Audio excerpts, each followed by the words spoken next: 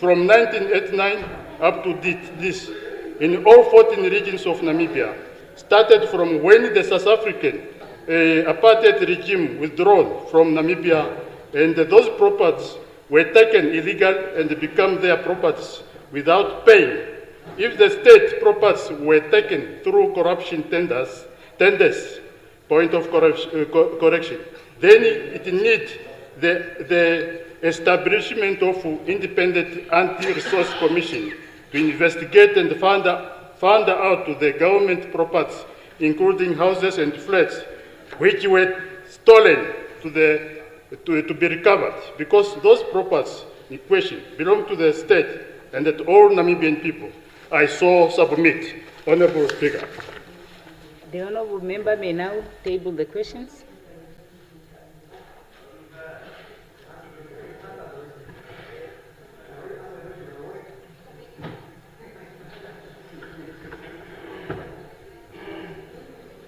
Yes, Honorable Karonda. Oh, okay.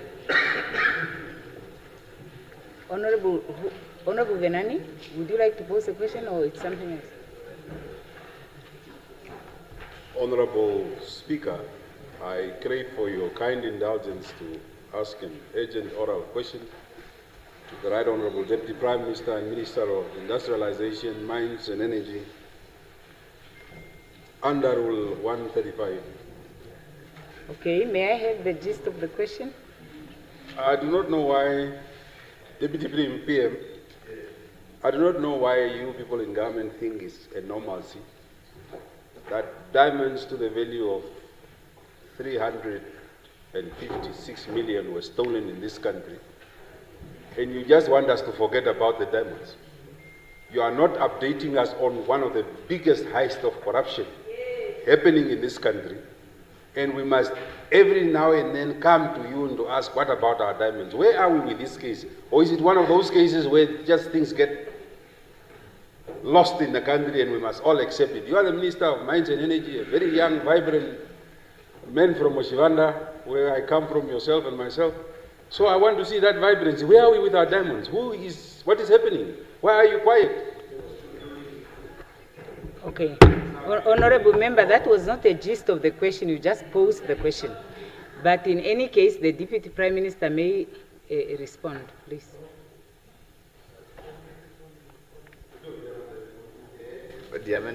Thank you, Honorable Speaker. Honorable Venani,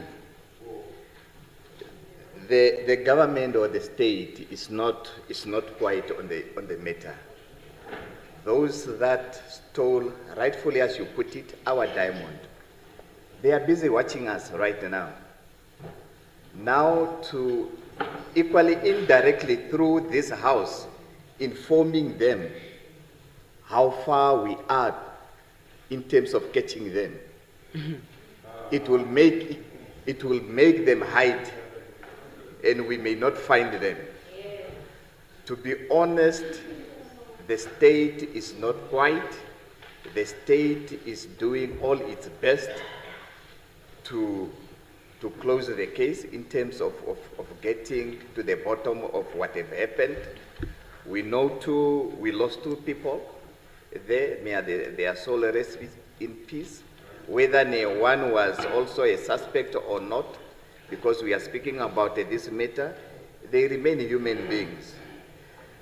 The appropriate time will come, and I will make a ministerial statement to that effect as to how far we are, but the case is ongoing as we are speaking now. And informing the public, it's a good thing, and we should as a responsible government. But at the same time, the public should also know that at the same time we may inform whoever have committed that crime. And we are very, very careful. And as a responsible citizen, I think you will understand. Thank you very much. Very good. Thank you. Notices of motions. Honorable Karonda.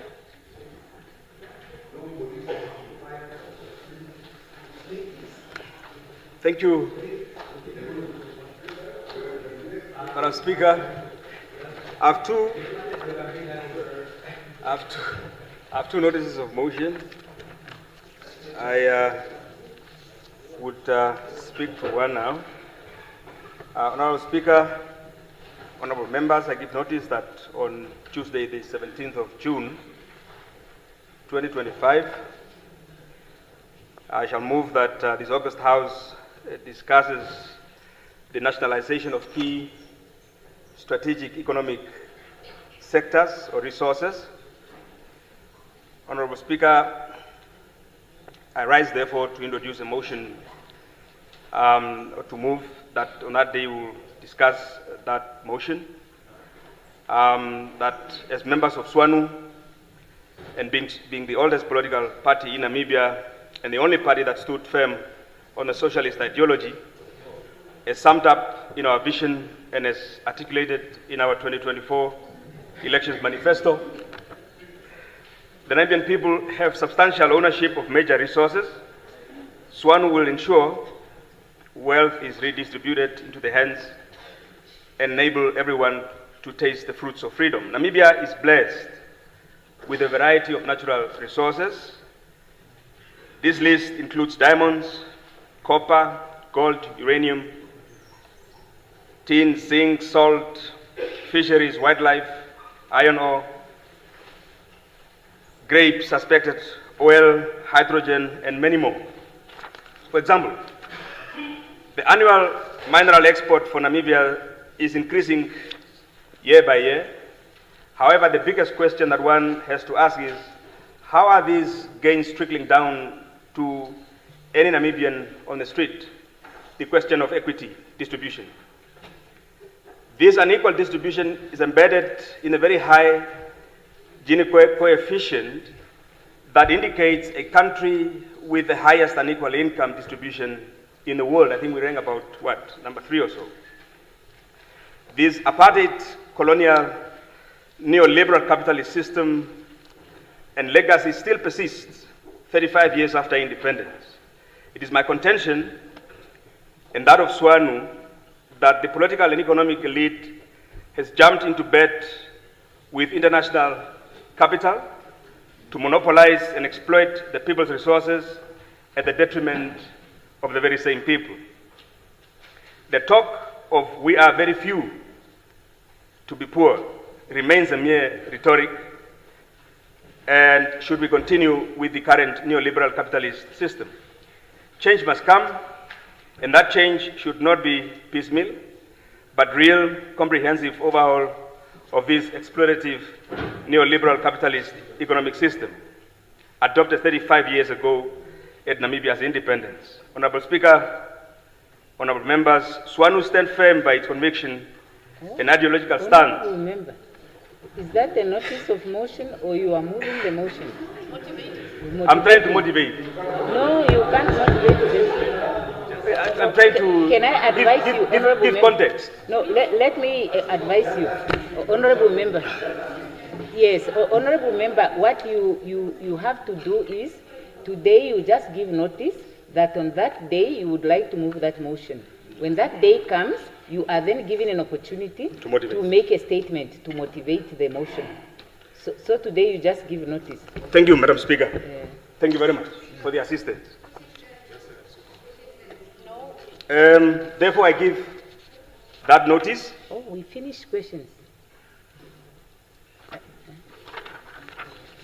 And I think the gist is given, and therefore I move. That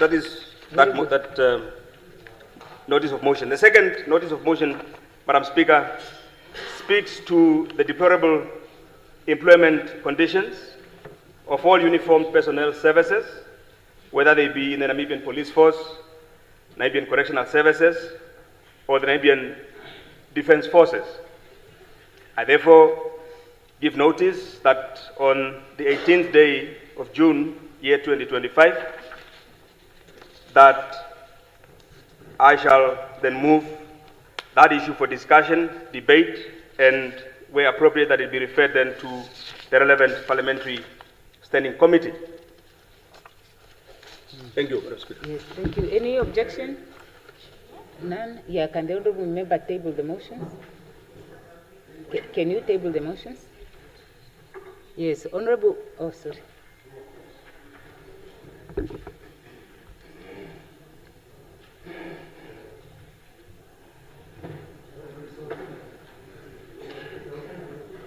Yes, Honorable Ampanda.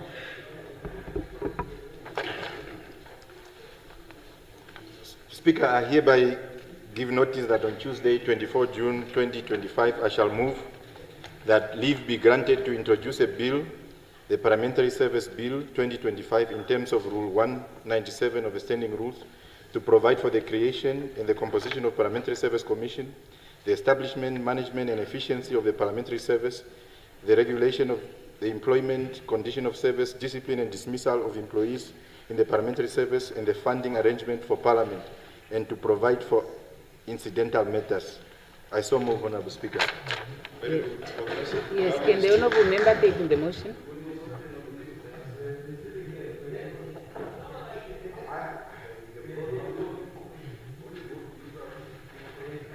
Yes. Honourable Herunga.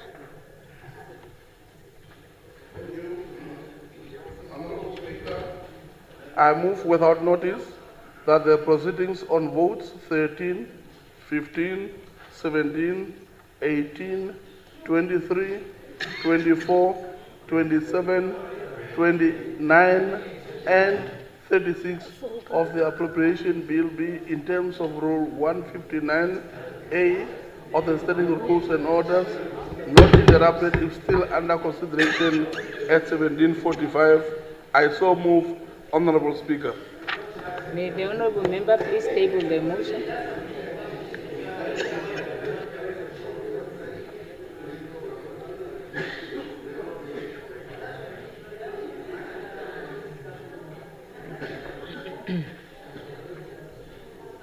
Yes, the honourable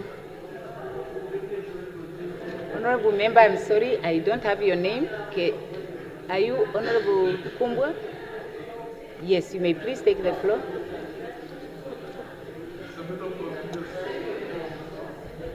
Honourable Speaker, thank you for the floor, and I'm standing here just to refer back to our first day of induction. There was an initiative said that we should be provided guidelines on the don'ts and do's of motions. So before we are embarrassed in the chamber, we need that guidelines, please. Thank you very much. Thank you, Honourable Member. Honourable Member, I believe the induction program was intended to take us through the house of doing things in our chamber. There is a follow-up session that is organized for next week, but that is to cover issues that were not covered in the first phase. But if there are queries about anything, members are welcome to raise those queries with the front desk or with the presiding officer, whichever way, if things are not clear in the rules and order. But I believe that we have dealt with that part.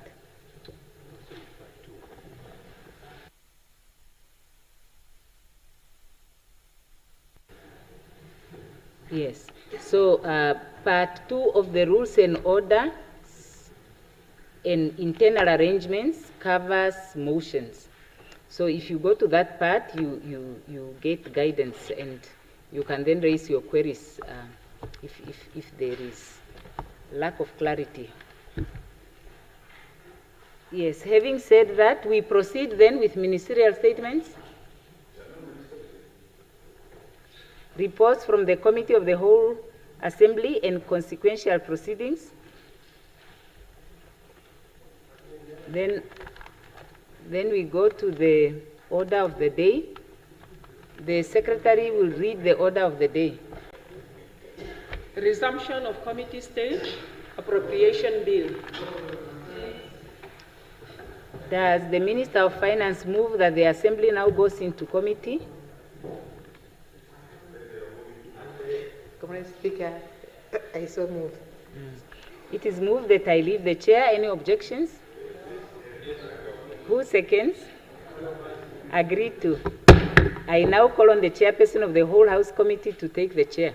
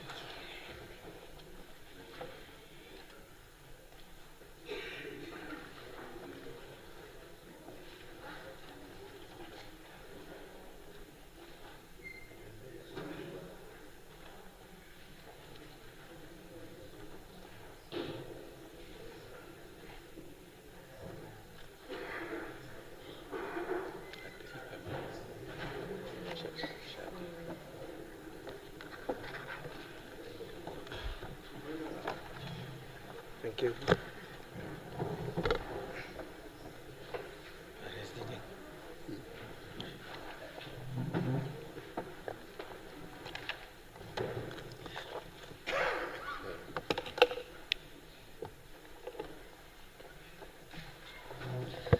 The whole House Committee is called to order.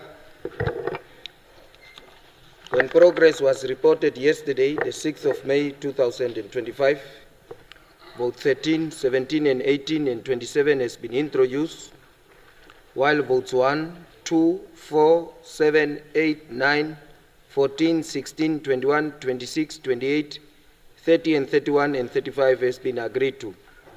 I now put the votes for introduction, and now put vote 15, Mines and Energy and Industry, 935,487,000 Namibian dollars for introduction by the Honorable Deputy Prime Minister and Minister of Mines and Energy. 939,487 million Namibian dollars.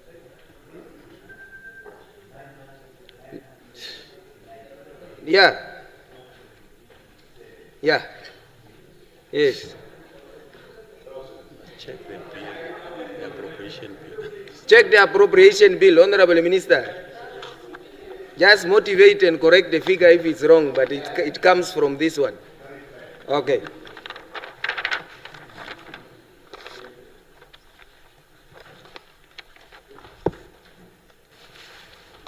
I will use the figure. Honorable Chairperson of the whole House Committee, honorable members, before I start, let me, Honorable Chairperson of the whole House Committee, allow me one second just to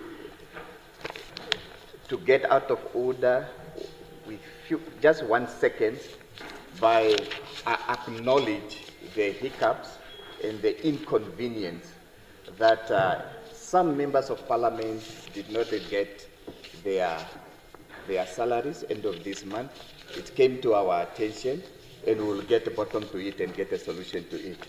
Having said that, Honorable You are perfectly in order caring for the others. Honorable Chairperson of the whole House Committee, I rise to present and table the budget of Vote 15, Ministry of Industries, Mines and Energy for 2025-2026 financial year. I commend Honorable Erika Shafuda, Minister of Finance, and Honorable Kaire Mbwende, Director General of the National Planning Commission, and their team to craft a well-articulated national budget for the year 2025-2026 financial year. In the same light, I thank the ministry team led by our Executive Director, Accounting Officer, Mr. Ben Nangombe, and our former ED, Mrs. Esther Kapanda, who is now our acting secretary to National Assembly. for crafting and preparing the ministerial budget, a special attribute to my predecessor, Honorable Tom Alwendo and Ms. Cornelia Shilunga, for leading the ministry and attaining some of the victory that we are celebrating today. Among other national priority, the budget plays focus on the important and social economic development of our country through industrialization and exploitation of natural resources for the benefit of all our people. Honorable Chairperson of the Whole House Committee, I have trimmed this budget statement, and the extended one, more details will be shared after this brief one in a booklet form. So I want to share with the House some of the major projects the ministry have achieved. One of them is a groundbreaking of the 40 megawatts biomass power plants in Tsumeb. Work on this project has started, and the facility will increase the contribution of the renewable resources to our national energy mix, ensuring consistent and reliable electricity for national demand. The biomass plant will echo the grid, giving us flexibility to integrate more clean energy sources. We also inaugurated a 57 megawatts Anigas second power plant in Walvis Bay. While it currently runs on heavy fuel oil, it's designed to switch to natural gas, and in the future could also be modified to run on green hydrogen. Honorable Chairperson of the Whole House Committee, in addition, we commissioned the 25 megawatt Can solar power plants in Usakos, making another contribution of a renewable resource to energy mix. After the approval of the National Electrification Policy by Cabinet in 2023, we set a clean goal of universal access to electricity by 2040. We are talking about connecting about 400,000 households to power. Those include peri-urban households on the outskirts of our towns and cities, which are located near existing power lines. We view them as the most cost-effective to connect in the short term. Those in more outlying areas far from the line now will require creative and innovative approach such as solar and off-grid solution. Honorable Speaker, honorable members, we have re-engineered our process to accelerate implementation. Instead of managing all projects from the ministry level, we have partnered and signed service level agreement with regional electricity distributions, well known as REDS, local authorities, and NAMPower, to leverage and their resources and experience to get the job done. However, Honorable Chairperson, those milestones will not achieve without challenges across sub-sectors.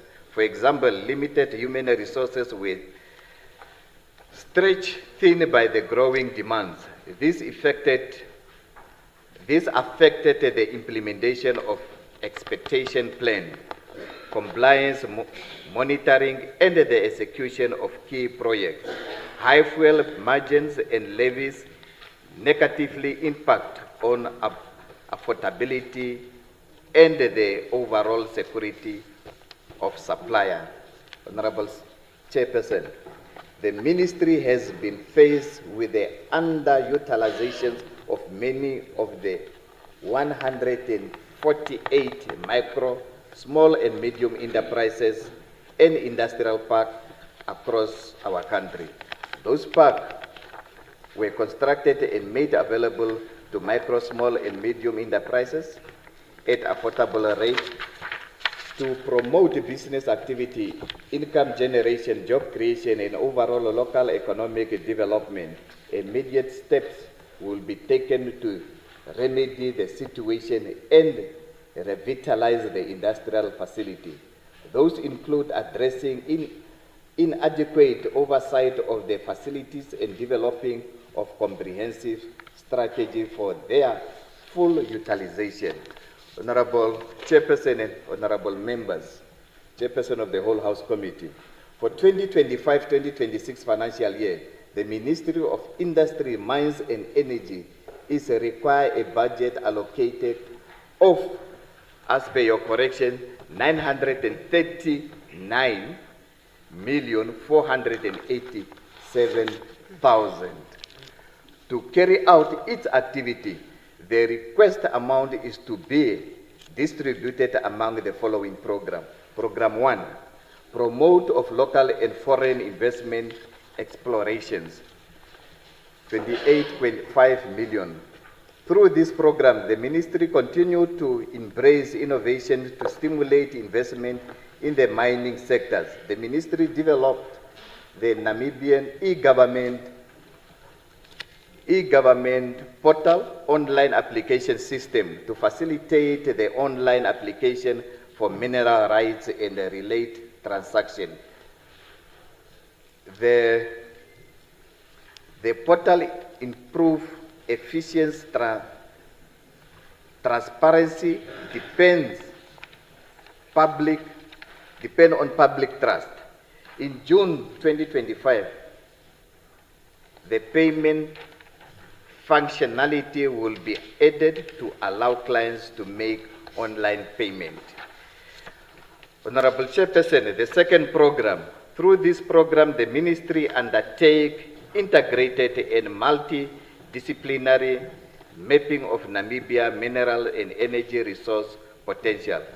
This allows the ministry to deliver required baseline geoscience data that is used to target various applied and innovative geoscience solutions to harness those resources for social economic development of our country. During the year 2024-2025 financial year, the ministry put mechanism in place to facilitate easy access to data and information generated through geoscientific survey and research to the broader public. For this financial year, the ministry will, among other things, promote, create understanding of the geological wealth and mineral potential of the Punene and other regions, for Punene region and also other regions. The third program, Honorable Chairperson, electrification. Electrification is the largest component of our overall budget, and rightfully so. As I stated earlier, Namibia is on a mission to achieve universal access to electricity by 2040. This requires us to connect, as I said earlier, 400,000 households that do not currently have access to electricity.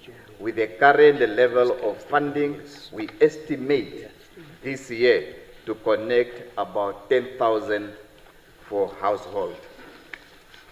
We are aware that electricity is now a basic need, a catalyst and enabler of economic growth, provision of health service, education, as well as poverty eradication. We are working at the fast pace to electrifying our community. It is at every school, clinic, and home. We will connect and reinforce the foundation for future development, unlock productivity and opportunity for our people. Honorable Chairperson, on amount of 56 million, over 56 million is allocated for development of power generation infrastructure. It will fund preparatory work for the Baines Hydropower Station, a joint project between our country and our neighbor country in the northern part of our country, which is Angola. It is one of our Namibia most strategic energy infrastructure undertaking, with the potential to supply our country with able, clean, reliable electricity at a price that are far more stable and competitive than fossil fuel. Through this project, the country will secure energy independence through a sustainable long-term solution.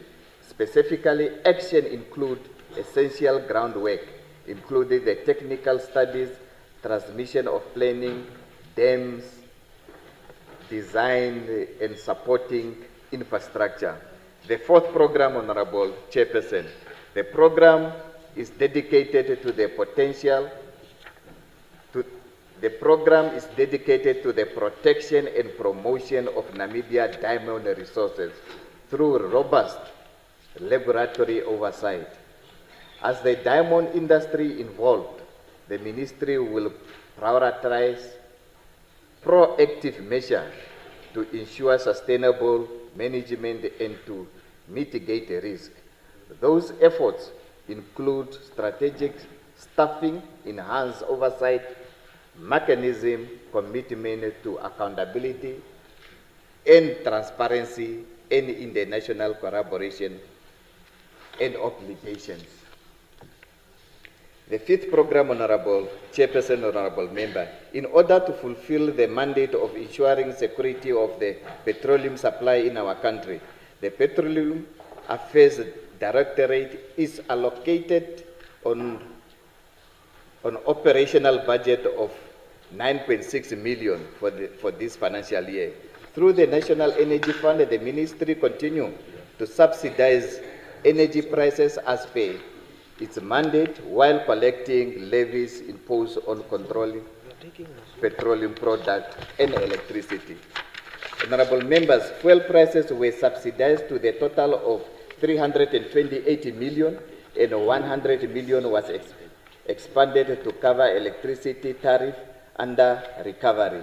We will continue to insist on compliance in this sector. We will monitor in the national and the local market to ensure that petroleum products imported into the country are competitive and reflect the actual cost in current. We will explore alternative ways to secure security of supply of petroleum products at affordable prices. Our country import 100% of its petroleum products. We will therefore ensure that the budget execution support security of supply, accessibility and affordability of petroleum products to our people.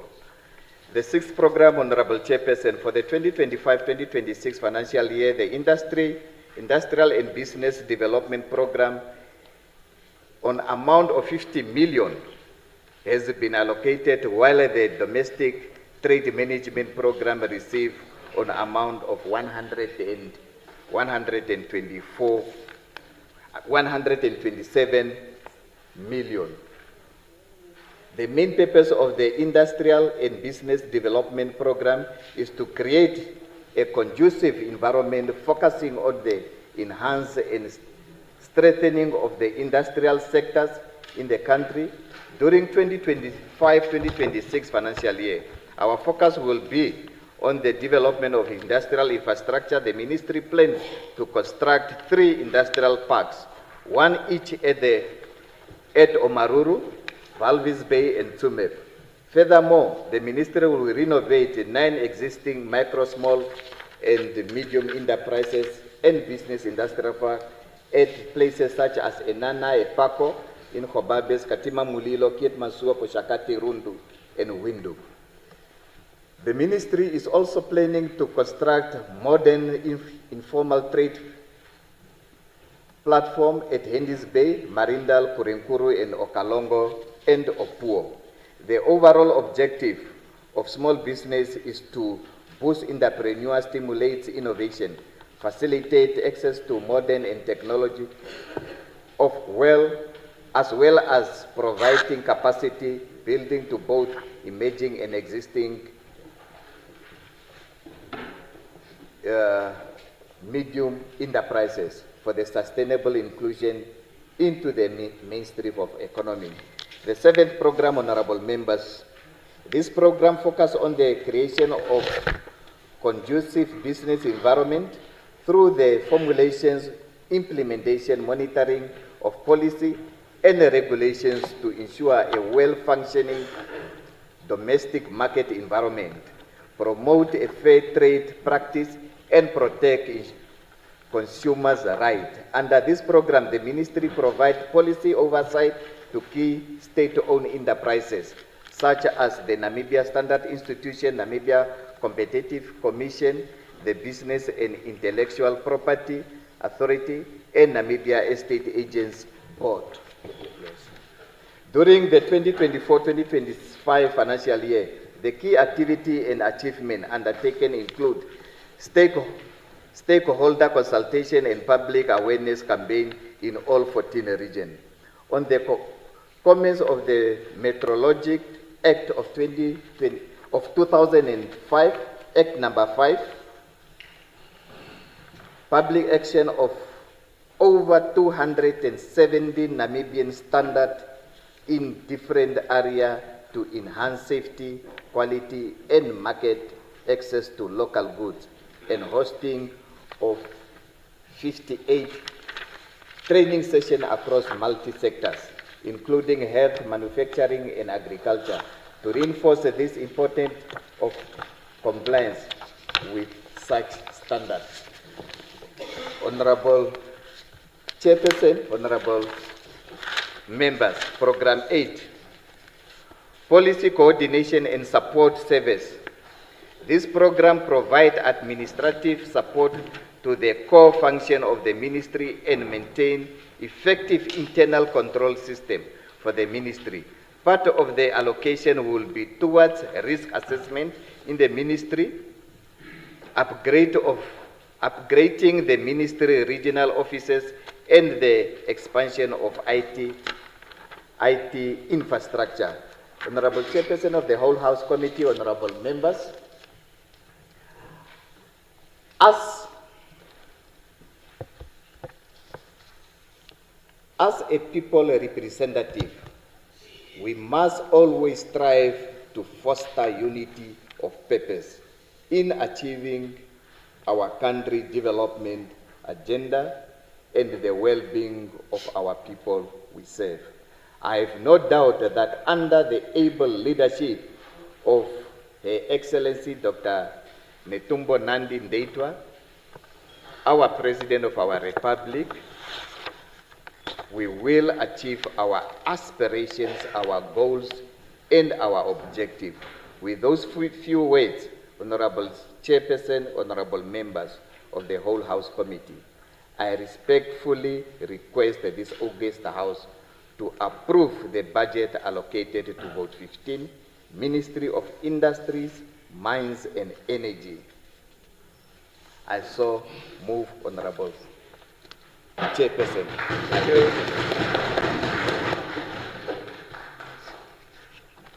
Thank you, Honorable Minister. And I put Vote 23, works for amount of 805,301,000 Namibian dollars for introduction by the Honorable Minister. Thank you very much, Honorable Chairperson of the Whole House Committee.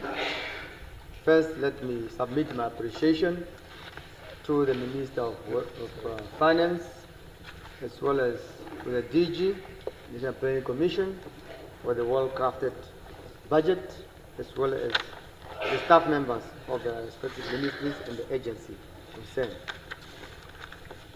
Honorable Chairperson of the Whole House Committee, honorable members of the National Assembly, it is my soapoptic duty to present Vote 23, Department of Works, for the 2025-2026 financial year.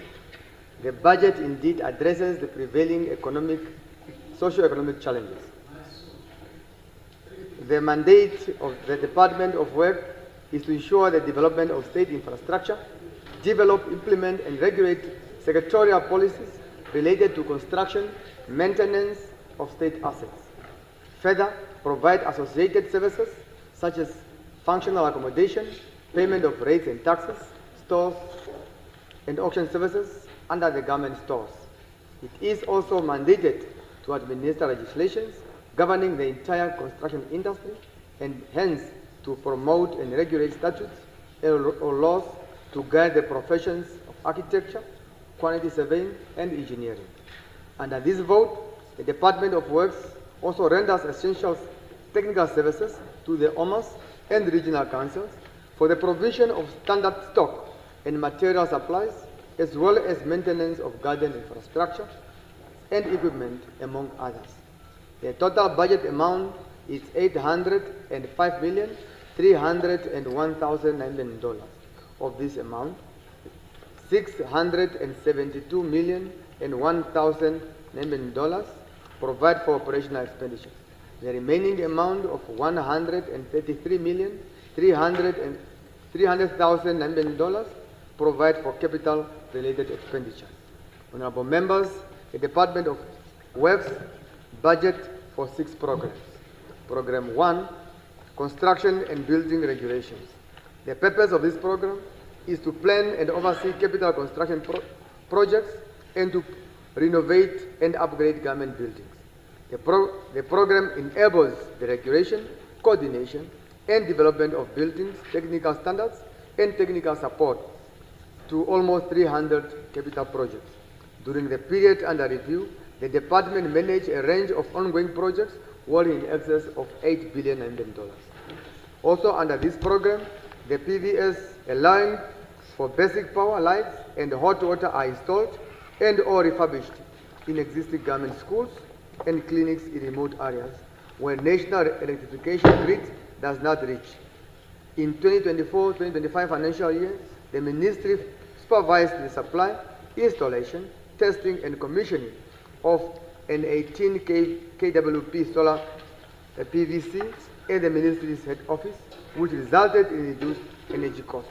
For this program, we request an amount of $7,535,000.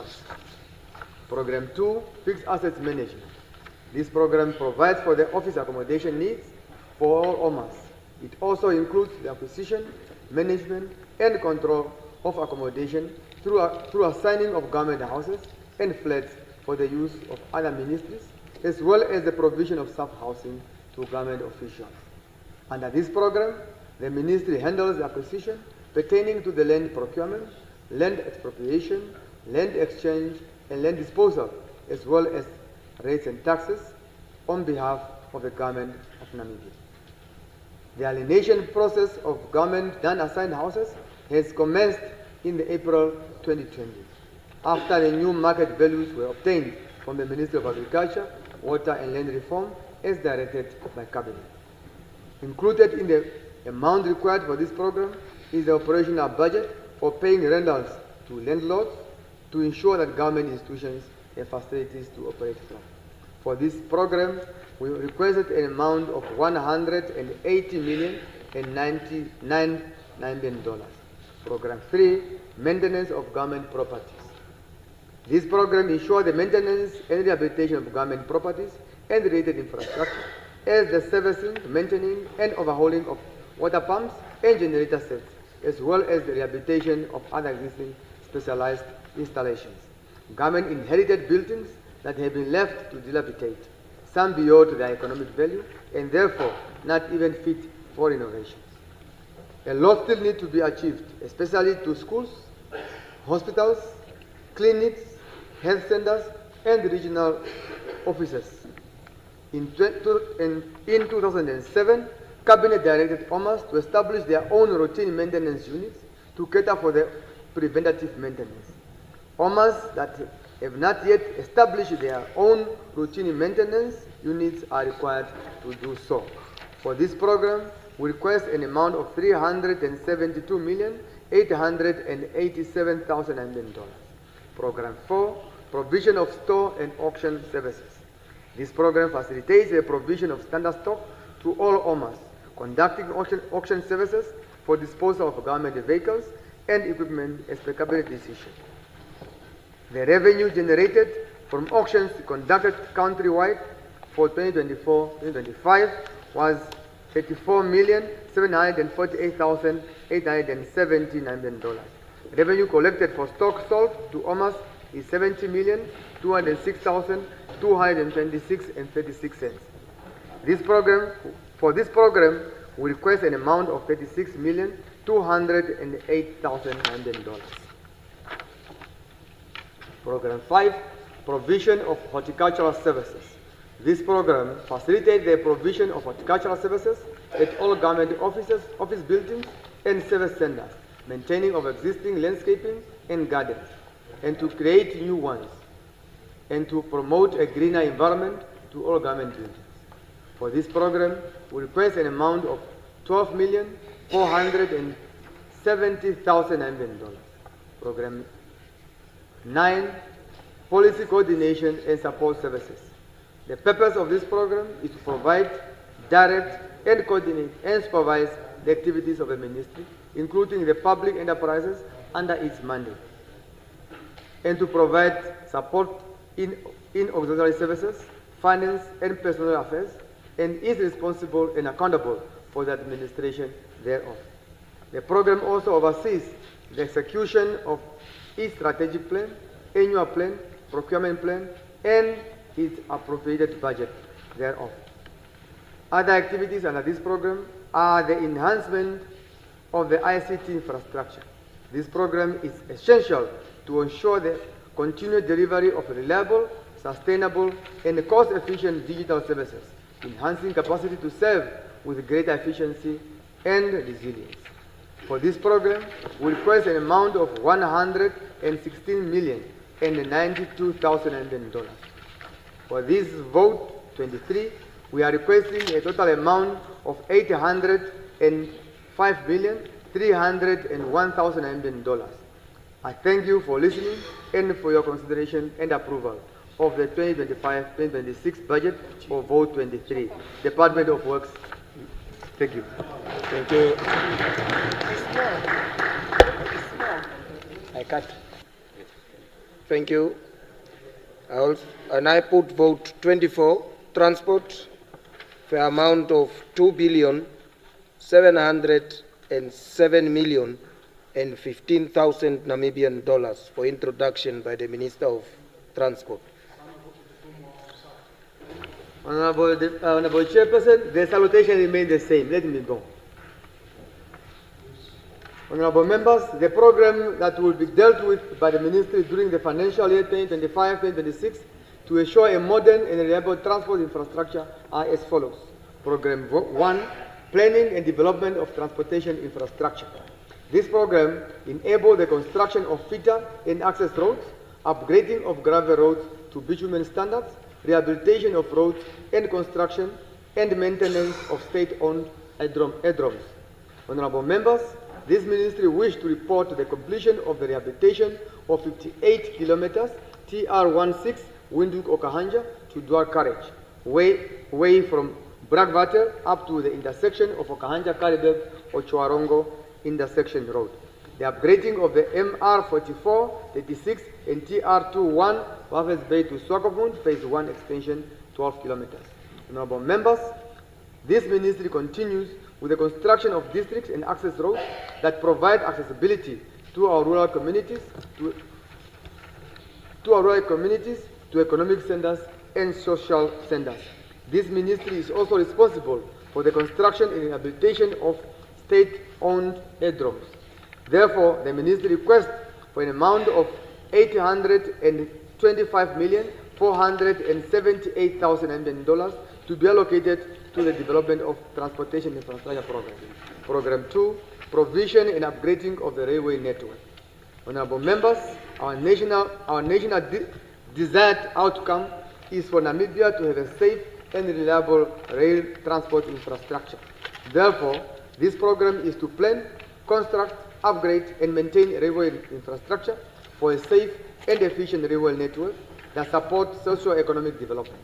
Honorable members, 226 kilometers for the railway line upgrade between Walvis Bay and Kransberg was completed last year.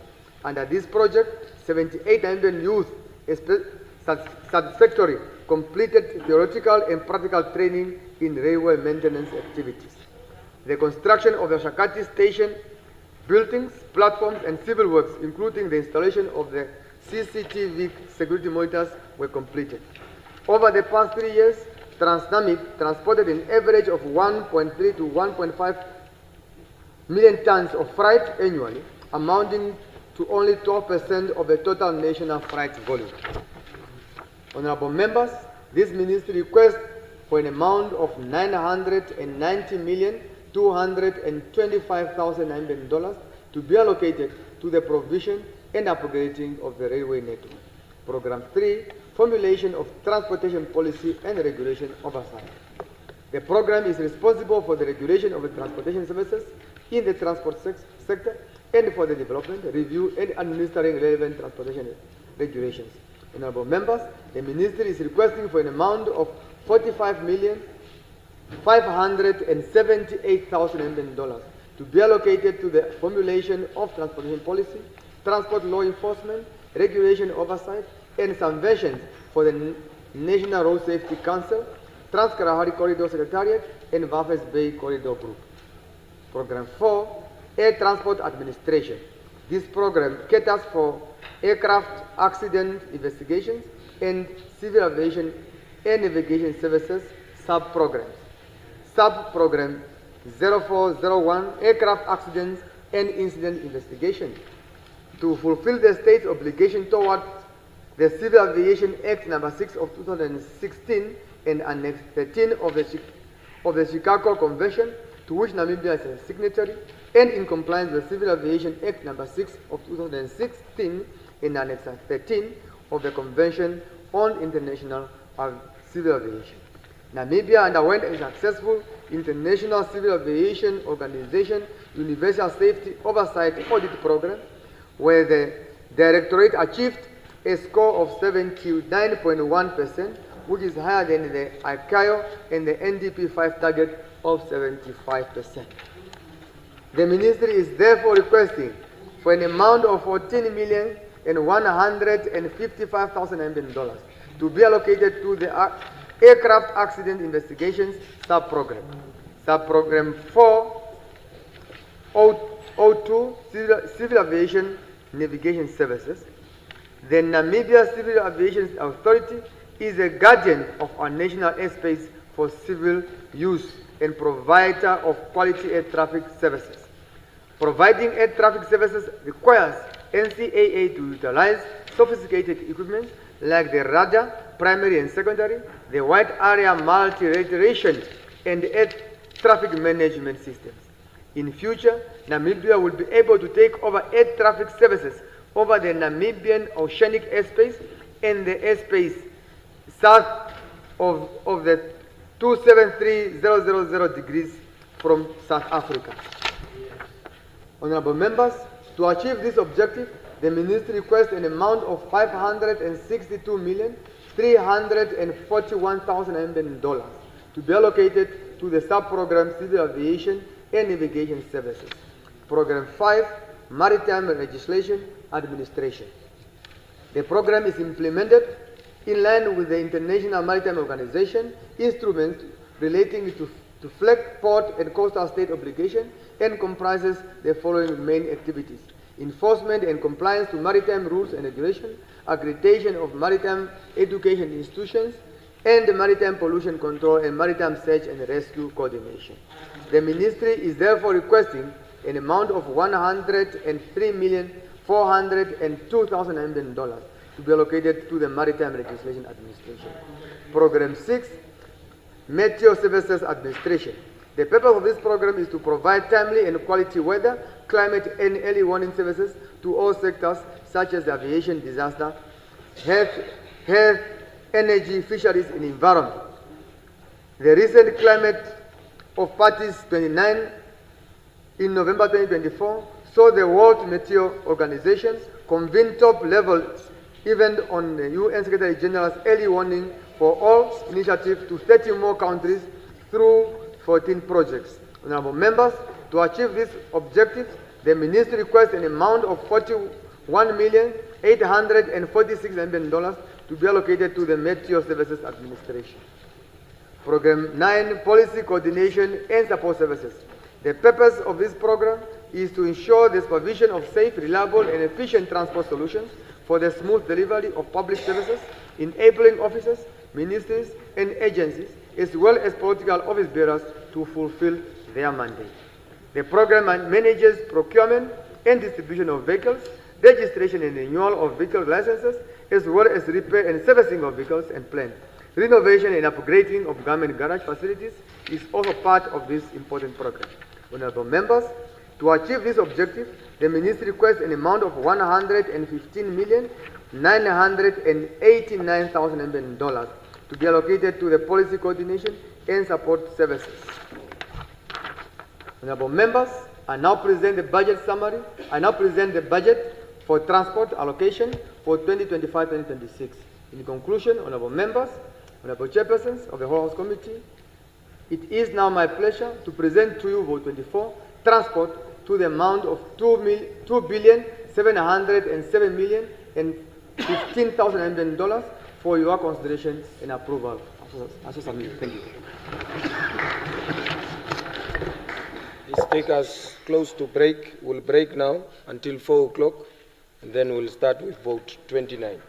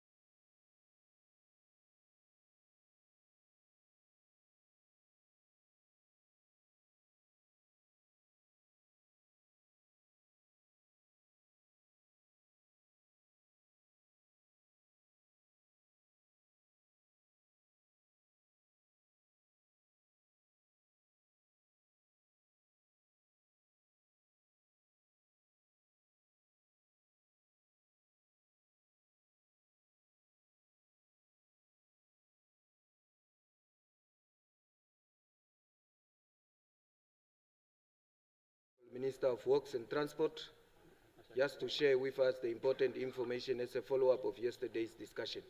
Honorable Minister. Thank you very much, Comrade Chairperson, honorable members. I just request the floor through you, Comrade Chair, that I inform this August House and the public out there that subsequent to my information yesterday that we are observing the water level along the Orange River adjacent to the Oranjemund-Rospina Road. So we are now notified, as we were here this afternoon, that the water have now moved to the top of the road, just etching on it now. And surely tonight we do not want to take any risk.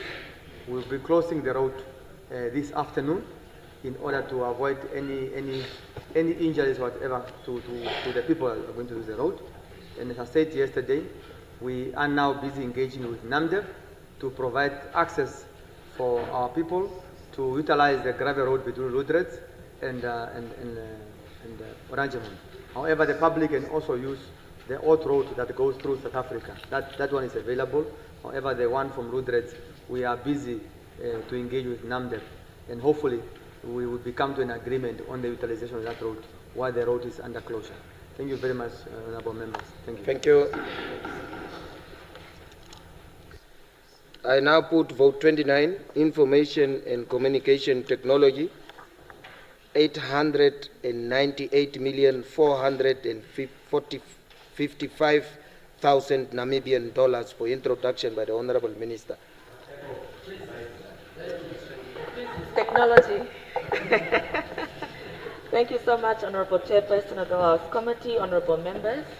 My copies are delayed, but I have the soft copy. Due to the time limitation, I will read an abridged version of my motivation, and the full one can be scanned through a QR code once the hard copies are made available. Honorable Chairperson, as I rise to motivate vote 29, Information and Communication Technology on this day, I want to speak on the backdrop of the World Press Freedom Day celebrations being held right now in Brussels on the occasion of the inscription of the 1991 Windhoek Declaration into the UNESCO Memory of the World Register. This is a huge milestone for Namibia, as we are being recognized for our role in upholding press freedom in this country and how we set a great example for Africa and the rest of the world. Congratulations to us as a Namibian nation. I would like to congratulate Her Excellency President Ntombonani Ndaitwah on becoming our first female elected president and entrusting me with the responsibility to lead at the Ministry of Information and Communication Technology. I am also grateful to the former Deputy Minister, Honorable Modestus Amtse, and to the Executive Director, Dr. Audron Mate, and the entire team for assisting me in steering this very important institution at different times in the past and for this 8th administration. Honorable Chairperson, this budget will be the first step towards our quest to champion information technology for socio-economic development as per the vision of the Ministry of ICT, and I applaud the Minister of Finance and the Director General of the National Planning Commission and their teams for helping curate this development-focused budget.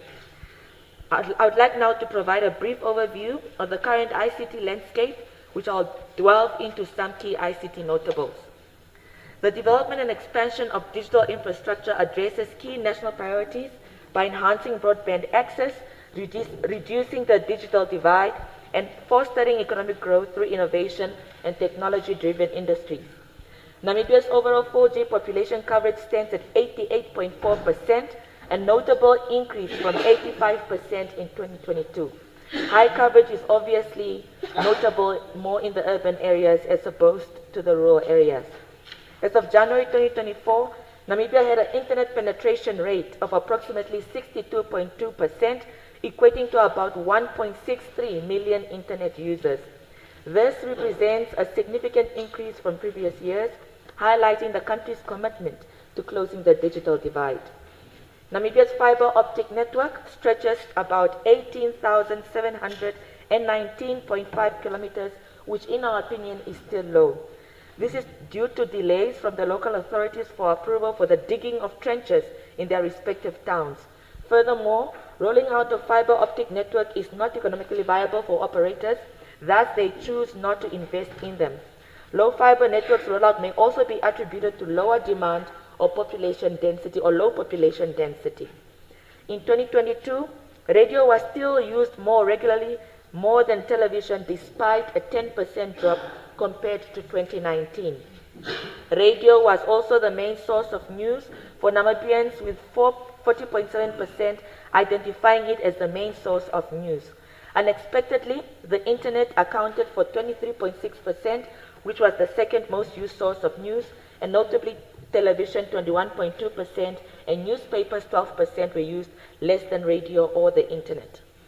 I now present to you our plans, Honorable Chairperson, Honorable Members, to create a dynamic, collaborative, and progressive ICT environment through efficient service delivery that forces access to information in a digital economy for the next 12 months. The ICT Ministry received a total appropriation of $898,455,000 Namibian dollars for this 2025-2026 financial year. These funds are earmarked towards the Ministry's operational and capital expenditure, including subsidy provision to the Namibia Press Agency number, Namibian Broadcasting Corporation NBC, and the New Era Publication Corporation NEPC. Herewith follows a summary of the exact allocation per program. Program 1, under ICT development, is allocated an amount of $16,988,000 Namibian dollars to develop and facilitate the implementation of ICT policies and laws, as well as coordinate ICT infrastructure development. Further, under this program, we strive to bridge the digital divide through remote information communication technology centers that we have in all the 14 regions and in 26 constituencies.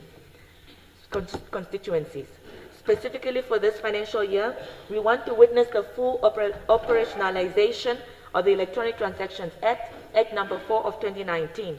Therefore, the Electronic Information Systems Management Advisory Council will establish the Online Consumer Affairs Committee, and we remain committed to modernizing public service delivery and accelerating Namibia's digital footprint. Therefore, we are taking decisive steps to enable secure and trusted digital transactions.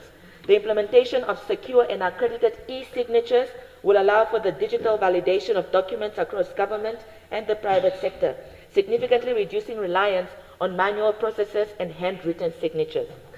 Furthermore, 40 million Namibian dollars will be dispersed to CRAN, the Communications Regulatory Authority of Namibia, for the establishment of radio access network sites through the Universal Service Fund.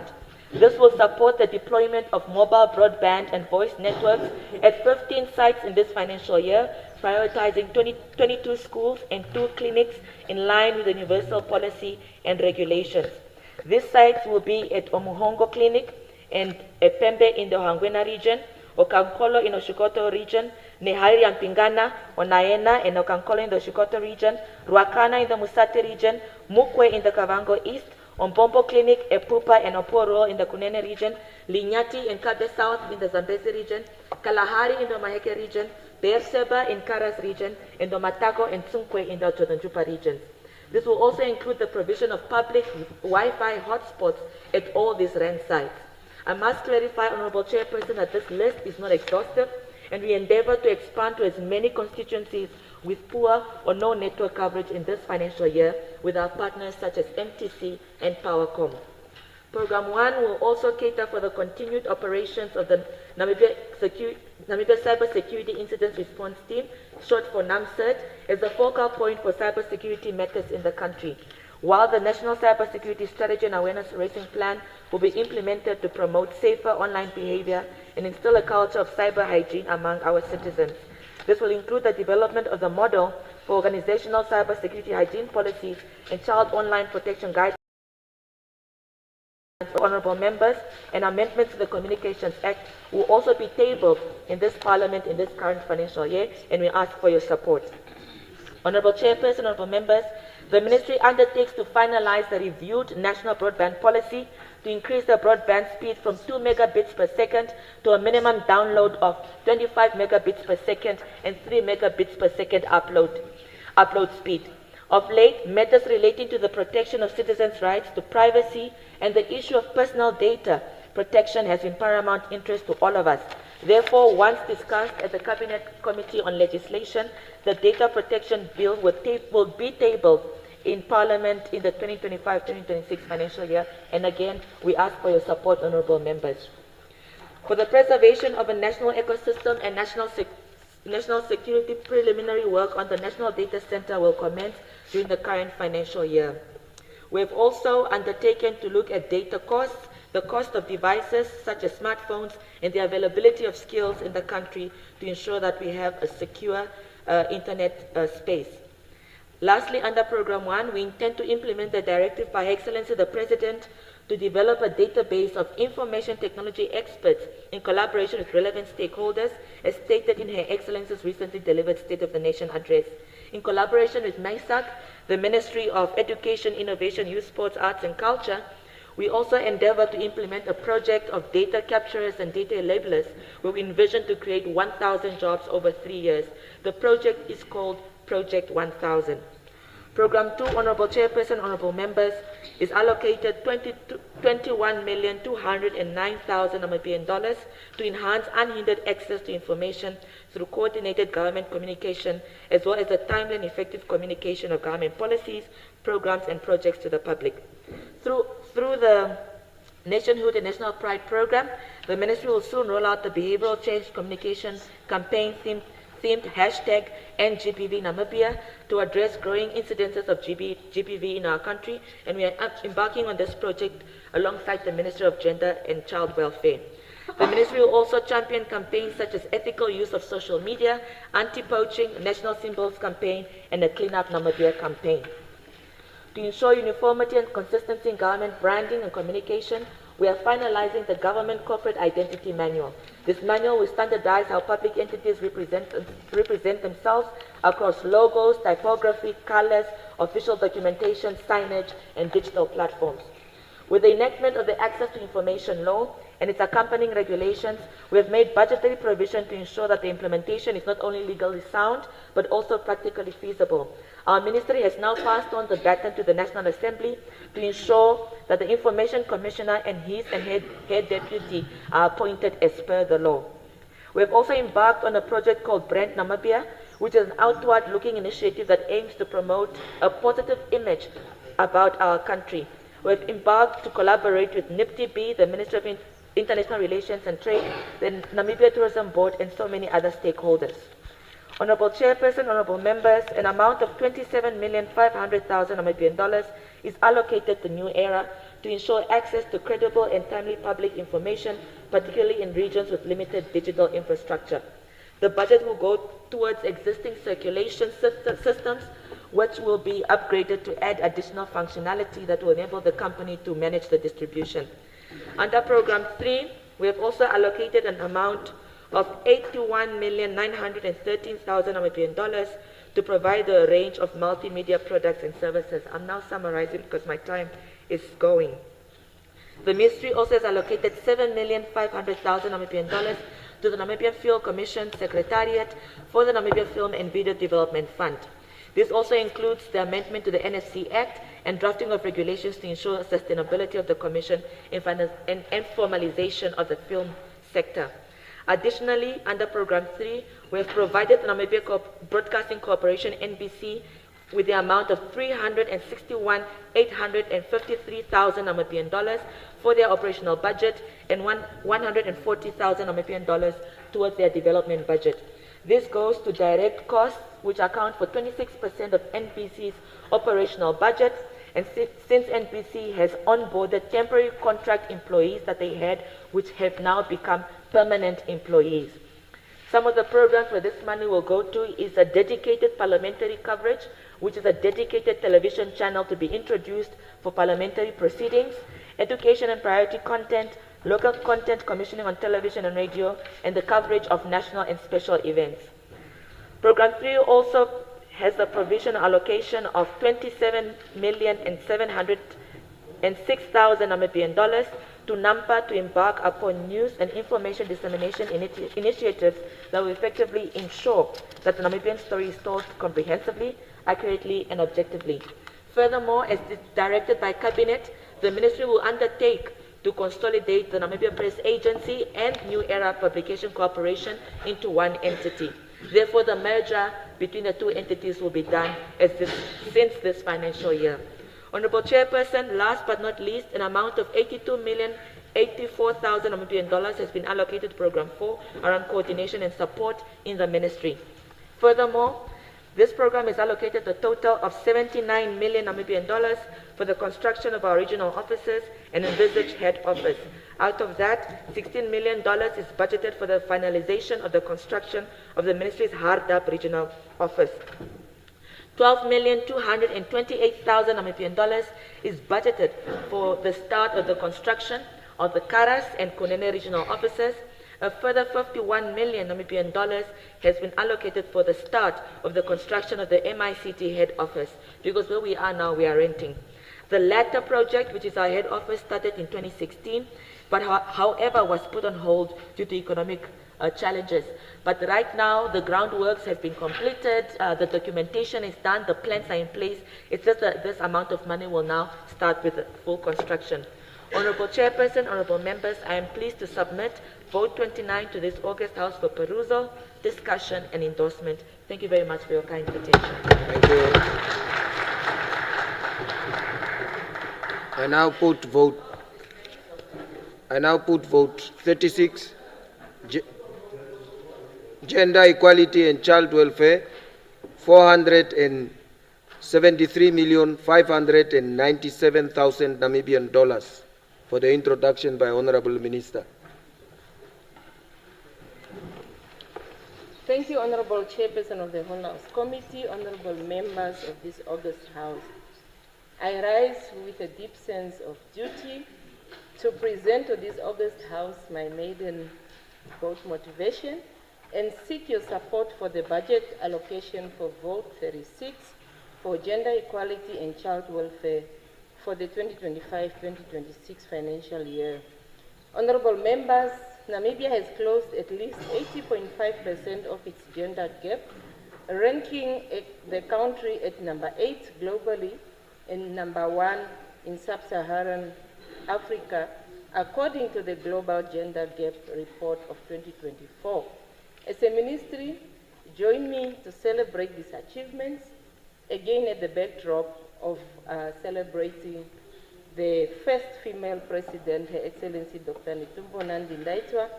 A huge congratulations and a big step as she ascends to the highest office in the country. The female vice president, the first female speaker of the National Assembly, as well as the first female secretary to the cabinet.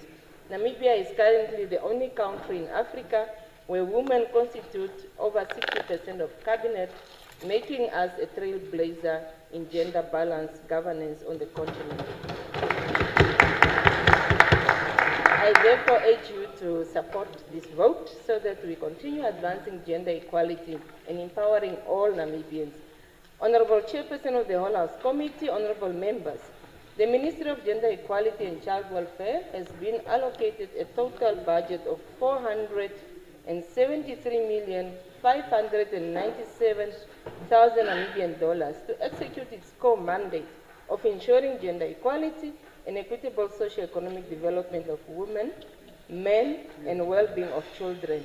Of this amount, 455,297,000 Namibian dollars is earmarked for the operational budget, while the remaining balance is for our capital budget, for our capital projects, pardon me.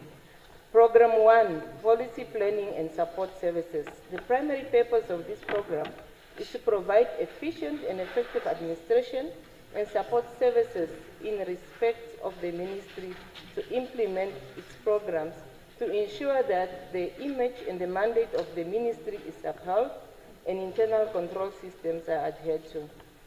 An amount of 280,623,000 Namibian dollars has been allocated to cater for policy planning and support services under Program 1, which will include decentralized functions and development projects. In terms of the ministerial infrastructure development, the ministry has planned to construct the Keetmanshoop Community Empowerment Center. That will be phase 4. That will consist of an administration block, 2 staff houses, and paving, as well as renovating its other centers, like Ngwediva Community Empowerment Center, and our Namibia Children's Home and After School Care Center, as well as the regional offices across the country. Furthermore, a total amount of 100,187,000 Namibian dollars has been earmarked for the decentralized function of the ministry, and of this amount, 70,998,000 Namibian dollars will go to us catering for the subsidies for our early childhood development educators to ensure improved access to early childhood development program. Of this amount, again, another 1,200,000 Namibian dollars has been allocated for income generating activities. Honorable members, key priority programs to be implemented in this financial year will include the intended support for research in the areas of child welfare and gender equality, conduct evaluation of ministerial programs and policies, develop a ministerial statistics database and dashboard to facilitate as well the construction and maintenance of the ministerial infrastructure, as I indicated, which will include our children's home and GBV shelters. Some of the major achievements to highlight, the rest will be contained in the budget speech, is that under the financial year 2024-2025, we have completed the blueprint on wealth distribution, redistribution of the conditional basic income grant program, the document that stipulates the qualifying criteria, and how the program will be administered. It was finalized in the previous financial year. Also worth mentioning is the Keetmanshoop Community Empowerment Center, phase 3, as well as the farm Kokorus in Omaheke region and the GBV in Zambezi region, as well as the Namibia Children's Home and After School Center in Windhoek that were maintained. I now move over to Program 2 that speaks to child care and social protection. Under this program, it will assist the ministry to implement and to popularize the Child Care and Protection Act of 2015 and to coordinate the National Agenda for Children, where an amount of 108,723,000 Namibian dollars has been allocated to this program to improve care and protection for the well-being of children, inclusive of the personal expenditure. Now, some of the key priority programs that will be implemented in this financial year will be programmed towards reducing incidences of gender-based violence, violence against children, and trafficking in persons response program. Another program that we'll also implement this year will be a program towards prevention and early intervention services. That will include the launching of a national campaign that we'll do together with the Ministry of ICT to address violence against children. We also intend as a ministry to increase the number of social workers in order for us to ensure that we provide the much needed psychosocial support to the children. The ministry also intends to mobilize communities in not only reporting cases of violence against children, but also focusing on issues such as parenting skills, life skills training, community-based awareness campaigns. The other programs that will also engage is the capacity building for social workers and other key stakeholders, including the police, in order for them to respond to violence against children, including focusing on responding to online child sexual exploitation. Psychosocial support program for vulnerable children will continue, including the provision of subsidies to places of safety, places of care, and shelter for survivors of GBV, violence against children, and trafficking. Now, some of the major achievements that we've recorded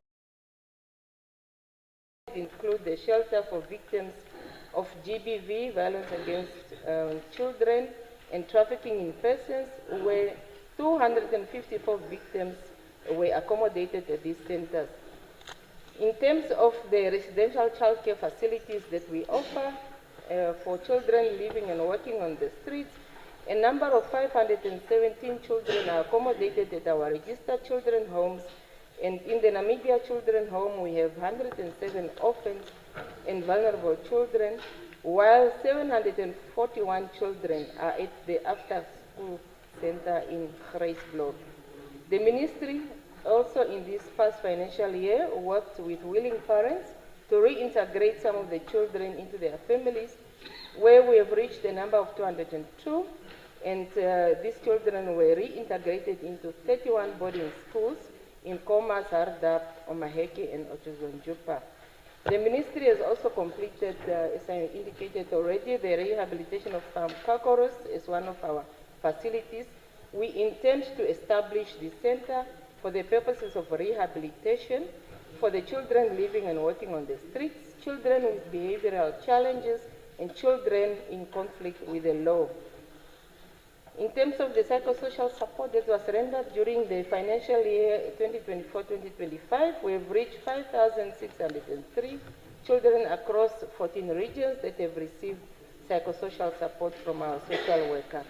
I now turn to Program 3 that deals with supporting communities' early childhood development and special programs, where an amount of 52,798 Namibian dollars has been allocated to this program to continue facilitating the socio-economic empowerment of communities with a particular focus on women, coordinating the implementation of community specialized projects and entrepreneurship development.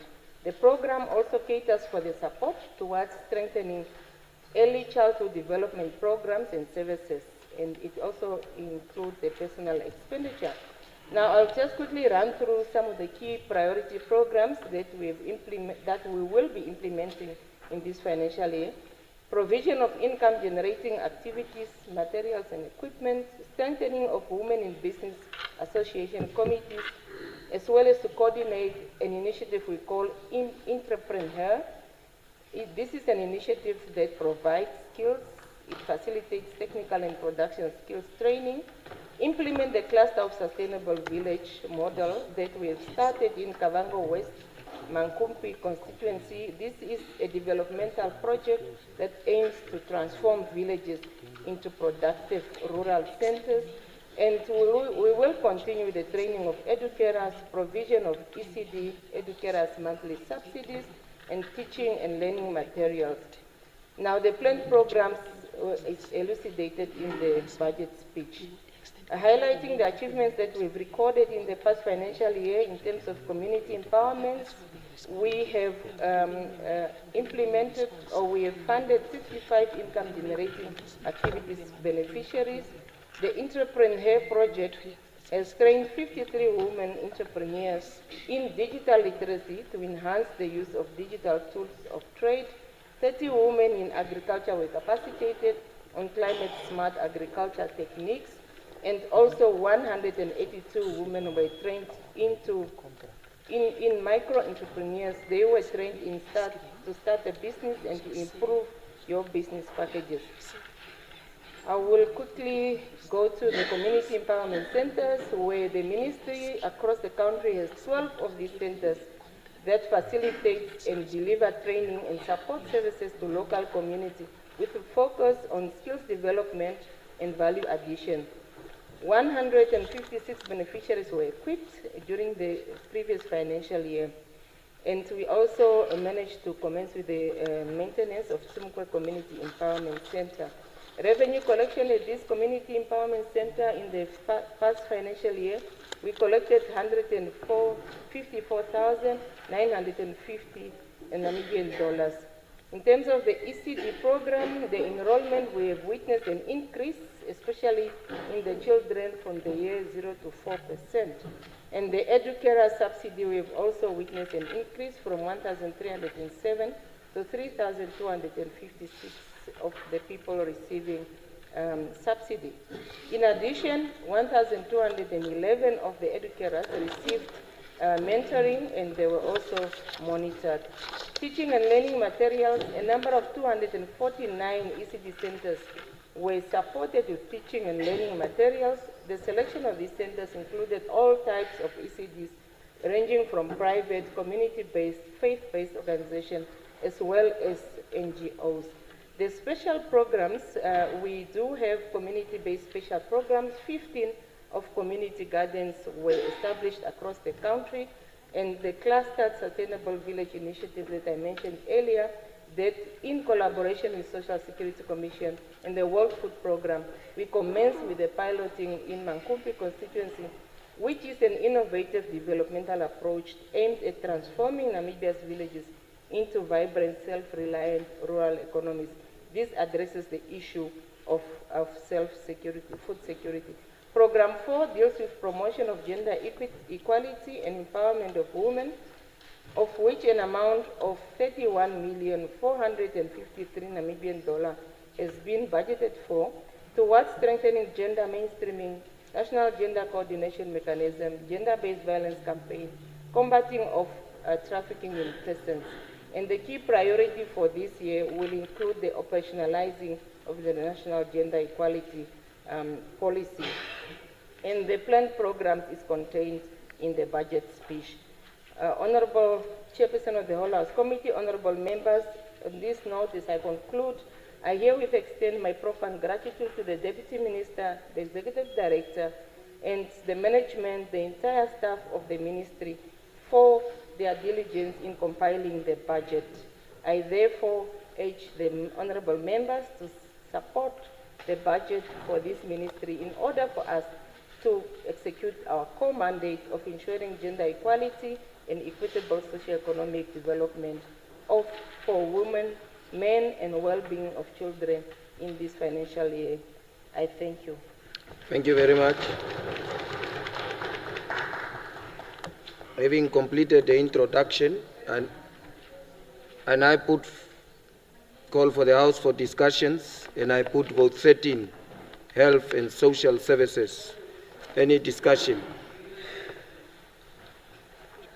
Should be that we start with Winnie.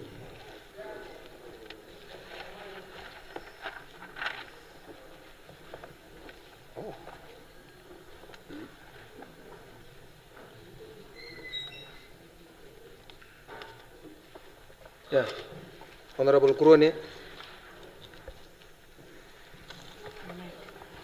Honorable Chairperson of the Whole House Committee, honorable members.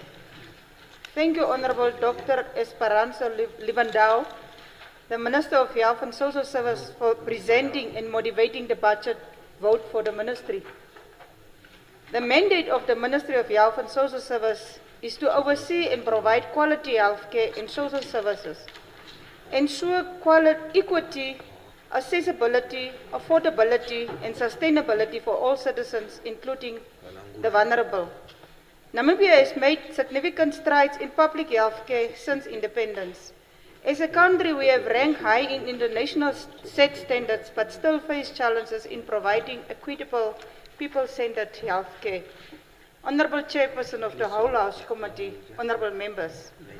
Namibia's health service under the Ministry of Health and Social Service are structured along three-tier hierarchy at national, regional, and district levels.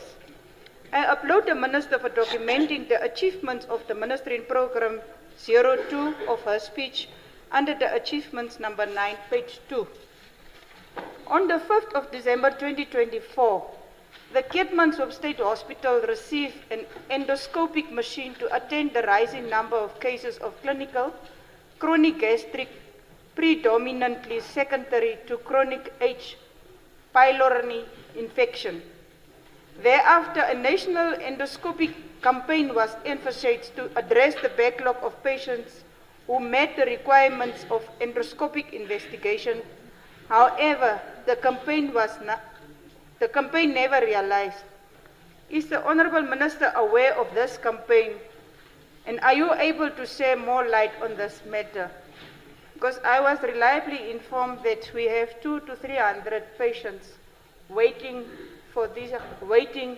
to undergo this test. But unfortunately, if this is not going to happen, they will be referred to Windhoek, which is sometimes not really realistic due to space, transport, all those things, etc. Is the Honourable Minister aware of this campaign, and are you able to share more light on this matter? Honourable Chairperson of the Whole House Committee, Honourable Members, with the above mentioned intervention, I add my voice in support of Vote 13 of the Ministry of Health and Social Services. I thank you.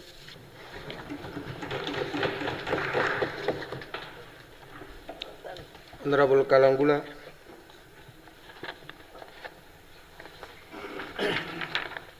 Thank you, Honorable Chairperson of the Whole House Committee. I rise on vote 1-3.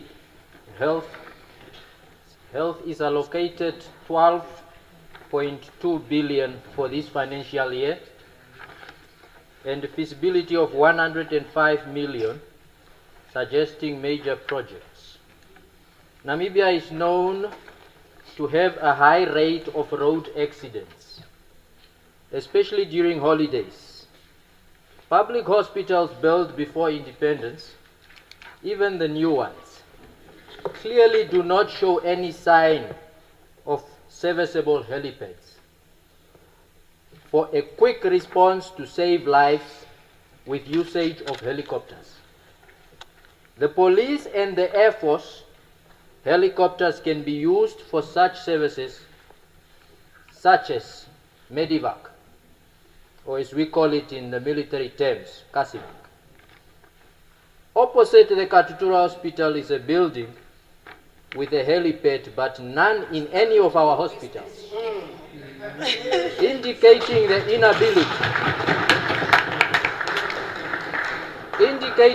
inability to provide for the public without attaching interest. Honorable Minister, are there any provisions made for a helipad in the new hospital construction envisioned for Havana, and what are the feasibility reports on it? I so submit, Honorable Honorable Brankman.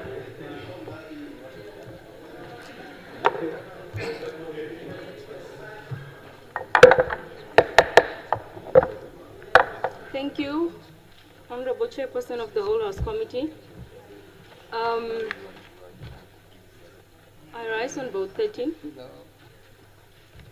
Last year, during the campaigning season, we saw an alarming 11,000 vacancies being advertised. Just to hear that there's only 400 positions being catered for.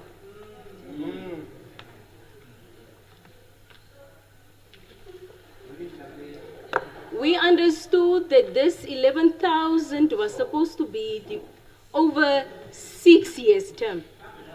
It's fine. If we say 6 years, can we at least see almost 2,000 vacancies being created? But now we have to settle for 400. I don't know what percentage is that. Can the Honorable Minister please share the secret formula that she has used to turn this 11,000 applications into mere 400 jobs? Was that some sort of a magic, or is it just the inefficiency of the new government? I must say that this represents utmost breach of trust. We trusted this government. The public trusted this government. Are we just supposed to accept this? Must the nation just accept this 400 positions? Is it specialized positions for doctors and what, or is it for our nurses? Those ones that has key positions. What is going to happen with these applications? Honorable Chairperson, many hospitals remain dangerously understaffed. Interns work without adequate supervision. Our patients keep on waiting in the long queues. Why is it? Because we are understaffed. There is not enough staff. But yet, the ministry is telling us only 400. While we applied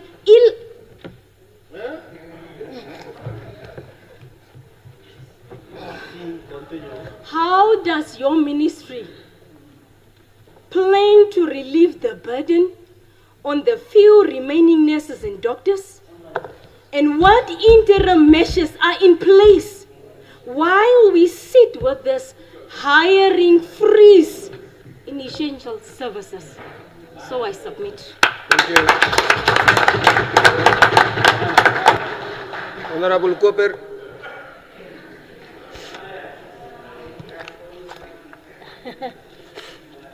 Thank you, Honorable Chairperson of the Whole House Committee. Honorable Minister, I am on special programs, malnutrition. Now, this is factual information. Malnutrition is not for our country. It is more children from our neighboring countries and border towns. For Katima Mulilo, it's Zambia. Kavango East, West, or Angwena, or Shanam Sati Kunene, it's Angola. Only Omaheke remains our problem. And we must own those cases of Omaheke to be redressed. Honorable Minister, no. This matter needs serious attention, and our neighbors must be informed, as they might not be aware, and get solutions together. My second point, Honorable Minister, is mental health services in our country. It's a serious concern, and it should be prioritized. Dr. Kalumbi Shangula once said in this house, and I quote, "We all have mental disorders." Did we hear? We all have mental disorders. It's just the degree of madness which is different.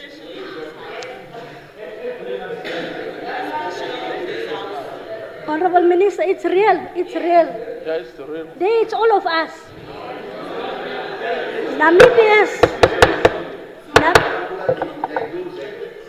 Namibia's mental health system struggles with a shortage of specialized care facilities.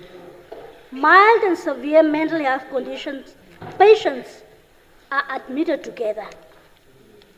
The lack of mental health facilities and the stigma associated with mental health issues can deter individuals from seeking help. In some cases, individuals are admitted to normal hospital wards, which can be detrimental to their care and well-being. Moreover, this is very serious to risky to other patients, like in the Omthia case. We had an Omthia case. The increasing number of suicides is a cause of serious concern. And with the COVID pandemic and the countless challenges facing many has exacerbated the situation. Hence the need to strengthen psychosocial support through the establishment of more specialized facilities, Honorable Minister, together with gender, together with Ministry of Education.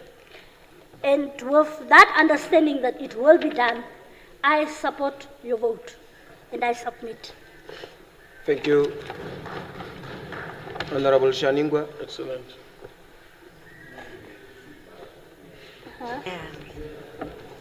Thank you very much. Thank you very much, Honorable Chairperson of the whole House Committee, honorable members.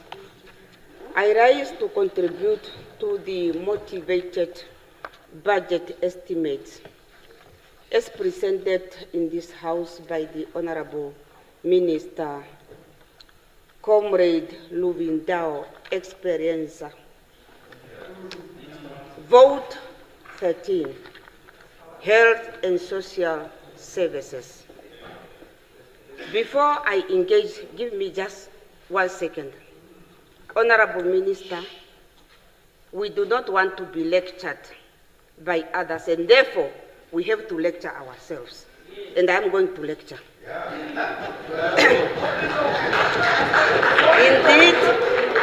Indeed, access to quality health care by all Namibians improves quality of life. Therefore, it is our responsibility to reform the healthcare system, to make it responsive to the current needs and ensure that we provide accessible quality healthcare to our people. The starting point should therefore be ensuring that we construct, renovate, or upgrade public health care facilities across the country. Ensure that we equip such health facilities with modern medical equipment, Comrade Minister. Recruit enough human resources, Comrade Minister, healthcare workers, inclusive of specialists, adequate consumable and pharmaceutical supplies, as well as systems in place. Therefore, we must maintain higher standard, Comrade Minister. That's why you see that thing on top of my building, standards. While appreciating the appropriation to this sector, the health sector needs complete overhaul. Henceforth, fast-tracking the implementation of universal health coverage cannot be overemphasized. In the meantime, the government, through your ministry, Honorable Minister, must ensure that hospitals are stocked, and I underline that one. Hospitals are stocked up with essential medication. Honorable Minister, it is a public concern that middlemen that are, just listen. It is a public concern that middlemen that are gambling, they are gambling with the lives of our people by causing unnecessary but calculated delays in providing or delivering medicine and other supplies. Hence, such unpatriotic practices must be stopped immediately. It must be stopped immediately. It is also, yes, you will come. It's just a last sentence. You will come, Honorable Minister. Honorable, okay. Honorable Upindi.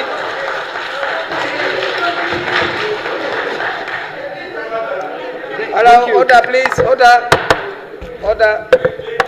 Thank you very much. I compliment the Minister because you have highlighted serious deficiencies in your program, and I congratulate you. And you've been at the job now for 1 month, and I would want to believe that, being that you are not Superman, there's just no way you would have sorted out those problems, that one. But I'm sure you feel the urge to do something about it.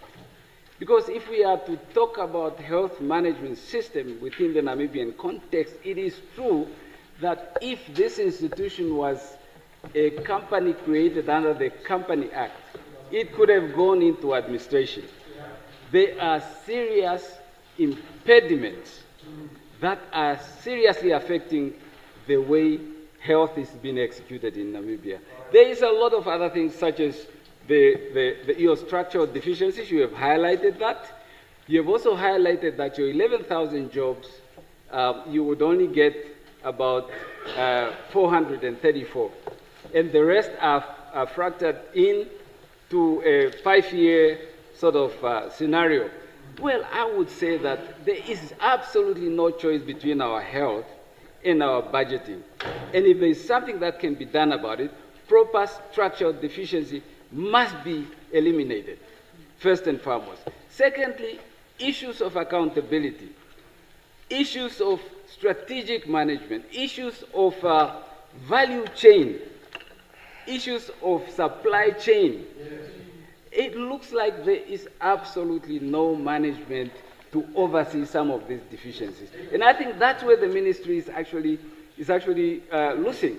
Because you have a side, the clinical side, your medical side, where you need to equip yourself with total medical staffing, but you also have a side of the ministry that is truly a business arm that should operate like a business. And therefore, Honorable Minister, while supporting your budget, I do believe and think that your energy will be best consumed at really fixing those deficiencies that are within the supply chain, putting up systems that are going to ensure, because there is absolutely no excuse you can give in any book, any textbook, of people without medication. And it's almost normalized. Every time we hear hospitals and clinics don't have medicine, they don't have injections, they don't have even the Panadol. And that, for me, let alone the fact that these facilities are actually falling apart. Some of them are falling apart. There was, during President Pohamba's time, there was a Presidential Commission of Inquiry, I think, in the health system. And out of that presidential inquiry was a master plan for the Ministry of Health and Social Services. I don't know how far that has gone. Has it been abandoned? Is it still on track? How far has it been implemented? Or is every other subsequent minister just coming with their plan and starting over and over? But the problems that have been highlighted here are not even insurmountable. They are not rocket science. They are just basic management issues. And I feel that your strategic interventions would be best in those lines. The other issues that you can look at, Honorable Minister, maybe it's also to look at preventative medicine. Thank you. I'll come back. Yeah, yes, come back. It's your day. Honorable Samukwa. Thank you very much, Chairperson of the Whole House Committee. Namibia, and before I say this, congratulations for your message to the Parliament to approve this budget. What we need is just to support the budget so that the Minister will be able to implement what we want as Namibians. Namibia has approved the universal health coverage policy.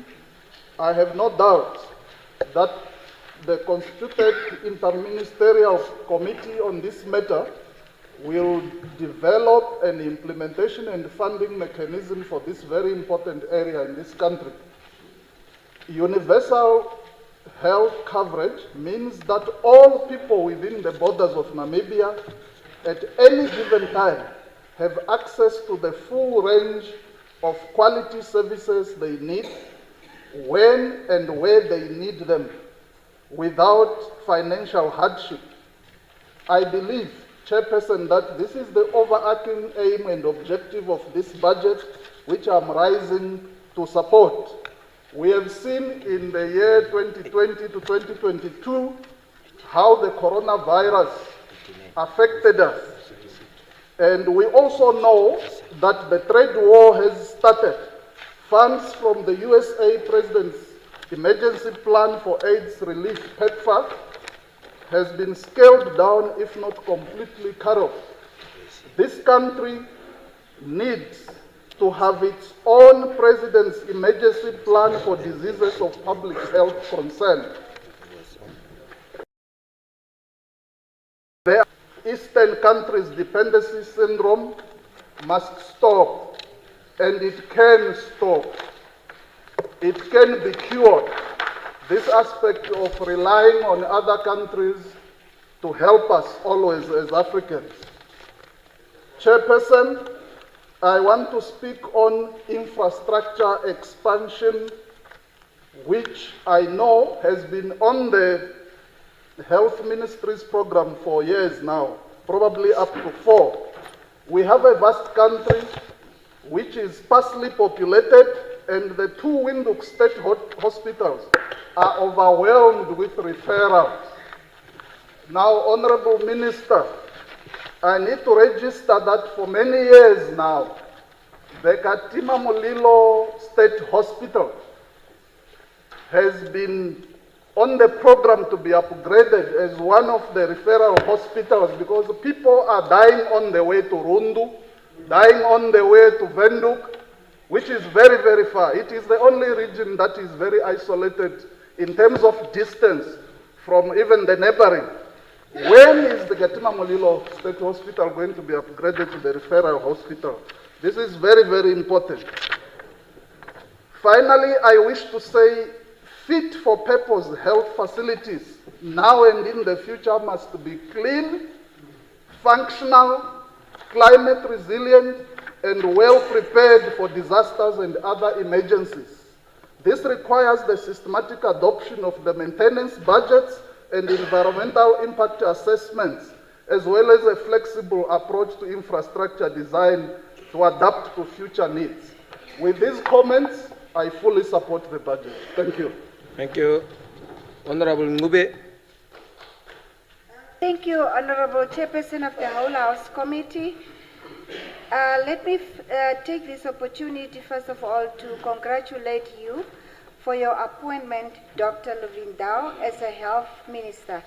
This is such an incredible opportunity for you as a humanitarian, and that us who have been your patients are very happy to celebrate this important career milestone. In your statement on page 4, Honorable Minister, you stated to continue expanding access to assistive devices and rehabilitation services. This is a commendable gesture. However, Honorable Minister, these essential health products are very scarce and the demand is increasing, particularly with wheelchairs, prosthetics, the calipers, because sometimes when you go to the orthopedic workshop, you find that the materials are not available, and such as the leathers, the irons, and those essentials that are supposed to be making the calipers and the others.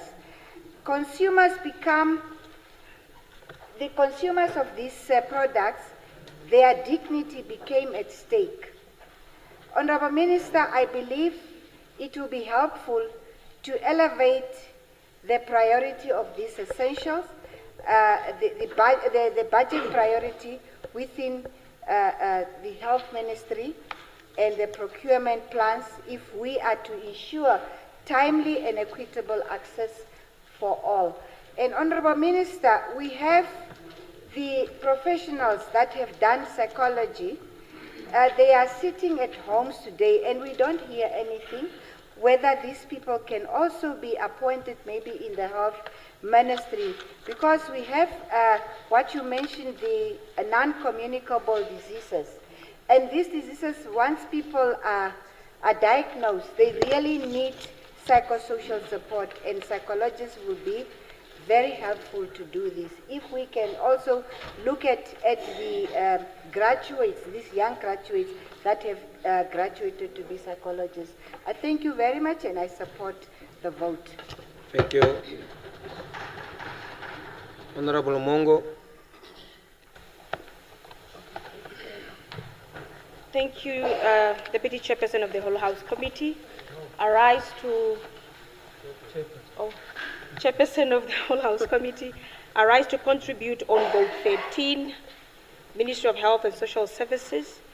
I would like to focus on Program 99, Policy Coordination and Support Services, specifically on human resources, whereby an allocation of $150 million is been allocated to this program.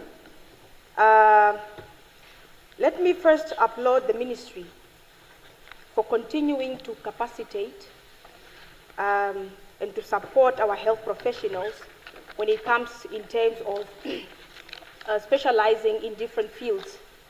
We are coming out of the season of graduation, and we've seen that our health professionals are specializing in fields like critical care, emergency care, advanced midwifery, and that's a really progressive and applaudable move by the ministry. However, Honorable Minister, I'm worried about this investment. We are investing so much into our health professionals with the hope that they plow back to the community. However, the ministry and the government is failing to retain some of these very much rare specializations, and we are losing them to private hospitals and also foreign countries, Europe, Germany, and England, UK. We have Namibian nurses who are offering their services there because they are not well compensated here. They are underpaid, they are burnt out, they don't receive risk allowance, they don't get danger allowance. Honorable Minister, are you engaging the Right Honorable Minister to look into the grading system, the salaries of our health professionals who are specializing in these fields that we are lacking in our ministry? Are you engaging them so that they look into their salaries when they are specializing? Because it's really demotivating some of our health professionals. They really want to plow back. They want to specialize in these fields. However, when they specialize into these fields, coming back to our public hospitals, they are not paid for this specialization.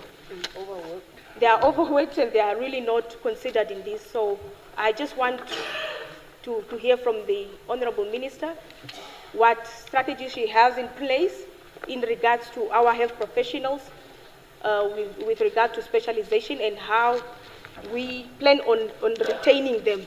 I do understand there is a provision made that should a health profession being sent to specialize in a certain field, they are mandated to work for at least a few years as a return of service. However, after that, they really just go to private institutions. They go out of the country to other countries to offer their services, of which we are lacking in Namibia. So, Honorable Minister, what are you doing to tackle this, to retain our health professionals in these specialized fields? I thank you. Thank you. Honorable Mtenya.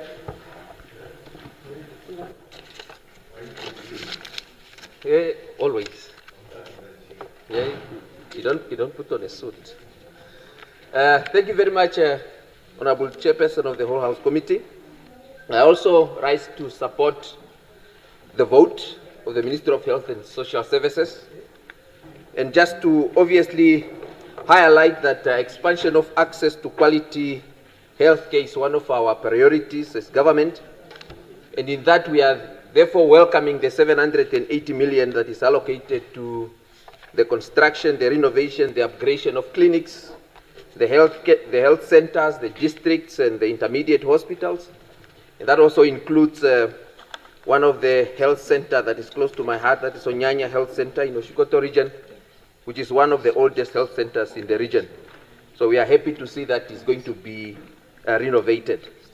However, I think, Honorable Minister of Health, the quality health care includes also the provision of adequate health personnel and medical officers. We can all agree that the government has funded so far many young people to study medicine at the University of Namibia and some abroad, but there are still some of them that end up being at private practices because obviously there is no space for them. So I think it's very important that if we can look into making sure that medical officers or doctors are placed at the clinics or health centers, so that then our people do not need to travel longer distances to go to the intermediate or district hospitals. I think it's also the same way we did with the teaching, where we have even provided the bush allowance to attract teachers, qualified teachers in the remote schools. Is the same thing that we should do when it comes to our health personnel. We must have medical doctors in the remote areas, the clinics and the health centers of the remote areas. Another issue, I think I must also join the Secretary General there, that we should not in any way prioritize business opportunities on the cost of lives of an ordinary Namibian that have no alternative to take care of and buy medication for themselves. I think it's very much important if the ministry can look into that aspect of having an exemption on the selected essential medication when it comes to the procurement processes. I think the President have also made it clear that we should timely amend the legislations that inhibits service delivery, including the national procurement processes. So I think the Minister, together with your team, I said your team is right here, we must look into that aspect. We should also look at the NIP, the Namibia Institute of Pathology. They also need to improve on its turnaround time. The time it takes for them to send back the results, these private hospitals, when they take those specimens to private laboratories, it at a certain point obviously put the lives of our patients at risk, because then the results comes a bit late. The last one I want to contribute is on the need to strengthen the experiential hands-on research in the medical sector. I think the ministry should explore turning some hospitals like, for instance, Opuo, Nanjokwe, Katima Mulilo, Kietmanshop, as teaching and research hospitals. If we can have these hospitals identified as research and teaching hospitals, I think we can expand the research in the field, and also possibly they might end up benefiting or attracting the industrial international funding that comes along with training, research, and clinical trials. So therefore, I think I support the vote. Thank you. And in that, we look forward to the best. Mbundu. Thank you.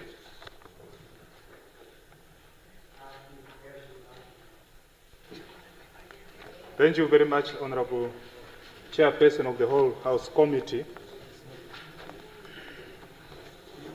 So, Honorable Minister, without repeat your word, will I start by saying that I rise to contribute on vote 13 by saying that the vote is not only a bigger consumer of our budget, but it's also crucial to the well-being of our citizens. I'll be brief to draw your attention to Program 5 under subheading System Governance and Financing, where you speak towards improving accountability and transparency. Our position as the Republican Party is that the policy related to contractual obligation, where the service provider should be reviewed in such a way that will prevent the current state of empty pharmacies and medical stores throughout the countries. Service providers should not keep the government and patients hostage through the lengthy court cases, as we have observed over the past years. Our advice to your technocrats in the ministry is that they review this contract and other to be signed with the intention of allowing service product continuation in the event of any legal deadlock.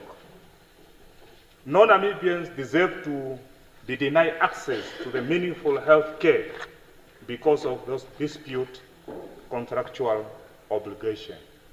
With that said, I support your vote. Thank you very much. Honorable Ngaruzep.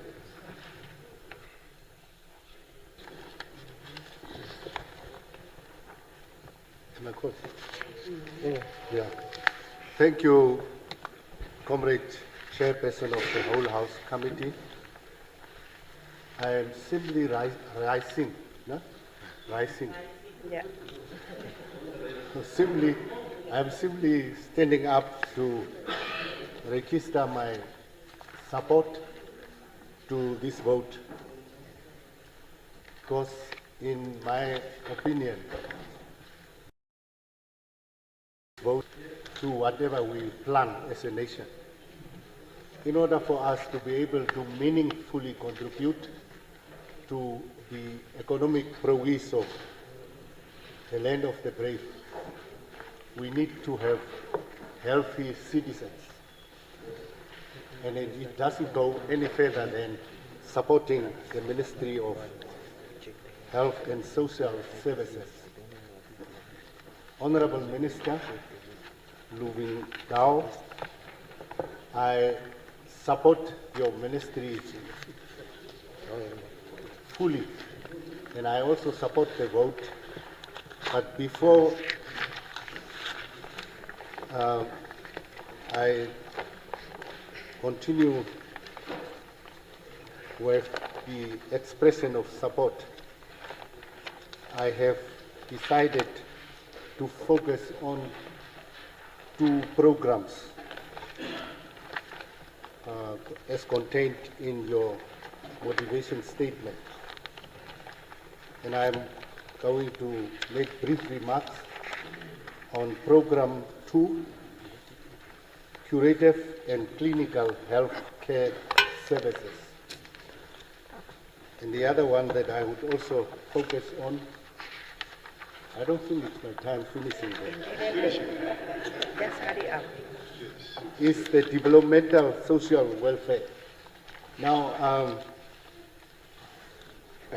it is so pleasing that the facilities at the Katutura Hospital and Central Hospital is being upgraded, because it's through lack of proper facilities or maybe archaic facilities. Now, if I can recollect properly, the Katutura Hospital and the Central Hospital were inaugurated in the early 1970s, I think 1975. So it speaks, therefore, that whatever is there in terms of medical equipment, as much as gradually there were some upgrades, they need to be replaced in order for us to be able to render quality services to our people. The public facilities must be of such a standard that everyone must go there. Members of Parliament, head of state, must be able to go there. So it is very imperative that we improve on the facilities. And the other point that I also wanted to raise is with regard to rehabilitation centers. We need not to lecture one another that the prevalence of alcohol and drug abuse is so rampant in our... Can I come back? Honorable Aikola. Okay, Honorable Deputy, Vice Chairperson of the Whole House Committee, I rise on vote 13. Honorable Minister Lubindao, I would like to sincerely tell you that I believe in you, and I believe that we are not just going to make beautiful speeches here about our hospitals. The doctors must be increased in the hospitals, medicines must be in there. I believe that by the end of this year, there will be a lot of improvements. And this is the reason why I'm racing to bring my contribution. So firstly, I want to talk about the clinics, that the clinics must be 24 hours. There was a case last year in Omboloka, June 2024, where a man at the borders was bitten by a snake. And when he came to the clinic at the Omboloka, he was told, the clinic was closed. It was weekend, right? And he died between Omboloka going to Okongo District Hospital. So if this clinic was open 24/7, or during the weekend, this man would have survived. So it's very important that this clinic must be turned into all of them, Omboloka or Lukula, you name it, they in Okakarara, in Zambezi, wherever, they must be turned into 24/7 clinic. And also they must also open during weekends and also public holidays. I also want to talk about the CDC programs that the US government have stopped funding. So what will happen, provided that there is only 434 positions? Are we going to throw away these people that have been working under CDC? Yesterday when I was talking to the Minister of Finance, she taught me a new word, it's called verimend. So it would be good if the Minister of Health verimend around her vote, yes, whatever, environment, around her vote, that's very important, around her vote, and make sure that there are doctors, enough doctors. This is head. I am coming Life from the and death. Katutura Health Hospital right now, Katutura Health Clinic, and there were only 2 doctors last night. One with a pediatrician, with the children, the other one is emergency. Each doctor received 116 patients, and this brings a lot of frustrations to the patients and fatigue to the doctors. So for these 434 positions need to be increased, encouraging the doctor to verimend around her vote. My other point is uniform, as my time is going. You know, in teaching, we have code of conduct. My minister there will attest to it. When you come to a school, you differentiate between a learner and a teacher. I went to the hospital, I couldn't differentiate between a nurse, a health assistant, a student. Everyone is making their own uniform. And this, it even brings the whole health system into a mess. So back then, the nurses used to be given uniform. And the pantyhouses, stockings. So it's very important that we are no more, now everyone is wearing theirs. One is wearing mafuma, one is wearing high heels, one is wearing this. It's very important we also professionalize this health and frontliners. There must be a difference between a doctor, a registered nurse, a nurse, and health assistant, and a student. So with this... Thank you. Honorable Jonas. Thank you very Honorable much, Jonas. Chairperson of the whole House. Thank you very much. I rise to support vote 13, but I'm going to focus on the national development budget in terms of program which is dealing with public works and public property. The ministry has been allocated 780 million for infrastructure development under the national budget, as reflected on page 84 of the document. This allocation is vital to ensure that the ministry deliver quality health care services, enhance access to public health facility, and promote the overall well-being of our society.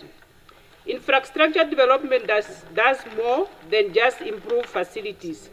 It's a key engine for job creation, both direct through employment in construction, maintenance, and associated services, and indirect by stimulating related sectors such as retail, logistics, and hospitality. I'm confident that this 780 million allocation will contribute significantly to boosting economic activities and employment during this financial year, Honorable Minister. However, as a proud labor, trade unionist and advocate for decent work, I must raise an important concern, Honorable Minister. The construction sector, despite its potential for job creation, is often plagued by non-compliance with labor laws and exploitative working conditions. In June 2024, a collective agreement was gazetted between the Metal and Allied Namibian Workers Union and Construction Industry Federation. This agreement governs the minimum condition of employment, including wages, hours, benefit, and safety standards for all construction workers employed in the construction sector. Regrettably, many contractors were awarded government-funded projects, including those under your ministry, Ministry of Health and Social Welfare, have failed to comply with this government gazetted agreement. This non-compliance directly undermines workers' rights, distort fair competition among contractors, and contradict the government commitment to decent work. Therefore, Honourable Minister, I propose, without any additional monetary implication to this, that your ministry, as a client and the project supervisor, strengthen compliance monitoring mechanism. Specifically, during monthly site inspection, what Comrade Honourable Nekundi have started, ministry officials should include a compliance checklist aligned with the gazetted collective agreement, because it's a law. Officials must verify whether workers are paid in line with the gazette rates, because there are wage rates in that law. Provided the workers must be provided with personal protective equipment, and also they must work under legal acceptable conditions. Non-compliance contractors should be flagged, and their conduct, they must be reported to the Ministry of Justice and Labour Relations for enforcement action. Honourable Chairperson, as I conclude, if we are serious about using infrastructure investment to build... Thank you, Honourable Kumbwa.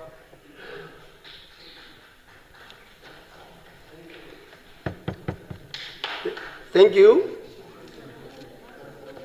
Honourable Chairperson of the whole House Committee.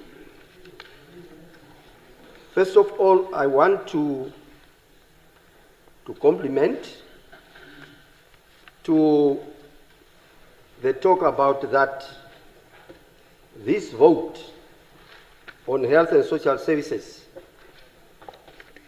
got an unqualified audit report over the past three financial years. That is a good job. Sometimes we have to comment and applaud good job from our colleagues. Whatever they do is good. Then I'm rising here to acknowledge the Namibia Universal Health Coverage Policy that was approved. But in the same vein, I have a concern.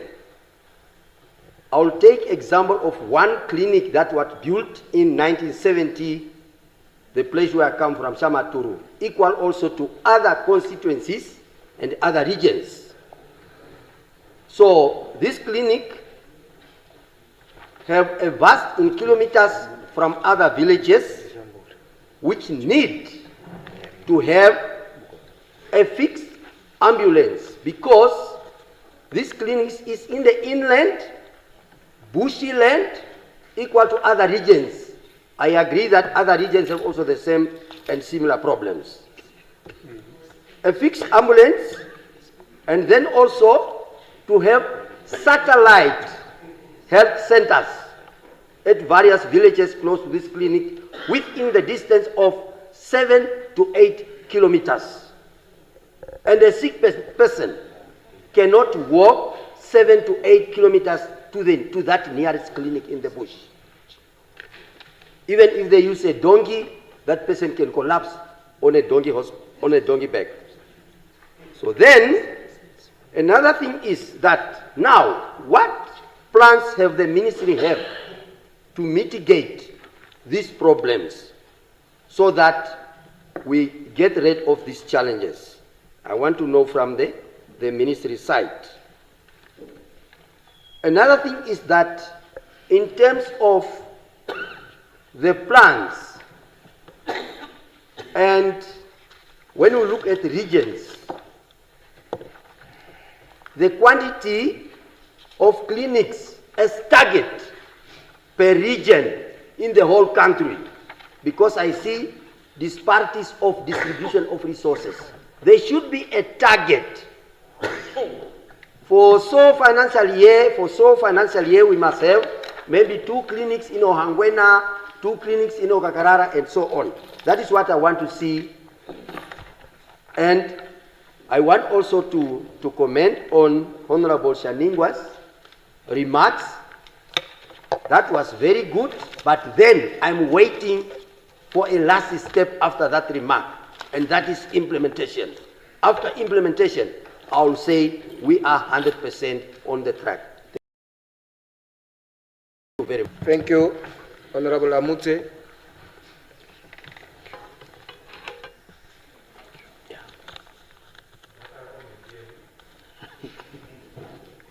Yeah, thank you very much, Honorable Chairperson of the Whole House Committee. My contribution would be very little, and that is, first of all, to congratulate the Honorable Minister for the presentation of the vote 13, which includes elements addressing issues relating to health. But I wanted to know whether we do have a medical council to regulate African medication. This is because as a continent we are African, and we have been advancing the use of European medications. And this does not give us an opportunity to grow as African in the research for medication, innovation itself when it comes to discovering new medicines and methods of treatment. And the Republic of Namibia became the 5th African Union member states to have ratified the treaty for the establishment of the African Medicine Agency, and that took place already in 2020. So by now one would have expected us as a country to have come up with some strategies to motivate the use of our own medications, the research thereof, and the regulation. At the moment, if you are absent from work and you have probably seek help from a traditional practitioner, you wouldn't qualify for sick leave. And yet we are in Africa. So I believe and submit that now is time that we come up with a strategy to strengthen our own medication and research thereof. And the other one, looking at the minutes, I would also encourage the Ministry of Health to start working and strengthening the use of a digital health passport. Because the conventional one that we have, the health passports, the booklets, is really dangerous. Once you lose it or it burns, you lose the history as well. But if we could start using a digital health passport, just by a use of maybe a card like a size of a ATM card, Bob card, or license, driving license, you can actually keep the history of medication wherever you go. And this is very important. Even in an accident, whoever picks you up just by a touch of a computer at the health facility, people will be able to trace your medical history and treat you as it's supposed to be. I so submit as I support this vote. Thank you very much. Honorable Lutuhezi.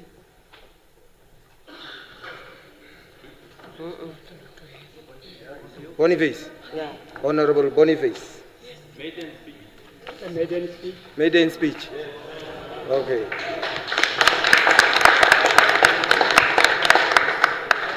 Honorable Chairperson of the Whole House Committee, honorable members of the 8th Parliament, it is with gratitude and honor that I stand before this august House to present my maiden speech to our beloved nation.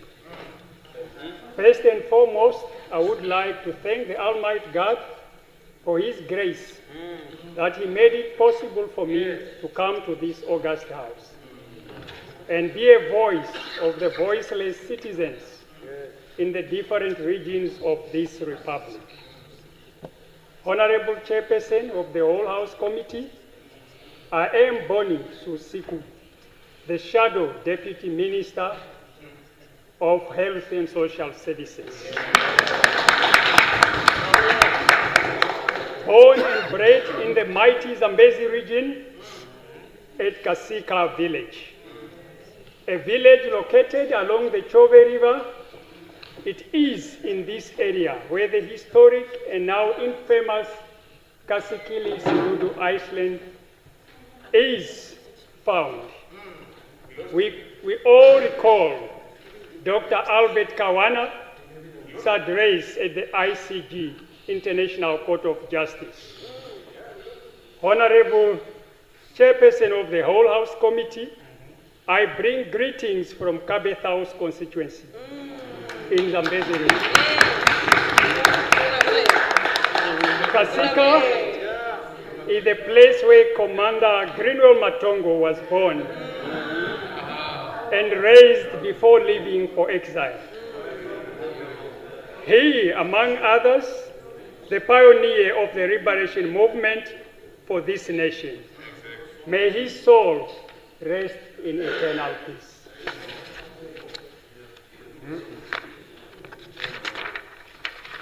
Honorable Chairperson of the Whole House, as we all know that Commander Matongo was a former senior commander of People's Liberation Army of Namibia fighter who died in combat in Angola on 15th of June 1979.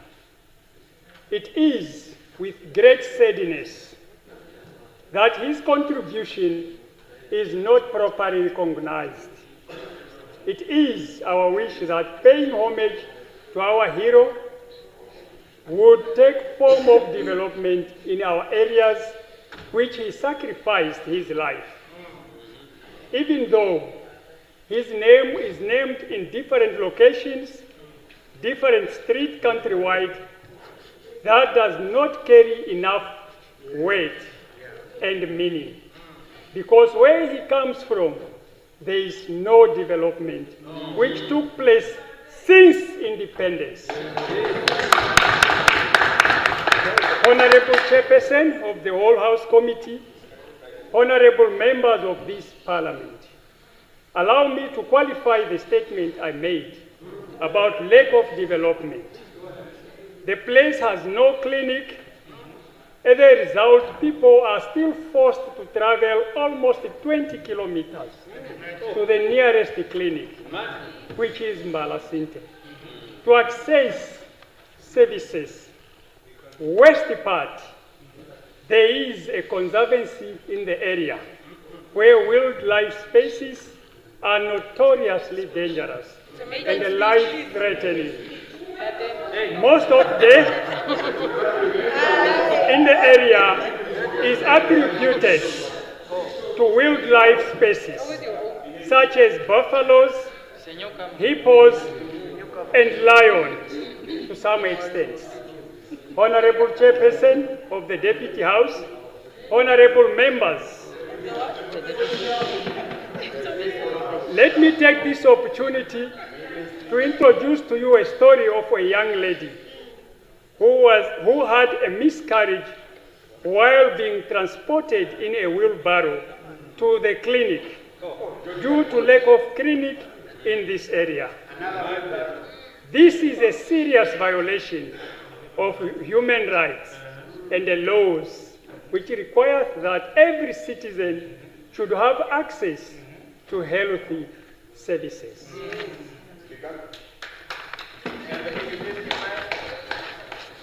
Honorable Chairperson of the Whole House Committee, the place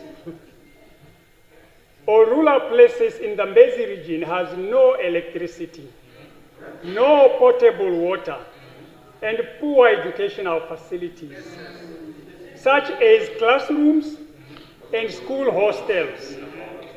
However, this scenario is not only found in Kabeth House or Zambezi region, but it also applies in all different parts of Namibia. Honorable Chairperson of the Whole House Committee, honorable members, I am delighted, however, to record that I came to this August House, the 8th Parliament, to change the narrative. This will, however, require mutual understanding and great collaboration between us all honorables in this August House. Aye. Honorable members, if just continue. Protect him. This, no, it's not on record. In this Parliament, which is urgently to redirect the situation so as to relieve most Namibian citizens who still live in bondage of lack of clinics and health facilities, in as much as they are still traveling 20 kilometers and beyond to access such services. Honorable Chairperson of the Whole House Committee, I give courtesy to the Independent Patriot for Change, popularly known as IPC. I would like to take this opportunity to thank the founding president of the Independent Patriot for Change, Dr. Panduleni Itula, for his selfishness and trust he bestowed on me. Dr. Itula has been a mentor in my life, for I have each and every reason to say thank you. I would like also to extend my gratitude to all IPC campaigning managers, Honorable Chairperson of the Whole House Committee, honorable members. In the interest of time, I would like to pause by thanking my father, Mr. Lutombi Richard Susiku, my mother, my entire family, friends, fellow honorables, and the rest of Namibian people, wherever they are. I am indebted to the people of Namibia, who voted for IPC. They gave us mandate to represent them in this August House, the 8th Parliament.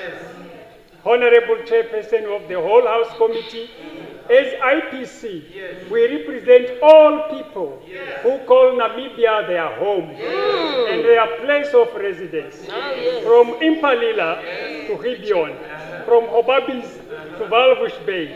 The common denominator here is development, education, and health. Finally, there is a proverb in Subia which says, Yotuka kwazwa kasiki kwaya. It translates, he who turns a blind eye on his origin will never reach his destination.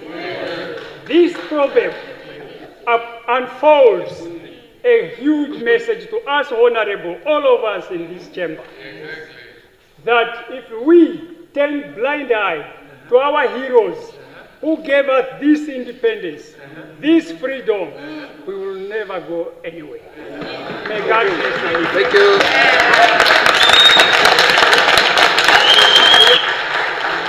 Okay, Honorable Lutia. Honorable Lutia.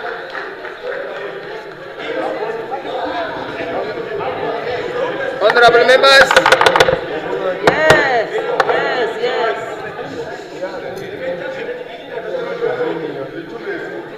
Thank you, Honorable. Thank you. Okay. Am I protected? Yes, you are protected. Okay. I rise to contribute. No. I rise to contribute on vote 13. No, I rise to contribute on vote 13. Honorable Chairperson of the Whole House Committee, thank you. Our HIV/AIDS program has been a rare success story, but yet it's fragile. Honorable Minister, why does the final year 2025 to 2026 budget not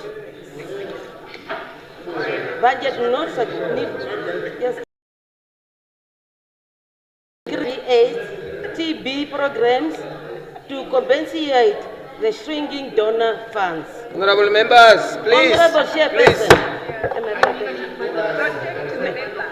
Now, mental health remains the point of order. Point of order. Okay. Please, honorable members. Honorable Speaker. I don't have a mic. It's coming. Just wait.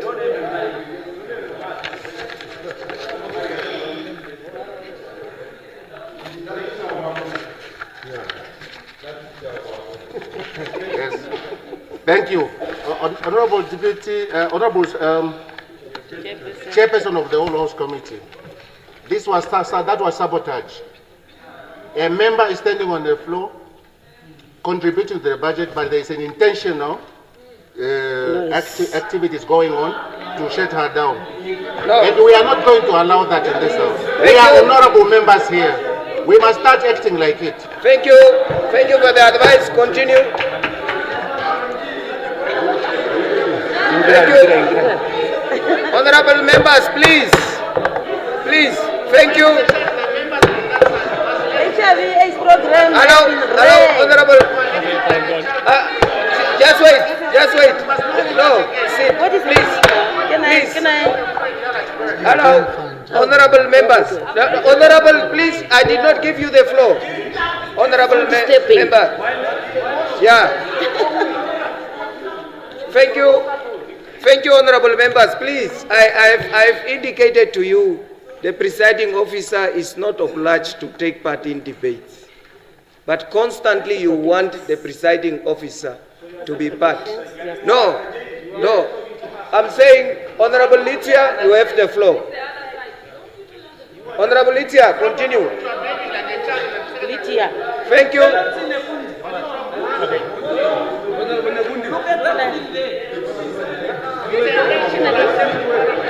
Honorable Lucia, please. Honorable members,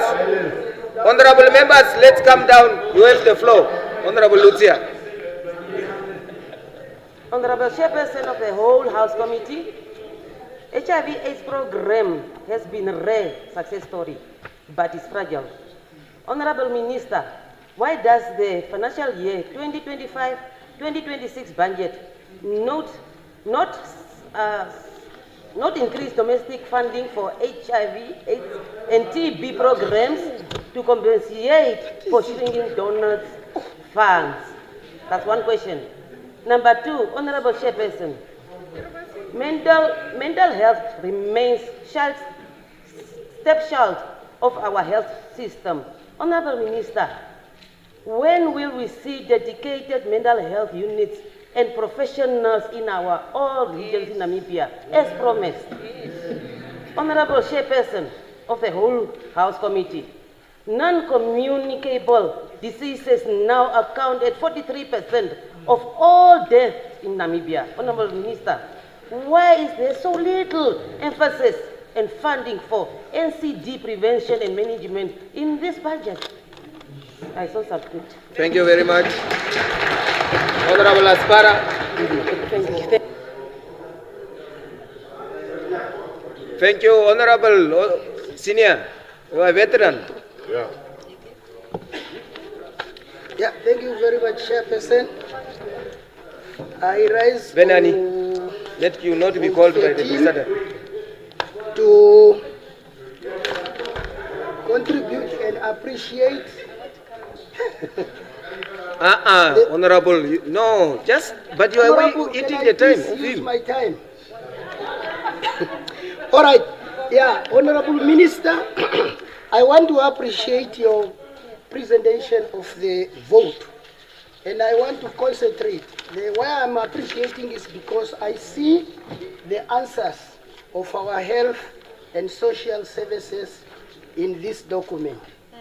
Should it be fully implemented, then we will see what we are aspiring. I want to focus on program 2 that deals with, on one, it is on procurement and looking at the alternative procurement sources. I hope, Honorable Minister, by this you mean, or you are taking over or returning the procurement of life-threatening medicines to the ministry, away from the current court-infested procurement process that delays the procurement of our people's medicines, that is making headlines in the media houses or in newspapers. I would like to applaud the ministry for that, because these bidders, or the bidding process, is actually the real reason why we are experiencing shortages of medicines in our medical facilities, and it is also making, it's also causing higher cost of medicine, because the third person or the middlemen have got their own markup there. If we directly procure our medicines, it means that they will be more cheaper, and if they are cheaper, they will be more in quantity. Yeah, the last, I just want to ask, I have not seen something towards production of medicine in our country here, and I want to support Comrade Amtenya on the research. If we cannot do it locally ourselves as Namibia, maybe we have got a collaboration in SADC on safety. We can do a collaboration also on health, so that we can produce some critical medicine here in SADC. So I just want to say that in future, let us budget towards those lines. With that, I support the vote. Honorable Mbwale.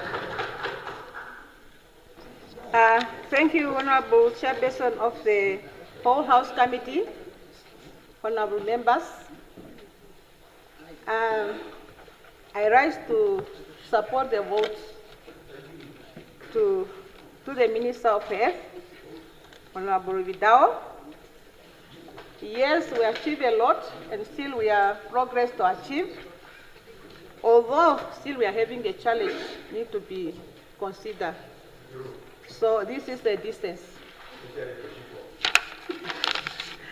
Honorable Minister, so we are having a brothers and sisters in the deep rural areas. Mention few the region, Kunene, Umsati, okay. So we debate the vote for the Ministry of Health and Social Service.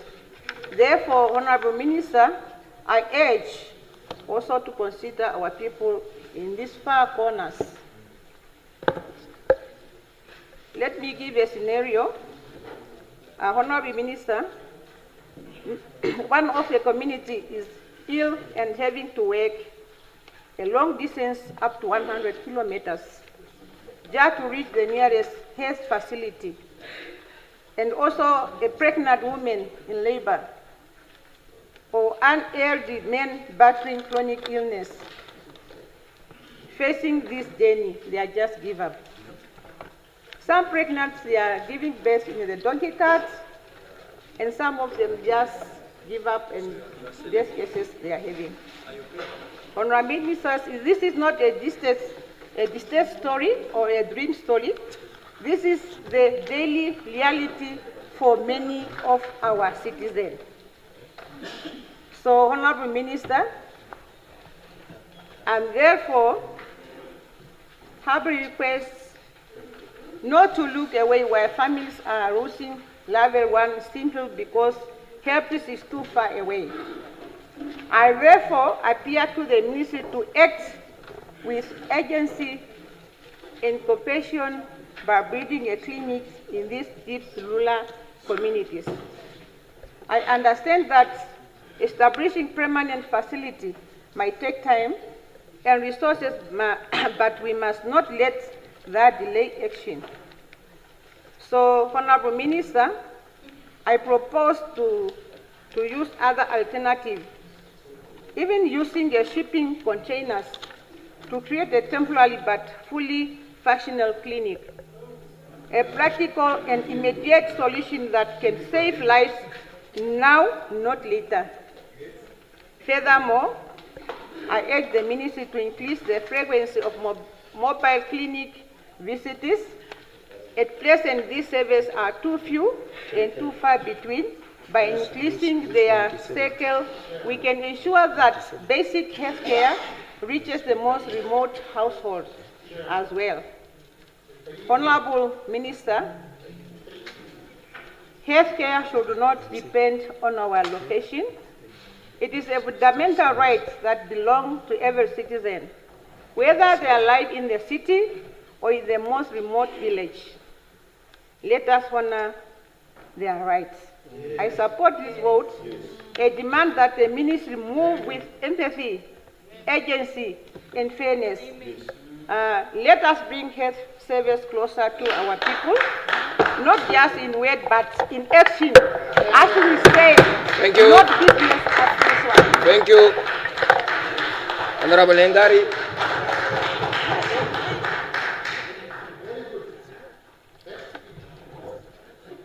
Thank you very much, Chairperson of the All House Committee. Please allow me to congratulate the Minister on her maiden budget, and also congratulate Honorable Winnie Mongo for her consistent advocacy for dialysis services to be expanded in this country. Finally, we are now having a conversation about dialysis expansion because of her advocacy work, and I think she really deserves an applause. I want to direct the House to page 8 if you have the document. If you don't have it, you can just take note of it. But it's page 8 of the Auditor General's report for the financial year 2022-2023 of the Ministry of Health. And basically, he gives a basis for the qualified audit opinion, and he lists the following reasons. The first is that the following unauthorized expenditure occurred during the financial year and is hereby reported as such in terms of Section 27(6)(a) of the State Finance Act of 1991. The total budget of the ministry was overspent with an amount of 151,299,591, which represents around 1.71%. This amount, he says, is unauthorized in terms of Section 6(a)(i) of the State Finance Act of 1991. And I'll just quickly read what that section says, or that provision in the Act. It says, subject to the provisions of Sections 9 and 16, no expenditure shall be incurred during a financial year on services of the state which, A, in the case of expenditure in respect of which an amount of money has been appropriated by an appropriation act, 1, results in the total amount mentioned in an estimate of expenditure in respect of a vote being exceeded. The second reason, he says, the one main division was exceeded with a total amount of 209,843,731.63. This amount, he says, is unauthorized. Again, he cites the same section of the State Finance Act of 1991.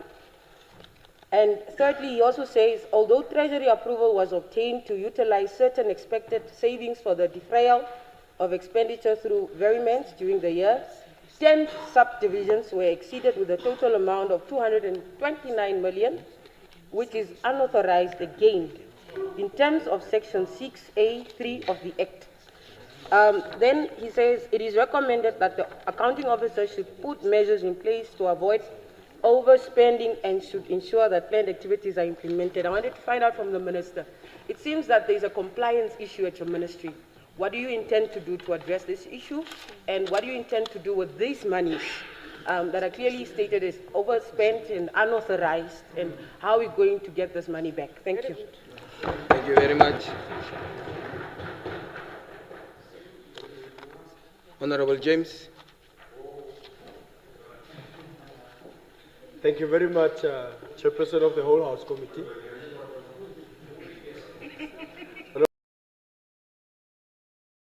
To give my gratitude to yourself for having taken the reins of a serious ministry like that, and your dedication, your commitment indicate that indeed you are for the job.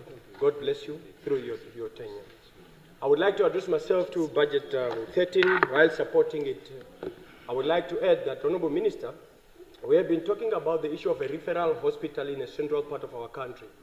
When you look at Ochiwarongo, we have made provision for an Erven that have been now for 9 years, and in 2020 there was provision of an MTEF, through the MTEF, an amount of $20 million.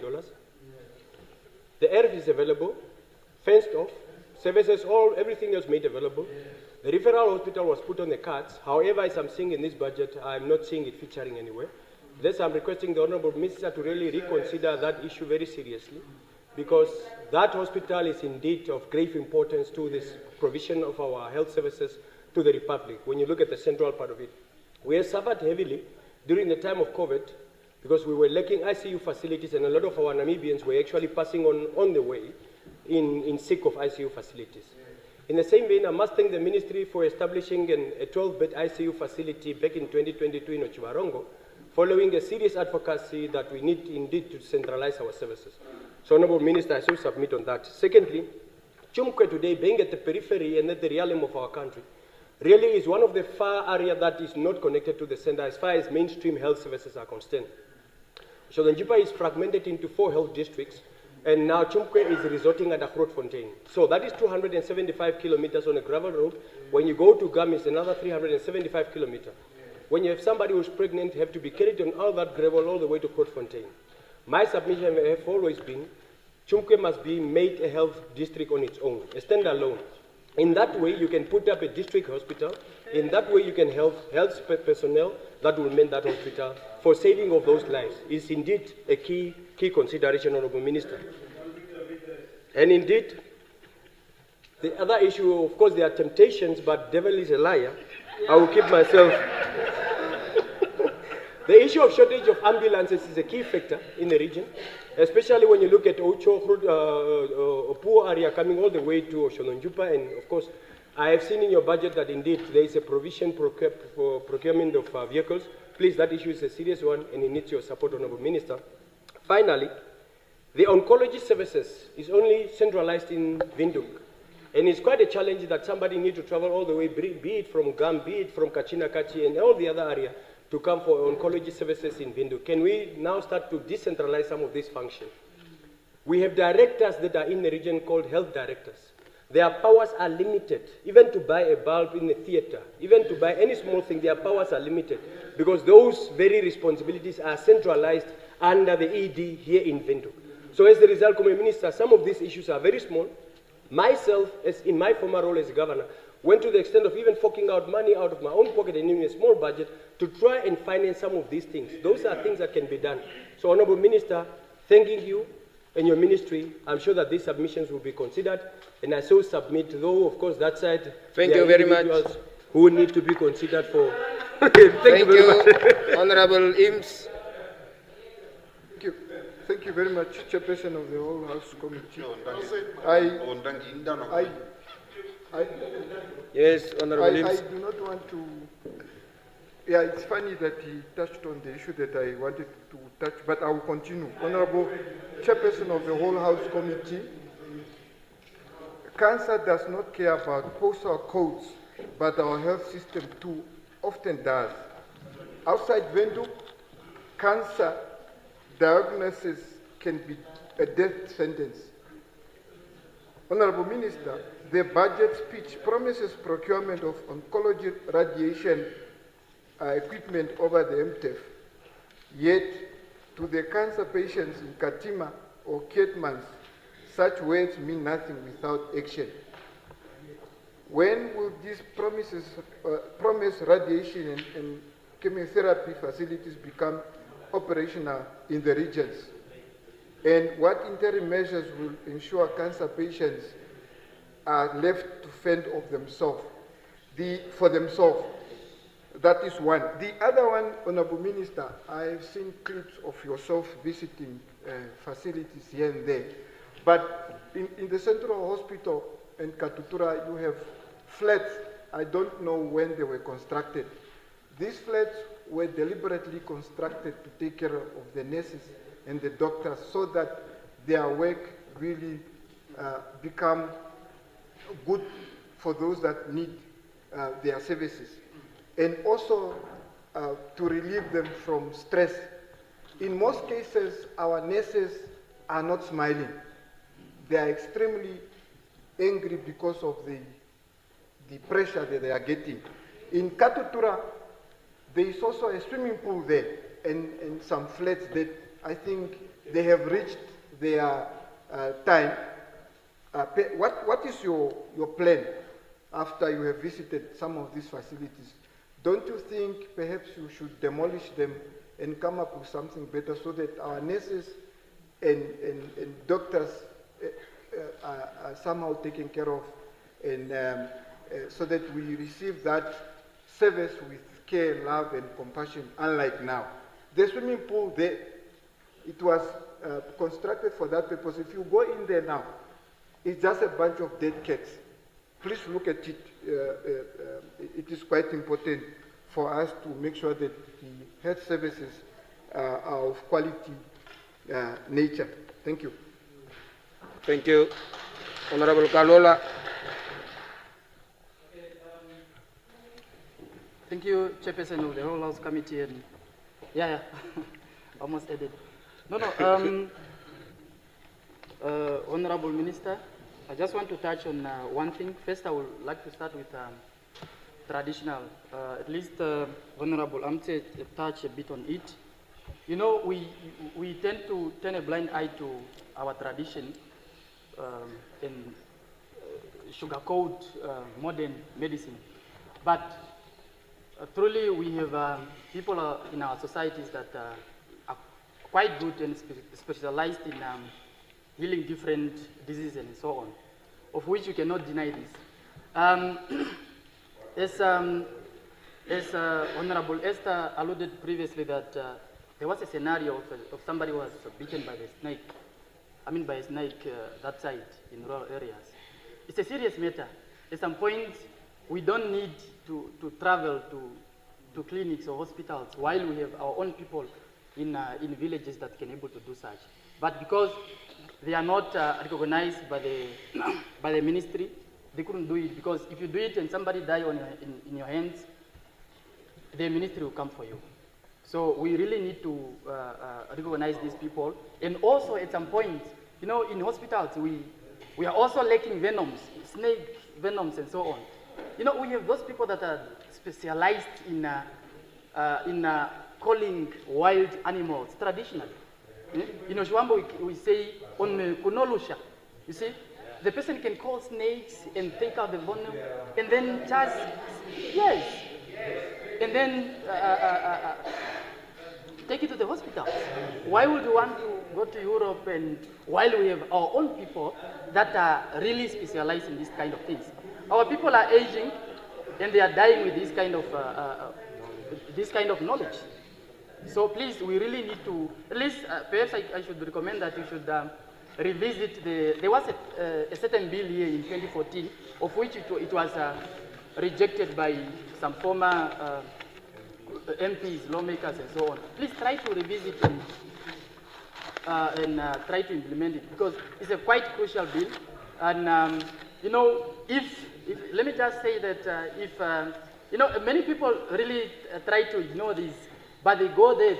They are at our people during the night. You see, they go there. They just try to act better here, but they go there. We know. Look, you can't ignore the nature. You can't ignore the tradition. You can't ignore your culture. You understand? So, if you have to give birth to twins, you can't deny that process. It's an obvious thing. Now, why you have to go under that process and then you are ignoring the traditional people. So please, let us take ourselves seriously. I'll come back for the matters that concern youths. Thank you. Thank you. Honorable Cody. Cody.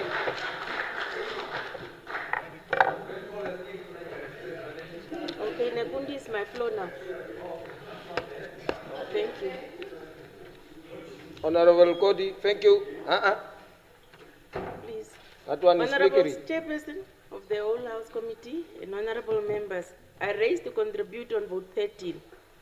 The Honorable Minister of Health motivation for the health budget for the year 2024 and 2025 speak to ambition, vision, and transformation. However, the statement is deeply detached from the realities experienced by patients, healthcare workers, and administrators across Namibia. While long-term planning is important, the core of healthcare reform must be grounded in what is actionable and urgent. The current budget, while broad in scope, suffers from misplaced priorities, underfunding of essential services, and lack of accountability for previous failures. My first point is funding gap amid critical demand. The allocation of the 12.3 billion to the Ministry of Health and Social Services constitute 11.5% of the total national budget. While this is a sizable portion, it still falls short of the Namibian commitment under the Abuja Declaration, which require at least 15% for the national budget be directed toward health. Namibia faces high disease burdens ranging from HIV and TB to raising cases of non-communicable diseases like hypertension and diabetes. At the same time, healthcare infrastructure is aging. Urban facilities are overburdened and rural communities lack even the most basic services. Under such pressure, the current allocation is inadequate to stabilize the sector, let alone reform it. Even more concerning is the human resource gap. Although the minister announced the approval of 11,742 new positions, the budget only supports the recruitment of 434 health professionals. This imbalance undermines the functionality of both existing and new facilities and raises questions about whether government decisions are being driven by optics rather than strategic workforce planning. Donor dependence. Namibian healthcare system has for decades operated under the scaffolding of the external donor support, most notable from USAID, PEPFAR, and the Global Fund. This dependency was never sustainable, and now as donor funding is systematically withdrawn, the cracks in our so-called self-reliance are being exposed. What the minister conveniently omits is the lasting impact of decisions made far beyond our borders, such as the Trump administration unilateral discontinuation of medicine supply through OGWA that move directly compromise Namibia medicine procurement pipeline. And yet this budget provides no explanation of how government intends to address that shortfall or build sovereign... Thank you. Thank you. Okay, I will come back. Honorable Feni.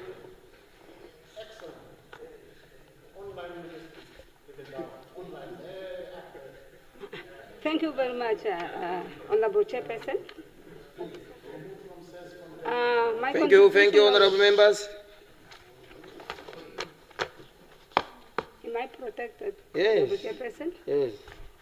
Thank you very much, Honorable Chairperson. My contribution on vote 13 based on program 99. Honorable Minister, when I look on this program, I don't see any reflection on your capital project to build a hospital in Ndangwa. And I would like to highlight the following to you, Honorable Minister. Ondangwa is the first town in the northern part of Namibia, and it's formed part of one of the historical towns in Namibia. Ondangwa was strapped to its skeleton. Ondangwa was strapped to its skeleton not to have not to have a government institution. We don't know what the reason behind. Ondangwa residents have equal rights and have deserved equal citizen. Since independence, there's not even a clinic was built in Ondangwa. The clinic is there. It's only was built the time of the colonial era. If I recall very well, in 2018, Honorable Minister, the minister planned to build 100-bed referral hospital in Oshana region, and of course, which resulted in a heavy debate. In which town in Ondangwa this referral hospital to be built. Honorable Minister, this caused a heavy earthquake demonstration from the people of Ondangwa and the sympathy of Ondangwa people, which caused our late President, Dr. Hage Geingob, may his soul rest in peace, gave 110% assurance to the residents in Ondangwa that this referral hospital will build in Ondangwa. The money was already allocated, and it was just a matter of when the project will start. Ondangwa Town Council have a free rent up to date. What happened to this referral hospital, Honorable Minister? In 2021-2022 financial year, if I recall very well, there was money allocated to build a district hospital in Ondangwa, but up to date, nothing have happened. What's happened to this money? As a representative of the people, I say it's not fair. It's not fair that the government has allocated money to build hospital in other towns, but not in Ondangwa. The residents of Ondangwa find it very difficult to take it lightly, as after 35 years of independence, not even a clinic in Ondangwa was built. It's only clinic as a health facility for the whole Ondangwa. It seems like the life and the health of Ondangwa residents are not considered by the Minister of Health. Because the Minister of Health, it carries the life of the people of Namibia. In conclusion, Honorable Minister. Thank you. Honorable Minge.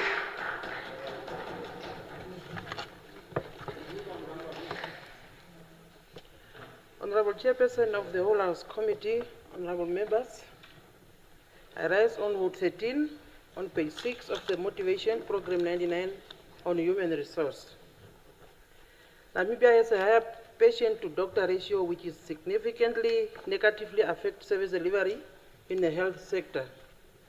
Therefore, I would like to ask the Honorable Minister the following questions.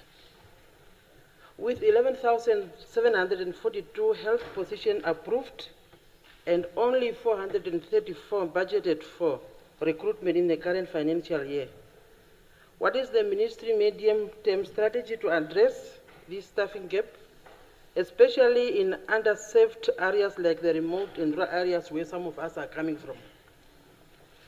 Can the Honorable Minister clarify how long the funding engagement process is expecting to take place?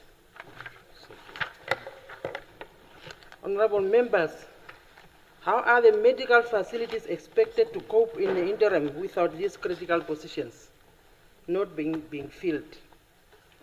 Lack of staff in the hospital has serious negative effects, like reduced quality of care, longer waiting time, and overworked staff members. Like in Opuo, where I'm coming from, sometimes lines are so long that people are traveling from Opuo to Tsandi for care. And sometimes you drive from Opuo to Msati, and you come back to Opuo, you find people lining up the same way you left them in Opuo. And sometimes it makes me wonder what is happening and why it's hardly different from Opuo. Therefore, Honorable Minister, it is very critical for this position to be filled, because you cannot run an institution without enough staff members. And as I was listening clearly to your budget, you talked so much nicely about digital transformation. And with the lack of human resource, how will this dream be realistic? Therefore, staff members need to be increased. And as you are going to hospitals like in Opuo, you find sometimes nurses fighting with patients because of frustrations. If somebody has been working throughout the day and night, how will you cope with people lining up for 2 days also? Patients are frustrated, nurses are frustrated also. I'm really advising you to look into that matter as a matter of urgency. Furthermore, on infrastructure, I'm happy as I'm hearing talking about more hospitals to be constructed. Opuo Hospital has been a concern for many years. It was constructed in 1973. By that time, Opuo was just a village. Comparing to today when we have over 25 residents in Opuo. And this hospital is catering for more than 4 constituencies. The same infrastructure for all these years. Sometimes I'm just wondering, why is the government turning a blind eye to Opuo? What is wrong? Because this problem has been in this parliament for many years. I remember the late Honorable Angelica Muharu, so he rest in peace, was talking about it in this August House, till she went back as a governor in Kunene. But it never changed. Is it because Swapo is not winning in Kunene? Or why? Yes. They need to be treated equally. They need to be treated equally as all the Namibians. My time is up, I will come back. Thank you, Honorable Ligato.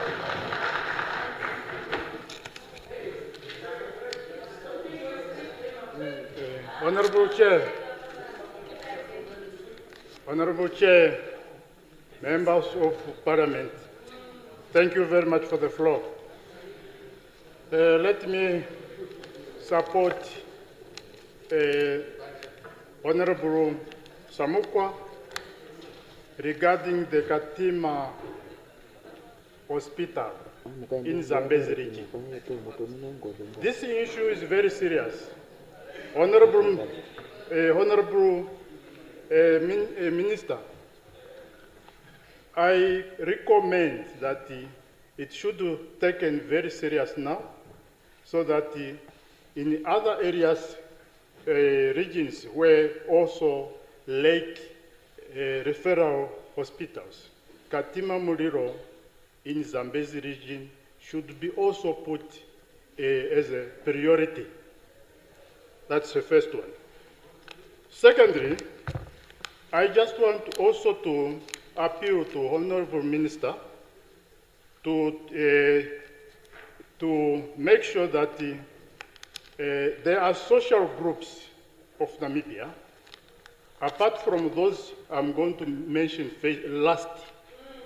Those are old age, the youth groups, those who were supposed to take care of in health sectors. Those social groups are homeless people, those who are found in the streets, those who are sleeping under the fridge, under the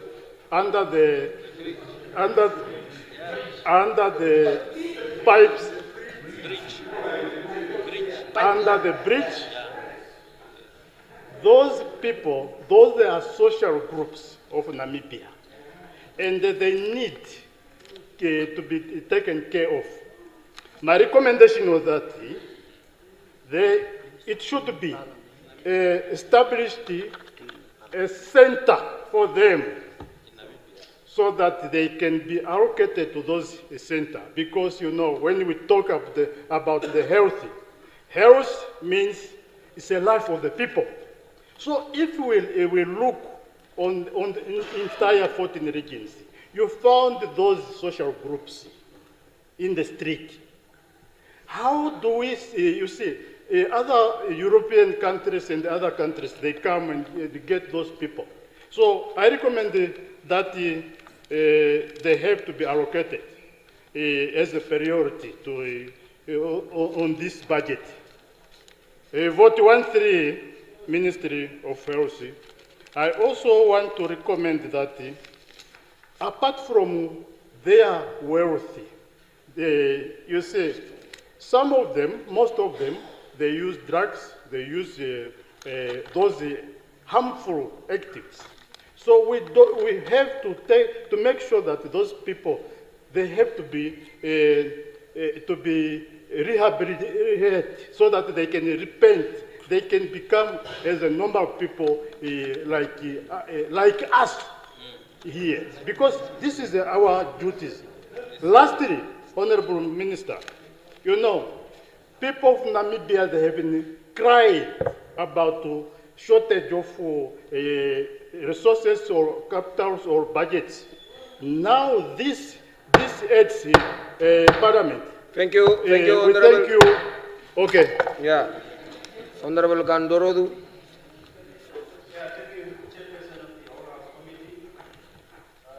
Honorable Minister of Vote 13, Minister of Health. On the development budget, the procurement, I just want to bring it under your attention because this money will be spent, it's about to spend, but your system is captured. I'll come with more information.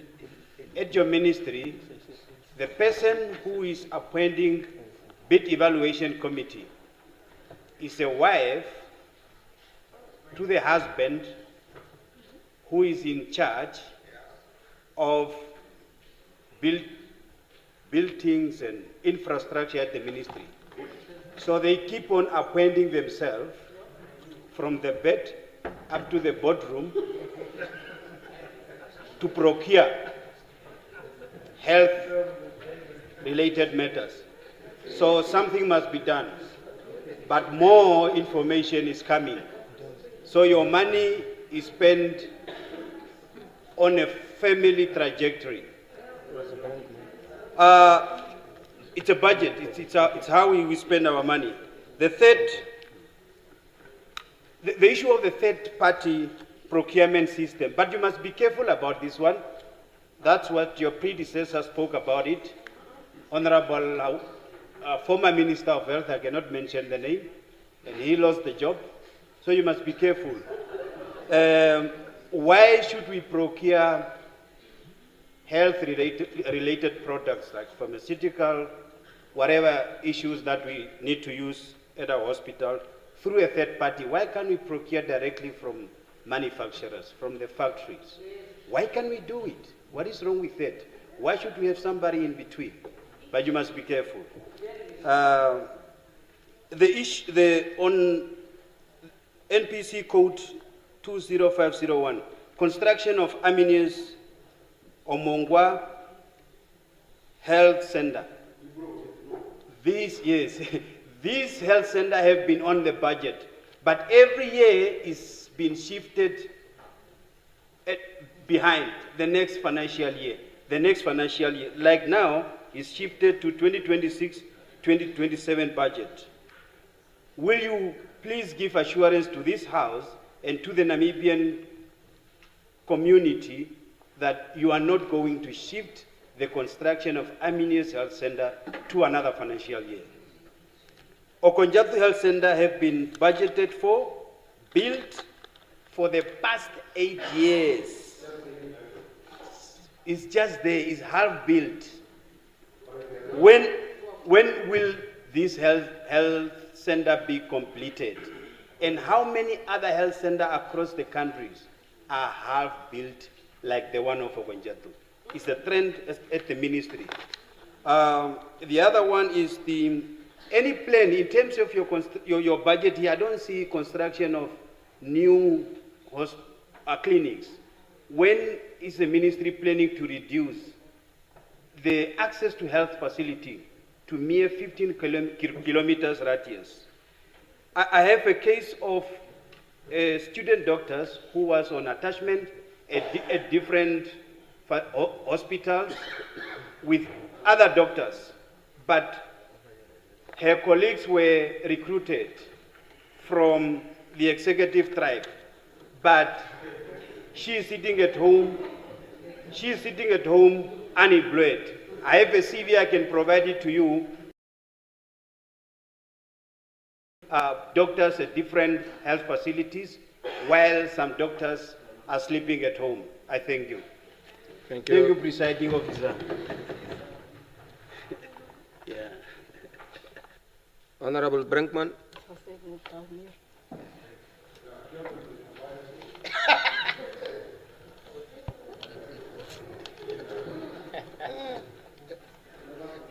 Minister. Thank you. Once again, Honorable Chairperson, the whole House Committee. I want to give a huge round of applause to the majority party for standing with us as the opposition on this vote. I can see the House is in unity. I want to thank each and everyone. It is truly heartwarming to see that we want to see changes in the health sector. Honorable Chairperson of the whole House Committee, thank you. We have seen in the previous years ministerial statement, I don't know how you put it, that malaria will be something of the past by 2025. I want to quote that last statement. It says, our strategy aims to eliminate malaria as a public health threat in Namibia by 2025. Yet, here we are.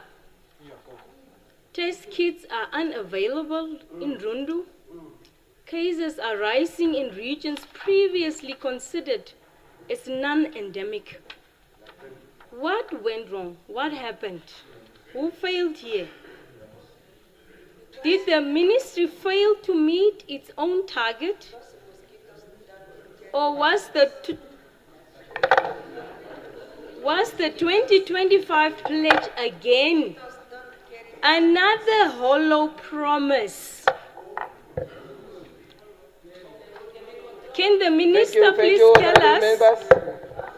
Can the minister tell us the new measures? I emphasize, new measures that are being implemented to address the unexpected malaria outbreak, since the previous ones clearly did not work. How does the ministry plan to regain public confidence and trust after the promise of elimination this year? So I submit. Thank you. Honorable April.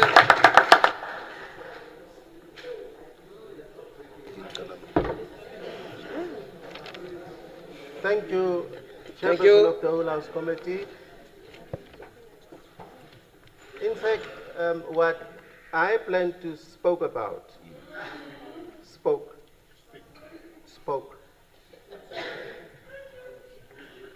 is already within the confines of what was put out there by the Honorable SG. But I just want to put emphasis on some few things, because my understanding is I think we should get the basics right.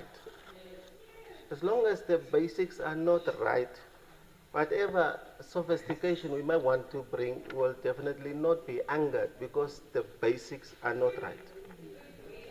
My biggest appeal to the minister is, I've seen, Comrade Minister, that most of your doctors and nurses are operating from a premise that I want to call lackadaisical, less enthusiastic.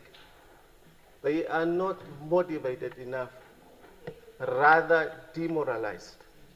And therefore, your health provision, the care, is compromised. Therewith, professionality is also compromised. And therefore, quality health care that is supposed to be given is also compromised. If I say basics, when I was young, I used to go to hospitals more frequently than now. So when you get to a hospital or to a clinic, you would get what they call in some English placebo effect, the ambience, the cleanliness, the neatness, the way the nurses and doctors are handling you would already have given you some sort of a curve before even you get to see the doctor. Now these things are clearly absent at our hospitals mostly and at our clinics. Therefore, I want to implore upon you, Comrade Minister, as much as we want to do lots of other stuff, let's get the basics right. And I would also like to, unfortunately for me now, but I believe it's definitely also in other regions, but I need to contextualize from where I'm coming. In Hartab region, we've got clinics. And these clinics are overpopulated by the people. They hardly have the capacity to really serve the people in accordance of the needs that they have in those. So therefore, my appeal to you is, please look at your clinics. We do not need to build new stuff. We probably only need to upgrade them so that they can develop or elevated, are to be elevated to a level we may call health centers, whatever, because I am told that babies cannot be born in clinics. But unfortunately, in the region that I come from, we don't have a choice. When the baby wants to come to Mother Earth, it must come wherever they are. So therefore, getting clinics upgraded would be the best thing to do, not just in my region. I believe probably also in other regions, it's the same. The other thing is, I have a problem. The ministry seems to be relying too much on private institutions. Why did you close the nurses training institutions that we have? Would you please try to work on your own capacity building so that you have nurses that you have trained and get these gaps that we have at hospitals first. The last one is our doctors that are studying outside and coming back here and are being tortured or so-called whatever examination, try to de-bureaucratize that particular thing. Comrade Minister, I support the vote. Honorable Mouton.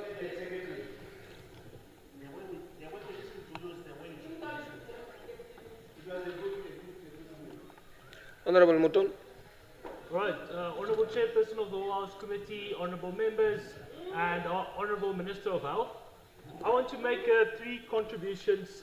The first one that I want to make is on the e-health system, specifically the data management software system. So I just want to inquire, are we going to develop these systems in-house from scratch, or are we going to outsource that, these systems, and if we do, who's going to maintain them? Or are we going to use third-party software, subscribing to third-party software altogether? The reason I'm asking this is because we don't have proper data protection legislation and policies in place at this current stage. And I just want to know, how safe is this data? And will the patients know that their data will be shared with third parties? And how safe are we for data breaches? We've seen a lot of data breaches happening in Namibia recently, so I just want to inquire on the safety of this very sensitive data that we are gathering. My second contribution is according to the MTIP strategy on the key performance indicators of the ministry with regards to health systems planning and management to ensure the integrated and functional ICT infrastructure. We are currently at 80%. And we aim to be at 100% in this financial year. So kindly, please explain to me, how is this possible if there are still people that need to buy their own black books to keep track of their own medical history? And how do we measure these KPIs to determine that we are at 80% at this current stage? And then my final contribution is the one on the budget motivation statement. I'm on page page 4 with the HIV/AIDS response. Namibia has been lauded for making great progress towards achieving the UN AIDS global targets, with 93% of all people living with HIV aware of their status. So just kindly clarify this to me. The other 7% that are not aware of their status, how is the ministry aware of their status? So I'm struggling to understand the 7% that are left. Did we as a ministry just not tell them? And how do we come up with these statistics? So maybe you can give me some clarity on that, because it really doesn't make sense. Thank you. Thank you. Honorable Ampanda. Minister, my mother's last born, my younger brother, was one of those nurses who was in that ICU during COVID. And I think sometimes what happened is that we actually forget how devastating COVID was to us as a people. I remember myself, I was saying, because we lost a lot of people, and there are also some stories that people really just got scared. Whenever they went on those machines, they don't recover. So I actually told myself that if the situation got worse, I would just walk, open my mouth all the way to Okahanji. I would never go to those machines. I'm raising this also just to say that I'm very happy to see that part of the 114 million that is going to public health, it's going towards the Namibia Institute of Public Health. Yeah, particularly dealing with surveillance, research capacity, and emergency response readiness. So if another COVID comes, so maybe the situation will be better, because it was really worse as far as mental health is concerned, and we seem to have forgotten that. And it's very important. I'm very happy that Reverend April spoke the way that he was speaking in codes, but he was simply just saying the basics. There were ministers before you, Honorable Minister, I think is common cause, but there were ministers before you, energetic as they were. One of them was Minister, he was also a medical doctor, but he was very energetic. That's a story of another day. Minister,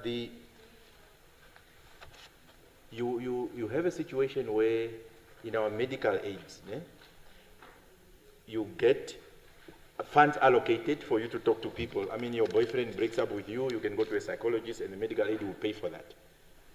Yeah? Problems that are socially created. Maybe you were drinking and the video starts circulating, and psychologists are there for that. But once you discover that you cannot give birth or you have fertility problems, the medical aid, biological problems, not social problems that are created by alcohol and videos, biological problems, the medical aid doesn't cover for that. Was it intrauterine insemination and in vitro fertilization? I mean, these young professionals, most of them go to South Africa for operations, those IVF operations costing as much as 100,000. They go and borrow money from that. But I'm sure a mere direction, a mere directive, even within your powers as a minister, our people won't be suffering and continue to suffer the way that they are suffering. Colleagues have already spoken about indigenous medicine. You know this acupuncture, what is it called? That thing, that's acupuncture, that's Chinese traditional medicine. We are now hearing that these things are being integrated into our hospitals, and we treat it as modern. Yeah? But whenever even strange things can actually be accommodated by this medical aid and things like that. Now massage nowadays are also part of a medical aid, but IVF and other things are not. Very strange things that are happening there. As my time is running out, I want to understand this 300 million that goes to Roman Catholic Hospital. Just an explanation. I see it there, but what is it happening with some agreement, or this is what happens? And what is the way forward when it comes to that? Also think about individuals who want to assist creating community clinics. Honorable Mongo and I were discussing how we can do that for our village. And then the government can take it over. Many people are also doing that, so you don't always have to have a budget, but champion that. Thank you. You can do that. Honorable Balotti.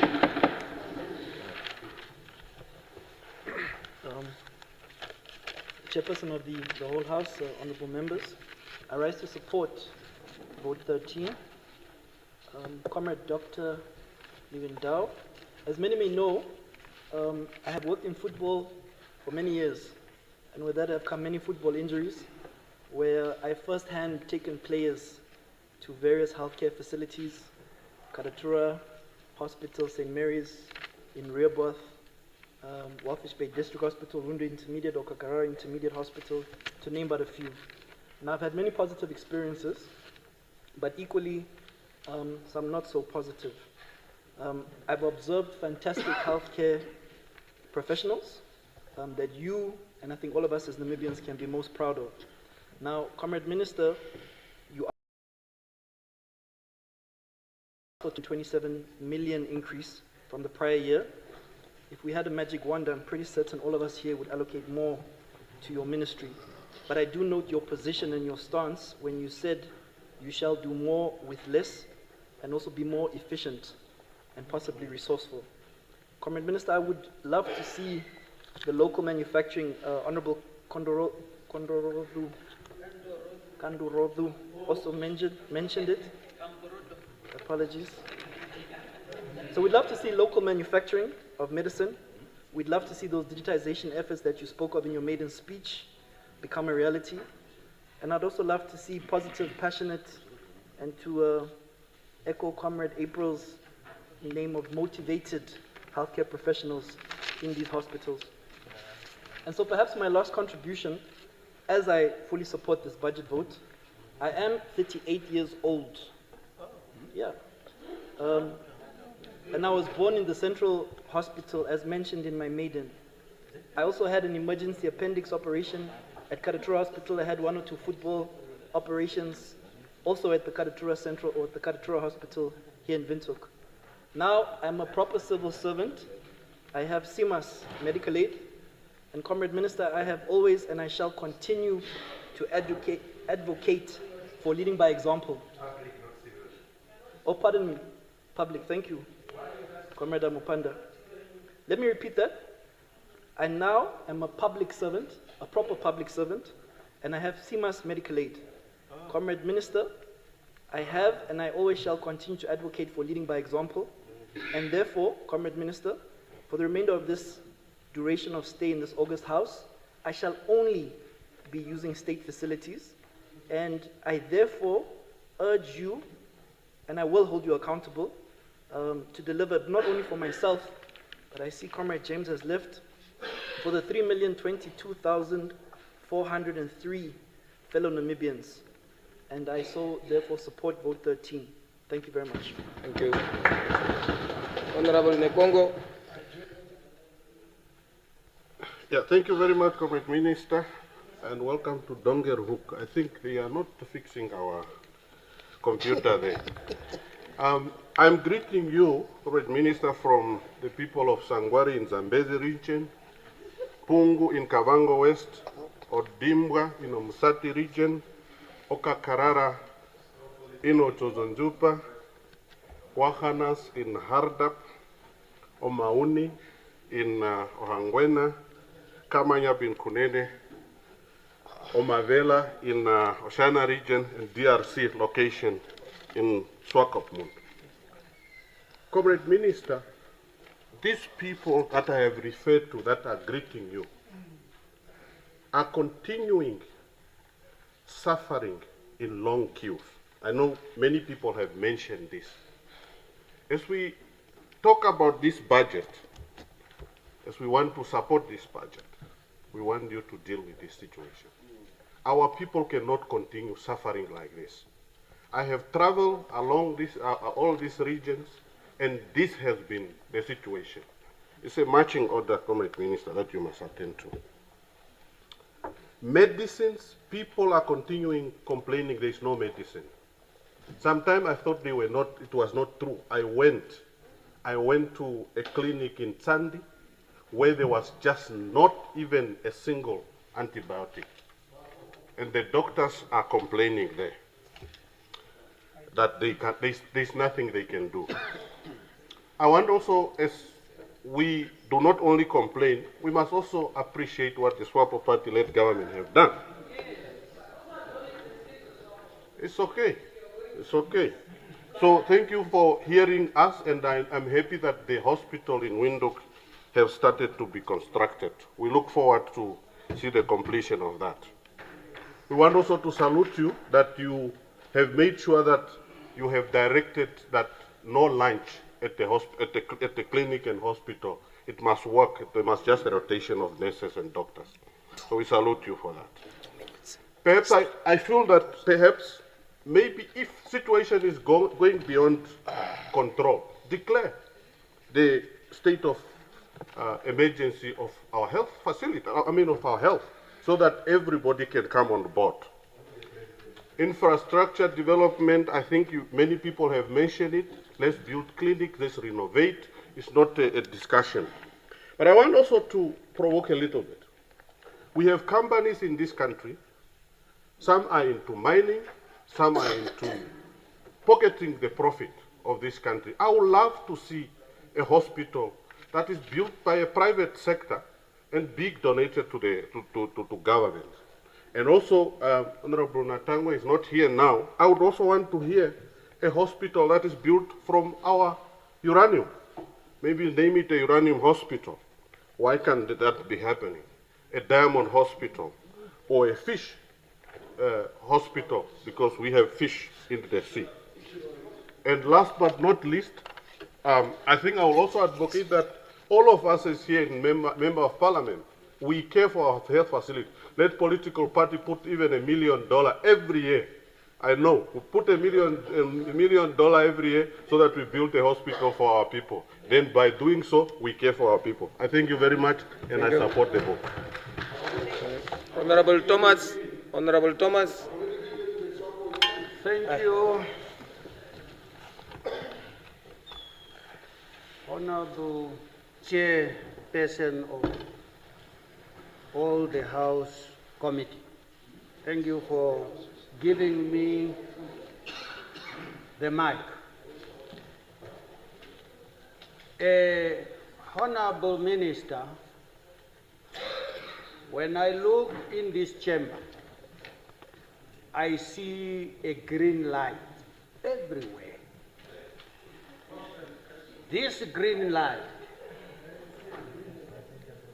they have got a language to speak. I want to translate the language of the green light here.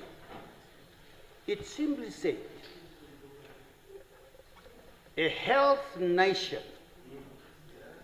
achieves the common goal.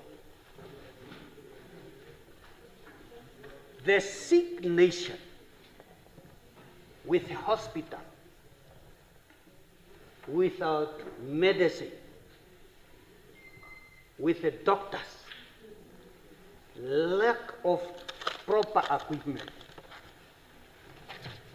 a nurse who do not know whether distributing a Panadol or can he change the description from the doctor. This part of these doctors, this nation, pays to the perishment. Now, I come back to your beautiful statement, Honorable Minister. The audience there, they are listening. The people on the gallery there, and in Katutula, and in Omboloka, there is Mashaka there, people there. They are listening and they are watching. They are hearing the story of Honorable Minister talking about the US aid, what the US aid have done, which is already forgotten, dead for 1,000 years ago. Now, my question is to Honorable Minister, what is your immediately alternative after the dying and the burial of the US aid? in order to rescue our nation. What is your plan now? Because people are dying due to malaria. How do you also want to assist the people with cardiac arrest disease? The people with cardiac arrest, with the heart sick. I think you are a doctor. Yes. Thank you. Yes. Thank you. Cardiac arrest. Yes. How do you assist these people? If hospital is empty, no medicine, nothing. Maybe you can explain to us how will you immediately arrest this sickness to these people? Thank you. very much. Honorable Ita.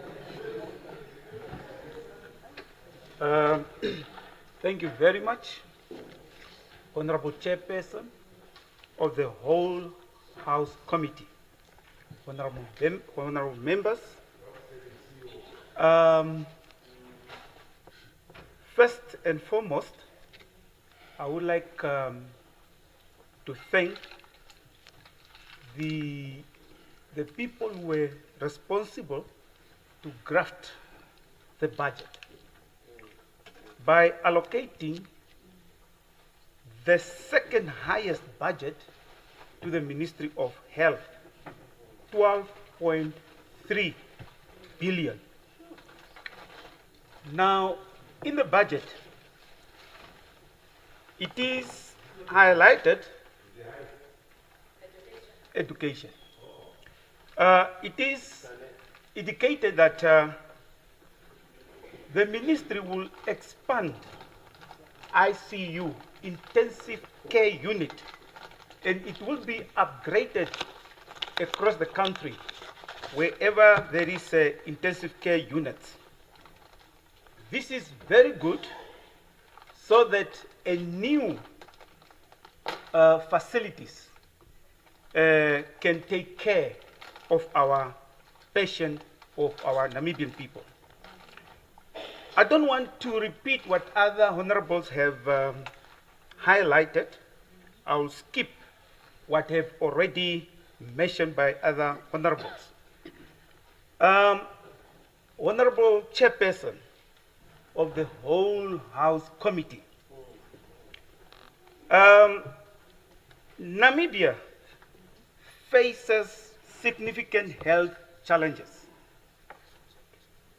and there is a higher burden of both communicable and non-communicable diseases. Especially tuberculosis and malaria is prevalent in this country. I would like to implore my honorable minister that in 2020, I met children or students who wanted to study pharmacology. Neither in South Africa you can study, neither in Namibia. Apparently it's only in Western countries and maybe Asian countries. Now, I would like to say that it is always good if we should encourage our people to study in Russia.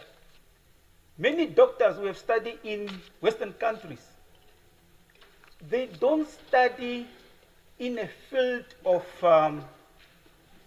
production, for example, to produce even a Panadol, but they are there for disbursement of medicine.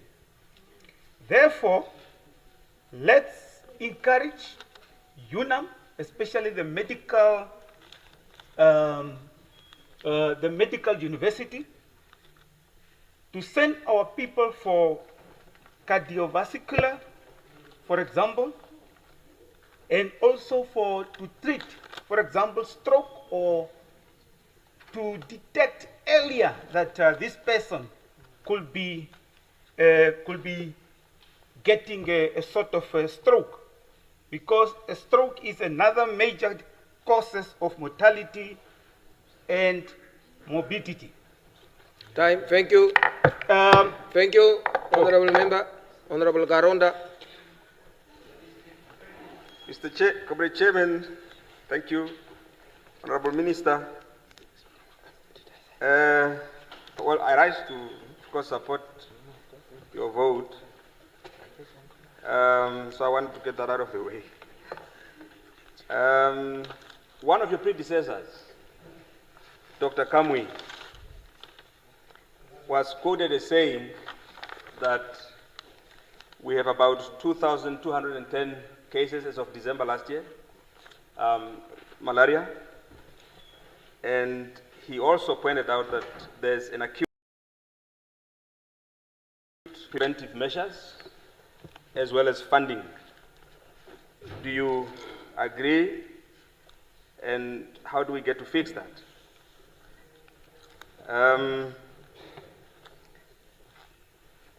Mosquitoes. What is it called? Malariology. The cockroaches, the mice, at our public health institutions, how much of a problem is that? Why are patients still required to carry their own blankets, eating utensils? What happened? I mean, the old system seemed to have worked okay. So what changed? Why has it gone backwards? We were never required to bring blankets during colonial days. I cannot overemphasize the need to improve service delivery, and I think others have spoken to that. I would want, however, to say, of all politicians, and I'm sure you felt the heat as you took office. If they had it their way, they would have toppled you. They would have ousted you. But I think of all politicians, you would probably be the one who would need to do a lot of traveling to go and see what is really going on firsthand, so that as you begin to macro-manage, you at least have a clearer micro picture. I was told that the contracts that your ministry has with a few of the security companies are such that these companies do not pay their employees on time. Sometimes salaries remain unpaid for extended periods of time.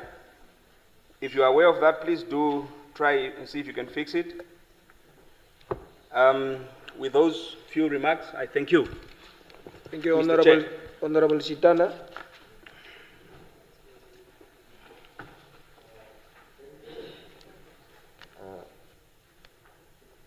On the 26th March, Honorable Minister, after her appointment, she was invited to the World Health Organization. And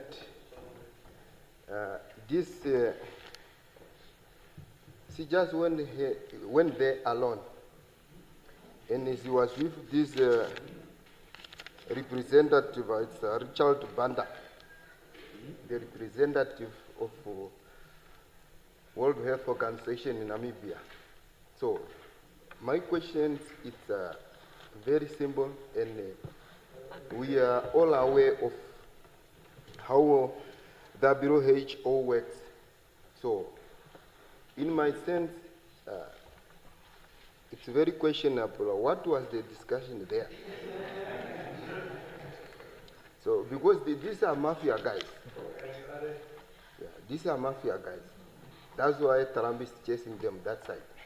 And we are accepting them here. So it was a concern that this is our sister, we need to protect her. She went there alone. Okay? She's the one writing, she's the one discussing with the guy only. So I think as men, we have a responsibility to protect our women in the country. So, and I'm seeing that this is a very, very important issue since this budget was mentioned. All the button went green. It's a clear sign that it's a concern.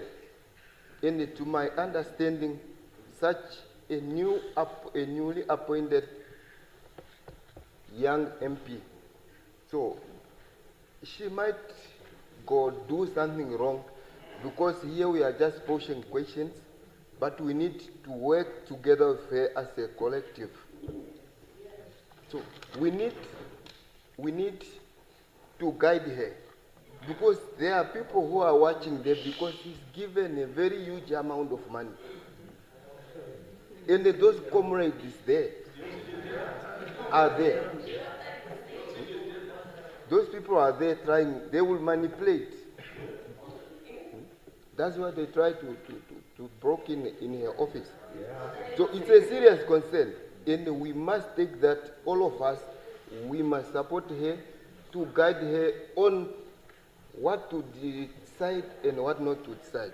Otherwise, if you are alone in a situation like that, this man will just go back in a problem like what has been happening, and then now all of us are blaming her. And she's just here for 3 months. So tell the comrade to stop inboxing. Thank you. Honorable Ngombe Ferdinand. Thank you, honorable members. Honorable Chairperson of the Whole House Committee, my contribution is on vote 13, Program 4, Developmental Social Welfare. I looked upon the achievements of 2024-2025 and planned activities for 2025-2026. I received a challenge in my brain to just understand that what the Honorable Minister has started off with, point 13, says that in social welfare, the ministry advanced efforts to support vulnerable populations. Excellent. I really appreciate that. But then the next line, rehabilitation and support services. The Etegameno Rehabilitation Center. That center, I want to ask, is it the only center which is rehabilitating everyone in this country, or are there other centers? Why are they not mentioned if there are other centers? If there are none, it's very disappointing to see that a whole big country like this having only 16 beds in that specific rehabilitation center. Looking upon this, that is now the achievements of 2024-2025 that has been stated here. So, when I look upon what this country is having at its own display currently, we are having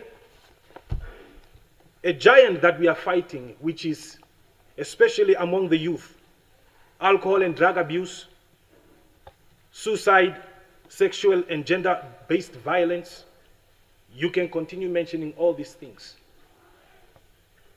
Now, looking at this one center that has been mentioned here, it is truly disheartening to see that this monster is among us, killing our children.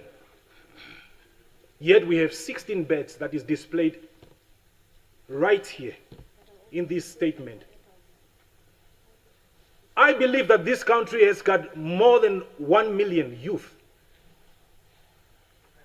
I personally believe that the 16 beds cannot serve the purpose that will really change the course here. I look upon this, and again, the same center is going to receive expansion. What about the rest of the country? There are youth in Soresores, Anikab. There are youth in Omaruru, Omashete. There are youth in Wolfish Bay as well. There are youth in Kietmans.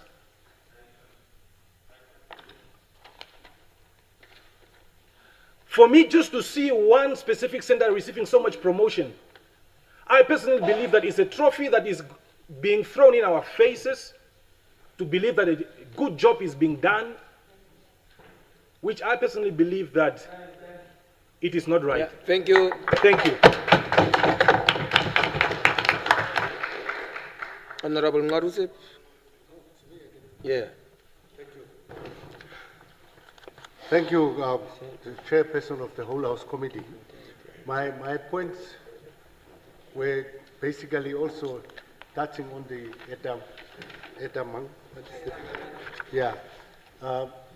As we need not to tell us here, there is a heavy prevalence of alcohol and drug abuse in our respective communities.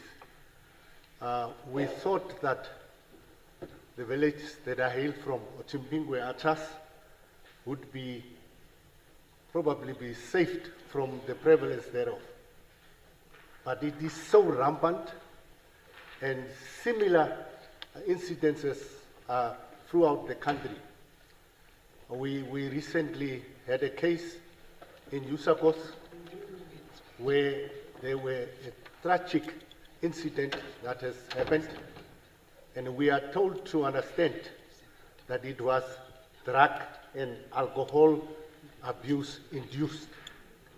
Now, if that is the case, Comrade Minister,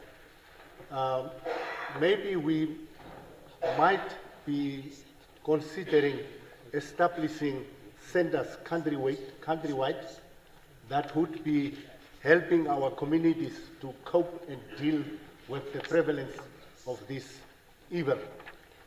And the other thing that I also wanted to commend you as a minister on behalf of our government is the availability of dialysis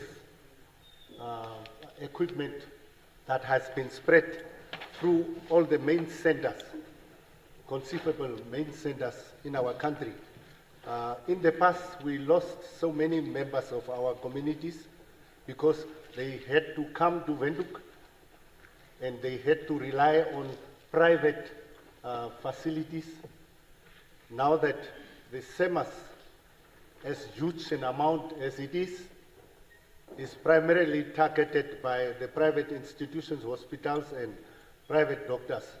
If we could really upgrade the facilities, as you are saying in your statement, where everyone could go to the private facilities with medical benefits schemes, so that we can, through that, boost the coffers of the public facilities, that would make my day, and eventually also many voiceless masses out there. I'm borrowing from my brother there in the corner. So with that, you have my unconditional support for this vote, because throughout the years that I was in my previous life in Parliament, I have always supported ministers of health and social services, because I have a vested interest in the ministry, because my wife was a professional nurse. I have disclosed so many things. Thank you. Honorable Angula. Right. Thank you, right, Honorable activist, chairperson of the whole House Committee. And yes, if you can call him comrade, why can't I call him activist? He belongs to us here. Here in this committee, he belongs to all of us. Well, Honorable Minister, just to get it out of the way, it's always a pleasure for me to support a vote on funding public health. I would just like to draw one thing to your attention. I have not seen, and this is something that I'm talking about from personal experience, I have not seen accommodation facilities anywhere for people who accompany patients. And it's a very big problem because to the year, last year, I think around the 8th or the 9th of March, I had accompanied my 6-year-old daughter to have her tonsils removed. She had a tonsillectomy at Oshakati Intermediate Hospital, and I had to use my jersey and my shoes as a pillow that night when I accompanied her on that hard floor.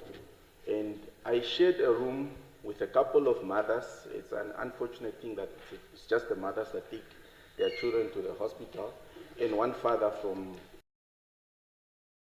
But it was a very difficult experience for me, because even in the mornings when we had to wake up and go brush our teeth and use the amenities there, me and the other gentlemen had to wait for the ladies first to use the facilities before we can go in, and they were in a dilapidated state. I don't think I can emphasize that even harder. So, but the staff, and I want to really applaud them, the staff at the Shakati Intermediate Hospital were doing a very great job under normal circumstances. They were taking these buckets and giving us hot water, so we had to line up in a queue. And the whole experience was just, for the children who are the actual patients, I think it was much better. They slept on beds under mosquito nets, but for us as parents, I do not lie to you, I slept on a hard floor just because I'm waiting for my 6-year-old daughter to have her operation done. And it was 3 nights in total. So the next day I had to go home and just go and shower because I couldn't. I think it's very important that even in the MTF, we look at building facilities for people who are accompanying the patients, especially the children and the elderly. I've seen a lot of people accompany their elderly parents and grandparents to hospitals, and especially the expectant mothers. It's a very sad sight to see them lining up with these little tents that we take to the weddings and funerals, and they are lying there on the hospital premises. And this problem is very prevalent at Ngela Hospital, where I was born all those many years ago. And I think in conclusion, one of the things we can try doing is also going into public-private partnerships. If there's entrepreneurs out there who have the means that can build accommodation facilities, especially on many of our public hospitals, there's a lot of space. Maybe we can go into that, we can create employment, and we can also generate an income for the local economies, all based on these medical needs. So that's something that I really seriously want to look into. And once again, I support the vote. Thank you. Honorable Ikola. Minister, I want to appreciate you for attending, I don't know if it's a conference or a workshop that you had with health professionals, which are not just doctors and nurses. And this is very important because a lot of us, all what we think or what we think is just that health is only composed of nurses and doctors, but there are also people such as social workers, environmental health, biomedical engineers, dentists, counselors, you mentioned it. And these people need to be supported, they need to be recognized, and they also need to be included in each and every program or capacity building that the ministry will do. And I believe you will definitely do this since you have recognized them a few days in your office. Minister, as we are so much talking about improving healthcare services, but we need to take care of our healthcare service provider, as I've mentioned them. In hospitals, you find, of course, these people are frustrated because of the factors that we have mentioned, but considering the immense stress that our frontline health workers face daily, is there a structured provision for counseling and psychological support within our public hospitals for them? Is it the assumptions that they have medical aid, they must go look for counseling? Because sometimes when they are stressed, they need just proper counseling and they go back to the work.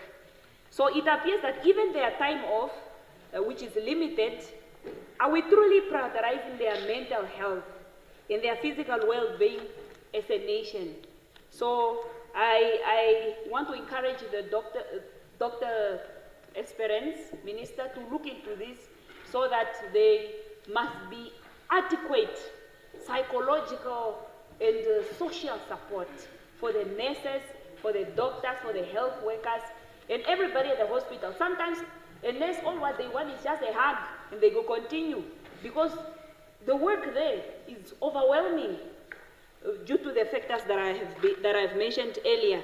And while my time want to leave me, Honorable Minister, are you aware of Namibia Essential Medicine list, name list?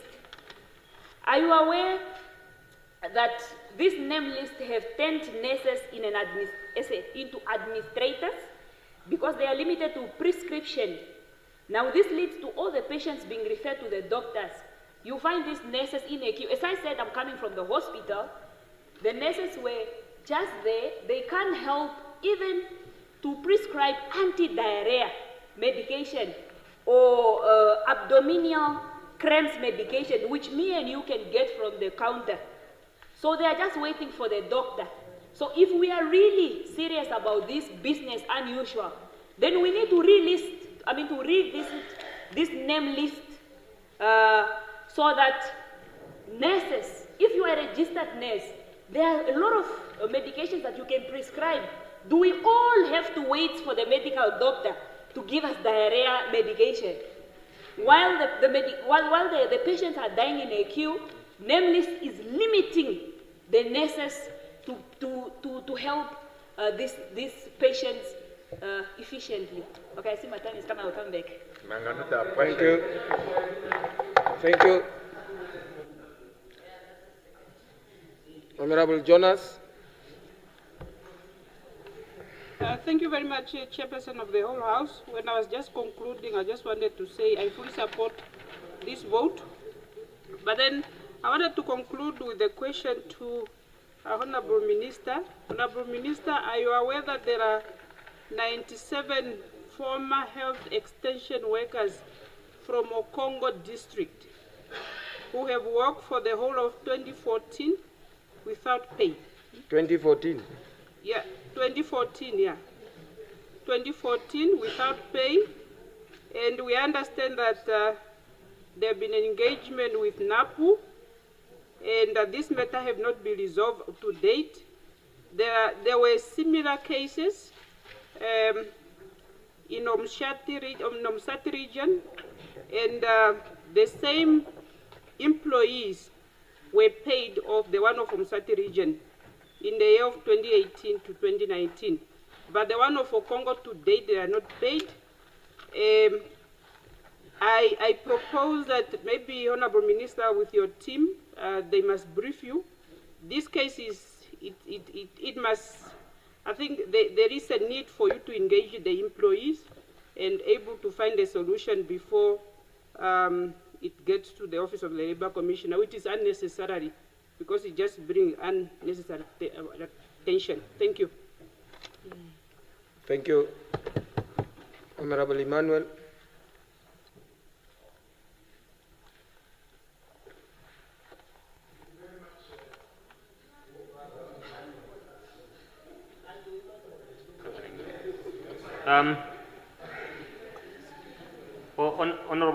Honorable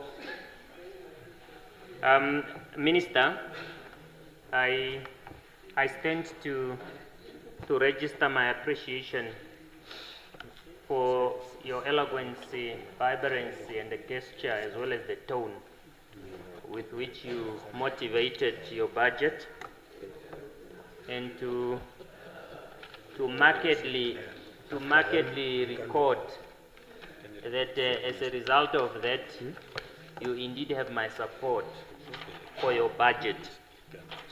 But just before I take leave, I want to find out one thing, and this is in relation to the donation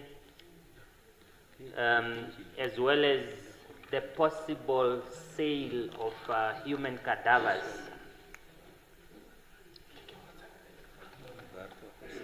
Human cadavers.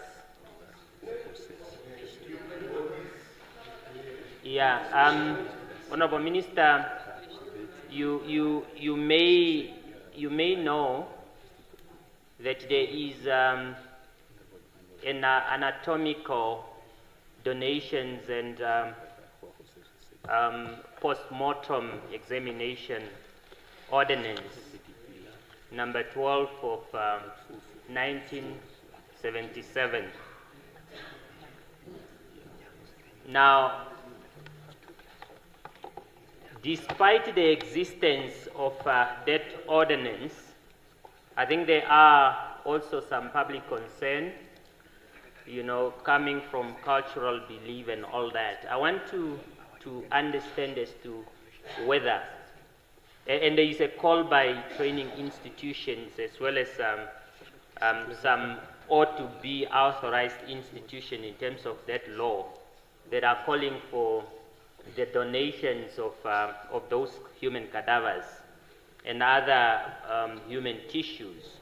I want to know whether there is a strategy in place on how to balance so the existence of that law vis-a-vis some objections that are there. But I also want to indicate that it seems that you know, individual people cannot sell their body tissues or their cadavers. But it appears authorized institution, if you have regard to Section 11, once they then get those bodies, they can then sell those organs. I really just want to see whether there is a strategy in terms of how to balance that. You know, or there is a policy positions by the ministry on how to go forward with those you know, contradicting views within that we live with. Thank you so much. Thank you. No, sorry, Honorable Mkapuli. I think we'll go back to Honorable Likando. There was just a glitch there. Yeah, thank you. Honorable Kapuli, you will be after. It was him. Thank you very much, Honorable Chair. I'll be very brief. First and foremost, let me concur and appreciate the maiden statement given by my brother, Honorable Susuku, that indeed there is a need for a clinic. However, we are informing the nation there was some slight miscued information on the distance. Kasika is... No. Kasika... No, honorable members. Kasika... Honorable members. No. Kasika... No. Please sit, honorable members. No. Yes, let me hear.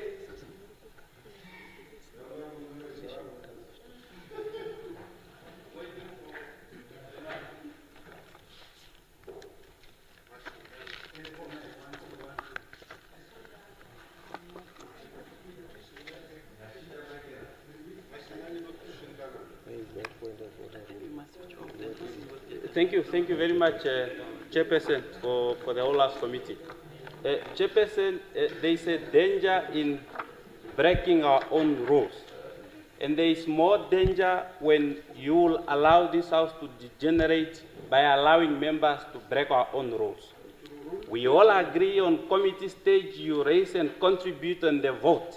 The honorable member on the floor rather took the floor to respond on the maiden speech of another member of the House. Now that is wrong, Honorable Chairperson, and it must be corrected as such. Okay, thank you. But he is praising him. Thank you, honorable members. But why did he lie in the maiden speech? Honorable members, we are at committee stage. The honorable member has taken the floor to contribute. So let me hear him. The same way I've heard you, let me hear him. Yeah. Because that's the only time. Because I don't know what is the member going to allude to. Yes. Thank you. Thank you very much. Thank you very much. I humbly agree that and concur that the clinic at Kasika is needed, given that the area is situated within the Kaza area, and there's also a need, maybe inform the Honorable Minister that the nearest health center, that is 5.5 kilometers from Kasika, needs a periodic doctor and gradually a permanent doctor around the area equally so. Therefore, we equally appreciate that the ministry has provided to finish the clinic at Muzi, which is this clinic. No, honorable member, just sit down. Take your seat, honorable member. No, you want the point of order, Mus. Yeah, now I say take your seat. Please. Honorable members, you see there is a difference between a member who seeks the floor. Just sit, honorable member. A member, and they will have now issues with time. There is a difference. The member also, I have alluded him, he wanted to take the floor on a point of order. I have ruled him out.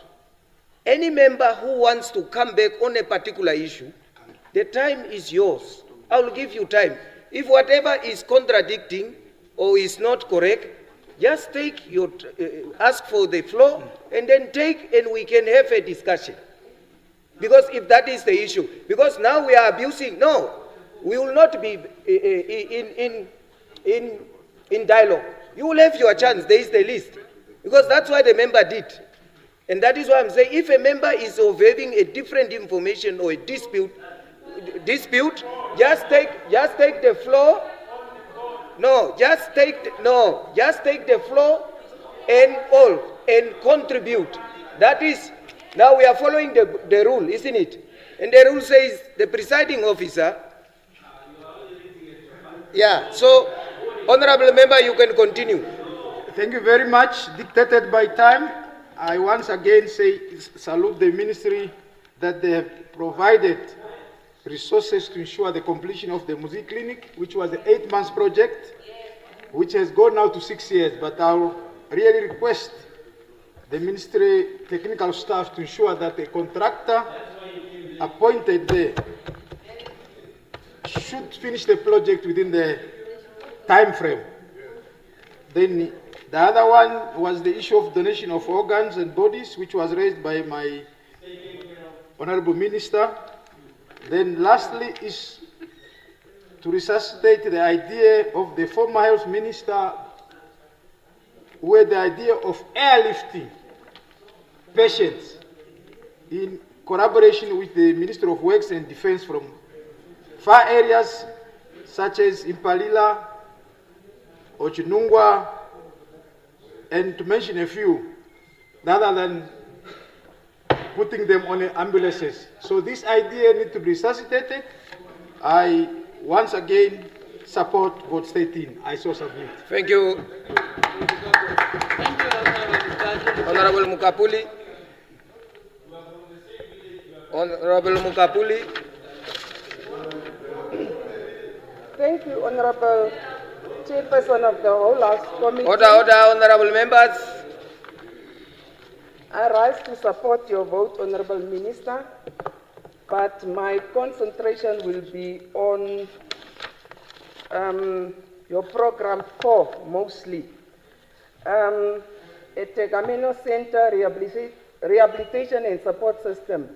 I do agree that Etegameno Center, which is only capacitated with 16 beds, is not enough.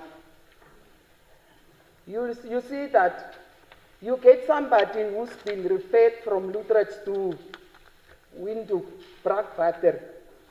it's very far. It's very far, and maybe if we really look at the outcry of the country, because we do have a challenge and a big issue of alcohol abuse in the country. My second point is the family and community support. Community support, the initiative on the mental health. Maybe we really need to have more, because the mental health is a reality currently in Namibia, even though we don't talk about it. But we don't talk about it because of the stigma included in the mental health. Currently, our country is in the limelight. Oh, okay. Stop the time. Stop the time.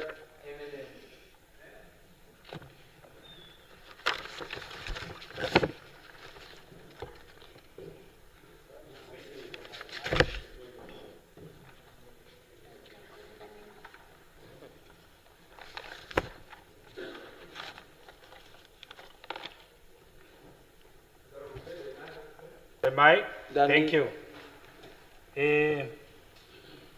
This is an august house, an honorable house, a house that makes laws. I rose under Rule 82(1). Members must refer to each other in respectful terms. I witnessed the member on the floor, and I know the chairperson also witnessed the member on the floor throwing arms towards the member, Honorable Mwashingange, throwing arms, and the whole nation is looking at that. And the chairperson is also looking at that. Ask what That Mr. there's no respect to the member and the other member. No. So we need to Each treat member each manners other also. with respect. She is a senior member. We need to learn from her. Why is she behaving in a disrespectful manner like that? Throwing arms with the young member here. She should control and teach the member, not copying from the member. Thank you very much. Yeah, honorable members, we've been, honorable members, that's my word. Hello, honorable members.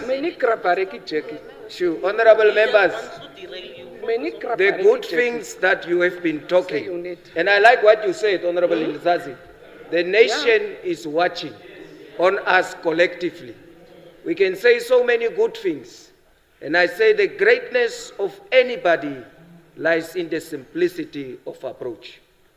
The greatness of this institution, whatever people that we are talking to represent, lies in the little things that and if we can't find common ground in terms of tolerance. And what I've seen is both sides. Simple words that I started when I presided. 2 wrongs has never made 1 right. And it takes 2 to tango. It takes 2 to tango. Exactly. This one might be a reaction caused by an action.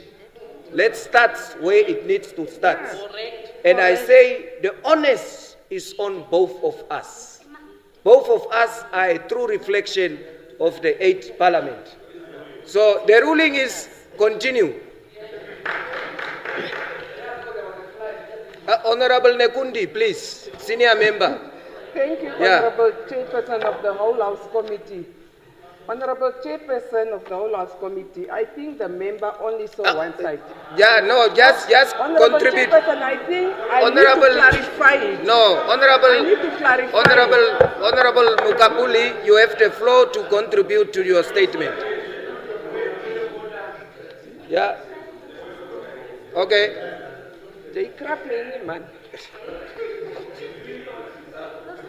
Yes, Honorable Kandorodu. I want to deal with Can you call for a break For what? For what? Why? No, normally, traditionally, What is the when point of order? traditionally when a man talk, ladies. No, what is the point of order? This is not you ask the floor for a point of order. That is abuse. Okay. We are not here to be abused. Oh. Where are you Okay, coming my from? point of order is, can we We are call not for here a to be break abused. and we substitute you with the deputy chairperson? Okay. I thank you. Thank you. Continue, honorable member. He's capable of doing his job. Thank you, Honorable Chairperson of the Whole House Committee. Let me continue with my contribution, Honorable Minister. I think that especially on the issue of mental health, as I previously alluded that Namibia currently, we are really facing a very big challenge with the mental issues. And maybe we really need to talk about it so that the discrimination and stigma can also be maybe minimized. The issue of the suicide prevention. Currently, we are in a silent crisis as a country.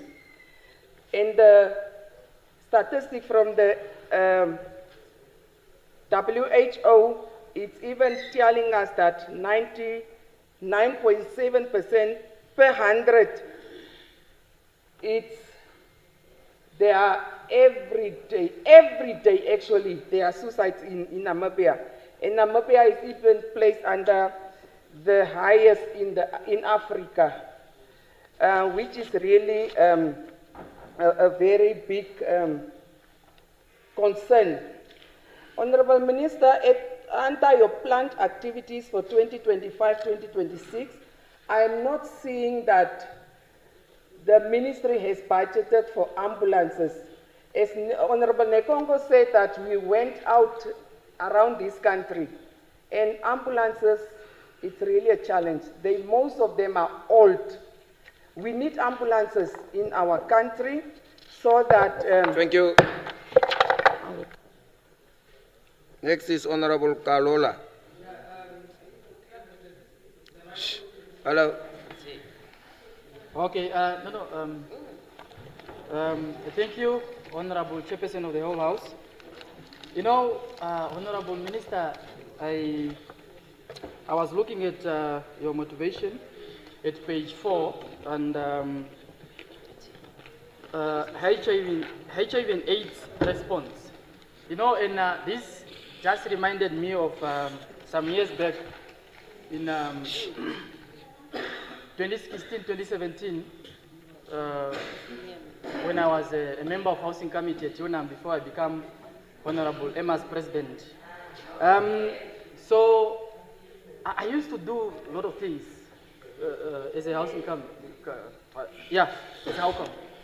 And one of the things that I used to do is to distribute condoms. I used to distribute condoms to a lot of students. And now,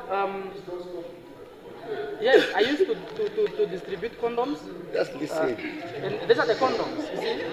Yeah, I used to distribute condoms back then. So please, yeah. So, but now, they are quite rare. That's why I'm ready to distribute again.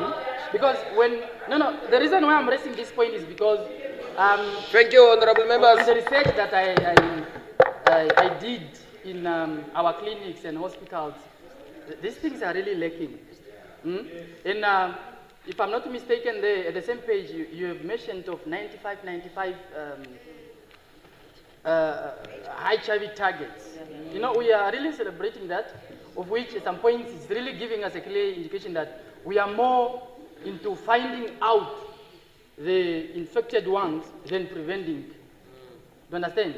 Now, I want to understand your ministry. Are you done fighting HIV? Are you really done? Or what is the meaning for this that we are lacking condoms in our clinics and hospitals? It's a very important, and also public institutions, they are lacking. including our clinic here. So the clinic is just missing here, condoms. here, so they are really lacking. So I think you should do something as a minister and as a ministry and make sure that you procure many condoms to the nation, more especially to the young people like you and I that are quite sexual active. You understand? So it's better to prevent than to cure. So thank you so much. I'm not saying that you should use middlemen, but you should use your ministry to procure these very important things. Okay, perhaps you can come and get. Thank you, Honorable Emma. Thank you, Honorable Chairperson. Honorable Kalola must only talk about his own sexual activity. He mustn't include other people. Honorable Chairperson, I rise to support vote 13, allocated in a full amount of 12.2 billion, which comprises 11.5% of our total budget expenditure. And this is significant because not many. It's true, we must, because it's important when we do well that we say we're doing well. So this allocation really, we must applaud the Ministry of Finance and the Ministry of Health for working with such big amounts of money towards our healthcare facilities. Honorable, I also like to declare here that through NAPA, myself and Honorable Lucia Ipumbu used to distribute condoms also. You know, it's not an isolated event, because we understand the importance of HIV response in this country, and that's what my contribution will be on Program 3 around public health. Honorable Minister, under this particular program, achieving universal health coverage requires us, in my opinion, to end AIDS in children. Because at this point in time, when we have the prevention of mother-to-child transmission, which have been successful, it's really unfathomable that we still have, you know, children being born with HIV and AIDS when we have preventative measures to ensure that they're not. At some point, it needs to become archaic. And I think in this way, we can truly find an extension to ensure that we grapple with HIV new infections in children and adolescents and arrest them. And that's why I'm happy, Honorable Minister, that on page 4 of your motivation, with the allocation of 114,365,000, you are looking at disease prevention and control, immunization and maternal child health, as well as health promotion and HIV and AIDS response. And this is where I come in, Honorable Minister, to say that we need to strengthen our advocacy for an AIDS-free Namibia and close access and service delivery gaps, especially for children, because we cannot have children being born with HIV and AIDS. But particularly around the program on health promotion. Honorable Minister, I'm worried. We are having young people, you know, getting strokes, getting heart attacks, 30-year-olds, 40-year-olds. And I'm wondering, is it the food we eat? Is it the health lifestyle? It's scary. And I'm really hoping that through your advocacy and the programs of your ministry, we can focus on prevention versus treatment. Because at some point, I don't want our health facilities flooded by people because we are not taking care of our health, because we're not taking the necessary steps to take care of our health. So if we can take a preventative approach, we can reduce the number of people that actually need these healthcare facilities so that we can focus on those that would actually do so without looking at diseases or illnesses that are caused by lifestyle. And finally, Honorable Minister, we must also look at the resurgence of eradicated diseases. The honorable members here were talking about malaria. Of course, we cannot control that during particular heavy rains and when you get floods, that the water will stand and of course will attract malaria. But I want to raise the issue of immunization, Honorable Minister, that because of the lessons we got from COVID-19, parents are reluctant to take their children for immunization. We'll find ourselves having to deal with polio that was successfully eradicated because there's now fear of immunization. We really need to expand those programs. Thank you very much. Thank you. Honorable Sirka Usiku.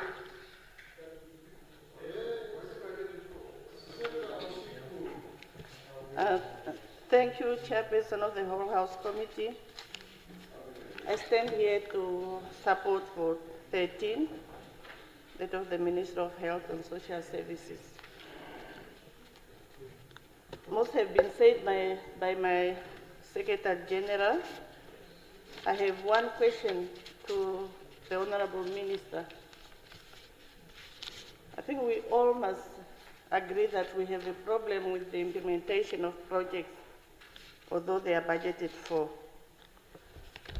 On page 7 of your statement, Honorable Minister, under infrastructure development, you mention only Windhoek District Hospital, which will be constructed during this period.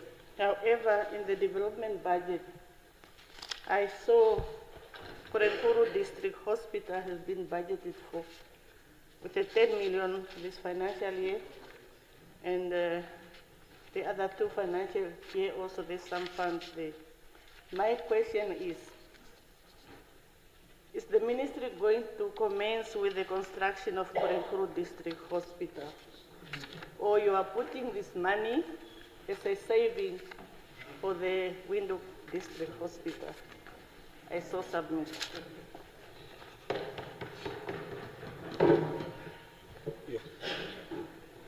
Honorable Mbinge. Oh, Honorable Venani. This condom distributors. Thank you very much, Chair of the Whole House Committee. Minister, you are displaying energy, passion, and for that I congratulate you. I also want to welcome my dear Honorable Dhamwani to the House of the People. Welcome. Where's the fish? We will be talking too much with you and quarreling too much. You would not even realize that I'm Yoshiramo. It will be fire and fury because agriculture is something very close to my heart. Minister, you have beautiful eyes, I must say. No, she does. No, I'm not withdraw.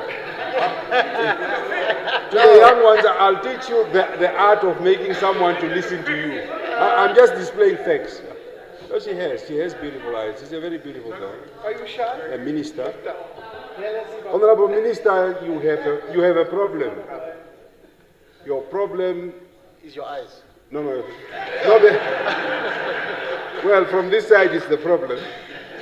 But your problem is the pharmaceutical industry. The amount of money that we are spending on acquiring medicine. You are spending 1.2 billion from the ministry. Independent insurance companies are spending 800 million, close to $1 billion. SEMAS is spending $1 billion. So we are talking about a cartel of 3.5 billion, and that's the problem with the health. Yes. The problem with the health lies with accessing pharmaceutical products, where people want to buy Range Rovers, new farms, they go to the lowest, low-grade medicines, get tenders, buy the lowest grade, and make over-profiteering on the pharmaceuticals. If you really want to change health, it starts there. It starts at taking on an organized cartel to stop over-profiteering on the lives of our people. That's number one. 2, your second problem is, I'm sure, you see, I told you yesterday a beautiful woman is seen by many men. Now they are talking about the eyes. They were just shy to talk about your eyes, but you have beautiful eyes. I give it to you. Honorable, your second problem is the insurance companies. People like me and Swartboy joining the queue of Narusep, Shaningwa, and all of them, the older we are getting, the more we must pay for medical aid. We need to reform the medical aid, because medical aid are no longer saving the populace, they are saving their pockets. Correct. For as long as if the health sector is only benefiting and profiteering, over-profiteering, I have no problem with profit, but I have a problem with over-profiteering. That needs to be addressed. Auserkeer, Noord-Oever, my friends, Madam Minister, I want you to visit these areas. Ausenkier, a place that has more than 18,000 people, only receive a doctor probably once a month for 2 days. Yes. Come on. That can't be acceptable by all standards. Send doctors, permanent doctors to Ausenkier so that our people are getting the necessary service that they deserve. I really would want to come back, but Muzi, I was in Muzi myself, in the floodplains. A beautiful edifice is built there, not completed. Okonjatu, same problem. Thank you. Honorable Kashingi Siwa.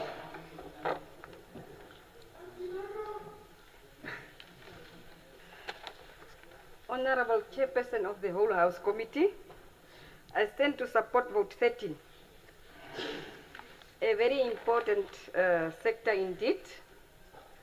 Honorable Minister, thanks for the excellent outline of your ministry budget. As we all know that in recent years, issues of mental health had increased. The unfortunate part is that there are only 2 mental health centers and very few psychologists working for the state in our country. Now, I remember that last year, a motion was moved in this beautiful house of us about mental health. And then there were recommendations done.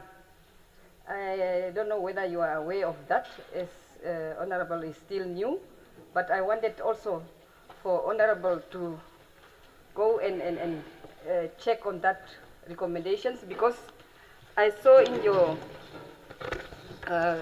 speech that 16.2, the infrastructure development, the mental health renovations and construction was not mentioned, but we have recommended that we should have mental health in the different regions so that we can move on working on mental health. Honorable Minister, I remember that I watched a video of you where you were kneeling down and helping some patients there, which was a good thing. But I can also see that you are able to help us. You have that mood to help us, but as I'm seeing also here in Parliament, I know and I'm aware of that you will know that we are also in need with that mental health. Let me just make an example of a small thing. I know Honorable Venani, when he's defending something, he's always proper, soft, and defending it in a good way. But let's look to just an example of IMS. He will stand up and throw arms and shout and so on. So it's just an example. It's not the reality. So no, it's just it's an example. It's not a and reality. even the owner is not It's just offended, the he's name. laughing. The owner of the name. Okay. It's an example. Take it in that context. Yeah. Yes, it's an example. Continue. Now that one, and yeah, that shows sometimes that mental health is among us. Let's look to, for example, some people are standing at one topic 10 times. What is it showing? It might be mental Point of health. order. Oh, okay.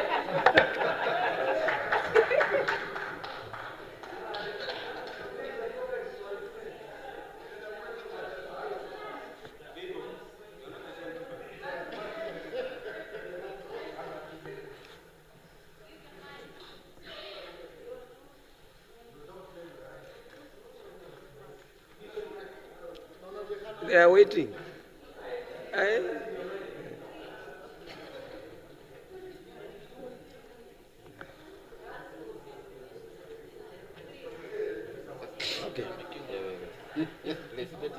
I rise on rule number 97, imputations of improper motives and all personal reflections on a member's dignity, integrity, dignity are highly disorderly.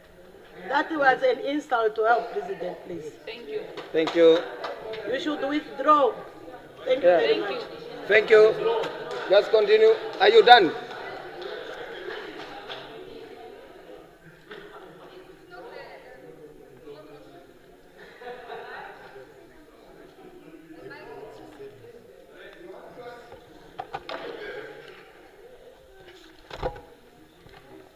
That was just examples of mental health, just for us to know, but it's not the reality.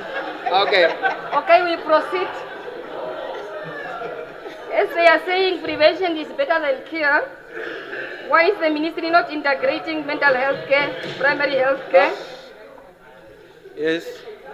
Yeah. It's not the reality. I don't mean that that person is. Okay, thank you. Time is up.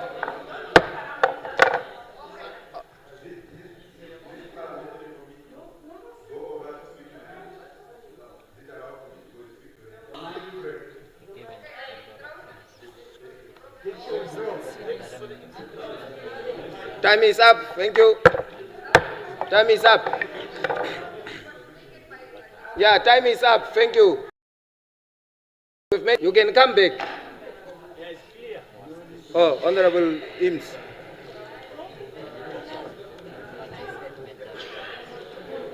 Thank you, Chairperson of the House, of the Whole House Committee.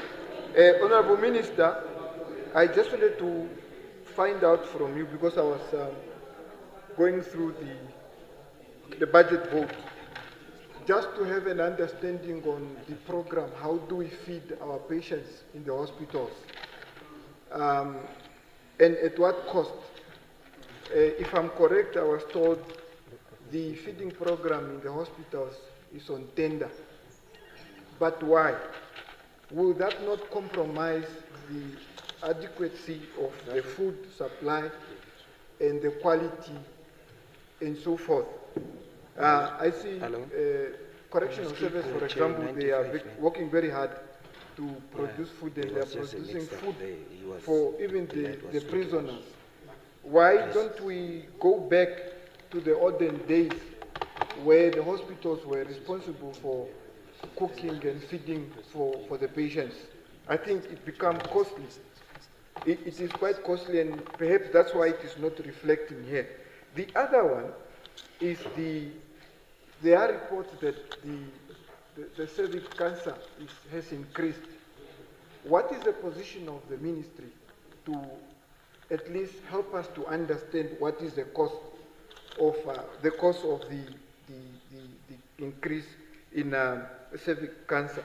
The other thing, perhaps we should look into having a monthly program where your officials can go, especially in rural Namibia, to do free screening, especially on our women when it comes to cancer, and men as well, pap smear and all that, so that because the reality now is that our people only find out when things are really bad, and then they are thrown into the buses from Katimamulilo to Central Hospital. It is really not helping us, and you know how difficult it is. Not all of us take it so lightly.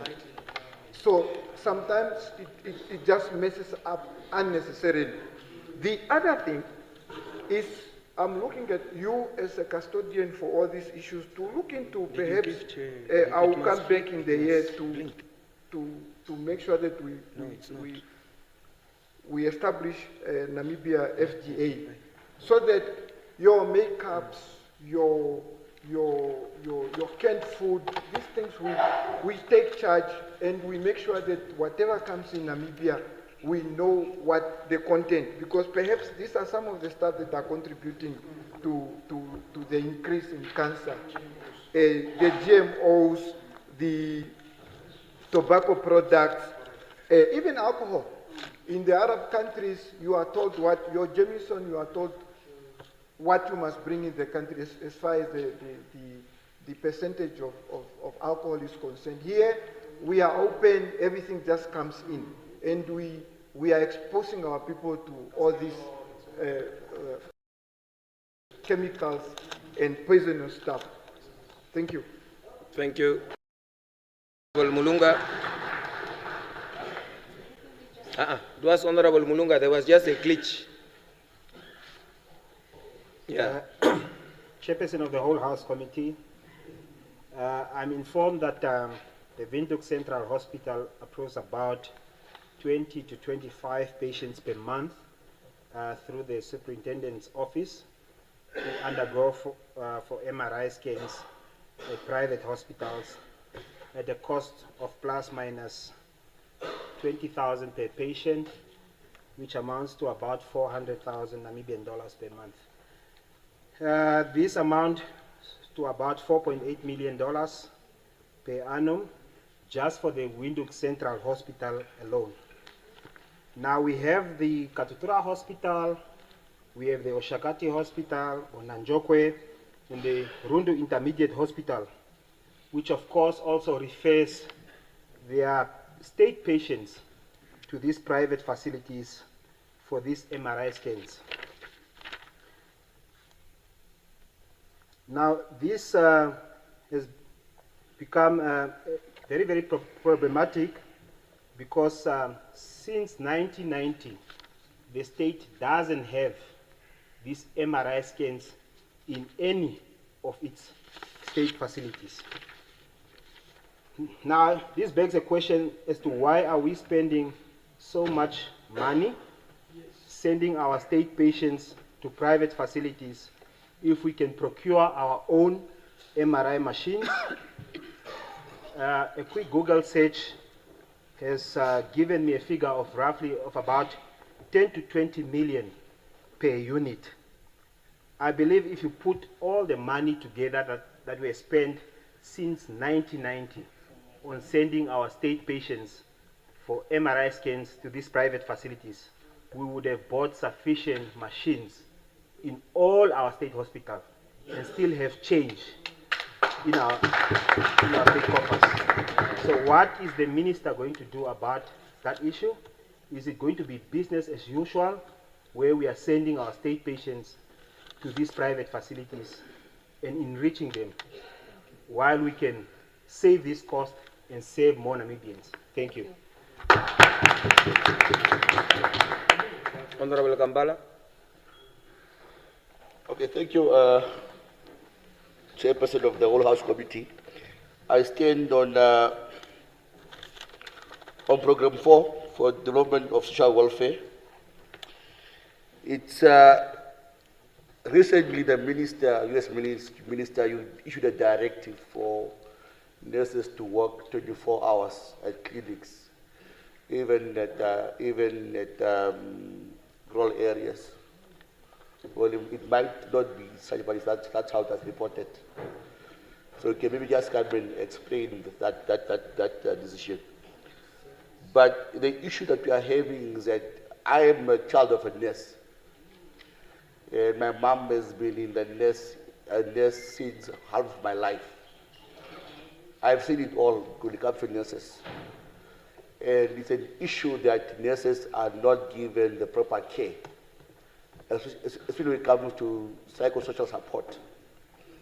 Because in some instances, these nurses end up being doctors, end up being healthcare workers, and then end up also being paramedics, where they have to do whatever somebody else's job they end up doing themselves.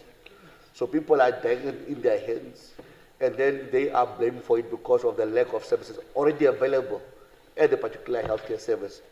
So I just want you to ask and implore you that we understand that the crisis that we are in, but you also say that let's also appreciate those workers that are in the rural areas doing the most that they can with the little help that they have, by according them the necessary social support, be it mental health and all that, just to ensure that once these people come from their duty stations back home, they are still human beings, just like you and I here. When we live here, we ensure that we are still human beings. So let's ensure that for our healthcare workers at least, that issue is sorted. The other is this deal that the ministry is having just like Honorable Lunga mentioned now, where the ministry has an agreement with certain private institutions where they are able to take patients there at the cost of the ministry.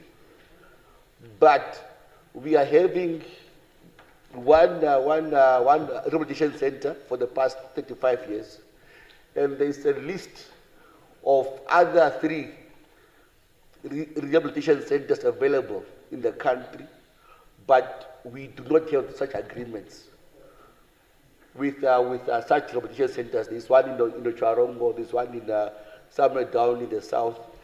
Why don't you have these same agreements with rehabilitation centers? We already know we can't afford, the 16 beds that we have is not sufficient. So we need to ensure that at every level we have at least managing something, and not just letting our people remain on the streets. The last one is on youth. Honorable Tofel mentioned a institution which is called NAPA, which runs youth programs on. But we're not seeing these things happening here in the budget in terms of HIV response. Because you know for a fact there is no condoms in the country, but even the report does not even mention it and how we're going to respond to it. So please, Minister, we need an answer on that one, please. Thank you very much. Thank you. Honorable Tayele. Thank you so much, Comrade Chairperson of the whole House Committee. I'm rising to this very important You want the floor? On 81-1. Quote it. Every member desiring to speak must signal his or her intention via electronic or other acceptable means and address the presiding member. So I'm desiring to address you on an issue of procedure. Yes, you have the floor. When I check here on the monitor, we still have a lot of members who desire to air their views. I'm not hindering their views, but if you listen to all the speakers, they are repeating. Like, for example, Honorable Kambala was just saying, like what Honorable Mike said, it's already addressed. And the other members are addressing issues that were already raised by the other members. So why can't we know this vote is a very important vote. Even the minister is now not taking the notes because she is tired now. She needs to answer these things which are very pertinent to us. If we will make it a talk show that I also want to be seen that I speak in the parliament, she will not do the correct thing to answer us correctly, because these issues are very, very important. We should not make this, it was raised there that it's not a talk show here. We need to raise issues, and once they are raised, let's leave the minister to address the important issues. We can't be repeating the whole afternoon, the whole evening. No. Thank you. Honorable members, but that one is not the call of the presiding officer. Mine is to give the floor to members as we have agreed. Thank you very much. It's more. Thank you. He can go if you want to go. Come again? No, don't address the. You are eating up your minutes. You are eating up your minutes. Okay. The light, wait for the light. Wait for the light. No.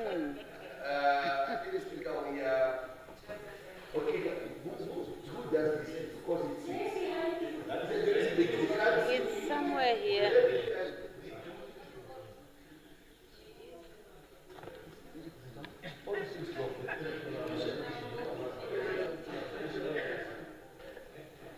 Okay, yes, thank you very much.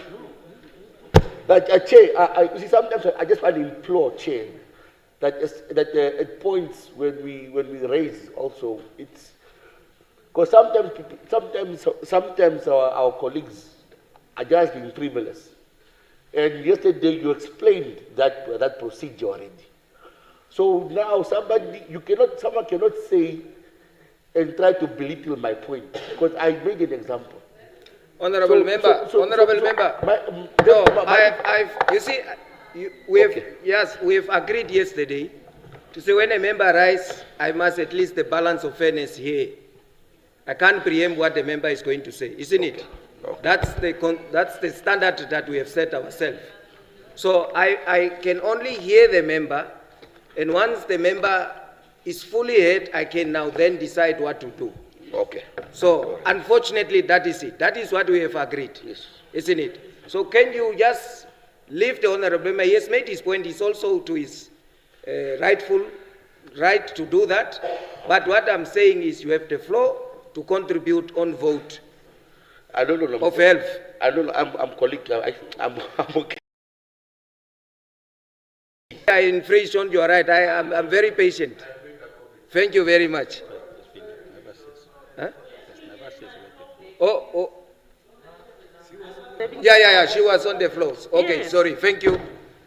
Comrade Chairperson, you see the problem is the very people who will stand up.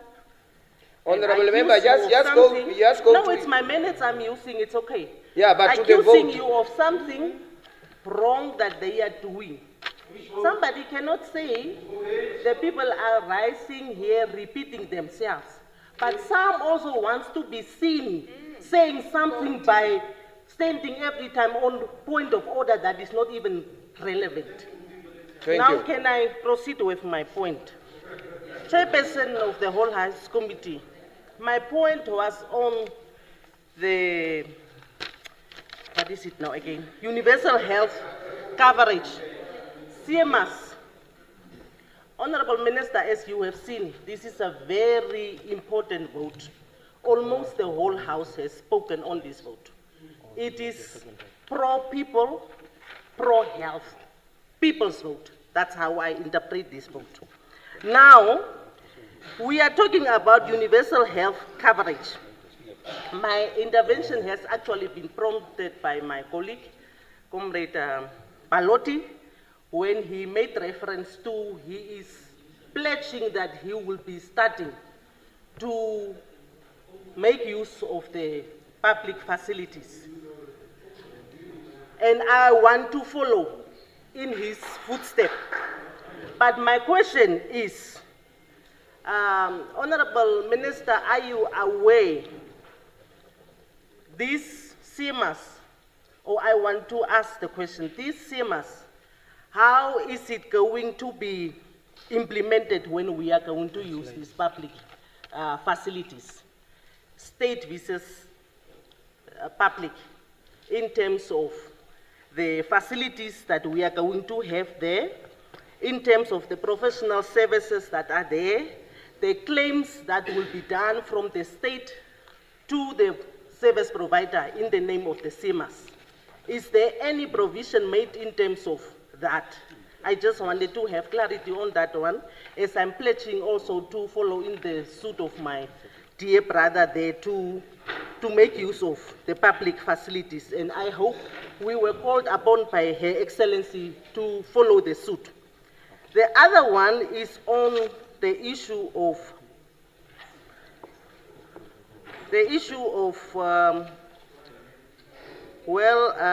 yes, I think the others have been already covered, so let me not repeat. Let me not repeat. Thank you so much. Honorable Shaningwa. Thank you very much, Honorable Chair. I was not done, but as I was listening to many persons and honorables that have contributed, they have really supported what I have said. But then I could not say whether I support the vote or not. I have an obligation to pronounce myself that Honorable Minister, out of love and why we are talking And why we are spending this much time on this vote, I support your vote, and I thank you very much. Thank you. Honorable Aikola. Much. Minister, in your motivation, you have mentioned about modernized facility, which is very good. Yeah, my mic is on, which is very great. But I would like to encourage the minister to really look into the modernized technologies as it is spoken. Because in Okongo District Hospital, 2022, there were a lot of these stretcher beds that were bought, modernized, okay, modernized, but we didn't even take a year. All of them are dead. You can even go there and ask. All of them are all broken. They cannot be fixed here in Namibia. Why? Because it's modern, right? We get from abroad in the name of modern, how do we call it? Civilization, artificial intelligence, and everything. So it's very important, and I want to encourage my minister that really, if we have to look into these modernized technologies, we must really, really do research so that we cannot have a lot of beds, stretch beds, a lot of clutches, a lot of wheelchairs lying in the hospital. As most of hospitals, matrons are currently watching, and they can confirm that there is a lot of beds that are laying down there broken. Okay, that's one. Number two, on the medical interns, Minister, I believe you have also you had an experience as a medical intern. And if that's so, I want the minister to really look into their plea. It's been 18 months now. They are being exploited. Their work is becoming toxic each and every day. And they are facing unfair evaluation, a lack of mutual respect from senior colleagues, and unprofessional conduct by training supervisors. And their stress is not really taken up. So please kindly look into their plea. As a medical intern, you weigh yourself and you understand their problem. So my last point to say is the EN, the enrolled nurses. There is a big gap. This is not really something that we will look at it now because of the budget, but I am encouraging the minister to look into this EN grade. Their salary scale is grade. I don't know if I should also say this to you, but or maybe public bearer, but what I'm trying to tell you is that they are grade 9, they are grade 10, while the registered nurses are grade 8. So, and they do exactly the same work. Go in the clinics, go in the hospitals. So I urge the minister to look into this so that she can use her power so that they can at least come to a grade 9. And I support your vote. And thank you. Thank you. Honorable Kodi. Honorable Chairperson of the Whole House Committee, I will continue with my contribution on digital ambitions versus basic reality on vote 13.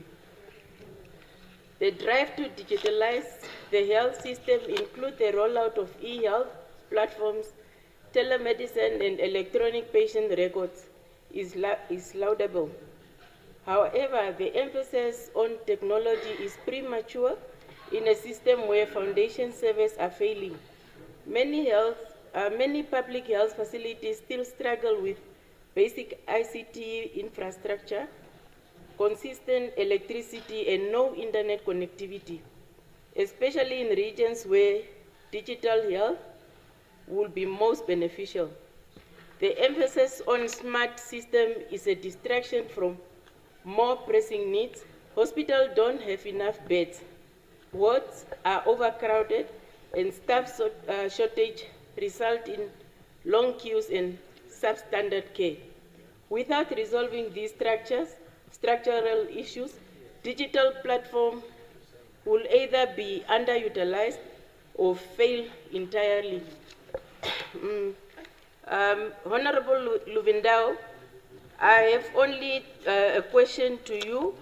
Why do you give 62 million for health data and telehealth while only 11 million is allocated to clinical services? As a technical person myself, I worked in the clinical department of Ministry of Health. To look into it, this digital thing, I think, for my opinion and my technical colleagues, I think 62 million, you were supposed to go back to the draw board and check to give it back to the clinical services, and the 11 million to the health and data and all those things, because the system really failed us.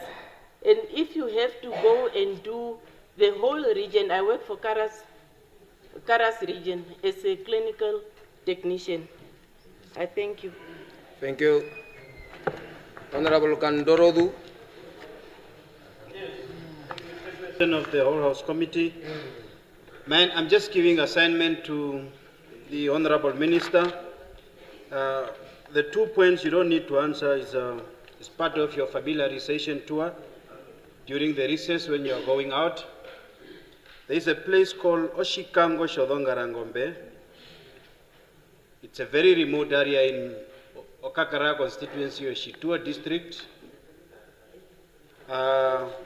There was a case of our marginalized community who gave birth under a tree, and she was helped by a midwife because it's very remote and very difficult to have transport to access the nearest health center. So there was a request to have a clinic there, and it was partially approved, partially not approved, but the need is there. There is another place called in Omaheke, Oshombinde constituency, Okatumba Gate. A request was placed through the traditional authority. A container was placed there or dropped for Ministry of Health, and another one for the police as per request of the community. And that container is standing there for about 5 years now. Okatumba Gate in Oshombinde constituency of Maheke region. The circumcision, what we call smart card, the traditional operators, they need to be accommodated at health center, because currently where they are operating, it's at any place, anywhere, under the tree, in a hall, somewhere there. So will you please maybe provide special facilities at health center for them? They can still practice traditional norms, but at least be accommodated proper in case of eventualities.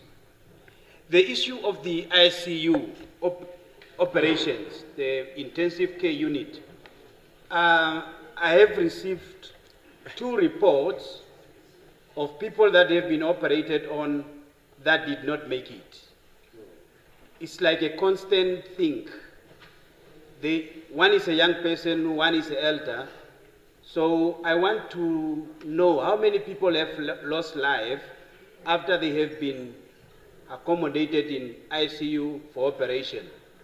And also there was a report that you don't have the pharmaceutical product that are being used when you are undergoing the operations.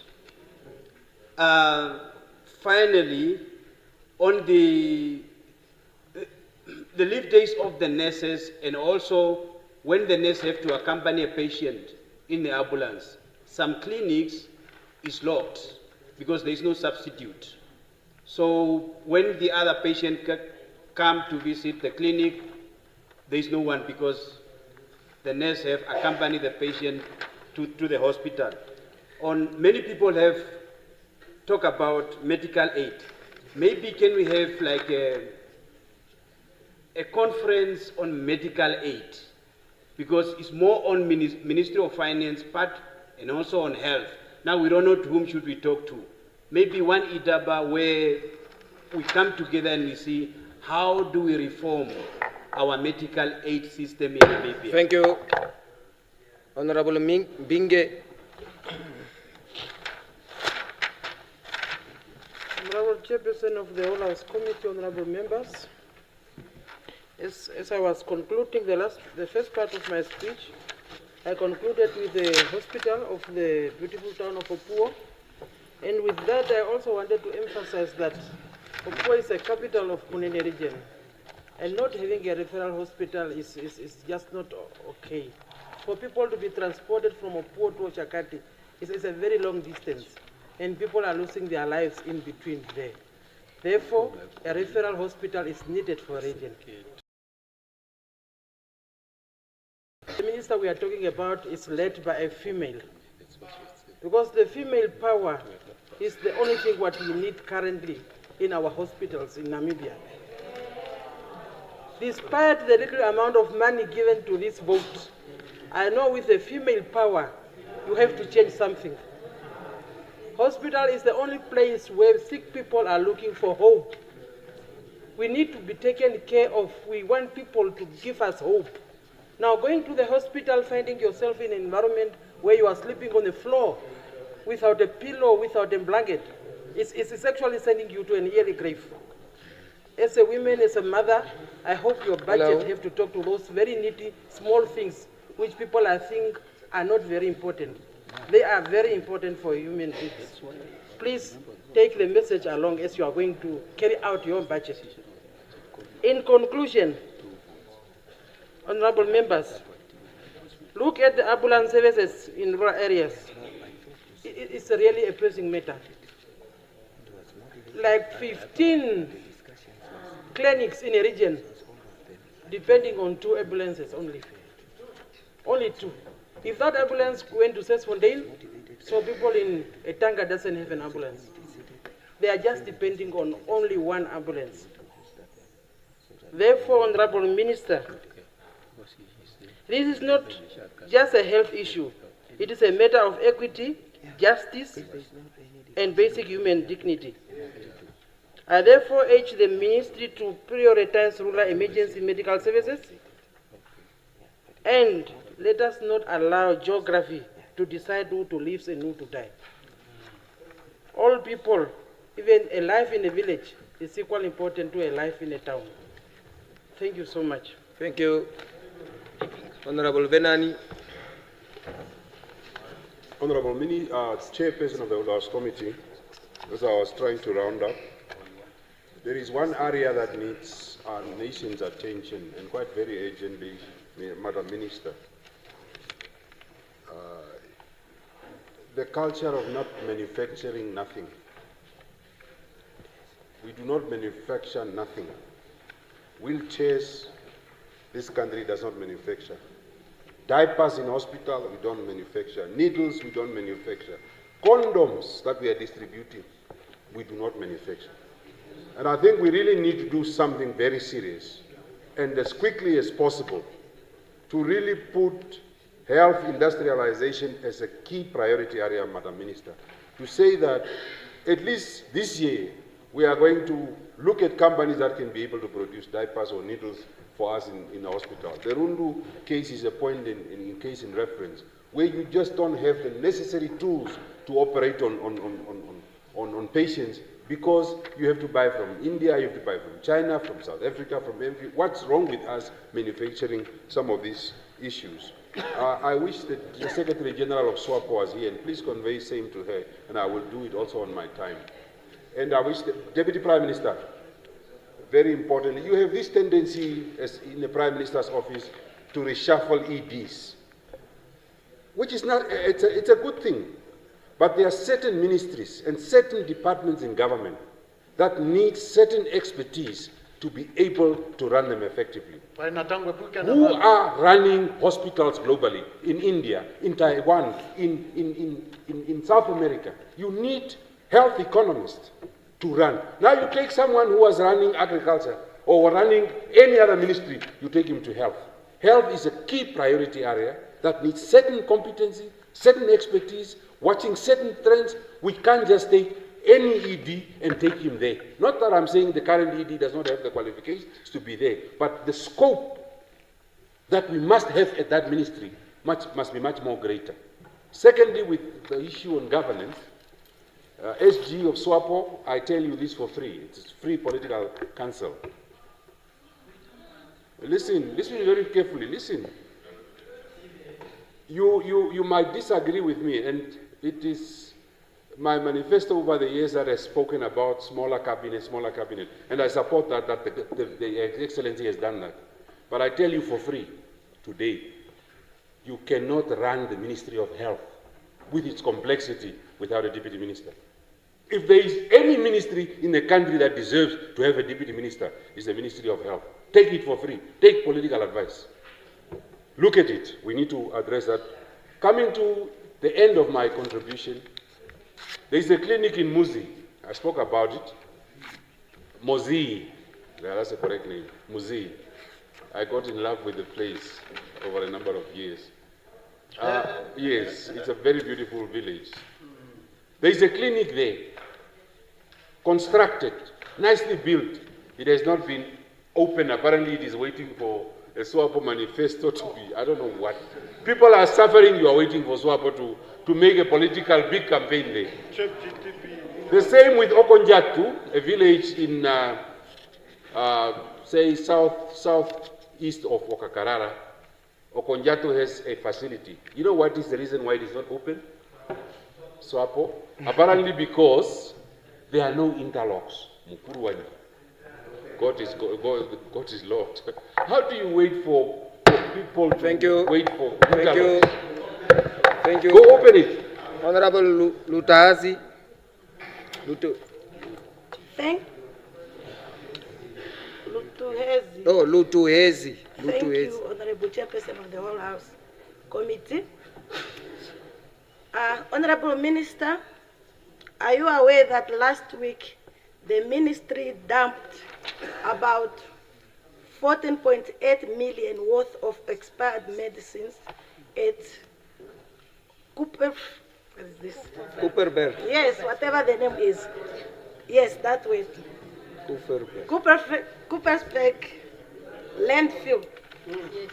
Honorable Minister, while clinics reported essential drug shortages, millions in medicines were left to expire. How did this happen? And what systems are being put in place to prevent such wasteful expiration of medicines in future? Please. My second question, Honorable Minister, Vote 13 motivation statement acknowledges the role of poverty, education, and housing in the health outcomes.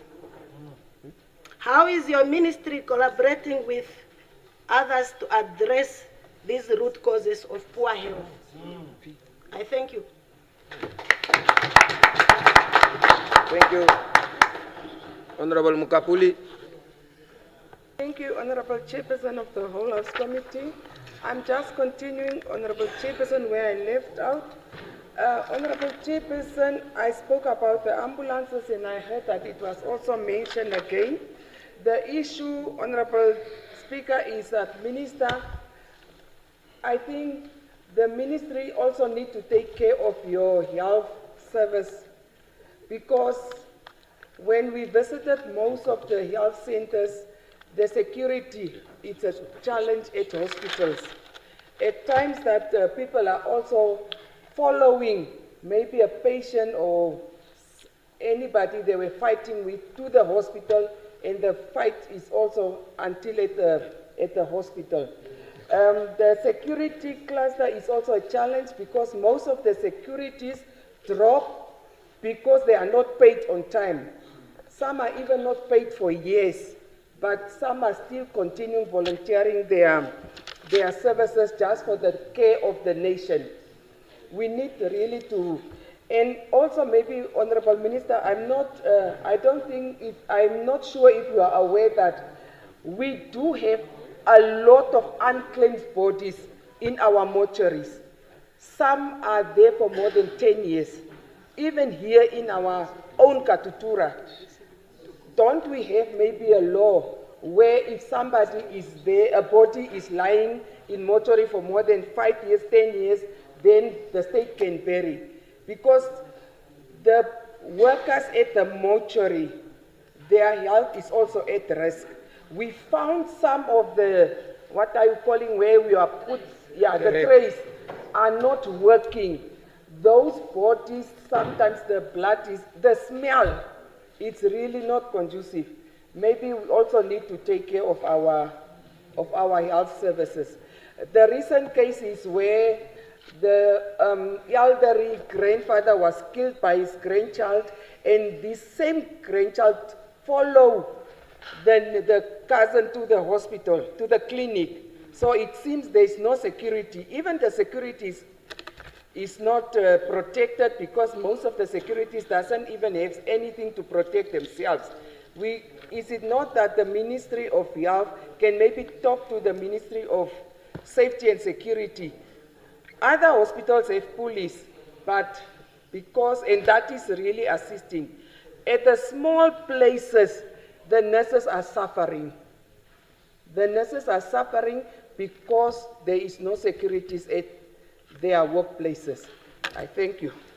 Thank you. Honorable Likato.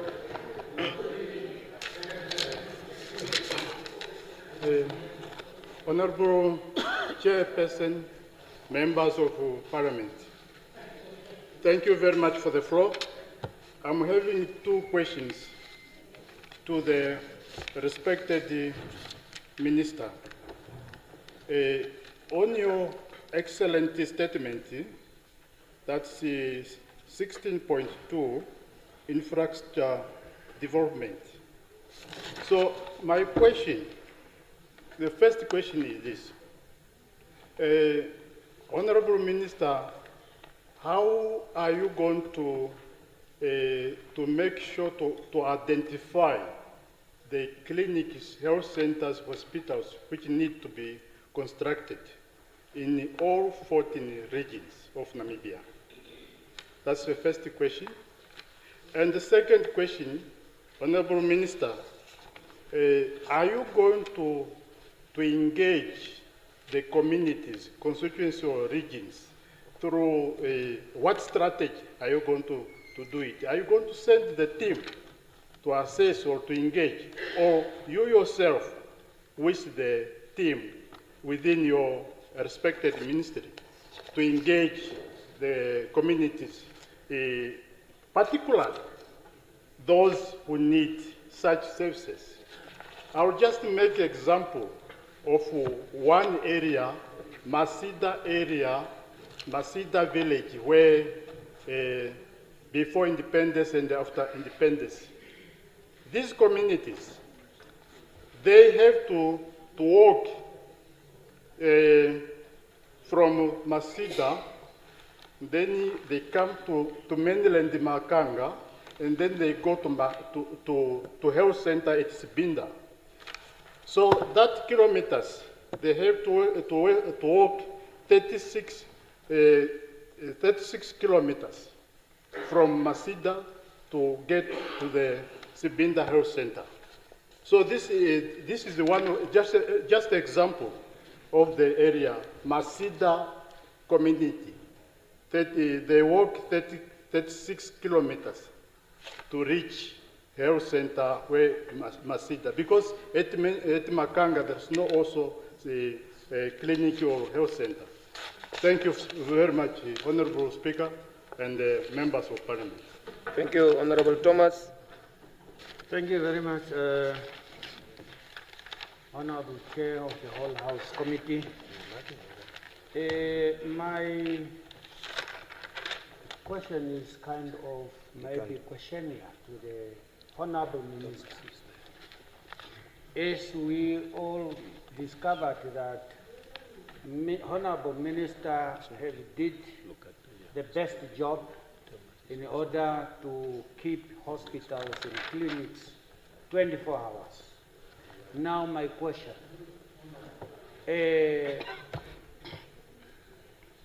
My question now is, what motivation do you have for those nurses who's going to stand there for the night duties in terms of overtime or S&D?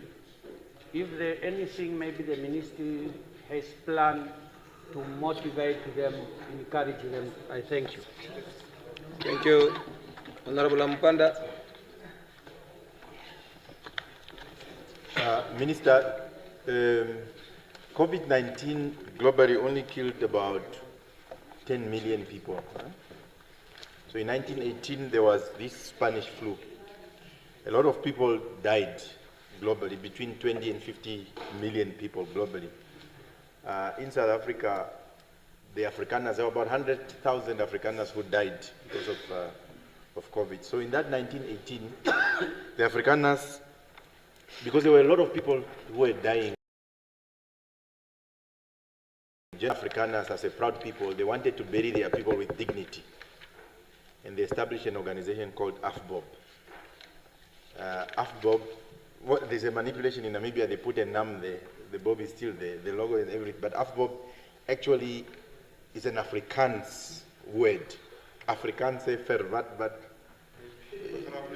yeah, so AFBOB is an institution established in 1918 to bury Afrikaners because of that crisis that has happened. I'm giving you this historical context to appreciate that countries that actually plan, whenever a crisis comes, they never let a good crisis to go to waste. They always make sure 100, or how many years now later, 100 years later, all our presidents are being buried by AFBOB, both in South Africa and everywhere. That institution stands because there was a strategic foresight.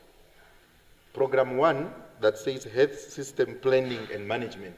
So when I first read it, I was very excited about it. Oh, then we would know what are we going to do with our carrying capacity. I remember at one point when I was a mayor, electricity went off at the Katutura Central Hospital. So we rushed there with Honorable Nekundi. He was deputy minister, so we met there. The ministry, the hospital, no one could actually tell us where is the switch. The Ministry of Works also did not have the design of what was basically going on and things like that.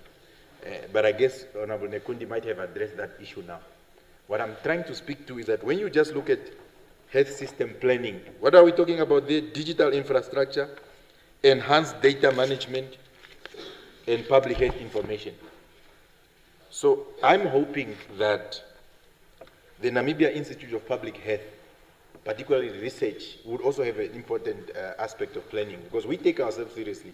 We're not just saying because we want to be on TV. We've been on TV for the past 15 years. TV is nothing to us. But we are talking about things that we can also follow up even just now and then. I'm saying, I'm expressing hope that this institution would become what AFBOB became to the Afrikaners from 1918. We are hoping that this Namibia Institute of Public Health will be that institution that will do research, that we can all capacitate and see. I'm looking forward coming to your office so that we can go to see that institution, to see who is it that is in charge and what are the strategic plans going forward. We cannot do it alone, particularly as far as health is concerned. So you need to take up this program of encouraging people of Namibia with means to be able to invest in public infrastructure. I know you have guidelines, the Minister of Health have guidelines on how the clinic must be built in terms of those specifications. Go out in public, tell people to build clinic according to those specifications so that the government can be able to take over. I don't see long-term plans. What are we going to do when we are 10 million, when we are 50 million? Yeah? So I hope this institution will be that, and we will be, you don't have to answer now. I'm just saying to you that we're taking this seriously. Honorable Inge, maiden speech.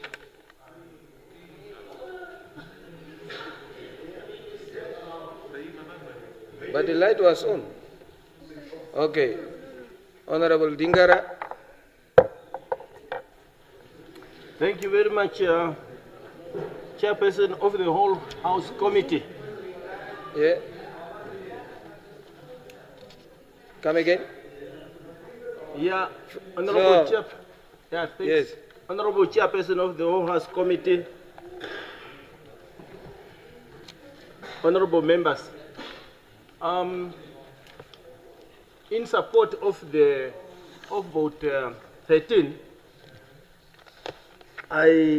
maybe the first thing I want to say is to say that the Honorable Minister of Health,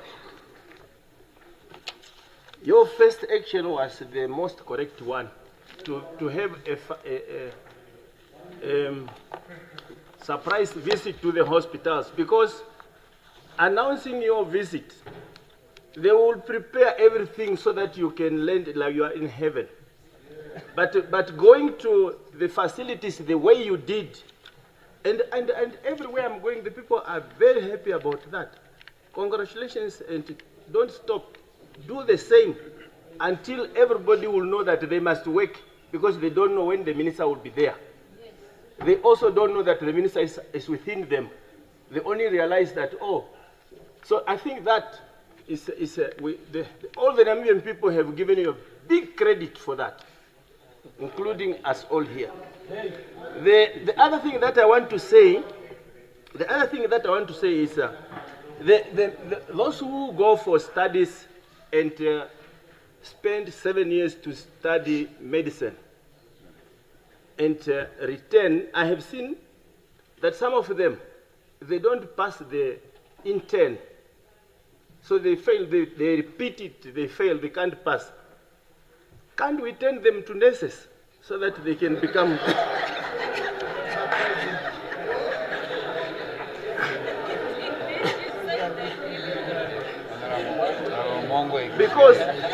because they are not zero, they have a lot of knowledge. So we must, we can do something so that they can still positively contribute. So the last thing that I want to say,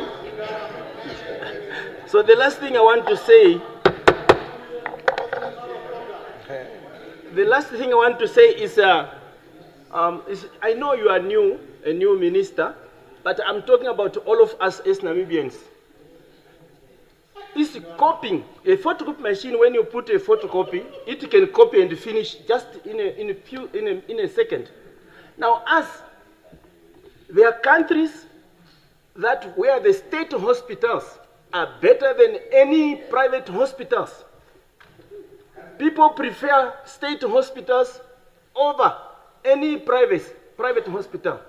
Now, those hospitals exist in the world here. Can't we as Namibians, don't we know how to copy really, so that we can just do the same, so that our state hospitals can be better? We don't need to complain that the private hospitals are overperforming us. We must perform to overperform, because us, we have more resources than them. Copying, let's go to those countries if we can't, so that we can just, one of the countries is Rwanda. Go to Rwanda, you find the schools, everything. Thank you very much for that. Thank you. Any other discussion? I now give the Honorable Minister to respond.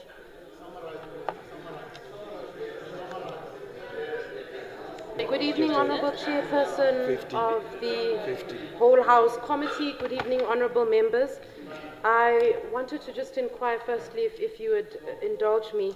Do I also only have 15 minutes, considering that I have 85 questions? 15 minutes. All right, that is well noted. With that in mind, I would like to highlight the fact that I will not be able to get to every single question, but I respectfully want to say that I take it. During my maiden speech, I particularly started and I said that we are not enemies, and I continue to highlight that. I take no offense by the questions asked, and I really want to establish that. The second thing that I want to say is that we all have the same plan and the same vision when it comes to healthcare. And I think that has been made very clear tonight. I really want to highlight that, whether it's from that side of the house or this side of the house. I would like to appreciate those that asked questions that gave sort of tentative suggestions, because that always assists us in working towards a way forward.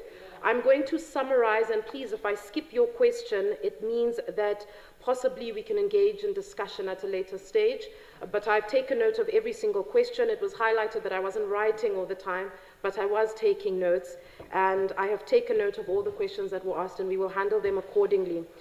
Firstly, let me start off by clarifying something very important. Some of the questions, and I bunched them together for this particular aspect, and then I will talk about where we have synergies.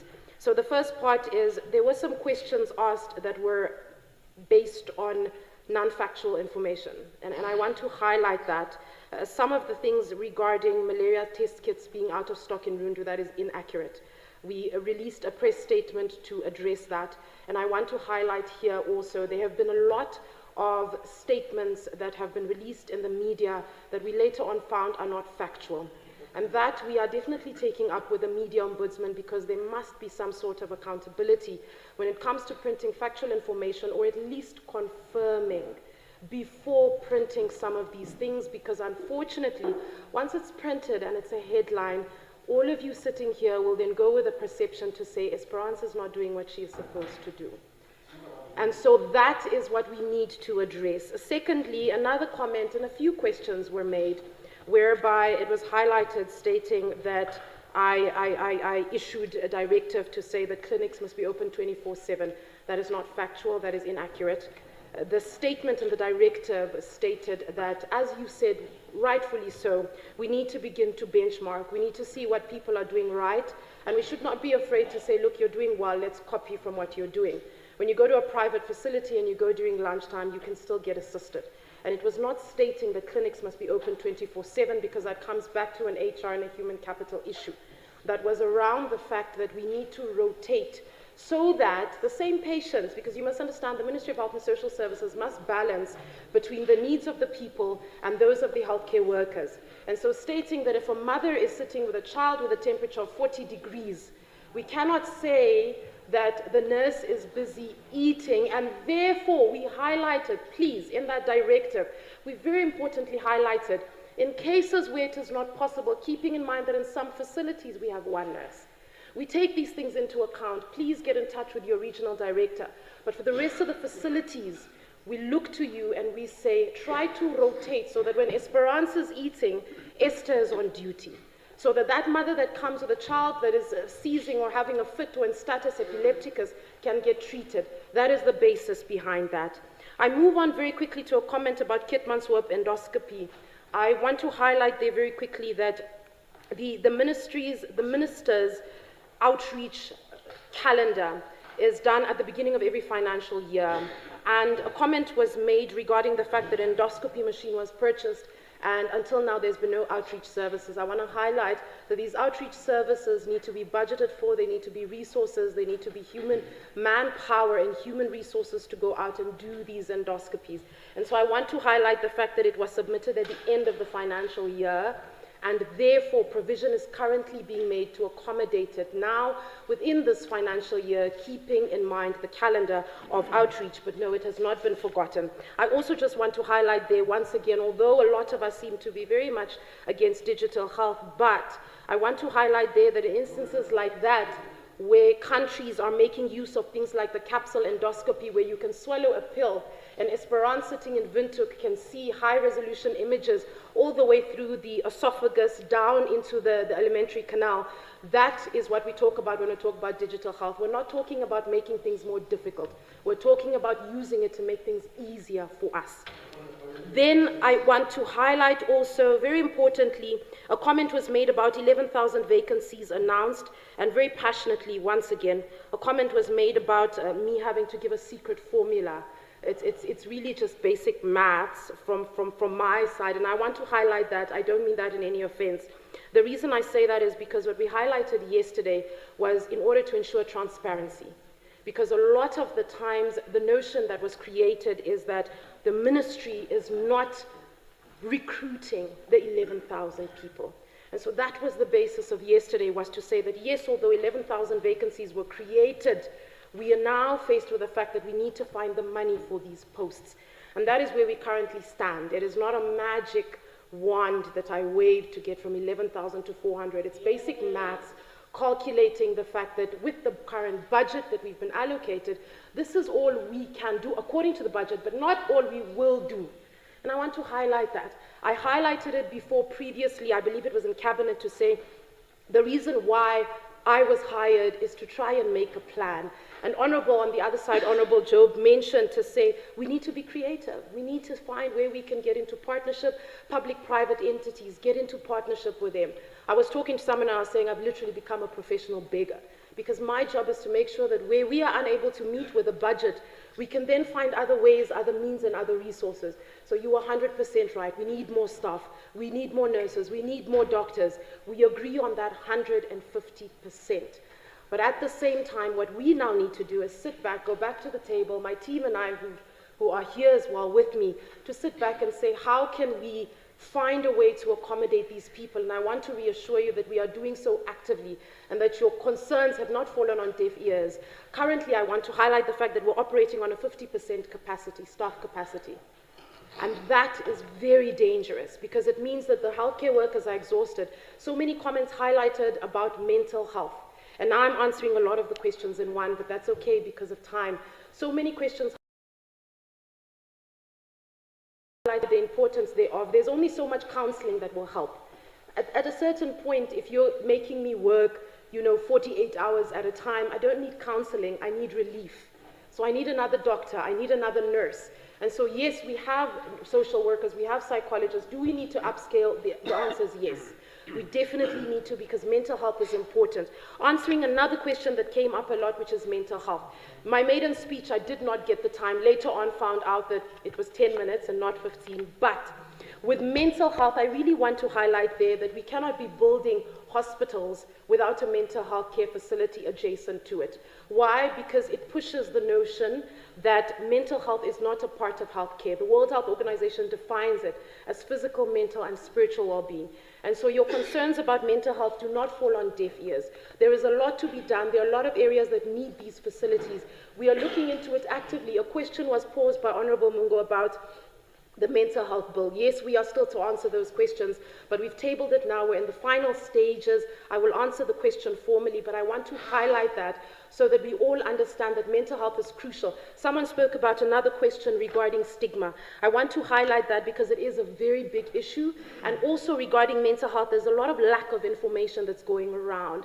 People don't know what major depressive disorder is. They don't know what schizophrenia is. They don't know what personality disorders are. And that causes a whole cycle of stigma. And so a lot more needs to be done on the ground about the stigma and about educating people. I want to highlight there very quickly, a comment was made about a total budget overspent. I wish to highlight there just very importantly that a lot of this, once again, within the overspent budget, absolutely no excuses, because due diligence must be done and we must spend wisely. But I want to highlight there that a lot of that was for staff salaries. And so once again takes us back to the point whereby we need to find more sustainable ways to sustain the staff. With that point, one of my technical team said, in one of the statements now, he said, one of the things we unfortunately cannot do when it comes to healthcare is suspend activities because we don't have money. And I just want to highlight that to say that in incidences whereby we really don't have enough, I would rather we overspend than send somebody home, suspending facilities, and later on have to answer towards it. Does it excuse it? Not at all. And more due diligence must be done.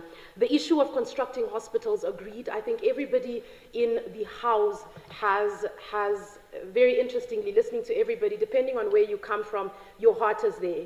And we understand that, people from the north want something there, people from Zambezi want something there. And I want to highlight very importantly that we take note of that. Very importantly there is that even when you look at our infrastructure plan, It is not possible for us particularly to build hospitals all at the same time. I want to highlight that because I know some questions were also posed regarding the hospitals and the pricing thereof. Even with Windhoek District Hospital costed at the price it is costed at, that is for a full hospital, including CT scan machines, including all of these facilities. So it's a full hospital. And because of that, if we're looking at about $3 billion for one hospital, you can possibly try to understand the predicament we find ourselves in. Is it an excuse? No. Because at the end of the day, we need to find solutions to it. And that's where I answer once again to what the Honorable Professor Job said, to say that that's where we need to look at public-private partnerships and do a call and see where we can partner with people outside the budget. So it is not an excuse, and we definitely understand that that is something we need to look at going forward. I want to highlight there, because a lot of comments were about SEMAS. The Ministry of Health and Social Services is not responsible for SEMAS. I want to highlight that very importantly, currently falling under the Ministry of Finance. However, the Ministry of Health is a very big stakeholder, that I understand. I want to highlight the fact that a lot of the times we work on things within the office, and because of the fact that we cannot jump the gun and present something that has not been finalized, it might sometimes seem like nothing is being done. The issue of SEMAS, I want to very clearly highlight that the reform has been tabled on my office the first week when I got back to office. And the reform has been tabled, the issues that have been raised here about the high costs of medical aid and the amounts that are being paid, as well as IVF, these crucial things. I myself, being an advocate of women's health, it is not possible that in this day and age we do not pay for such things. It is not possible. And then once again, I just wish to highlight very importantly that the issue of cervical cancer, which was raised, I was nodding when you raised that. Cervical cancer obviously being caused by HPV, which we've highlighted, and we brought up the issue of the vaccines, which was not so well received by everybody. But a question was posed there to say, are we aware of the increase? The answer is yes. What are we doing about it? Partially the HPV vaccine, very much crucial. But also then education, because people need to understand. Honorable Emma Theophilus mentioned now, Honorable Minister, mentioned the issue of preventative health care, and I want to highlight that very importantly. A lot of the things that were raised here, including non-communicable diseases, we must understand the issue of preventative medicine and the role that it plays in preventing a lot of these things, because if I can prevent you when you are pre-diabetic from developing diabetes, then I know that the government doesn't have to spend money on medication to treat you. And so we understand that. We also understand, Honorable Leader of the Opposition here, that there is a need to expand the services around educating people about cervical cancer, and that we will do. MRI scan was raised. I will be 100% honest and say, particularly with this one, I was speaking to the team and I said it is absolutely not possible. And when I say it is not possible, it means that there are certain things where we can say, okay, look, we've tried, but in a situation whereby we have a health system that is this old, we cannot be functioning without things like an MRI machine. So that we take full responsibility for, and we will definitely look into that. In terms of nurses, comments were made. I'll skip that one. We'll go to medical interns, and a very important comment was made about the fact that I myself came through the same system, graduated at the University of Namibia School of Medicine, so I understand the system. And when another question also was partially posed about the interns regarding medical aid and all of that, I don't want to give an answer for the sake of giving an answer here. This is a very important, crucial aspect and topic that must be handled with a due diligence. And there are certain aspects of it that we will definitely take up. We are due and scheduled to have a meeting with all parties involved, and we will then revert on this matter, and I will provide you an answer, not for the sake of it, but so that we can all move going forward. The enrolled nurses and grading I've taken a full notice of, and also very importantly, I want to end by saying, in terms of manufacturing and becoming sustainable, I agree with you 100%. I mentioned it at the youth talks that we had recently and said that there's absolutely no way at the age of 35 we're not manufacturing our own. There is a plan in place to start, even if it started basic gloves, panado, there is a plan in place. Regarding procurement, we are working actively involved. I know there's a lot happening, but it is on top of our priority list. Thank you very much. Thank you. Any objection? The vote is agreed to. Thank you. Thank you. I now put I now put vote 17, urban and rural development. Any discussion? Yes. I have Honorable Shim. No. I think Honorable Shimi.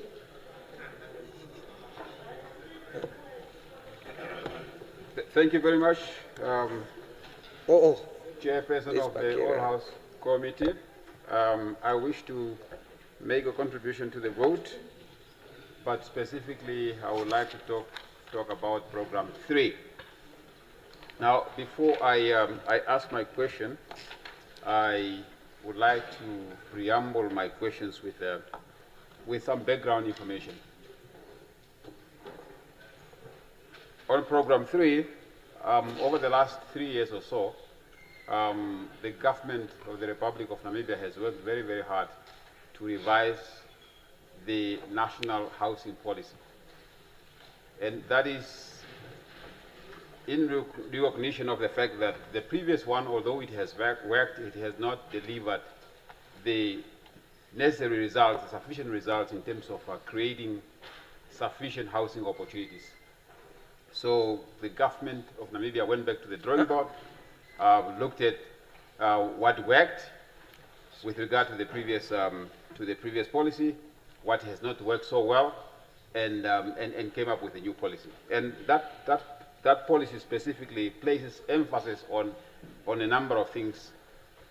Chief among those things is the need for the central government to provide subsidies to different local authorities so that we can fast-track the delivery of first service land, but in general also the delivery of housing opportunities. And I'm underlining the word opportunities, not housing, but housing opportunities, because when you are providing housing, you should also look at basic infrastructure, for instance, for providing infrastructure for trading, because when a community is living in a specific area, they are not only going to live and sleep, they also want to have smaller business and things like that. So the new policy, it's looking at housing opportunities, not only housing, which is, I believe, is a good thing that we have. And this policy was subjected to a number of scrutinies by key stakeholders in Namibia, but also key stakeholders outside Namibia. So I believe it's something that we should all be proud of. Now,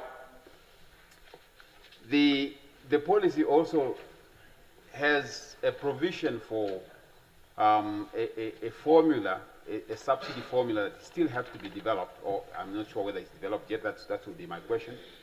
A formula that will be a subsidy formula that will be developed to support different local authorities, because different local authorities have got different needs. And also different segments within those local authorities. There's lower income, there's middle income, and there's upper middle income. So the subsidy formula will have to address these different segments of the population within that local authorities. In the current budget, in the previous year, an amount of about 1.1 billion was allocated to this program. In the current budget, that has increased slightly to about 1.2 billion. So now my question, Honorable Minister, is that how far are we in developing the subsidy formula? A subsidy formula that is going to help central government to allocate resources to different local authorities so that we can fast-track the delivery of housing opportunities, so that we can shelter our people. So that's one. The second question that I have is that the policy also envisaged the creation of a project management unit within the ministry that is going to be dedicated to the running of this project, because it was recognized that if we continue running this... Thank you. Honorable Mbakera. Thank you, Chairperson of the All House Committee. I rise in support of vote 17. According to the Namibia Statistics Agency, on the population census, Namibia has now reached a population of over 3 million people and based on the National Housing Policy approved by Cabinet and launched in the last quarter of 2024, it has been reported that 50% or a representation of 1.5 million of the population now are living in the urban areas. To date, Namibia has declared over 57 local authorities which are now responsible to serve the 50% of the Namibian population. Chairperson of the Whole House Committee and Minister of Urban and Rural Development. I am in support of the 445 million towards low-cost housing, Build Together, Shared Dwellers Federation and Mass Housing. Build Together program is one of those programs that have really gave housing to our low-income and ultra-low-income Namibians. If properly managed, it could have been the best option for the low and the ultra-low-income members of our society. Build Together funding started with under correction 40,000 since its inception, and then 60,000, and in 2006 it was increased to 80,000 till today. Imagine, from 2006 up to today, the Build Together beneficiaries are only getting 80,000. Thus, the minister not consider the increase of building material and building construction prices. In the past, you could build a two-bedroom house for 80,000, but today it's really not possible. Why does the ministry not increase the Build Together loan facility up to the amount of at least 150,000? Number two, many local authorities are not compliant with the Environmental Act due to the fact that their sewage ponds are not fenced and well managed. We have seen many drowning incidents due to that fact. Last year, a 9-year-old boy drowned in a sewage pond in Otavi. In 2021, 2 children, 11 and 13, died as a result of a sewage drowning in Grootfontein. Another of Juba Regional Council, I've taken the task upon myself to ensure that the Kalfel sewage pond is now fenced, the only one that is fenced in the region. As we are speaking, the whole of Juba region, only Kalfel is having a fenced sewage pond. Honorable Minister, I'm worried to see that no funding priority has been outlined under the budget for that. The same for landfill sites. Some towns have outgrown their identified sites. Municipalities really need funding to be able to identify or manage their landfill sites, as well as to fence off their sewage ponds. No fence or not properly managed landfill sites are becoming a health hazard. Can the ministry consider funding towards fencing or managing of sewage ponds and landfill sites? I still have a discussion on housing backlog and land servicing, but for now, I support the vote as it is. Thank you. Thank you. Honorable Ita. Thank you very much, Honorable Chairperson of the Whole House Committee. I stand here in support of vote 17. When I was scrutinizing the vote, I found that 157 million was allocated for compensating for customary land, which means people to pave a way for development. I just wanted to know whether these funds allocated to this specific task, is it really adequate or is it adjusted? Because previously the people have complained that the rate is very, very little. I hope is part of is adjusted. Now another point is also indicating that 250 basic shared ablution facilities is earmarked or is allocated for that purpose. Now, some local authorities have tried to build public toilets, but it didn't work out.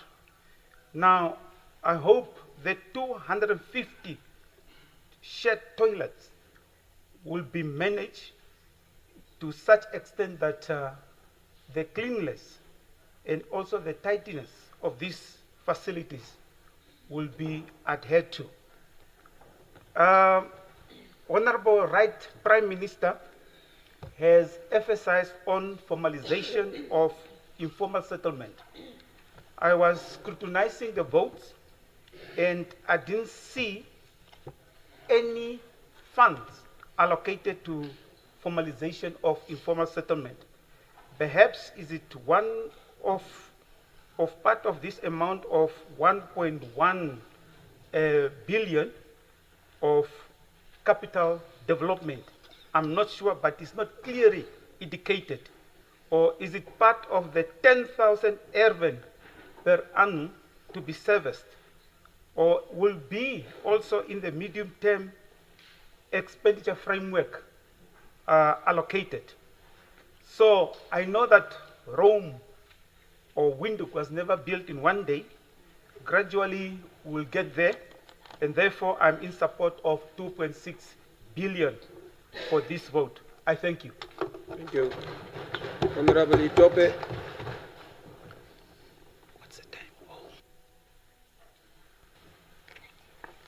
Thank you so much, Honorable Chairperson of the whole House Committee. Honorable members, I rise to contribute to vote 17, Program 1, Regional and Local Government and Traditional Authorities. Honorable Minister of Urban and Rural Development, Honorable Sankwasa, Jane Sankwasa, I'm happy with the budget allocated to this program, which will support and enhance the operation and service delivery capacity of regional and local authority. Therefore, Honorable Minister, I propose recruiting emergency service personnel and providing basic firefighting training for settlement office staff. These initiatives are crucial for our communities. I also advocate establishing a fire emergency station at Karasburg West, Ausinger and Noordhoever. As you know, there are occasional accidents of fire outbreak at the said settlements due to the type of infrastructure they use to construct their houses. The capacity building intervention will not only alleviate this situation, but also significantly reduce the need for treasury funds to rebuild the housing unity, and mostly important, to save lives. I'm grateful for your attention, honorable ministers, honorable members, honorable chairperson of the whole House Committee, and I support vote 17. Thank you. Honorable Paiku. Thank you so much for the opportunity. I rise to contribute to vote 17, Ministry of Urban and Rural Development. I have seen the figures, Honorable Minister, and I struggle to reconcile myself with the figures. I've checked with scientific calculators also, and the figures are just not adding up. You look at the budget. On page 2, it highlights that there's a 4% increase from last year's budget. In last year, we managed to service 1,772 plots with water, sewer, and electricity. We managed to service also 1,064 urban partially. Now, the target for this year is 10,000. My question is, how are we going to achieve this target? The target represents, first, a 464% increase. You look at the budget allocated, and there's a 4% increase. So I'm struggling to reconcile myself with those figures. Honorable Minister, the second point I'd like to make is the issue of aged infrastructure in local authorities. When you get to local authorities, you will find that some of the pipes, particularly potable water supply pipelines, are aged. Some of these pipelines are asbestos cement pipelines. Now, these pipelines have been found to be carcinogenic, which means that they are cancer causing. I would like to urge the Honourable Minister to look into rolling out a program to replace some of the old pipeline infrastructure, some of which has been installed in the 60s. Honourable Minister, I'd like to make another contribution, and this one is just to highlight the fact that the technical departments at local authorities and regional councils is such a crucial department. We have found that these local authorities, and this is my experience as well, having worked for almost 17 years with local authorities and regional councils, we found that the technical capacity seriously lacks at both regional councils and local authorities. The problem becomes extremely worse when you get to village councils.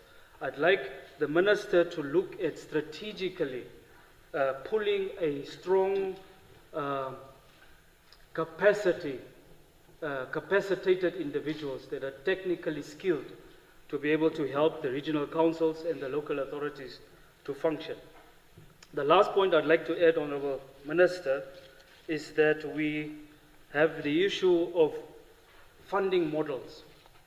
For instance, we have certain localities, geographic localities, that struggle with hard rock. Hard rock severely increases construction costs. What model does the Minister use to, for instance, look at places such as Ludritz, where hard rock percentages are severely high, places such as Gochas and other calcrete areas where hard rock is severely high? I think I still have a few seconds. So I'd like to also look at the fact that bulk network infrastructure is never planned. We plan for adding new extensions to existing townlands, servicing those townlands, but we never plan for bulk network upgrades. I would like to urge the Minister to please look into that matter. Thank you so much. Thank you. Honorable Kaubai.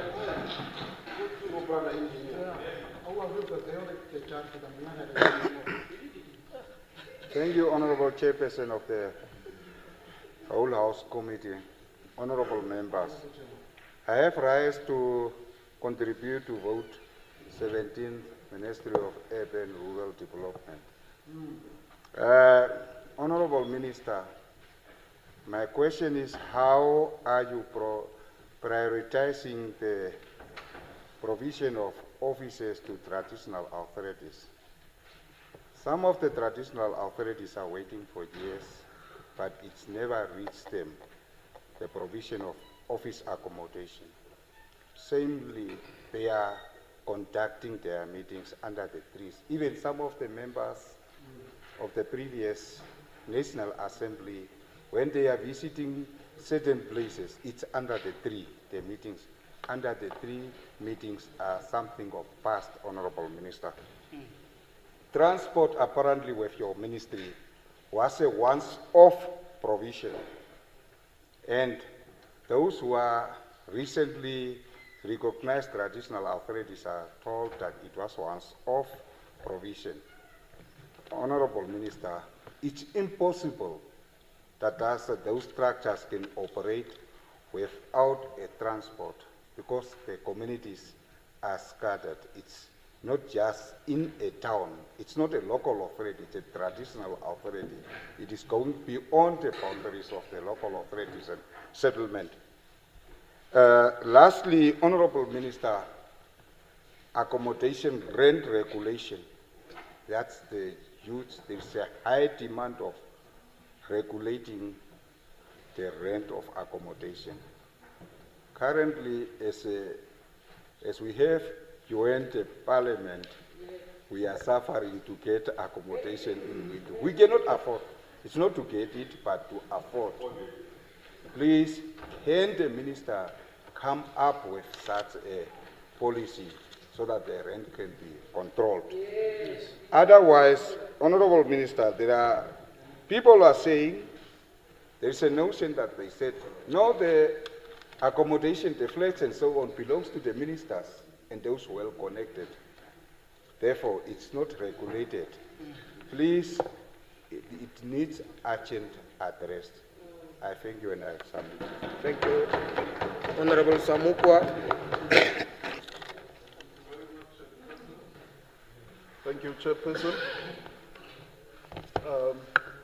I rise to support vote 17. Honorable Minister Sankwasa. But I have just short comments on Program 2 and Program 3 of that vote. Program 2 speaks about the enhancement of public participation, and I see that in this year's plan, decentralization of functions, 5 are planned, which is a very good measure, at the budget of 17.8 million. But I wanted to recommend to you, Honorable Minister, that as you are commencing your work, also check within the regional councils. There are some regional councils who are also frustrating this process called decentralization. Because, for example, when you take a ministry, a big ministry like education, you decentralize it. And then somebody else in the regional council there, again centralizes the whole powers to themselves alone, such that when they are not there, the regional council or education is crippled. You need to look at this. A classical example, a good one, is Kunene Regional Council, where I'm aware that the acting CRO there has also decentralized some powers to the regional director in order to run education effectively. So sometimes this slowness is because of the behavior of the staff in your ministry also. You need to check on that. It's a very serious thing. Then Program 3, I see that the planned houses there that are to be constructed, the document that has been adopted by Cabinet, coming from the party that won elections last year, we should be having 10,000 houses to be built starting now this financial year. I'm just, each year, I'm just saying, I'm highlighting it just to say that I hope the Minister for Finance will really look at this, because the way it is now, 1.1 billion, this is far from the target that we have promised Namibians. With those comments, I support, and thank you very much. Thank you, Honorable Klassen.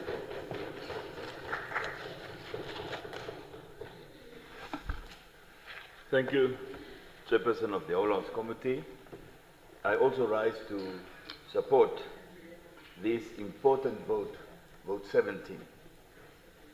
And I want to start off by deliberating on Program 3. Minister, in your motivation, you mentioned that 26 newly proclaimed townships. And then in that proclaimed townships, then a lot of urban can be then serviced, and afterwards houses can be built. I want to focus on that 26 newly proclaimed townships. In the past, we had the townships board in Nampak, and those, they made the processes very, very long. When investors or even town councils want to proclaim new townships, it was very, very long and a cumbersome process. Well, the ministry introduced a new act, the Urban and Regional Planning Act, and it should be in operation now. The reason for that is to make, to speed up these processes that took forever. Now my question is, Minister, is this Urban and Regional Planning Board fully operational? And I want to ask also, the reason for this was that municipalities, cities, councils that have registered town planners at the staff establishment, that they then could do the statutory processes in-house there, and it would have make this very faster. Now, this processes, it makes the servicing of land very costly. It's a very, very costly exercise, and the PPP Act was approved here, but it's still not in operation. But in the Local Authorities Act, it's quite clear that joint ventures can take place, because government alone cannot just build all these houses and so on. So joint ventures is also a method that can be used. The previous speaker touched a lot on what I want to say, and I will not repeat that, but all I want to say is that the city of Windhoek, the MURT, as well as Energy, they embark on a program which they called the upgrade of informal settlements. And what they do there, it was a brilliant exercise. They made houses, they built in situ houses. It means houses where the people were, the land was formalized, and houses was built there. And they could have built houses at cost of 80,000, 104,000, different type of houses. And I just want to wish, and I hope, maybe Mr. Honorable Amopanda, he was in Windhoek, he know about this process, and I just hope this process can continue, because that is how our people can, that have low-cost houses, they can afford it there. And Minister, I really support your vote, and I wish you all the best. Thank you. Thank you. Honorable Kutsie.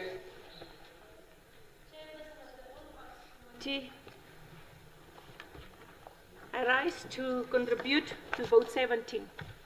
Honorable Minister, Namibia currently faces significant challenges in both urban and rural development, with urban areas experiencing rapid growth and associated infrastructure issues, while rural areas struggle with limited access to services and economic opportunities. Honorable Minister, my key question is that revolve around sustainable urban development and addressing inequalities between the two sectors. Honorable Minister, Namibian cities are growing primarily through the establishment and expansion of informal settlement, raising concern about land tenure, living conditions, and access to basic service. Honorable Minister, lastly, my question, and I focus on it, is on how to achieve sustainable urban development that address these challenges and provides better living conditions for all residents of Namibia. With this, I support your vote, Honorable Minister. I thank you. Thank you. Honorable Aikola. Thank you very much for the floor. I would like, I'm raising on vote 17. Yes, vote 17, yes, that one. So I want to talk about economic oppression through excessive parking fees in Windhoek. Our people are oppressed, and nobody's talking about this. So they are being charged every time they park their cars. I want to explain to you. So, for example, Independence Avenue, 8 hours, okay, there is a company called Keyplot that is charging our people, and nobody's talking about it. The bad thing is that every time you park at these places, you are being charged. 8 hours in the off-street, just off-street parking options, you pay $42 per hour.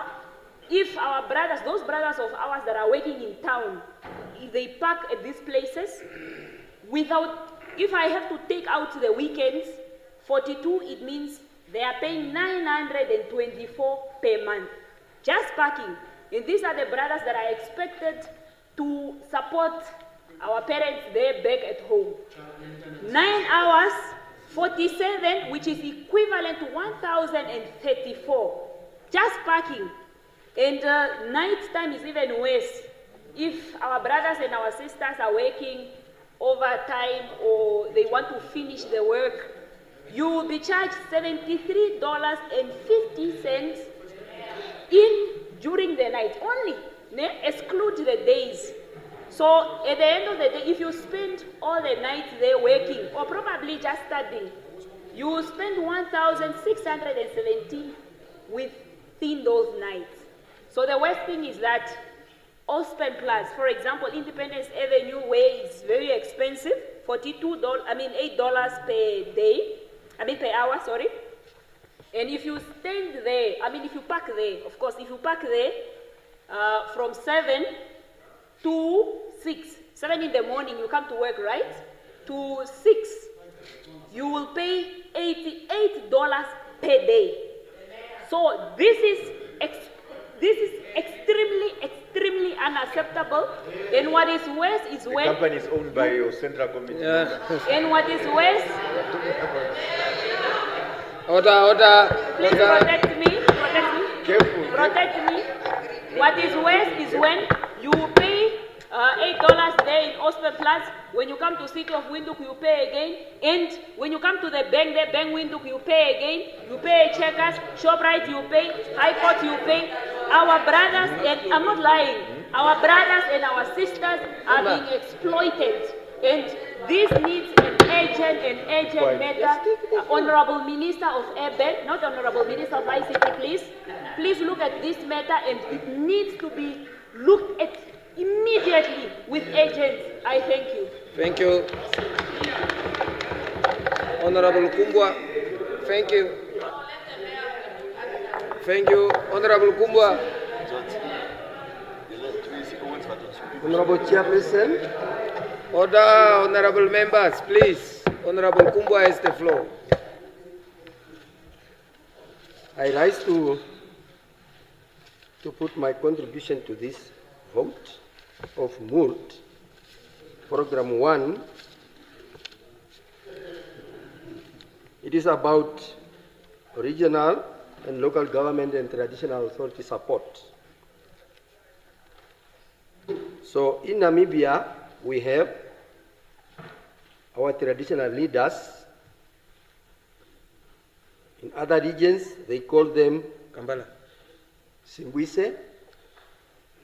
Others call them Au, Elenga, and in my region, Fumu and Hompa. So these leaders receive,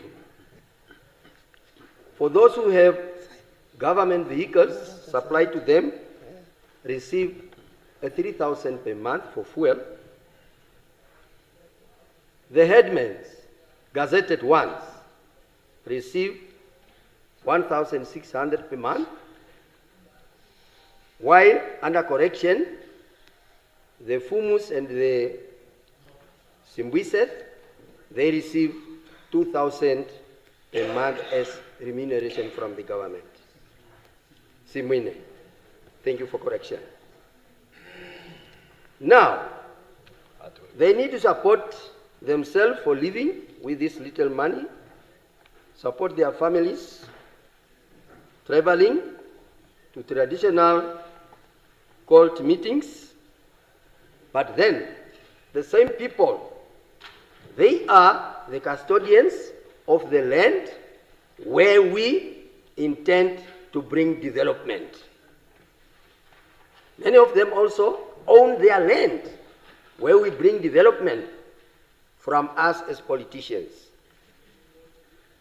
I want to advise the Honorable Minister to look into this issue because politicians, we come and go. But these people, they are there for us until they die. What else support can we give them more apart from this little that I have mentioned? So maybe, Honorable Minister, my brother there and my neighbor, can we look into it on a serious note for us to make as a token of respect and appreciation to our leaders, that is traditional wise. Then, I want to know from the office of the minister, In terms of Program 3, the 10 open markets identified in the whole Namibia, on what criteria did the administration of the office look at to select only 10, while we have many local authorities with abundant open market? And then, is the office of the minister looking into the backlog compensation in all local authorities? Because these are hindering the development in all towns. Because if you don't give the people compensation, they won't move. And the money is brought back through treasury, back to government again, and there is no development will take place. Thank you very much. And I support the budget. Thank you, Honorable Ita.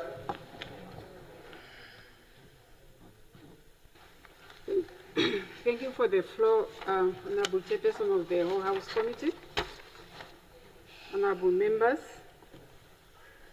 I equal rise to contribute to vote 17. Honorable Minister, we dream of a Namibia where everyone has a decent place to live, a place that is safe and affordable, and a place that called home instead of shacks.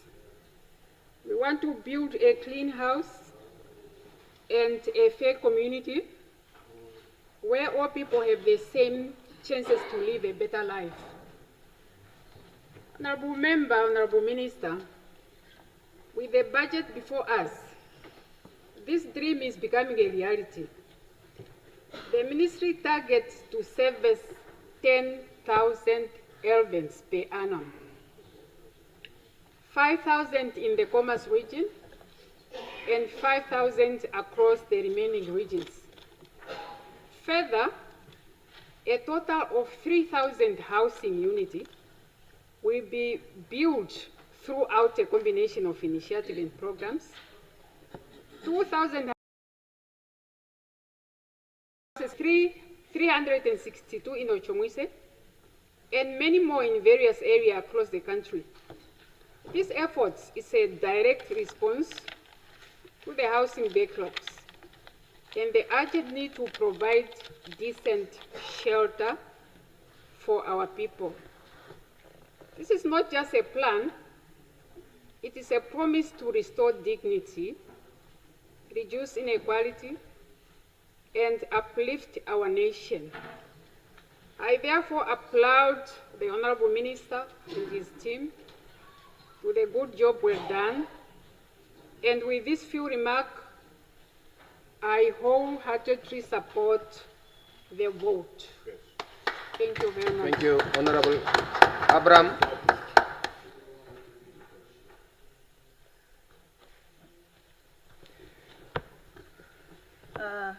Thank you for the floor. Honorable Chairperson of the Whole House Committee, I stand to add my voice to the presented budget vote 17 made by our very own comrade and capable Minister of Urban and Rural Development, the Honorable Jamie Sankwasa. The SWAPO party, the SWAPO party, led government,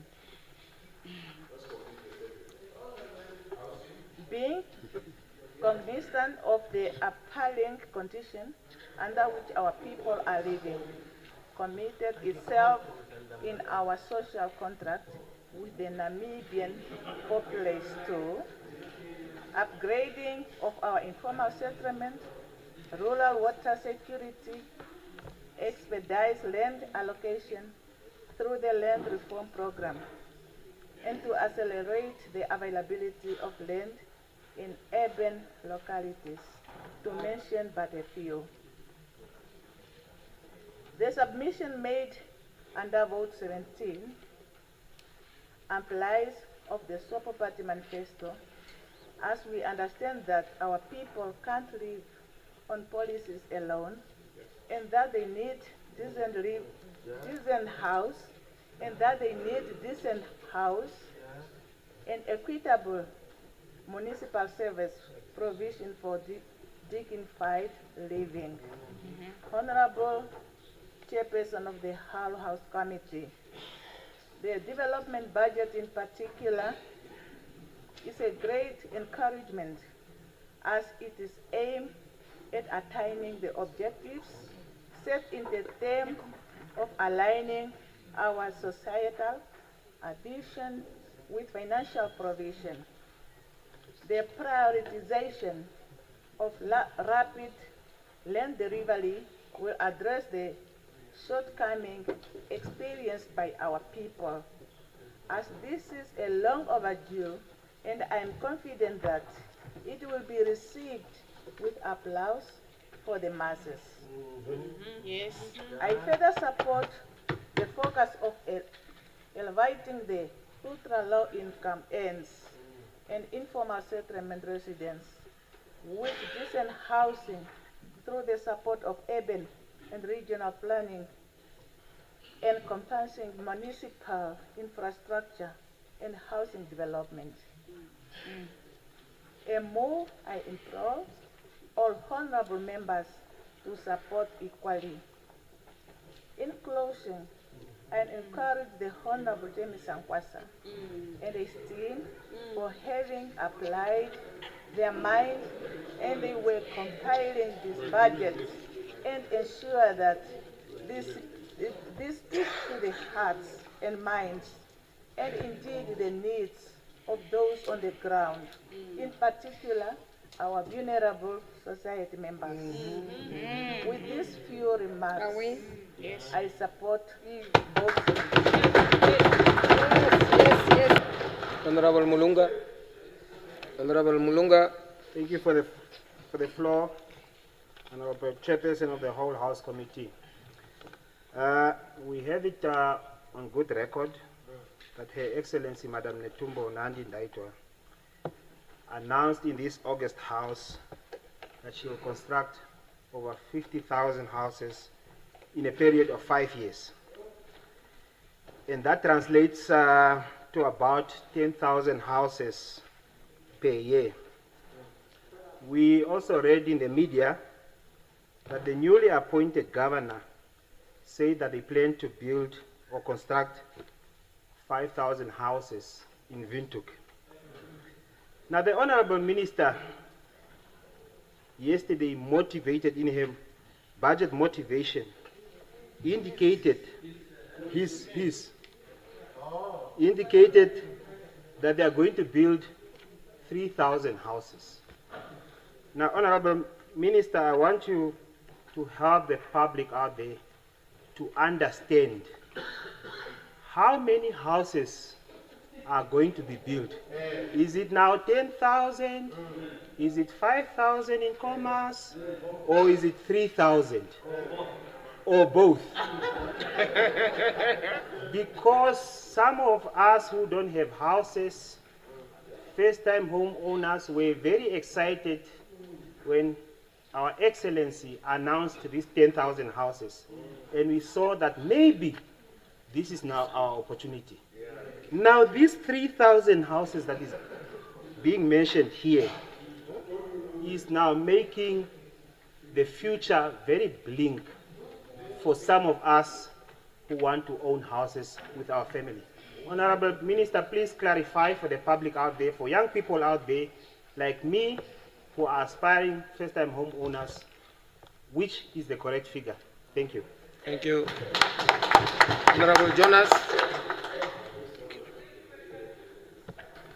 Thank you very much, Chairperson of the whole House. I rise to support vote 17 under program housing delivery and as well as public works and public properties.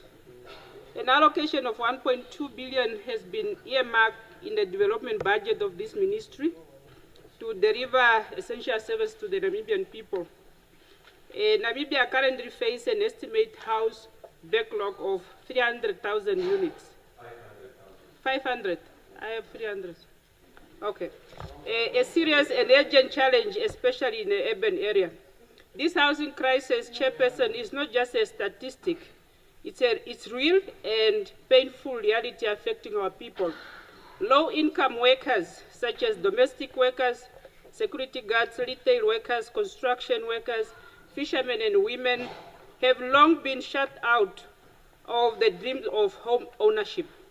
The majority of these workers resident in informal settlement where living conditions are substandard and housing remain unaffordable.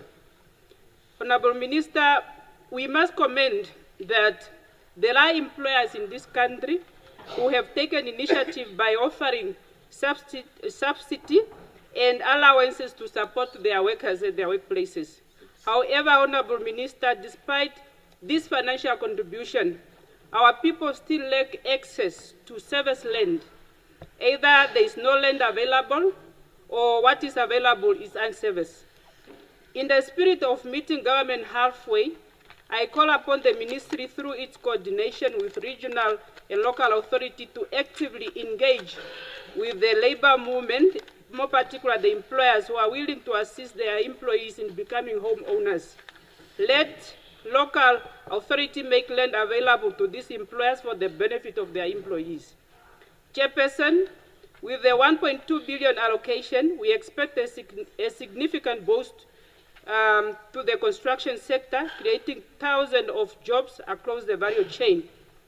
And as I said in the previous vote, 13, I still continue to echo my concern about labor variation on various government projects at local and local authority levels. Subcontractors and their workers continue to face multiple challenges, including wage violation, lack of benefits, and unsafe conditions. So, Honorable Chairperson, as I conclude, Honorable Minister, I urge your office to direct the regional and local authority to ensure compliance of labor laws in all their projects, and also to emphasize the importance of occupational health and safety standard at all these construction sites under this local authority. So we must protect our workers and build our nation. I fully support the vote. Thank you. Thank you. Honorable Kandorodu.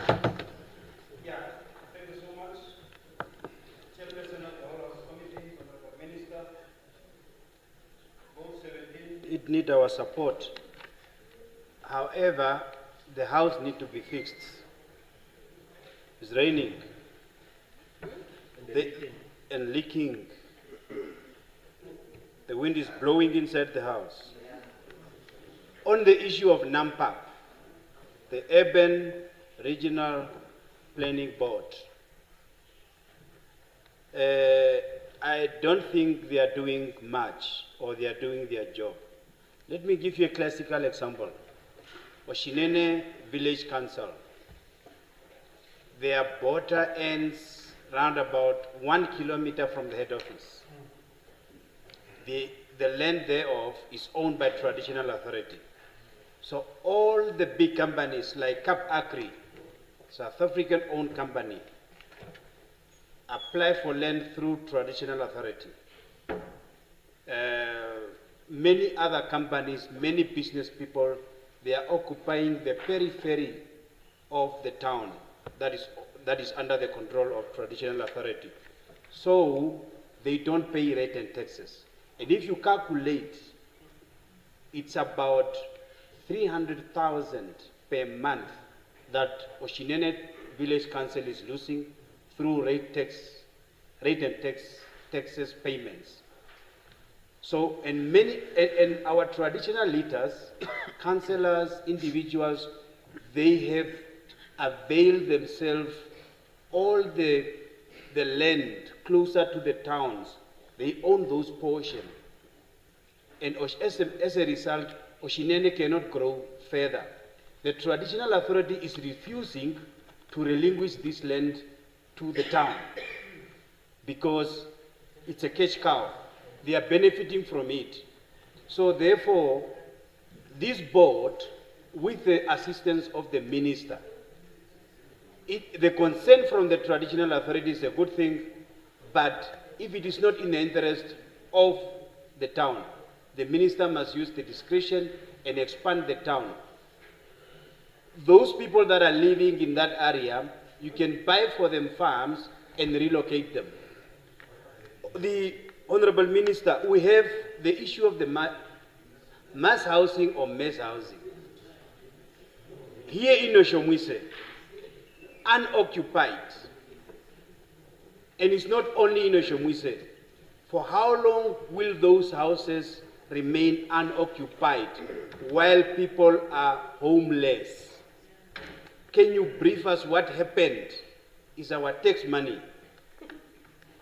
NHE versus mass land service and the concept of build. NHE haven't done that much. Can you allocate a lot of money to NHE? Let them build. If the South African regime can build houses like those in Katutura, why can our municipalities also do the same and lease or rent these houses at a very low rate for our people? We have 7 the land, ask the land, Havana. Let's clean that land, allocate these people, build for them a very cheap houses that they can afford. Our regional and local authorities, the issue of refuse removal and construction of dumping sites is a concern. Our towns, villages, municipalities, they are very dirty. Please clean them, find the way. And where's the Ministry of Youth? Please get the youth officer. Thank you. Honorable Lucato. Lucato. Honorable Chairperson of all House Committee, Members of Parliament, thank you for the floor. I raise on vote 17, Minister of Urban and Rural Development, led by Honorable Sankwasa, James Sankwasa. My contribution to this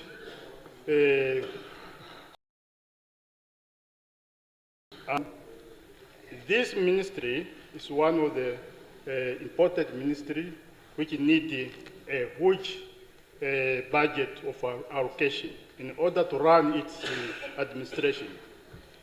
Because this ministry, under this ministry, is our respected traditional leaders, the local authority, the regional authorities, fall under this important ministry. In order for any country to develop, this is one of the key ministries to develop the country. Other important point is that our traditional leaders, according to the second land conference, which was held here in Windhoek, where myself, I participated, and also representatives from all traditional authorities. Those pending resolutions, we have agreed that our traditional leaders should be provided with houses. That's a pending resolutions. So I still support, because that was the resolutions. Other things which I want to add also, our members, let me say, point of correction, our traditional leaders, the salaries which they are paid, that's a peanut. Those are our imported fathers, mothers, which should be paid from the imported ministry. And also, all the sub-quotas, district sub-quotas members, I also appeal to the respected minister to make sure that they have to be paid, and also every sub-quotas to provided with a GRN vehicle so that they can run their affairs. Lastly, the development fund is not enough for those constituency development because many villages are without representatives from the CDC. So it lacked a budget to allocate so that all villages, all areas, they should be representatives on those CDC. So finally, let me commend you for the action which I see that you are very active, Minister, to solve the problem. Because pending issues, now I have seen that you are attending to the pending issues and then you solve it once and for all. So I commend you and I support 100% this budget. Thank you. Honorable Armas.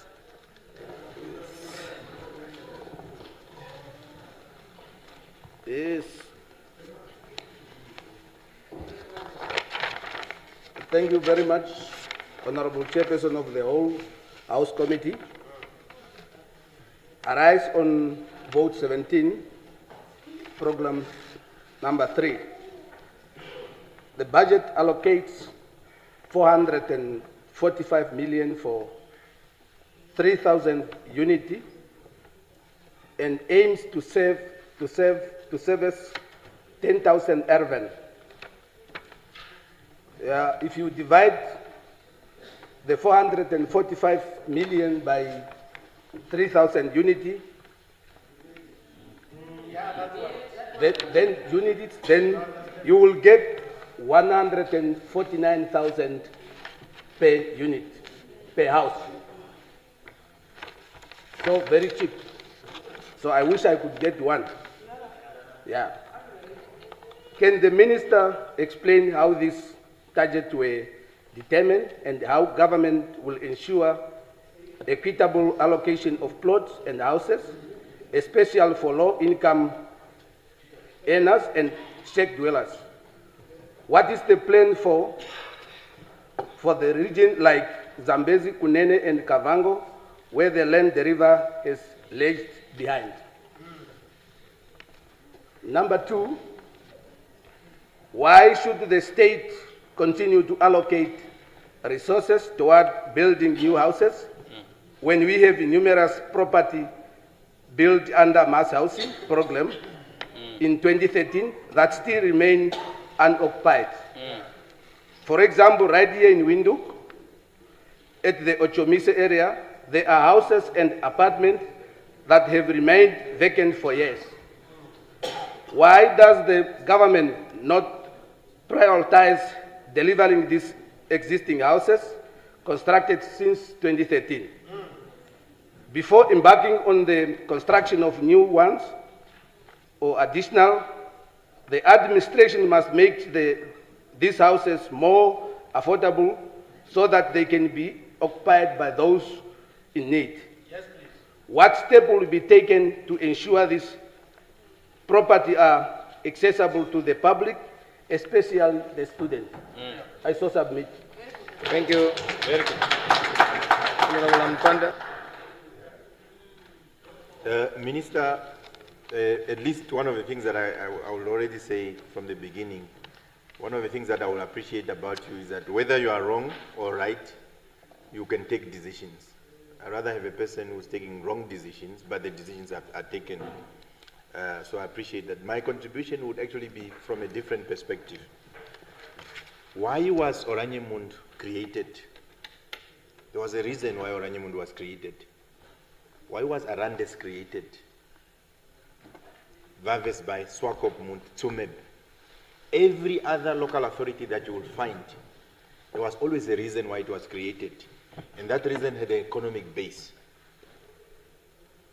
So the discussion doesn't even arise about housing. The discussion begins, what is the purpose of Tsumeb? And everybody else who's working there and what basically is happening. So why did we establish Omthia? What is the economic activity happening there? I'm not talking about the councillors and governors and all these positions that we want. Why? What economic basis that informed that decision of creating such a town? So that's part of the problem that we're actually having. So even this whole idea that we think that we are going to build houses, you know, when you go and build the houses, there are no owners of those houses. When you build those houses, there are no owners. So you assume that you are building the houses for the poor. How? On what basis do you actually have that those houses that you are going to be building are for the poor? So we need to actually understand the problem of urbanization. Those houses that are there in Ochomise, they were built there for the poor. Are the poor there? So when the houses is finally built, and here in academia there, the city of Windhoek, we realize that people are getting there, they realize they can't afford, they are actually retaining those houses. The houses are there physically, but who owns them? One person in academia may own 20 houses. You are going to talk about these 3,000 houses that you are going to be building there, but 3,000 houses can easily be owned by 1,500 people, or even 500 people. So we actually need to be able to understand what is happening with urbanization, and we will not succeed. We have now pronounced free higher education. On what basis? With free primary education, free secondary education, free university education. On what basis are you going to have a mayor who is semi-literate? That's within your powers as a minister. There was a time where such a recommendation was there. Education is free from primary to university. On what basis do you want to run a $5 billion city of Windhoek with your grade 9? So we are sitting with serious problems. Even these things that we're talking about, compensation policy. And this is an exact problem. I'm coming from that sector, and I get very angry. You see people who are actually saying, make way for development. How can you tell a person who was born in the place to make way for development so that land can be serviced and the club can be built and people will be urinating at the place where your father used to chill? So when you fly into Stellenbosch, you see those farms that are there. Who actually says that a town you cannot have the land that the people that are there? So we're actually building these towns for foreigners to come. So you shouldn't be arguing and say, go to a town, make way for development. No, develop a town if you have a purpose with those people that are there. That's the problem that we have, because it's a philosophical problem that we have. We have to have new imagination. Why do you have Ongwediva and Oshakati as separate towns? Why do you have Onipa and Ondangwa as separate towns? Why do you have Okahanja? What is the plan with Okahanja and Windhoek? So the biggest problem, and I know I'm running out of time, the biggest problem, we think we are solving a problem. I can guarantee you from the experience that I have, you are not solving a problem, because housing finance, you can build and service them. Who's going to buy it? With what income? Who's going to be funding Thank you, Honorable Chair. Thank you very much, Chairperson of the Whole House Committee. Let me, from the onset, state, Honorable Minister, that I wish you all the best, and we know that you can execute this particular task. And also, the fact that as a party, the manifesto is very clear. And the manifesto is saying we must be able to provide 50,000 houses. Now, Honorable Minister, as we are wishing you well in supporting the budget, there are things that we need to outline to you based on our experiences and also what we think can be done and how we can assist you. And I would spend, luckily we have 3 rounds per speaker. So I will spend the first round on one particular issue, come back for the second round on another issue, and come back another third round on another issue. So first, let me start, Honorable Minister, as I'm supporting massive urban land servicing.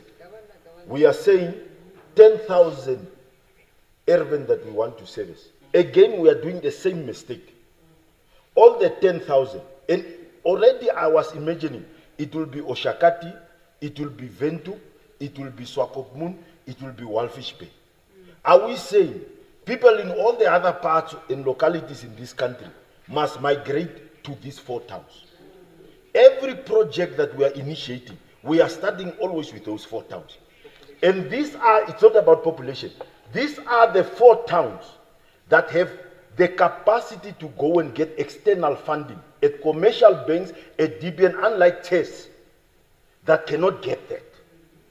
Unlike Opuo, that commercially is not viable, like Prof was saying, where there is no buying power. So we really need to think, are we solving problems or are we creating problems? So that thing of saying the population is in these areas, I don't support. I totally don't support. So that is my first contribution. The second one, as my time is going up on my first point, is 445 million, and we want to build 3,000 houses. It means we are building a house of 148,000. Honorable Minister, experience is teaching us. Sheikh Dwellers is building houses for low income for 40,000. If we could build houses for 40,000, because we are aiming for low income people, we will be able with that amount to build 9,000 houses in the first year. 9,000 houses. And people can expand their houses. If you go now, you give today people at the inauguration, this is your house, Sheikh Dwellers. Go after 6 months. That house is expanded, it has air cons. It tells us that people can actually do these things themselves. We must think a bit different. NHE cannot depend from government coffers. NHE, as a middle and high income institution, should be able to go to GIPF, which GIPF is building with our money houses in Greece, in Europe. Unlisted funds. Why is NHE not building houses through those unlisted funds in these urban areas like Ventu, where a nurse can afford, but somebody in Okangwati cannot afford 148,000 house? So, Prof, it's not that I'm not saying you are wrong, but I think the reason of best housing, I will come back for the second round. Thank you very much. Honorable Ames. Chairperson, well, we continue bailing out local authorities, yet financial discipline is glaringly absent. The Auditor General's reports are sobering. Not a single regional or local authority obtained an unqualified audit opinion in recent circles. This means almost every council has serious accounting errors or missing funds. Without proper audits, money meant for undetected.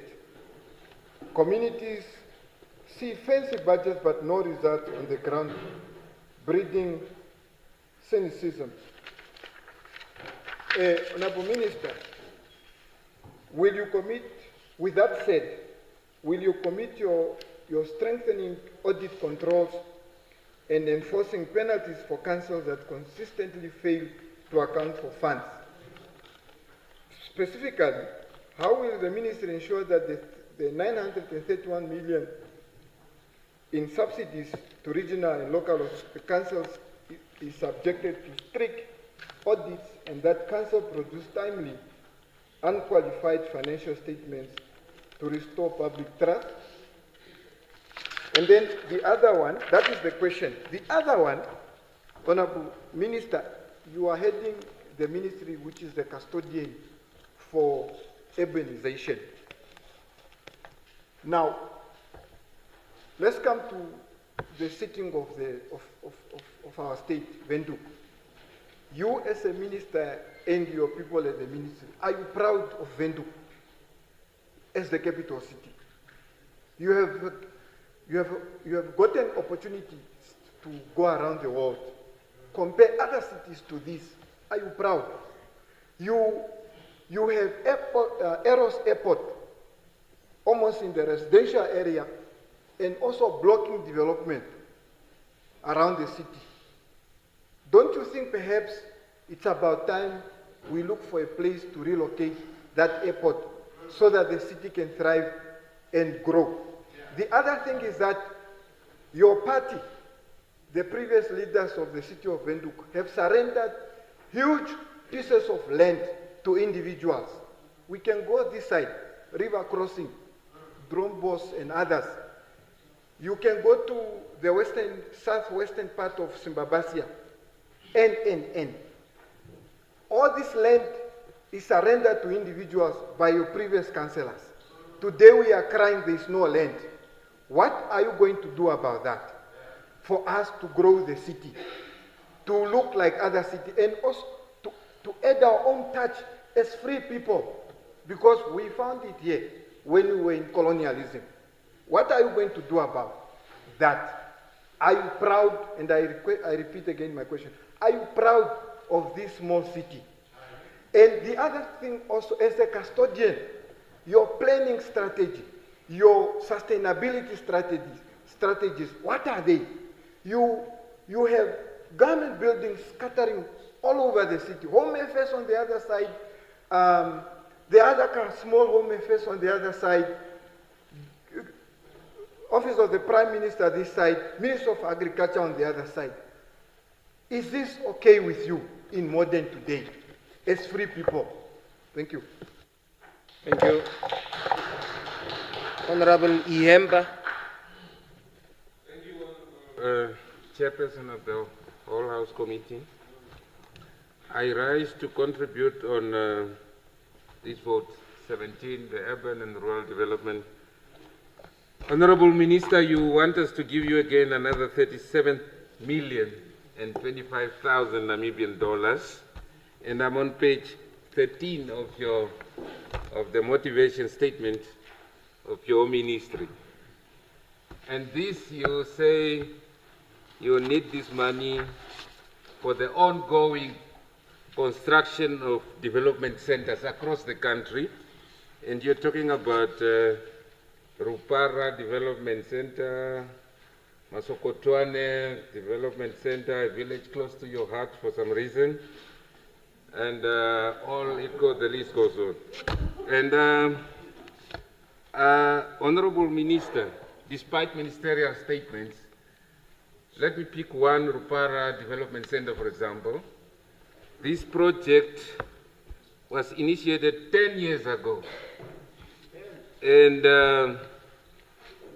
down the line, this project is still in the pipeline. I don't know when it's going to come out there. And today you're here to say we must give you this money again. Honorable Minister, I'm sure the people or the beneficiaries out there who are eagerly waiting to benefit from these very important development centers would like to hear. And I'm sure you also want to go back home to commence with the other life after this life, knowing that you have at least done this. And what the word that is missing in your motivation is the word completion. I think you'll agree with me that it is long overdue, and the purpose for these centers, as I also support this idea of having these centers across the country, is very crucial, especially to those beneficiaries, as I said. Honorable Minister, will you please share with those beneficiaries and the public in general as to whether you are going to complete this with this money that we are giving you as part of your 2 billion plus budget for this vote. And I thank you. Thank you. Honorable Nekongo. Thank you very much, Honorable Chairperson of the Whole House Committee. I also want to join the rest that are supporting you, Honorable Minister. And my focus will be on massive urban land servicing. I don't understand where is the job, because this is what took him to join the city of Windhoek and the well-known... No, I'm not addressing you. Let's not start. No, thank you. Yeah, so, Comrade Minister, we are very good at coming up with new things. Land servicing, which we have promised our people in the SWAPO Party manifesto, must be fulfilled. Now, there are a few things that I would want to recommend. We have graduates, engineers that are sitting home doing nothing. Artisans from VTC that can do plumbing. Why can municipality create departments responsible for servicing land? That should be their daily job. We'll create job for them, but then at the same time we'll make this land available at the cheapest. Because currently, because of the capitalist system that we have, we'll just give this money in the hand of those capitalists and the plot become expensive. Even if it requires that we'll bring a factory here to manufacture pipes to lay underground, let it be. Now, the construction of houses as well. We have many builders that we are training at our VTC that can build these houses. But I also want to say, with these 10,000 or 3,000 houses that we will build, it can also enhance our people by providing them with jobs. Because we need to ask ourselves to say, what we have inherited, we only had inherited that only the standard bricks that is made by a white man that must be used in construction. What can we do to make sure that people in Okahanja, we make it a mandatory that all the building materials, if it's brick, they must be made in Okahanja. Why should we need to get them from Tsumeb or elsewhere if people in Tsumeb can make those bricks? So I think if we do that, we can able to also create opportunity for our people. As I conclude, shark bellers and also build together programs must be the one to be capacitated because they can provide more houses than providing this money to NHE that will only provide houses for those who can afford. I thank you because I can't see my time from here. Thank you very much. I support this vote. Thank you. Honorable Aitota.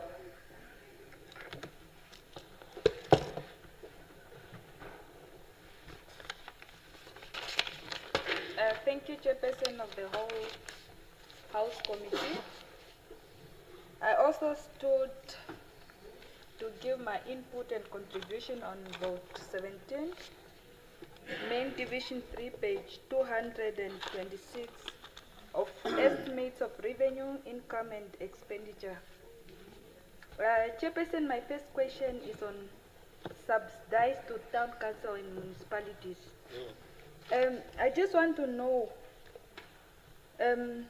what is the budgeted amount of 39,430,004 under towns and municipalities? And also, what's the budgeted amount of 42,477,004 under the village councils? My second question is, I see also there's a budget of 12,200,000 under the 2025 to 2026 financial year. So I want to understand, how does the local authorities benefit from the local economic development agency? And then my last question on this round, it's on communal land, the compensation of communal land. Honorable Minister of Urban and Rural Development, can you kindly take this House and the nation of Namibia in confidence? You have budgeted 157,680,000 on compensation of communal land. How did you arrive at this budgeted amount, and which communal areas in Namibia have been identified to be compensated accordingly? I so submit. Thank you. Honorable Kangulu. Thank you very much, Chairperson, for the whole House Committee, for the floor given. I also would like to make my contribution. It was alluded in terms of decentralization policy. As adopted in 1997, about 28 or so, 28 years. What we can hear and we heard is they are still finalizing the plan. It's good that this year is being outlined by the ministry, that they will finalize the assessment of that national status of decentralizing the services. Honorable Minister, why has decentralization progress so painfully slow since? What guarantee do we have as being outlined now that it won't be similarly just a talk show?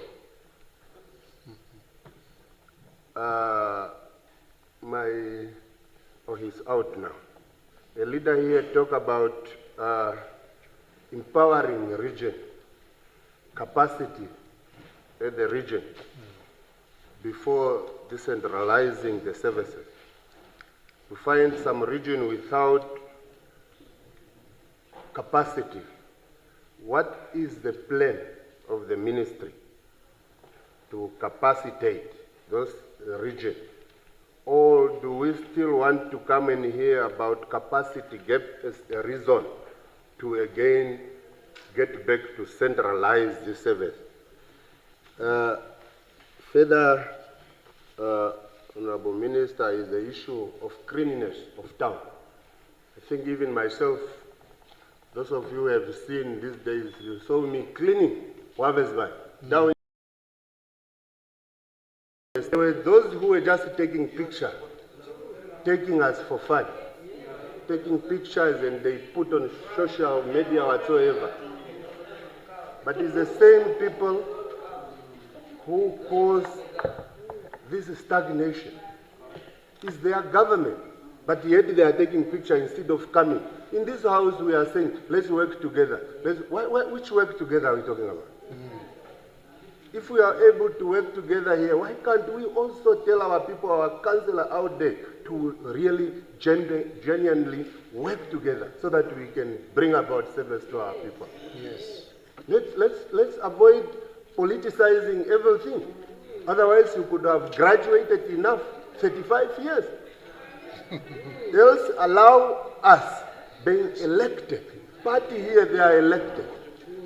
So that they can also advocate and they bring about change, and they truly change decent. Therefore, we must, Honorable Minister, the situation of Wavesby is very critical and is caused by technocracy. People in those offices, last week they get paid.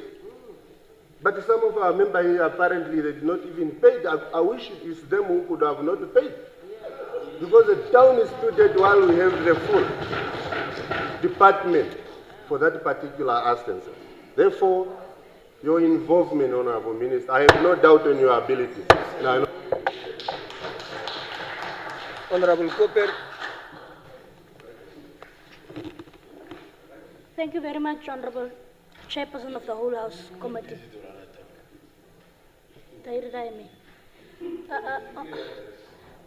Honorable Minister and members, I believe in development. But if development is not benefiting the very ones it is intended for, then we need to go back to the drawing board. With that, Honorable Minister, I am addressing you on the gradings of the villages and the towns. Why don't we do audit? Why don't we audit the socio-economic conditions of people in towns and villages, and thereafter grade them gradually to avoid stressful situations of water disconnections, electricity disconnections, and many unbearable situations. And I'm talking on behalf of Groothoek and all other areas of this country where everything is problematic.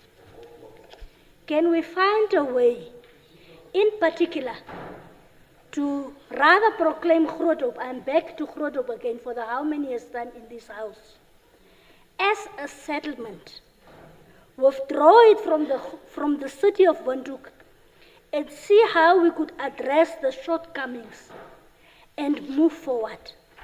Because Groothoek becomes a problem, the Evan situation is a problem, the water situation is problematic, the sewage, whatever, is problematic, any other thing is a problem in Groothoek. And I'm addressing Groothoek tonight with my mind on other small villages and towns as well, to be also looked at and be regraded or degraded or whatsoever have to be done to those places. And I so submit, Honorable Chairperson. Thank you. Honorable Angula.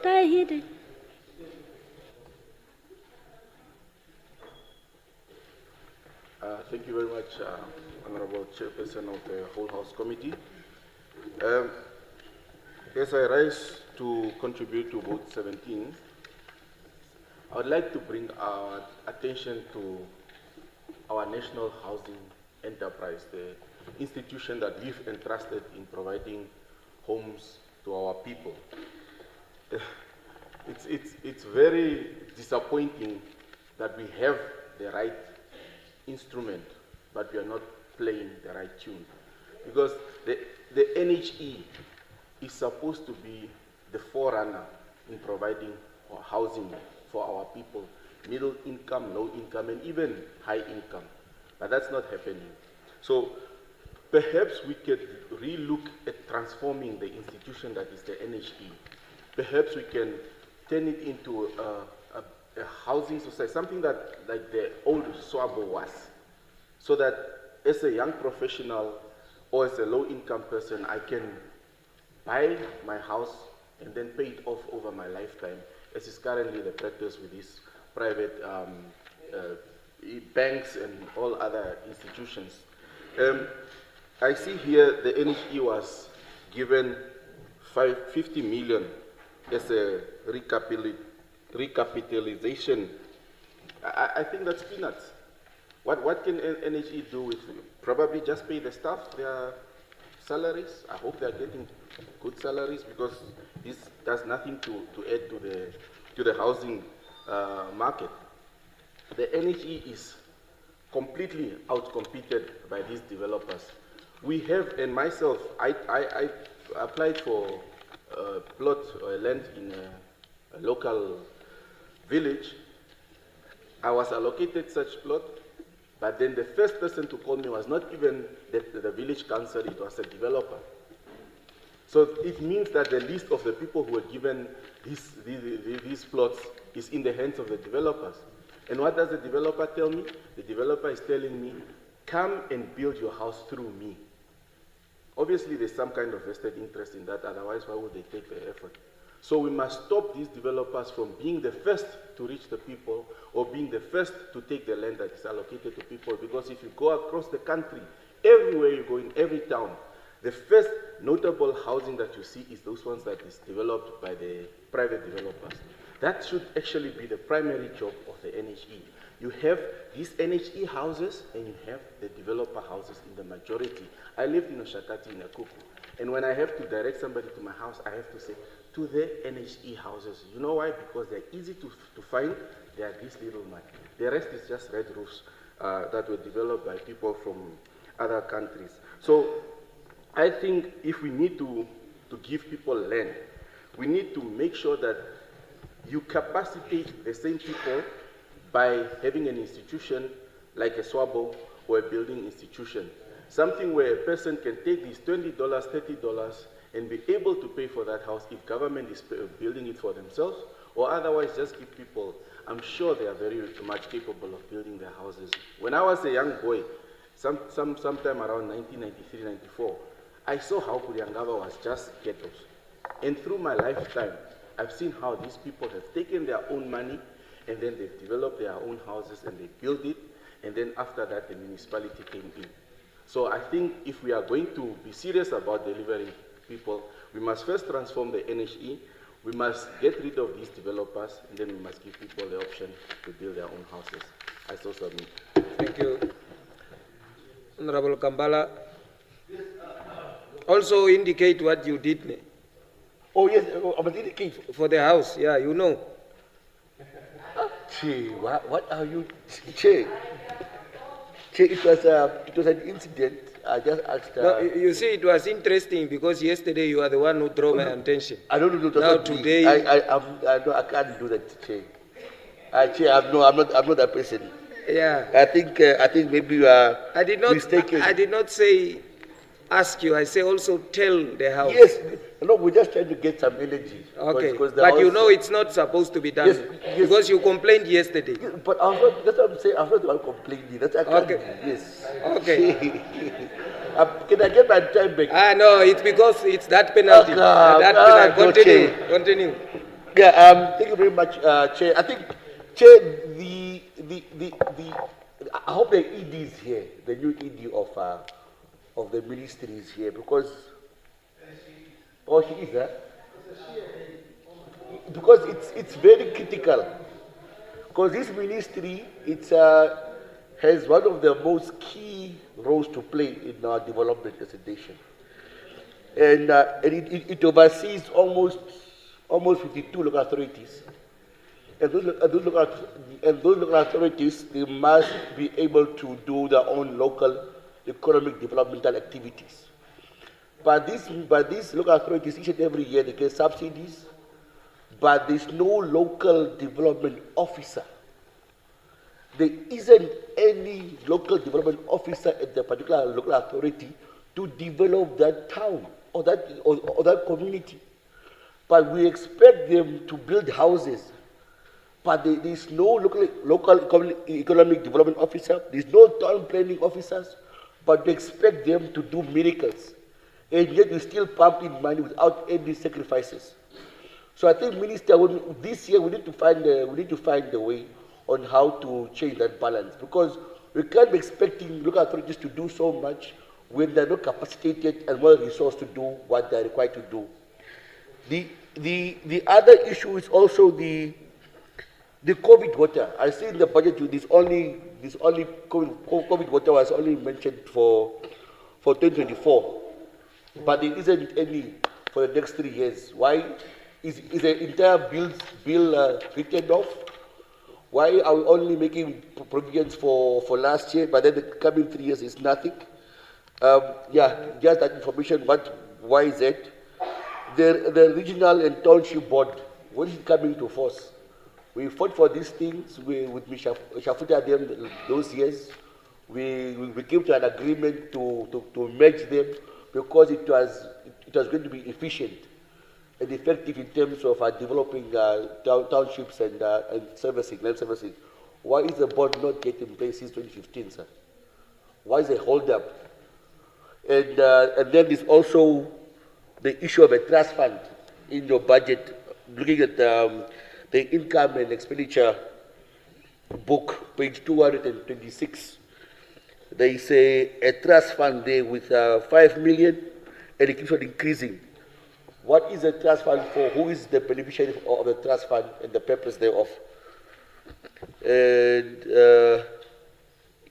just those 2-3 questions. Please, let's be punitive this year. We cannot just be wanting local authorities to do much. We're not capacitating them with proper resources. Thank you very much. Honorable Daniel.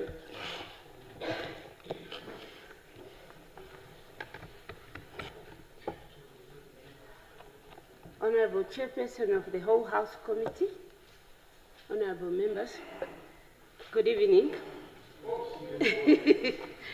Allow me also to rise and support vote 17, and also to highlight some factors and issues with regard to that vote, and maybe have one or two questions.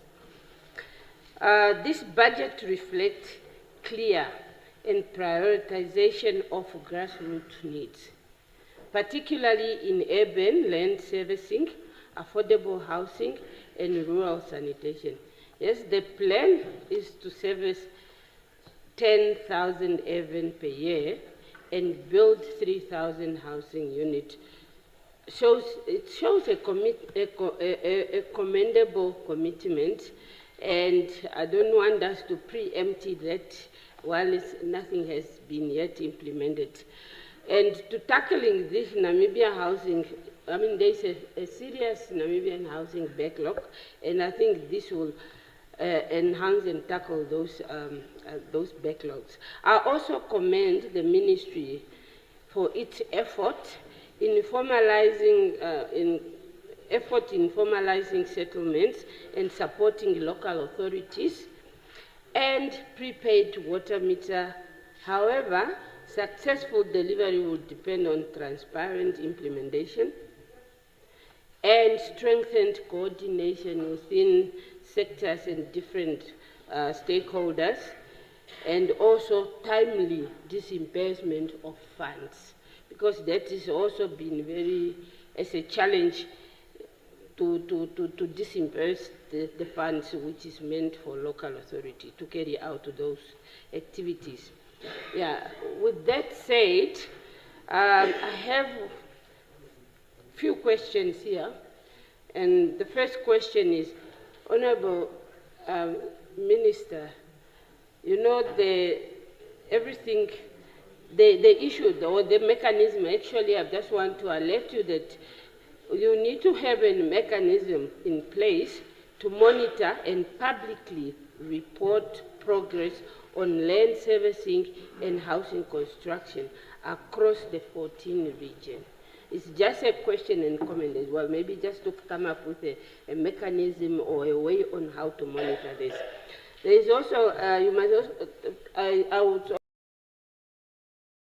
also history need to ensure that the introduction of prepaid water meters does not place additional burden, especially to more vulnerable and people in the informal settlement. I think that is just an aspect that you need to look at so that it does not place a burden. Maybe there's a way to subsidize them, or anyway, just not to place too much burden on this, our grassroots level people. And the last question that I have, given now that allocation for upgrading and constructing open markets, Honorable Minister, how will the ministry ensure they are economically viable?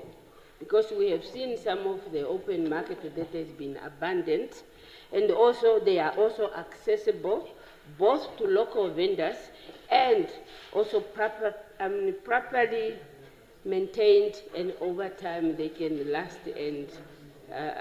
and serve so many people that are coming in years. Thank you.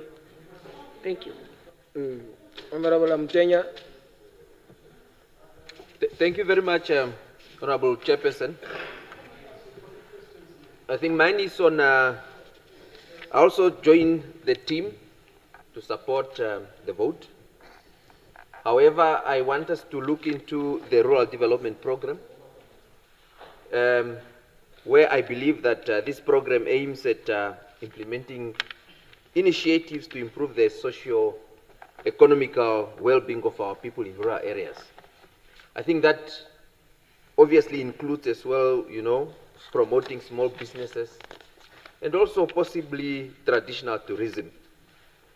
I think we need to do more on this program, more so that rural areas lack some economical infrastructures. We need to see how best we can as well construct open markets in rural areas where our local entrepreneurs can sell their items.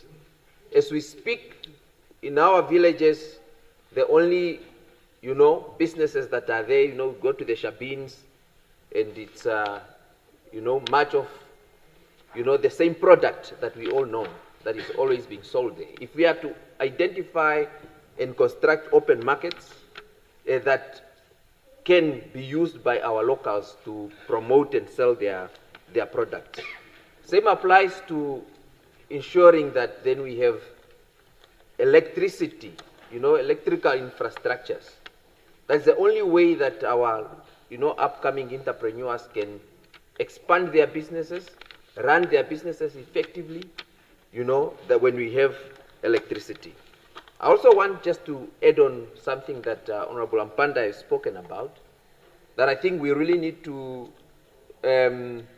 look into the number of towns that we have and establishing new towns without looking so much on what feeds those towns, and us to look into understand the fact that urbanization honestly does not speak, or it does not mean development. I think we can develop our rural areas without obviously turning them into towns and so forth, just to make sure that we do not also disturb the agricultural activities that are the main feeding activities of our communities. With that, I do support the vote. Thank you very much. Honorable Shitana. Thank you. I just want to ask the minister that when are you going to give those people that were relocated from single quarter to Koriakab Dam and between Greenwell and Vanahenda, they have been there for 20 years. And they are not owning that land, and they have been there for that. It's a long period of time. But if you go to their villages, those people, they build nice houses. But here they are just in that tin that were given from those who relocated them, that side. So I think it must be addressed. Second, it's how does the town council and those that are entrusted to build the houses of SAC dwellers, those houses are very small, and these people, they put that small house at the center of the plot. You see, you put that small house of one bedroom house, and you put it at the center of the plot. Now this person cannot even be able to expand this side, and that side. Why can't we change that colonial mind and we put that small tin at the corner of the plot? Then from there, that person, when he starts generating something, they can expand freely. It's a very, very serious concern, and some of us, we do research wherever we go. It's very bad every day. Every time you go, at the center of the plot. Why are we not putting that small things for the start at the corner, then people can expand? That is number three. It's we are still giving ourselves problem. They say that in one of my songs that says, "Na utakwa tongongo hudonjo."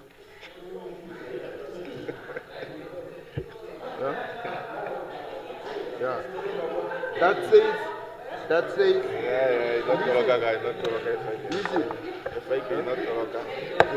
Okay, I must leave it that way. Yeah. Now, this situation, you can we listen to another point? Yeah. So these things, it's ourselves. It's ourselves.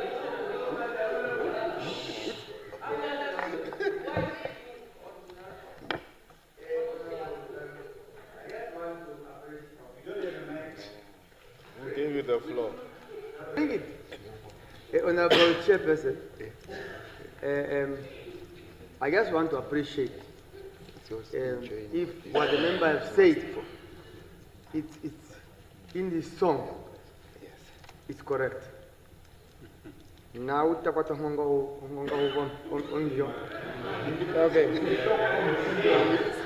just want to get it. I just want to get it. I just want to get it. Thank you. I just want to get it. That is that.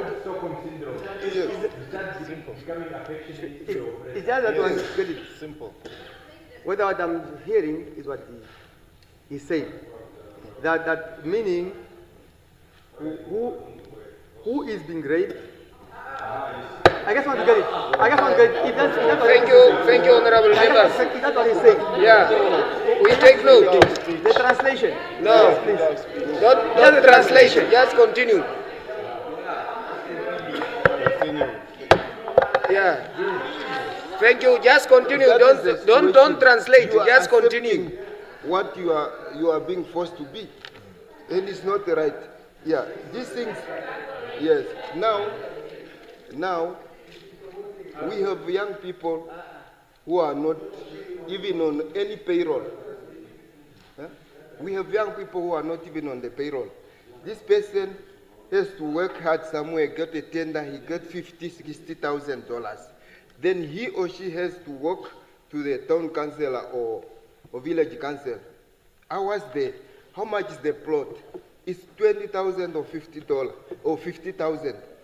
Now I said, no, I have that 50,000. I need that plot. You are being told, go to the bank.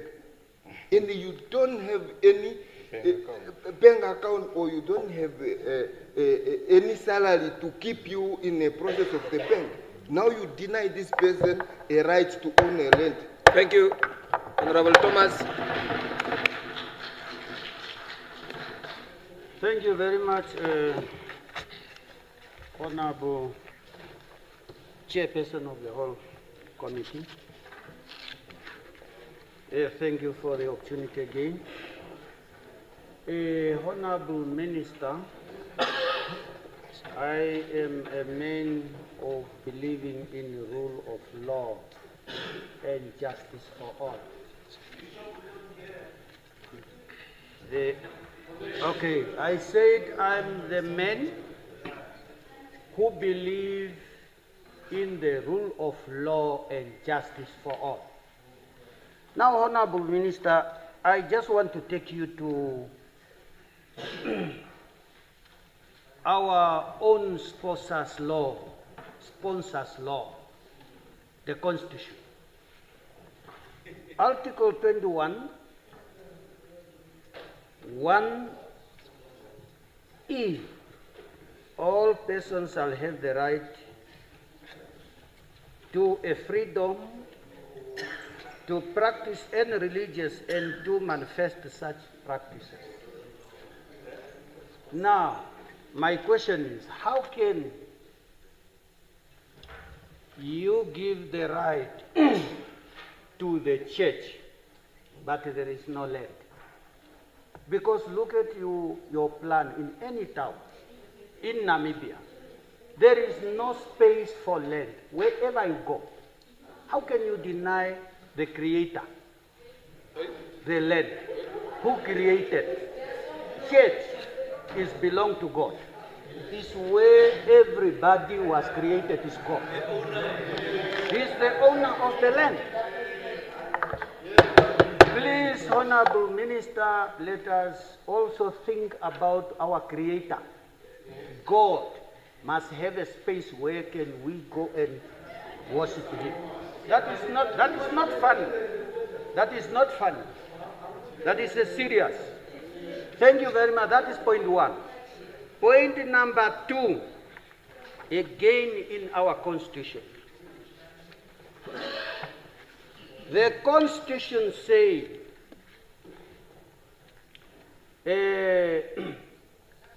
Article 102, 5, say there shall be the councils of traditional leaders to be established in terms of an Act of Parliament. in order to advise the President on the control and utilization of the communal land and on all such other matters as may be referred to it by the President for advice. Now, when you come to the big power you have given to the traditional authorities, orphans are suffering. Widows are suffering. That is true. I have got that evidence. I can bring it to you. The traditional authorities, once I die, and my wife too, my children, they are being chased away, especially in the north area, that north. That north. Children, they have got no right. Women, they've got no right. Please, Honorable Minister, look into that one, rescue these people. I am done. Thank you very much. Honorable Ngari. Thank you very much, Honorable Chairperson of the whole House Committee. I will be very brief in my intervention. First of all, congratulations to the Minister on your maiden budget as a member of this House. The first issue, perhaps just as a caution, not so much a question, is with regard to the Constituency Development Fund Bill.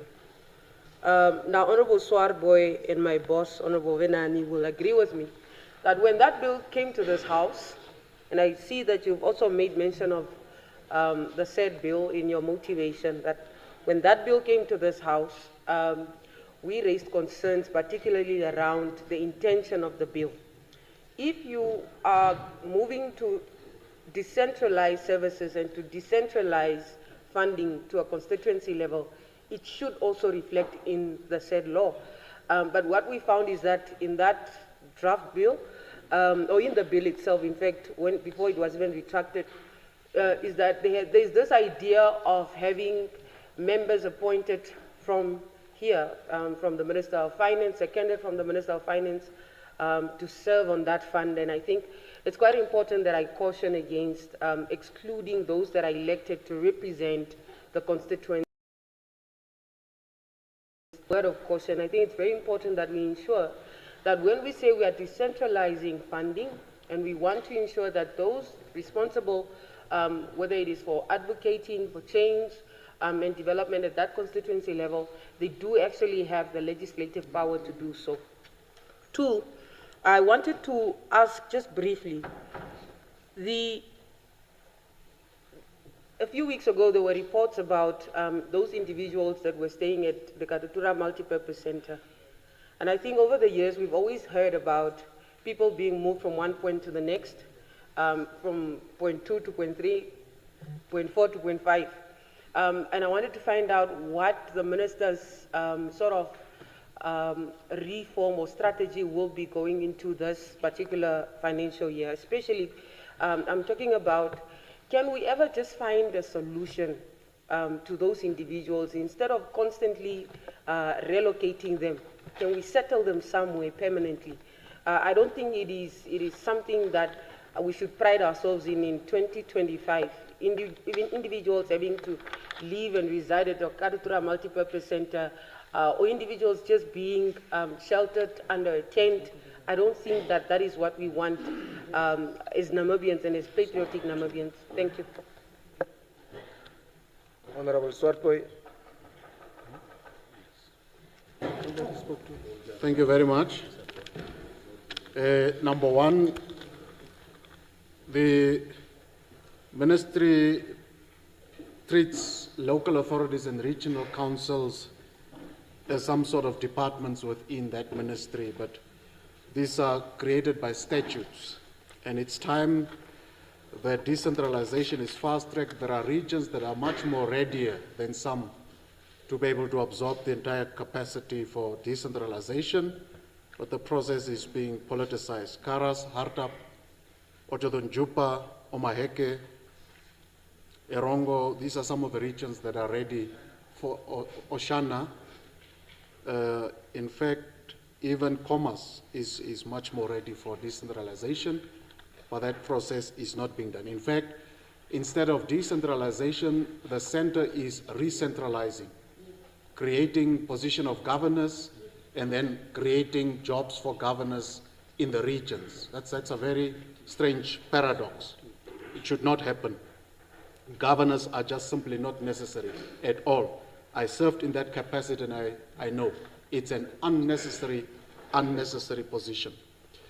Local authority councillors, Honourable Minister, it's time that we look at the old proposal that was there to make sure that local authority councillors become full-time and are better remunerated. This ministry is fighting a mayor to appoint a simple personal assistant. But a minister that is full-time has a personal assistant, a private secretary, a driver, a bodyguard, a tea person, and someone that drives his or her children as well. Deputy Minister too. Deputy Minister too, who does nothing.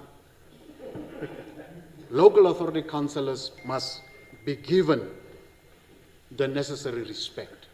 Because how do we want to enhance the livelihoods of people if local authority councillors are treated in a way that the functions are actually, the day-to-day management is given to unelected bureaucrats, and the local authority councillors must report on the local authority activities as a minister or as a regional councillor does, but they are not full-time and they are just given peanuts. It must stop. I hope you will be the one to change it. At the same time, the amount of money given to local authority councillors must be drastically improved. These people really do a lot of work. It has to change. Local authority councillors. Those that have left Leonardville and other places have forgotten what it means to be a local authority councillor, perhaps. Rural development. Let me go first to housing. Housing must be given to local authorities, period. That's a function of a local authority area that knows its residents, that knows the economic and social profile of their people. Honorable Ampanda here will tell you that they did a trial of 8 to 10 houses that the city of Windhoek built, and those houses were probably 40% cheaper than what developers would build. The houses are there. You can go and check how the city of Windhoek trialed a local authority-led construction.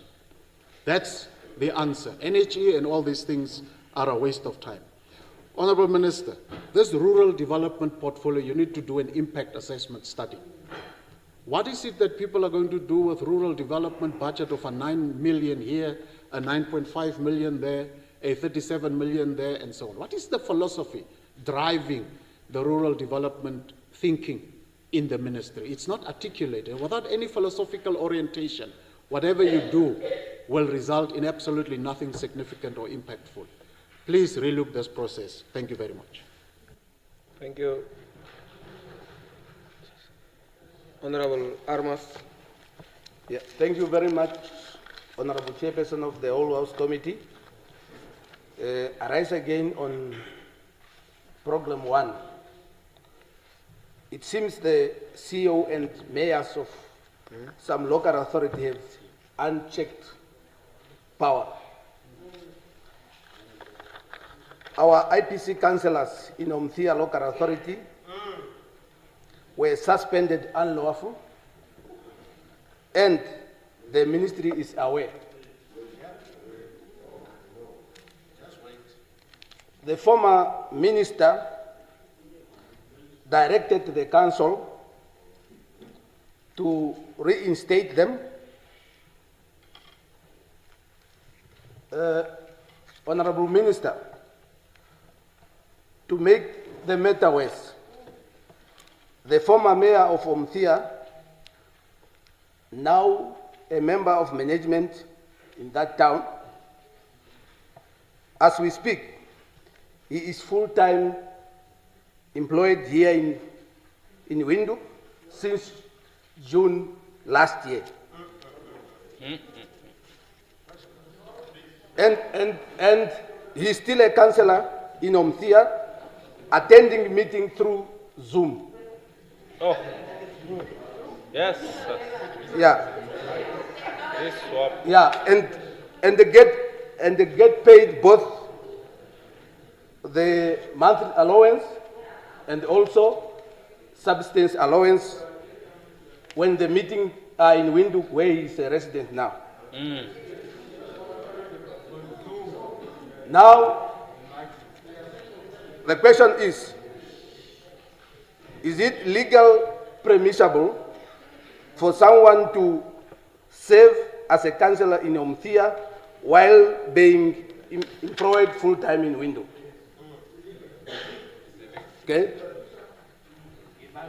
Another question, is it ethical or lawful for a council to receive subsistence allowance for a meeting held in the city? They are already in the city where he's staying. Corruption. So what is the ministry doing to address or investigate the reported misuse of power by the CEO and the mayor?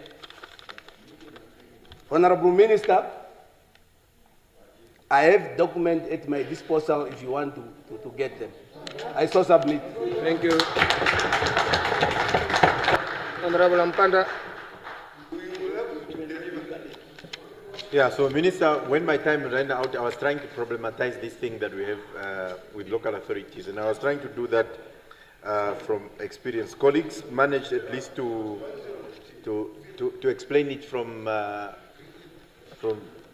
with the intervention that they did. Now, there are many other problems that you will discover. You see, for instance, is that you must ask yourself a question, Minister. Is it really necessary to have constituency councillors in an urban area? Windhoek East, Commersdal, in a capital city like that.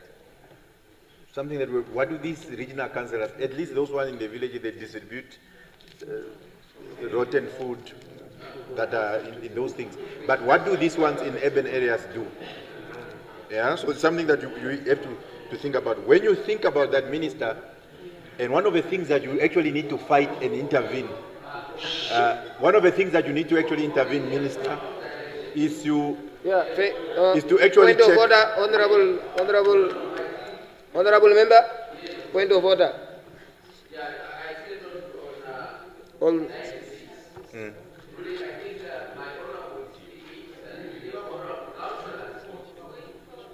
Wait.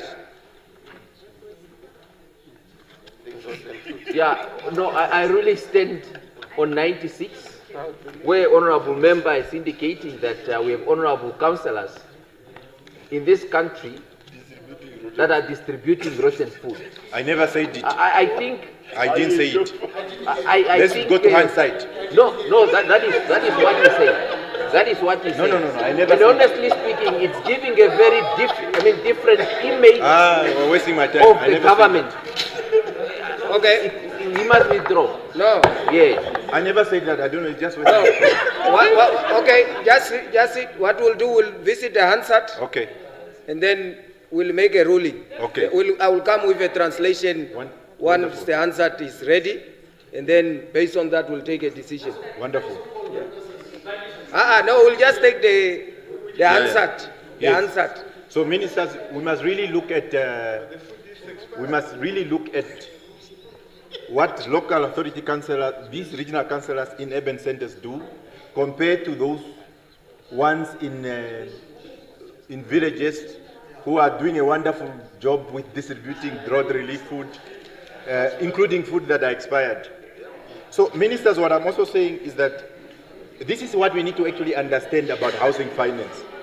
Now, housing finance, Minister, is one thing to build a house, and I'm really appealing, Honorable, so that we can understand.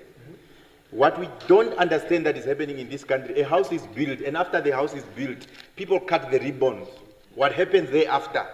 No one wants to actually realize what is going on. You have housing construction and housing finance.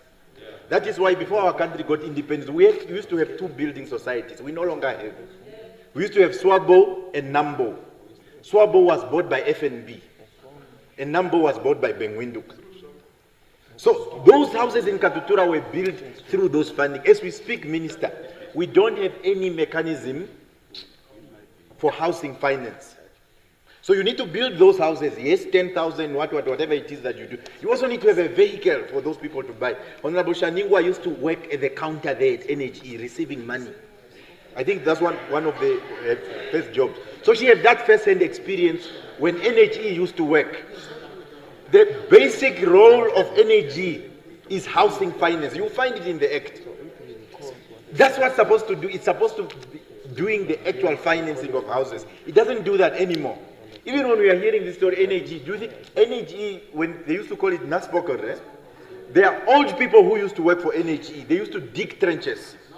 NHE now have people who are wearing suits, engineers and what. They don't have people who are digging. That's the problem that you actually have. Housing, you need to build yourself. No, government doesn't do that. Local authorities don't do that. If you don't do that, you are going to have a problem. So, Minister, when you just look at, you will go back and you see the history and trajectory of your predecessors. And you must just ask yourself, Libertine was a Minister of Housing, what did she do? Oh, these are those housing, Libertine, Jerry Kanjo, what did he expanded the borders, which is a revolutionary thing to do, but it created a problem for us. And then until you come to Erastus Utoni, nothing. So the question that you have to ask yourself now, the question that you have to ask yourself, Minister, is that you must ask yourself, what are we going to do to put our stamp on that? I actually have a different view that NAG must go to the office of the president. As the president, we will have a conversation. I mean, that committee, we need to take it up further. Honorable Chair. Thank you very much, Speaker, Chairperson of the whole House Committee. Again, Honorable Minister, I also am with the understanding that if we want to achieve housing delivery, let us do it through local authorities, regional council, build together project, shack dwellers. Yes. And NHE must go and get money externally and build houses to their target market. Yes. Then again, Honorable Minister, the 50 million that we are giving to NamWater to ease the debts of local authorities, what we are actually doing, Honorable Minister, is throwing away 50 million. Yes. Because the water, NamWater, is actually robbing. Water is getting lost in those old infrastructure between the reservoirs and before they get to the meters of the people. There's a lot of leakage. And we have tried engaging these people, but they don't listen. They also don't want to engage.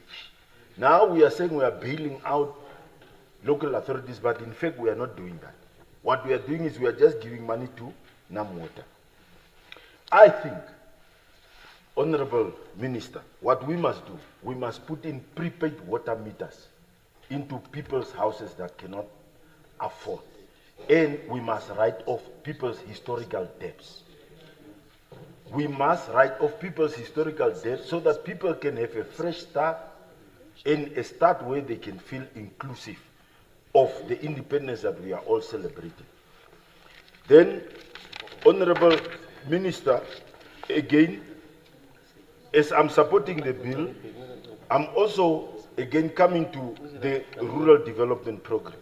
If you look, I think here we are highlighting is as achievement. 37 million that we spent on building or constructing 749 toilets. That translates to 49,000 a toilet.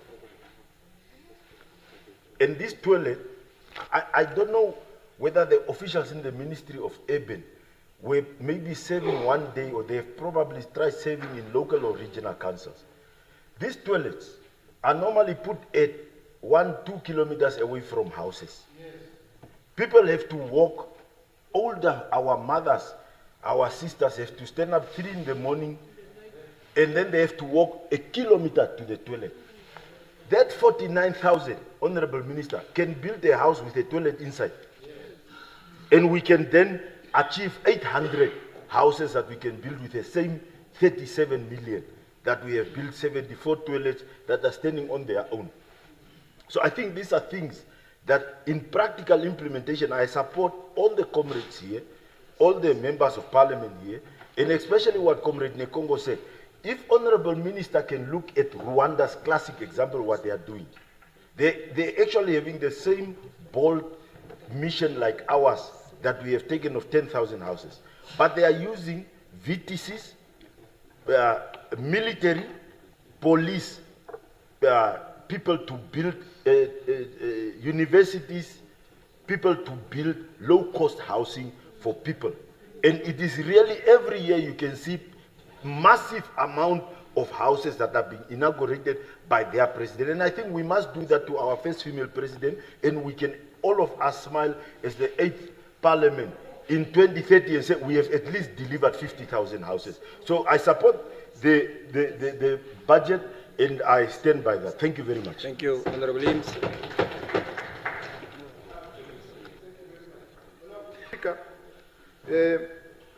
Our people are going through tough times, and I truly urge you and your officials to find time sometimes, forget about being a VIP, and just go out there and understand what your fellow human beings are going through.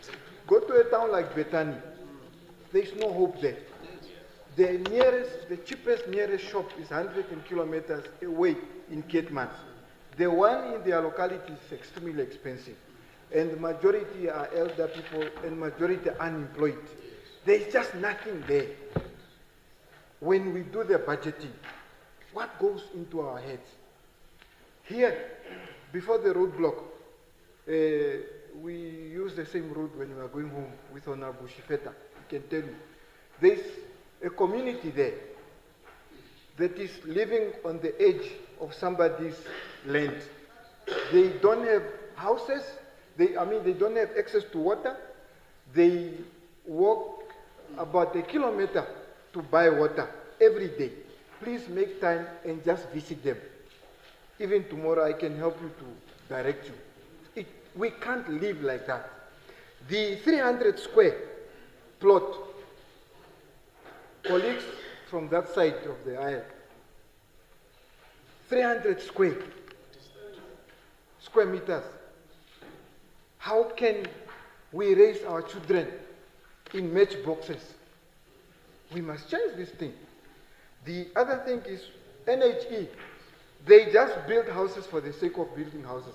No provision of a tree, grass, at least so that tomorrow the kids, when they are playing, young parents raising their children, they are able to show their children flowers, butterflies and flowers, and just send. It's just a thingy there, there's no life, no hope. And it has been like that since 96. Why?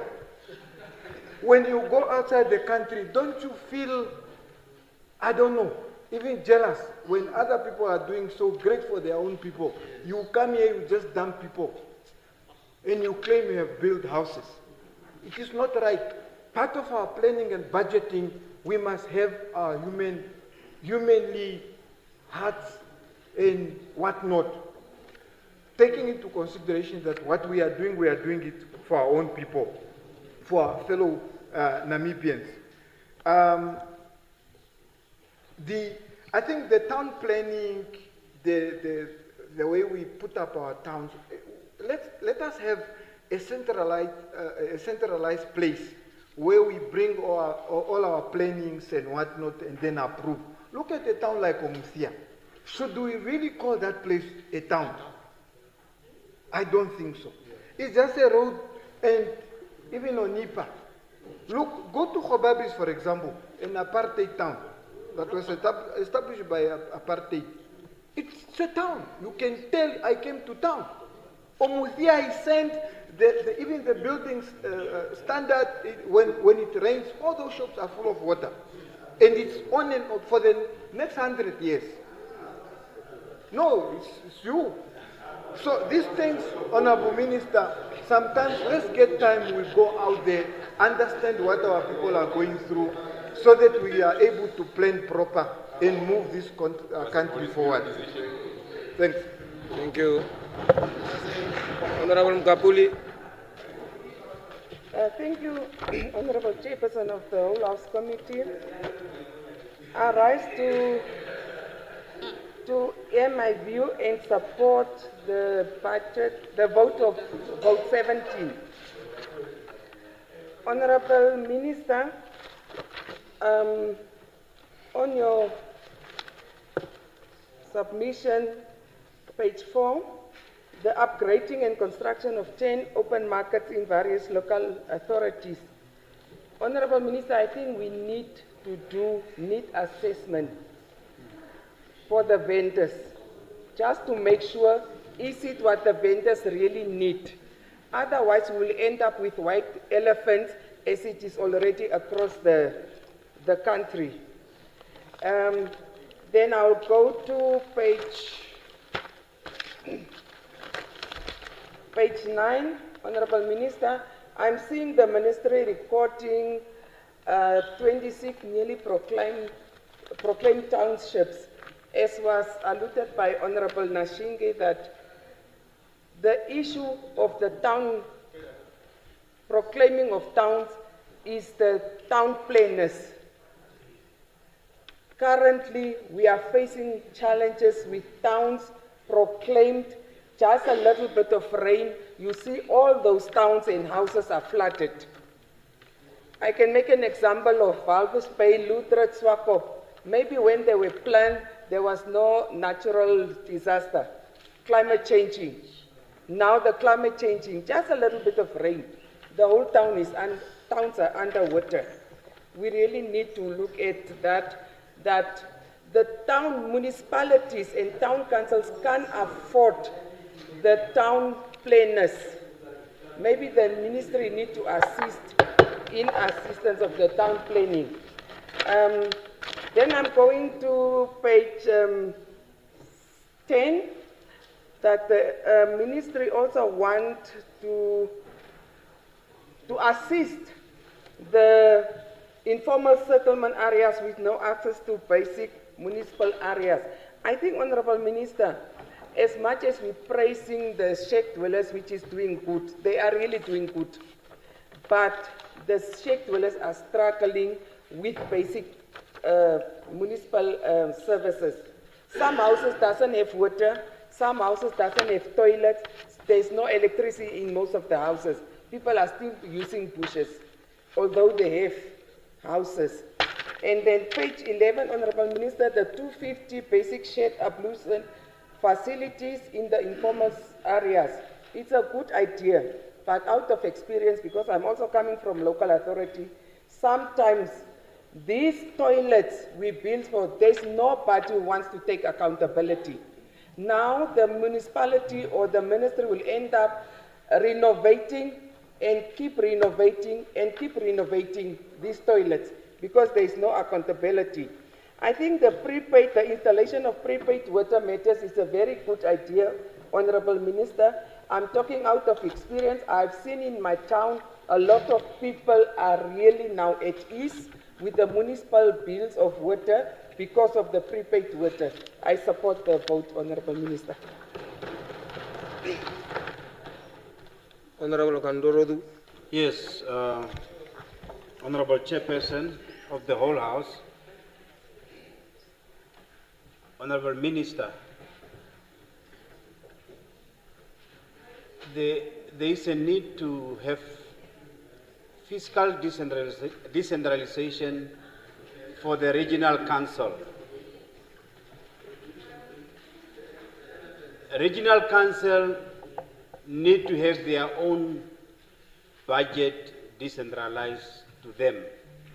In this book, development budget, we need to have a budget for the region so that we can know what is the budget for Commerce, Hardap, Erongo on its own, with all their local authorities under them and their settlements and villages, so that we can know how much have been budgeted for that particular region. So when you are coming here, people in Oshana, or Maheke, or Shodonjupa, they must know what have been allocated to them. as we speak now, is 0.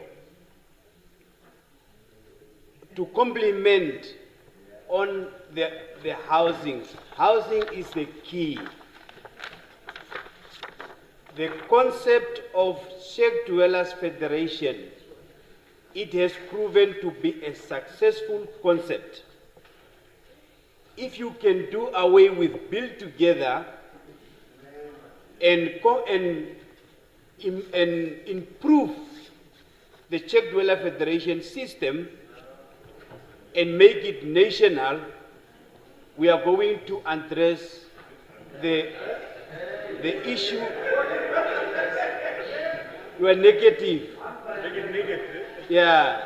We are going to take, let me make it proper, we are going to tackle the issue of homelessness, lack of houses in Namibia. The other time I spoke about the issue of sanitation. Go to Seven the Land, go to Axtelan, go to Havana. Sanitation facilities are not there. People are using black plastic bags when the nature calls. Here, right here in Windhoek, go to Ombaya Torondola or go there. It's not easy. So it's a location over there. Eh? So okay, yeah, Totina. Yes, that township over there next to Kanja Park. So the issue of sanitation is the key, and that can be done through local authorities. The ministry must get out, send the money to the region, send the money to the local authority, empower these people. I thank you. Thank you. Honorable Kambala. No. Are you Honorable Kambala? Yes, you will find me on the way. No. He can come and switch on.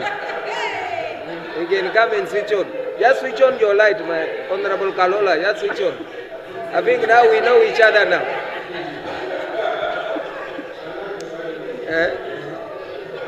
Honorable, I thought that.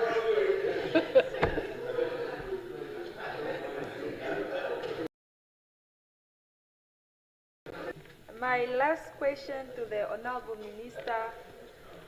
Honorable Minister, given the significant rainfall experienced nationwide, which could potentially lead to an increased risk of fires and other emergency, is the allocated sum of 10 million under Vote 17 for fire brigade and emergency service support truly adequate to ensure the safety and well-being of all communities across the country? I so submit. Thank you. Honorable Shitana, maybe just on your onset, I got a note here about your earlier statement in Oshuambo. I'm making the same ruling we'll get, unless you know what it means, you can, if it's offensive, you can just withdraw, but if not, we'll have to get a translation and then ask you then to take the appropriate action. Because okay.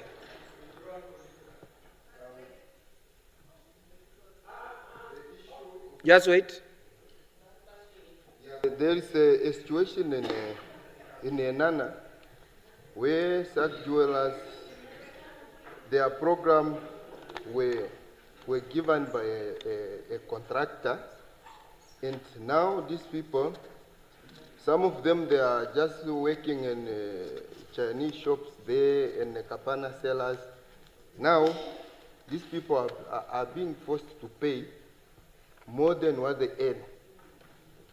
So it's a very, very sad situation. I hope Minister will give a direction to that.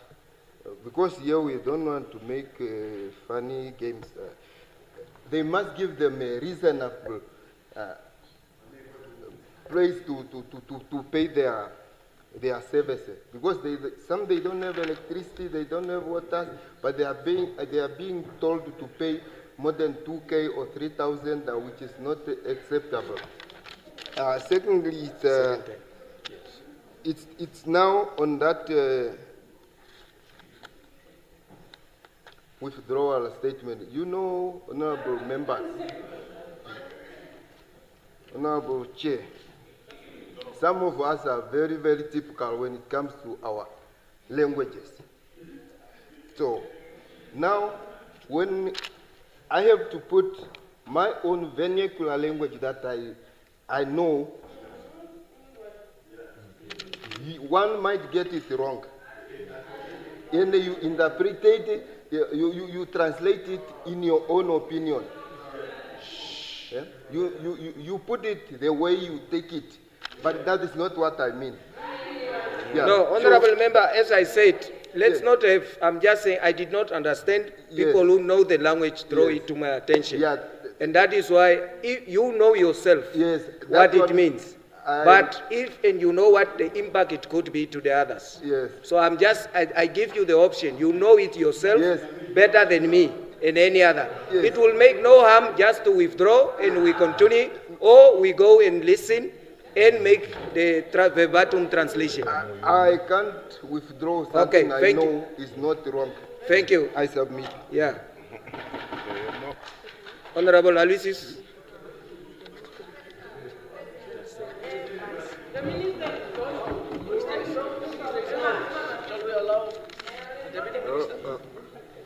No, the Deputy Minister will take care. Minister maybe just went to the loo.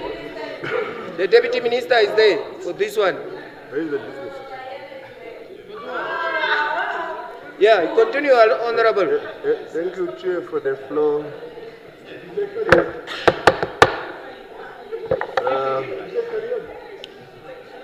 Honorable Chair, at the center of our deliberation in this House are many people out there, outside as we speak, sleeping without anything on top of their roof. Therefore, we must not just speak here and at the end of the day, not to consider implementation. People have no land, people have no housing. But I'm having information that there are certain local authorities that have applied for the extension of boundary extension of their town. But it's taking 3 to 4 years. No response from the minister. I wish the minister was here so that he can intervene. However, the deputy, the issue of delay in the application of border extension, can you do something? Because that is the only way thereafter we can talk, or otherwise we can blame the local authority for not providing land. But if you do not, where can they get the land?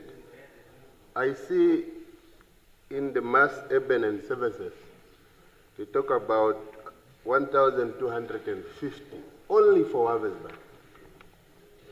Only 1,200, but we have about 40 to 45 people behind other people's house behind other people's house, with only one toilet. And that main house used to close its door around 10 o'clock.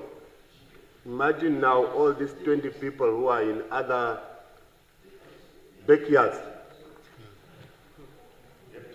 Where will they help themselves if it's 10 o'clock? What is the extent in terms of decongestion? How will we move? What is the plan of the minister in terms of decongestion? We have Farm 37, where about 3,800 been provided, been provided or issued to residents. But where is the ministry in meeting these members or otherwise council halfway in terms of back services? Instead of putting money to 1,250 elf. Why don't you just allocate money to this particular local authority to service or to bring about back services to 3,800 that is already allocated? I think on that note, I am looking forward to see that Farm 37 will then be fully serviced, and those beneficiaries will be able to move into their houses with water and with all services. Thank you very much. Thank you.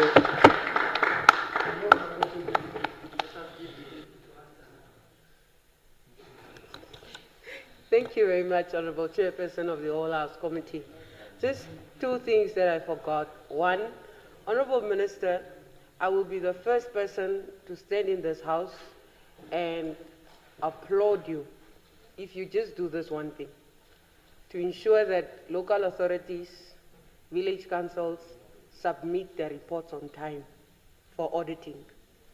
Year in, year out, especially as a member of the Public Accounts Committee, we have suffered because either a local authority doesn't submit papers on time or they just don't understand basic accounting standards.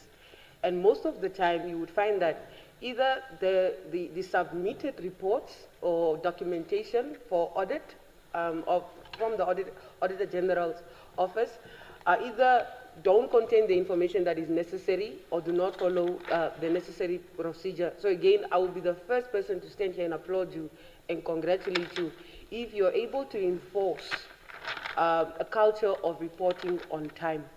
And another thing, just to finish off, the second point was to say we are very glad that Arsenal has lost this evening.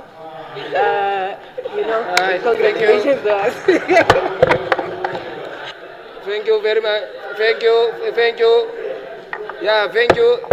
It's off the record. Honorable April. No. Honorable April. No, can she first withdraw? No, she's getting personal. Thank you. No. Honorable Ngari, can you withdraw?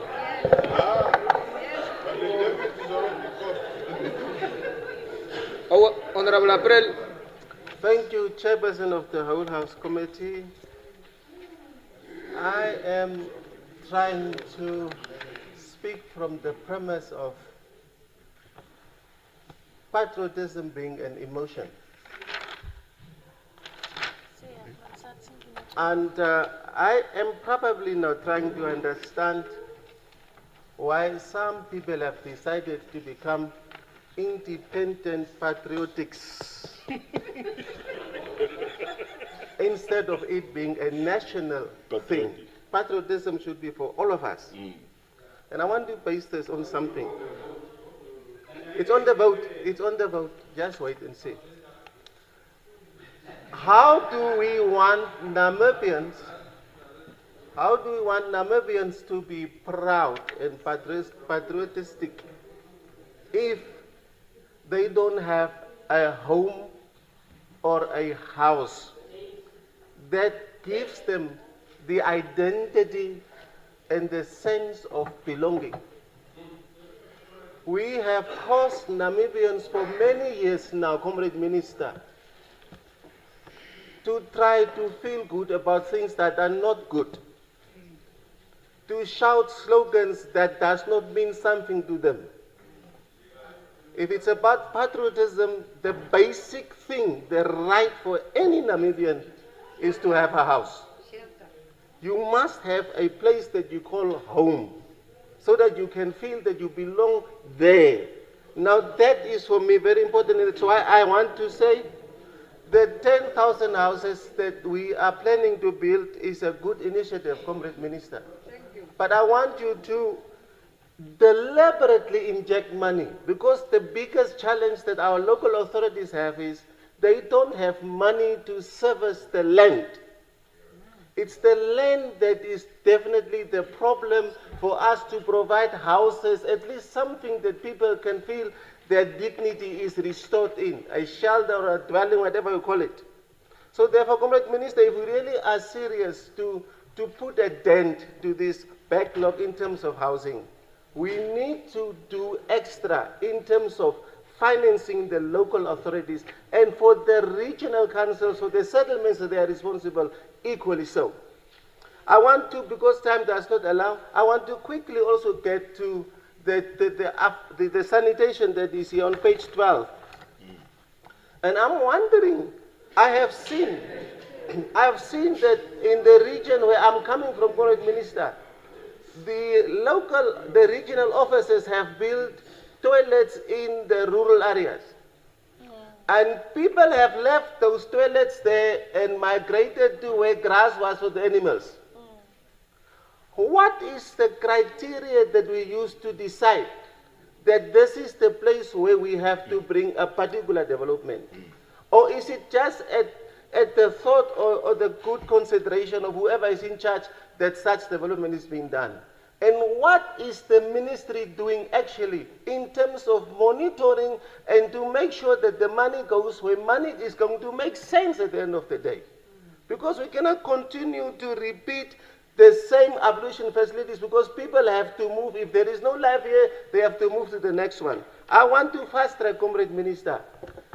I am so worried to drive in urban areas because of sanitation problems. There are fly-by-night toilets in the towns. Please address the sanitation also in towns, and I support the vote. Thank you. Honorable Fries. Thank you very much, Honorable Chairperson of the Whole House Committee. In the motivation of the Minister on page 4, he mentioned of the upgrading and construction of 10 open markets in various localities, such as Bukalo, Inana, Keetmanshoop, and so forth. Now, Honorable Minister, these infrastructures that are put up for the rental or for the use of, or by the informal traders mostly, are rented out at exorbitant prices. There is one, it's now a white elephant in Keetmanshoop, Homs A community market. We from the south know where is the Homs A community market. Homs A. That facility is standing idle for the last year or two, just because of the high. We are building these infrastructures for our informal traders, who are not making money at all. They are making very small money, most of them. Now, why should we put so much renting monies on these infrastructures? Please, Honorable, let us look into it, because here you mentioned there will be 10 open markets constructed or completed in this financial year. Is it now on page 12? Honorable Minister, there is also a very brilliant idea of allocation of 9.064 million to support self-help income and employment generating projects by rural communities. Now, can this activity also not be replicated to the local authorities, some of them, to generate their own income, instead of relying heavily on the government? There are local authorities getting trucks and vehicles, but it does not solve the problem of the local authority. And I think if we could give them assistance to develop their own gardens or income generating projects, it could have assisted them very well. On page 13, Honorable Minister, there is mention of rural development centers. Now, the Keetmanshoop or the Snijfontein and Gibeon rural development centers, I have seen those yards. There is a small building in Snijfontein, and that building is so dilapidated, you have to start it all over again. Is it not possible to put security guards where you have infrastructures that have been developed, just to save on additional cost that you will incur? With these few remarks, Honourable Minister, I support your vote, although it is very, very difficult for you to accomplish. Thank you, Honourable Nashinge. Honourable Minister, two more things here. I truly think the time is now, you as a ministry, to leave our traditional leaders alone. I will explain. Traditional leaders. What happens now, why can't we capacitate the Council of Traditional Authorities so that the small money and the cars you give them can be transferred to their council, capacitate, give them the human capital to run their affairs, so when their little dollars comes every end of the month, comes from the council. Because what you do now, here in Windhoek, when they come here, when you send the money, you are the boss. When you go back to the village, you are behaving like a true subject of our traditional leaders. I don't think it's correct. We need to change it, because also, comes elections and other moments, you tend to use these traditional leaders for political gain. It is not correct. The other thing is that the small towns, they truly struggle to attract the right candidates. Hence, sometimes they end up having running without substantive. How are they called? CEOs. CEOs or village, whatever. Perhaps we should start looking into the packages.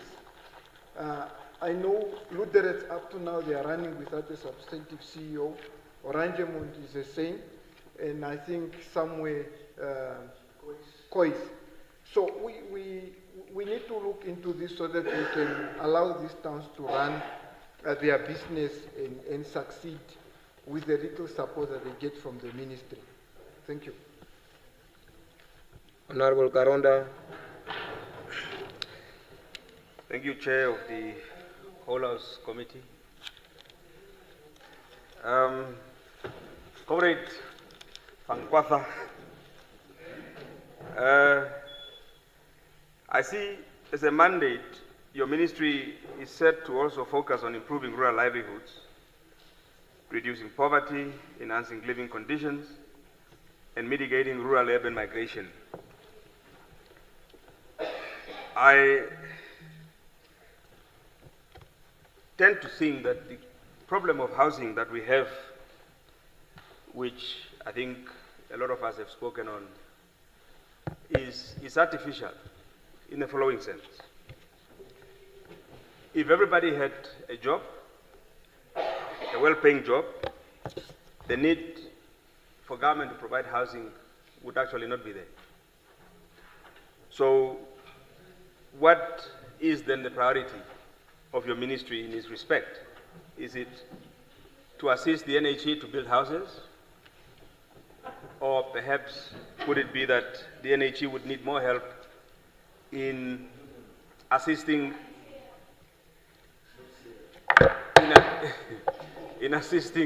my minutes are running, Comrade Chair, in assisting communities or government to provide service land so that people can build.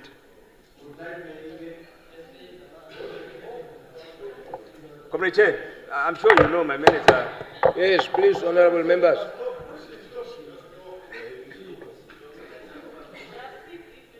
Comrade James Werikwa.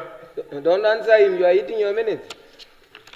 As governor, I'm not sure, and this is the next issue, Comrade Minister. the governors,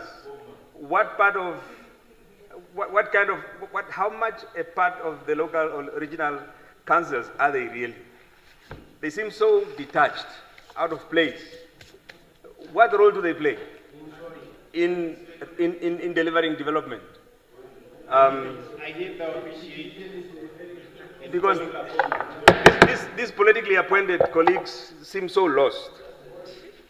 Now, as for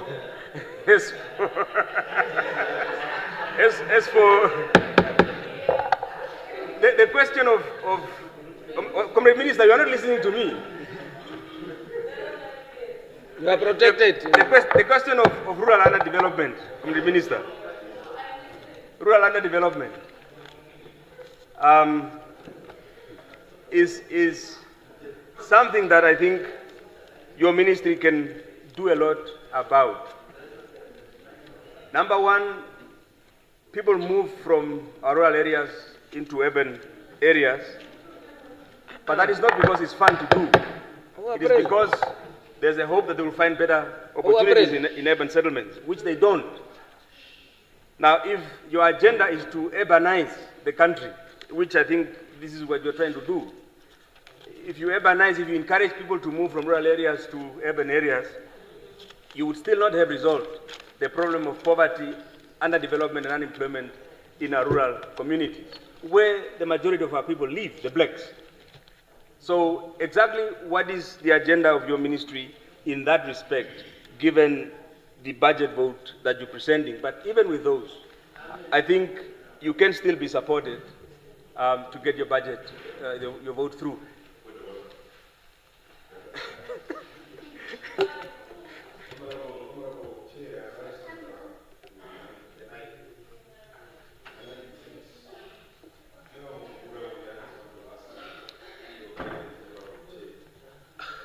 Extended time to try to expedite and finish all the votes as Honorable Waherunga has done. It's nearly 5 minutes to the morning of the other day. We are at the second vote of the day. Can the chair just guide us whether you would ask for a break?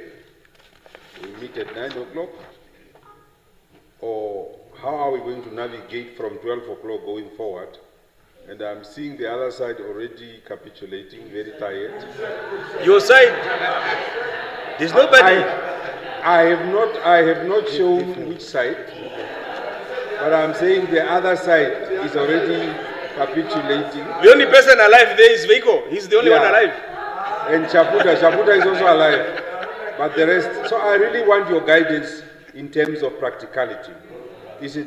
Are we going to roll over? Because practically many people are getting tired. It's getting to 12 o'clock. Okay, thank you. Some people. Maybe. No, it's fine. Yeah. Some people. No, you see. Thank you. Otherwise, I'll bring a stretch in my office. 16 seconds. I will give a response after Honorable Karonda finishes. 16 seconds. Yeah. Give me additional 5. Yeah, it's 16 seconds.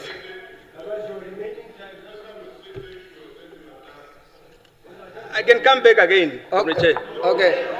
Yes, I can come back. But Comrade Chair, but while we are on this, but needless to talk about the time. But I think Honorable Venani made a point, and I want to say something about that. No, okay. Because it is affecting the work of today. It's affecting the work of today. Yes. But as a reference, maybe we must go back to the notice. And the notice reads, Honorable Speaker, I move without notice that the proceedings of vote 13, 15, 17, 18, 23, 24, 27, 29, and 36 of the appropriation bill be, in terms of Rule 159A of the Standing Rules and Orders, not interrupted if still under consideration at 1745. So it's open-ended, and the intention is we must. So we have crossed 1445 with the intention that we must finish those particular votes. So on that basis, No. No, you see, no. Honorable members, this is something.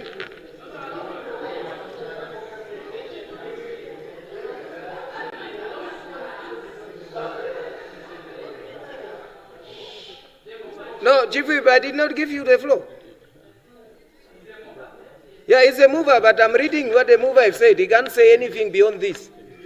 Yeah, and I say, even our rule says, for incidental matters where the rules does not provide, the presiding officer can make a ruling. So on that score, I'm saying let's finish as we have agreed from the beginning. Yeah. And no, honorable members, I don't. No. No, you see, honorable members, unless we bring issues to really cause, I don't know what is it. This intention, we started with it. I've read what we have agreed in the beginning. And I'm also saying, it's you honorable members who are contributing and participating. It's not somebody else. It's the honorable members themselves participating. Now, in between, and let me be selfish for one. Since I started to sit here, nobody asked. I've seen everybody can go and just take a leg stretch. Nobody think about the presiding officer. And I must sit here and think and concentrate throughout. It's a fact. I'm also a human being, isn't it? My concentration level. Nobody thinks about that. But it's a duty entrusted to me. So now when yours is about the tiredness or whatever you call it, you must think about it. But about the next person, nobody think. And I'm saying we have agreed on that score. We must finish. Yeah. Bye, Venani.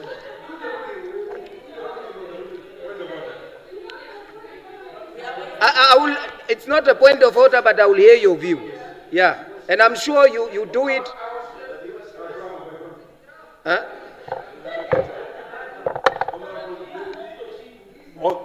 Honorable Chairperson of the Whole House Committee. Honorable Chairperson of the Whole House Committee, the motion before the Assembly has extended time if matters are under consideration after 1700 hours.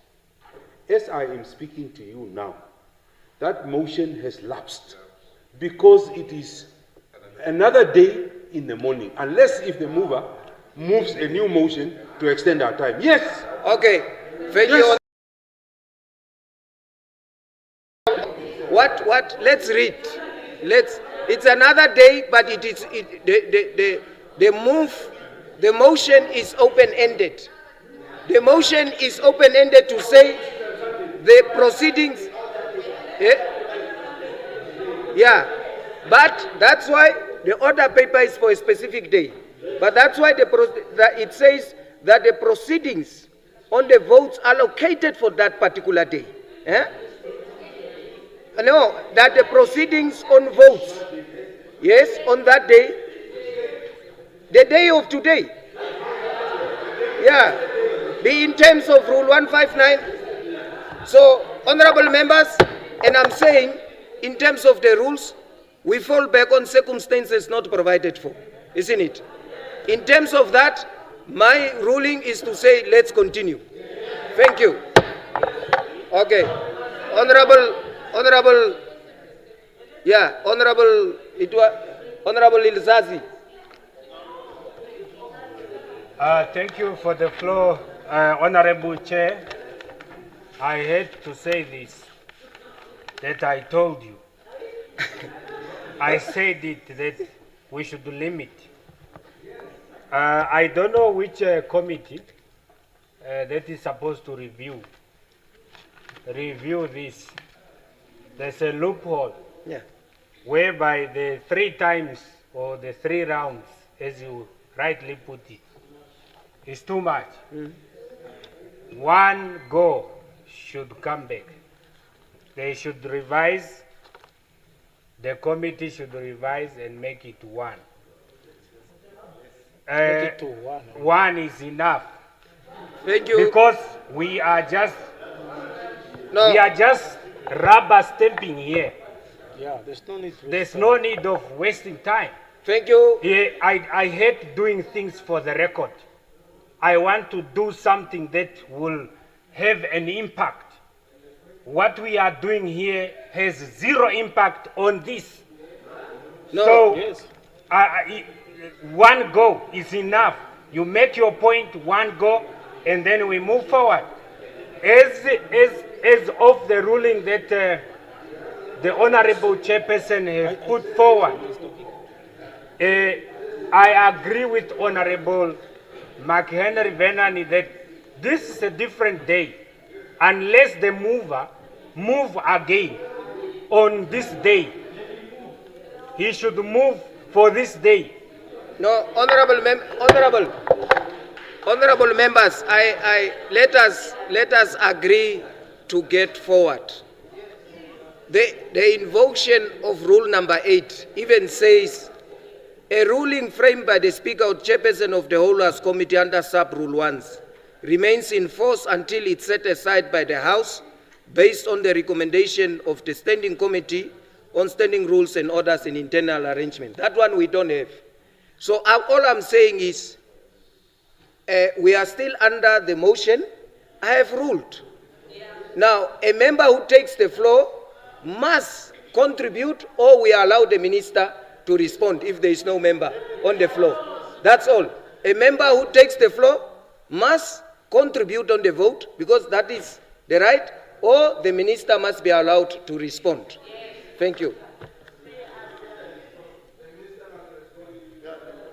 Thank you very much. Is it on to contribute on the votes, honorable members that have indicated? No, honorable member, please. No, because if I allow you, I must allow the next person. I'm saying the honorable members who have indicated, I will give you the floor to contribute on vote 17. That floor I will grant you because it's your right in terms of agreement. But in terms of the proceedings, whether it's a new day or we continue, I've already ruled that we are continuing. Yeah. Okay. Thank you very much. Oh, you want to contribute? Okay, that is for your third time now. No, I said I'm going to give the honorable members for the contribution on vote 17. We've been making, and not on the ruling. The ruling is we are continuing. So now we've been making notes. Honorable Venani is taking the floor for the third time. No. Oh, he's first. Okay, no, I'm also corrected here. Thank you very much. No, I'm not tired. If you are. No. But you are the presiding officer. I follow and respect your ruling. Honorable Minister, there are houses that belongs to that are in the settlements and many villages that used to belong to government, or that belongs to government. Places like Klein Oak, Tani, nearly the whole country, Korihas, houses that ought to be alienated to communities that are living there for the last 40 years or so. Uchinene and many other many other places. I want to know what is happening with those properties and how fast are we going to do that process to make sure that we provide equity in the hands of the people that are living in those houses, 1. 2, the consistent two property regime systems that confront our country. And I'm speaking to you in an overarching responsibility of being a Minister of Urban and Rural Development. If Honorable Katamelo builds a house in Chaka worth 3 million, buying cement and infrastructure from Bobkevich or whatever place, his house is treated as debt capital. Or in Oshiku, or in a village, in Jambalala, wherever you come from, Okashuru and many other places. But if you have a house in a proclaimed municipal area, that house is attached, there is value attached to it, there is security that you can use that house to purchase a farm, take a child to school and so forth. How long will the ministry going to treat properties in rural areas as debt capital? Because we are making poor people like yourself, I have been around your villages, you have built important edifices there, good infrastructure, but it has zero value. You have put money there, but it has zero value. The tractor is more expensive than the house that you have built in the village. So how does the ministry intend to address, together with the Ministry of Lands, to address the merging of having a formalized property regime that works for everybody? Two issues, lastly. I think there was, members have really belabored the matters of traditional authorities, and I think we have to rethink and re-look at how we are going to really address the remuneration of traditional leaders. We are saying these things over and over again. President Geingob and I used to disagree about it. Yeah, Namibia is not a traditional state, and therefore it's a political state. We agree. But we look at our neighbors in South Africa, we look at our neighbors in Botswana. The Zulu Kingdom, for example, receives close to 100 million every year to finance that kingdom. And it's not the only kingdom that gets resources. I'm saying we don't have a number of resources. But to make as if we are helping traditional leaders by giving them 1,600, we are further embarrassing themselves. Either we stop it or we do something proper. And we look at the cars of traditional leaders have been driven for the last more than 15 years. They are all broken. Many traditional leaders do not even have vehicles. And this situation continues unabated, and we are just bringing them for photo show, for traditional council meeting of whose recommendations, whether they make recommendations, nobody takes them seriously. How are we going to reform this thing and see to it that we really help and assist traditional leaders in a way that we respect them, as opposed to this paying lip service as if we are helping them, while we really do know that we are not helping them. They have no medical aid, they have no nothing, but they are called fumus. Apparently, you say you respect them. How do you respect people that you pay 1,600? Not even my worker on the farm gets 1,600, and you are paying the chief that is supervising a big community so little. No, it's reality. Thank you. Get seriously, people. Thank you. Honorable Mpanda. Yeah, I think we should also be able to explain that there has been some improvement in the sector. I'm just realizing that it's very important for us to raise that matter. Why I'm raising that, Minister, and you perhaps in your response you need to buttress this matter. The fact that we are still, as members of parliament, still talking about NAPAB and Township Board tells us that our consciousness is still back there where the problems were. But the problems of NAPAB and Township Board have been resolved maybe 4 years ago. Yeah? The board, oh, the time, good. So the board is still... It's a new day. Evelyn. So the board, there's actually, the board is in existence. The board is in existence, and progress has been made on that. So it's very important, so that it's not lost in translation, that there's been no improvement as far as the sector is concerned.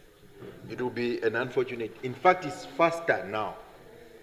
It's actually faster. It used to take maybe 5 years for one township. CEO for Shakati, you know. It's just that you're getting tired. So it used to take about 5 years to proclaim one township. But you can get township proclaimed in less than a year now. Yeah. So it's important for us to also be able. There are local authorities that have also started doing the actual construction of houses. So it's also important for us to be able to do that. 5, 6 years ago, we didn't even have policies, even at the government level. There was no policies on development and upgrade of informal settlement. It's fine to have a Prime Minister was talking about it the other day. You see government officials talking about formalization of informal settlement. So it's not just something that you say. If you take you to the informal settlement now, then you find the father there who say, no, I inherited it from my grandfather. None of those 3 generations have any single paper to show. It's not an easy thing as the way how people make it look like you can just go and proclaim informal settlement. So there's actually policies and instruments. For example, City of Windhoek have a development and upgrading policy. Yeah, so you have to first recognize a person, and when you recognize them where they are, you are not giving them a title deed. You are just authenticating them. Yeah, and you give them certificate of occupation. Yeah, so it's also very important that in this conversation, if those finer details are lost in translation, we are also going to be having a problem. I lost one debate at the City of Windhoek where Minister Shimi and others managed to corner councillors when I wasn't there, where they were trying to do some debt swap. And it was a very bad deal for local authorities, but my colleagues seem to have surrendered, where they're actually supposed to, government owes the City of Windhoek a lot of money. And now government is actually threatening City of Windhoek to say, we are going to write off what we have owed you, what you owe before independence. In exchange, give us land in Grootoop, give us land. And City of Windhoek surrendered much of the land to the government. But City of Windhoek ought to have given all those checks to government so that the government can take responsibility. So there has been some progress as far as some of those things are concerned. I think it's Swakopmund, Wabesbai, and Windhoek are very closer to, because in terms of this urban planning act, you have to, in order for you to become an authorized planning authority, you must have capacity so that you can approve your own plans instead of taking it to the board. The structure plan of the City of Windhoek is almost done. I think Swakopmund or Wabesbai is also very close in terms of this. And Ketwansov, no? Yeah, so there is progress. And that's why I was just fearing that we might create an impression that the sector is not moving. There are problems, big problem, and local authorities are actually even doing better than central government. If, in conclusion, if this ministry can just move away from, because the approach now is to regulate which minister, which councillors are traveling where, instead of moving away from over-regulating to inspire and direct. Deputy Prime Minister uses a very interesting concept, intervention versus interference. To say, no, we are not interfering, we are intervening. So, which is a good thing. So, it is very important that we don't create an impression that nothing is moving in the sector, because it's a very dangerous thing to make. Thank you. Honorable Kambala. Yeah, you can speak. Let us debate. Oh, yes. Just contribute. Can you just contribute? Yes. Yes, Honorable Kambala, you have the floor. Yeah, I'm just continuing on my previous,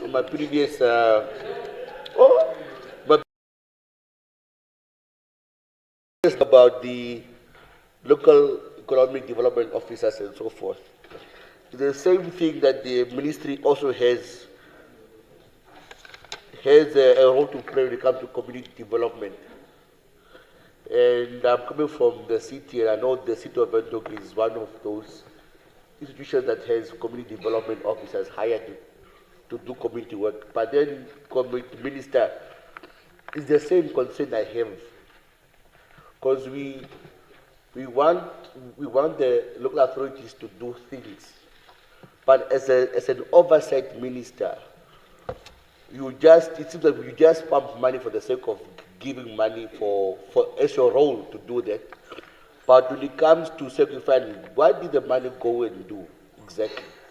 For instance, there was an issue with the City of Windhoek where money was given to the city, and then instead of building houses, the City of Windhoek went to go and change the money to do something different. But that was only realized at the implementation phase. But if we were really doing our oversight work, these things will not happen. Now it's a question if you have the USACOs doing it, Caribeb, and these are not well-resourced institutions. But we expect them to take care of our kids, of our schools, to develop institutions for the state and for their members. So I just want to urge the minister that let's try and see how we can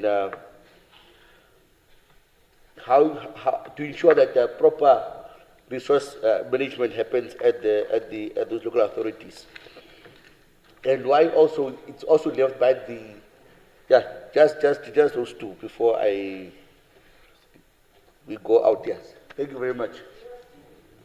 Thank you. Thank you. Thank you. Any other discussion?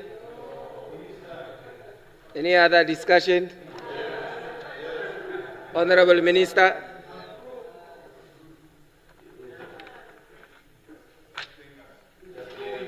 Question by question. I will answer it question by question until 4 a.m. because that's what you pleaded for. All right, you have been talking for the last 3 hours, and I only have 15 minutes to address the 3 hours that you talked. Honorable Deputy Speaker of the Whole House Committee, I will not answer question by question, but I will pick what has been of concentration. One, I realize that everybody's concern is housing and the land servicing and the rural development. I hope members that are in this house that are so much eager to see housing, you all have houses. And you will build your own houses in your rural areas. So, as an offset, one, the issue of decentralizing money or giving money to regional and local authority councils. In the last month that I've been in that office, I can rightly say without fear that there has been chaos in financial management in these entities. As a result, the formula of the approach will change. We shall not give money as cash or transfer money. We shall transfer to the supplier of the services in that council, not directly to the council. Because whether traditional authorities, local authorities, regional councils, there has been high financial mismanagement, where there is no accountability. Until we are satisfied that there is accountability, we shall not disperse money directly. Yes, I've got the auditor's reports. I'm sitting with them. I'm not talking from the air. So secondly, the issue of 10,000 houses. It's not a big figure. Yes, we'll deliver 10,000 houses. Because those who have read somewhere will get across a question, how do you eat an elephant? You eat piece by piece. Therefore, we have 57 local authorities in this country, which sits with land. The ministry does not have land. The land is with the local authorities. So each local authority will be given a quota of the number of houses to build it, to liaise with the investors. But then the ministry will come in and monitor. Why do houses remain constructed but unoccupied over a long time? We have to look into the factors of production. Land is one of them. We have to monitor at what price are local authorities making land available to investors or to developers. How do developers in return come when they price the houses they get from the local authorities? That they price them out of the reach of the ordinary Namibian. That we have to monitor and control. Because we do not want building 10,000 houses, but 10,000 houses remains unoccupied. It will be a wrong approach. Before houses are constructed, there must be a list of buyers already compiled and ready, that houses must be occupied as they get completed in construction. The other issue that we took care of is the issue of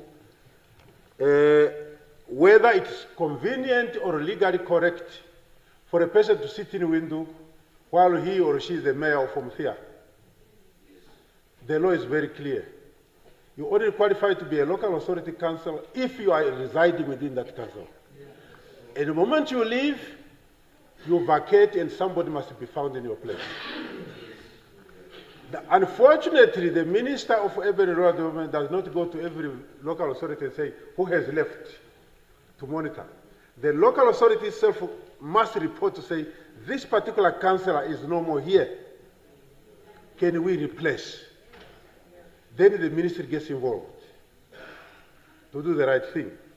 This is even for the regional council. A regional councillor qualifies to be in a constituency because he or she resides there. The moment you are outside that constituency, you don't qualify to be representative of that particular constituency. There was an issue of money being given, 50 million being given to Namu Water. Yes, we are dealing with a catch-22 situation here with local authorities. Local authorities owe Namu Water quite a high debt.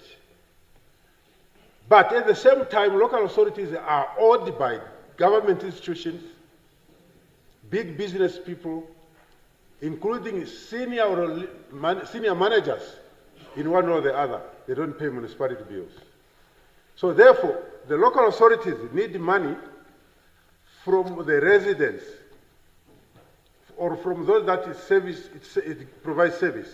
And if they are not paying, then they are also not able to pay their service providers to the local authority. So now, ministry must come in and see how we do that. How do we meet the local authorities halfway? The issue of the broken asbestos types or whatever is a very good observation. And to this effect, I am actually flying to Katima at 7 o'clock. I'm leaving now. Because Katima's sewage system and water system has come to a halt completely. If you were to see the pictures of sewer inside the residential houses, it was going to be amazing. So we have to address the situation urgently. Yes, we have photos.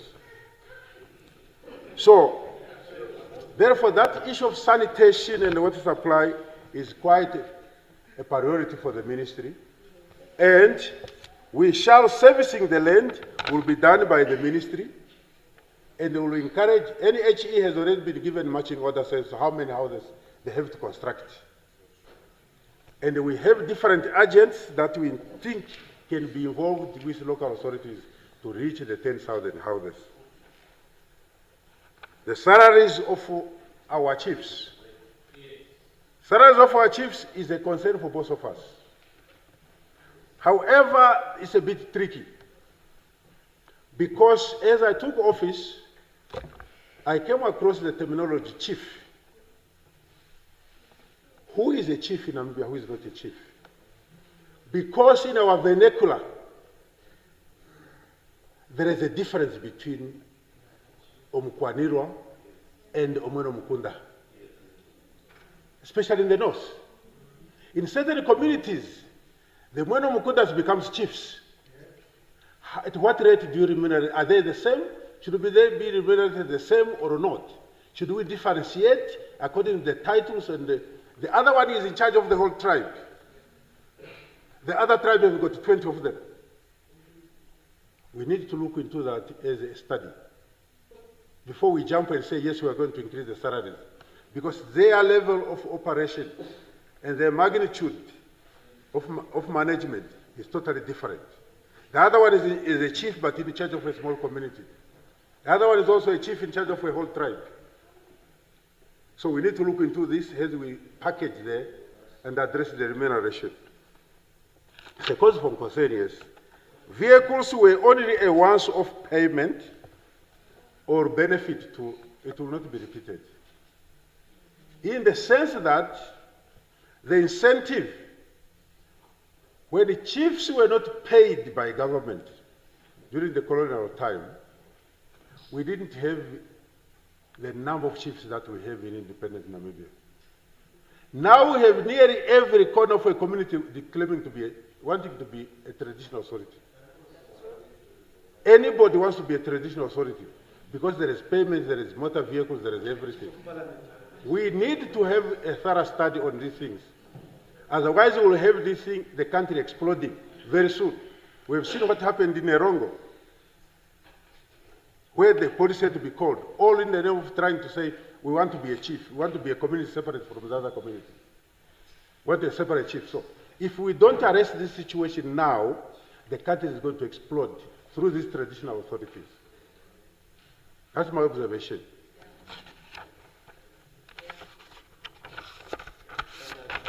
Finally, I want to agree with the Honorable Minister of Works that I accept and appreciate the high interest that you have shown in this budget, which means then you and me are all together for the benefit of Namibia. I thank you. Thank you. Any objection?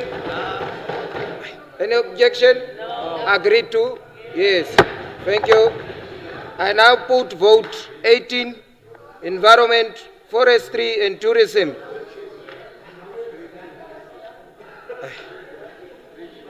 I now put vote 18, Environment, Forestry and Tourism. Any discussion? Any discussion? Agreed to? Go. Agreed to.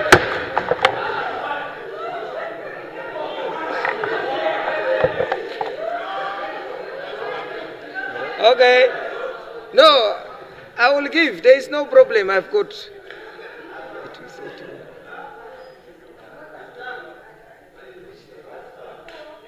Who's flickering? Oh, Honorable Armas. Yes. Okay, do we start? Yeah. We start over. Yeah, we start.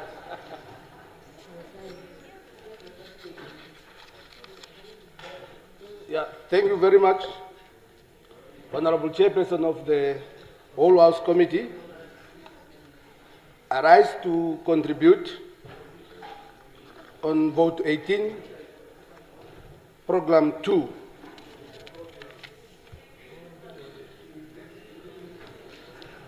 Let me give a bit of statistic on poaching.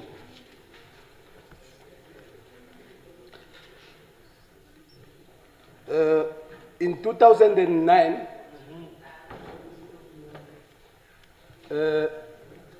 2 rhinos were poached in Etosha. In 2010, 2 rhinos were poached in Etosha. The problem started now in 2015.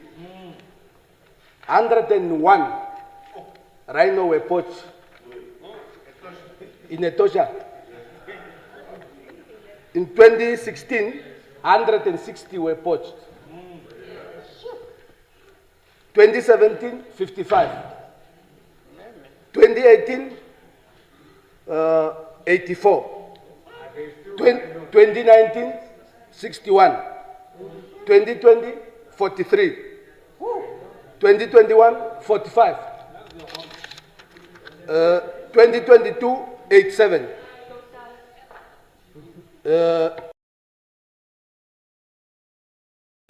28. Total 733 rhinos were poached. Now, Honorable Chairperson of the Whole House Committee, am I protected? Yes, you are protected. Honorable. Yeah. Honorable. The question is here. What went wrong? During this period of 2015 to 2024, what went wrong? Who was in charge of maybe the minister or the ministry or the president? Who was in charge? And what went wrong? Yeah. And or is it maybe we use the story that you sent Inoshuambo? Inoshuambo, Atuti, Inoshuambo we said. No, listen, I will translate. I will translate. Honorable Armas, Honorable, please, so that we don't go there, let's just use the official language.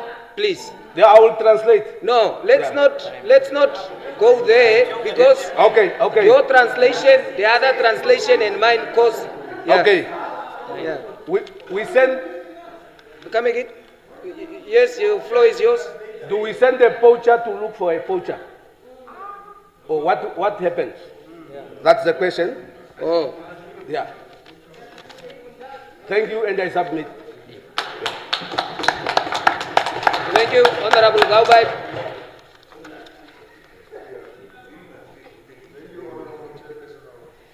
Whole House Committee. Honorable, I have rise to contribute on vote 18, Ministry of Environment, Forestry.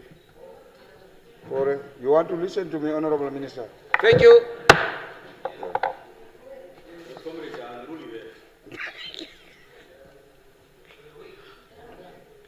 Honorable Minister, I have raised to request your ministry to consider to subsidize rural communal conservancies. Rural communal conservancies are doing the basic services, which is the responsibility of the central government in the rural areas. They are providing water, they are transporting sick to the nearby clinic, to the hospitals, and even to that extent, firefighting during fire breakouts.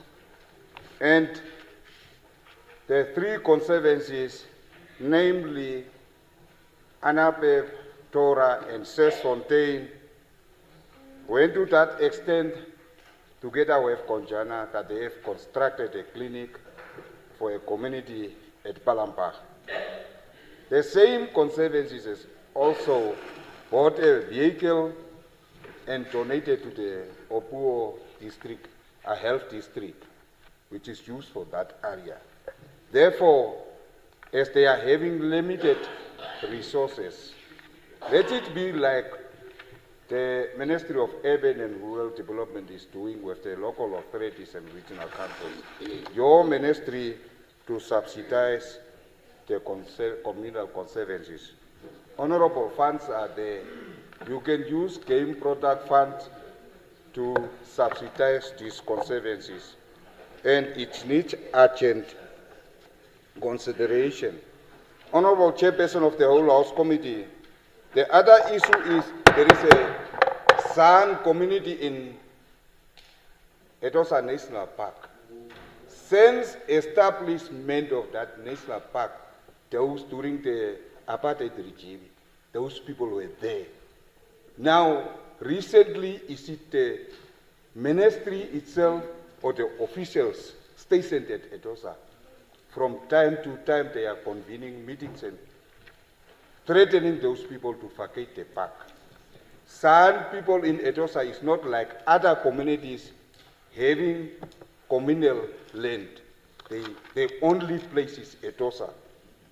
Instead of chasing them out, let them benefit from the park fees and proceeds from Namibia Wildlife Resorts, those communities. The only time they were peacefully lived was last year, election year. From time to time, those people are threatened to vacate Etosa. This is their ancestral land. Please let them stay in peace, Honorable Minister. Yeah, thank you. Thank you. Thank you, Honorable You want to Nekundi. correct what, Honorable Kavana? You want to add or you want to correct? Oh, thank you, Honorable Thank Nekundi. you.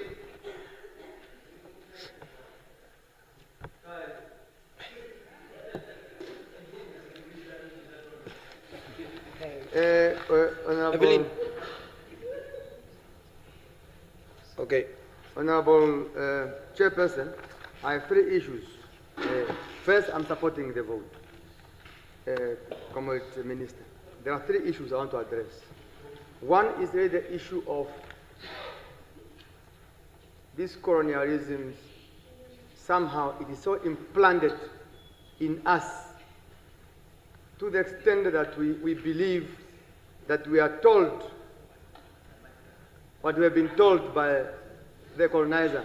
It is correct and nothing must be done to correct for the benefit of Namibians. One,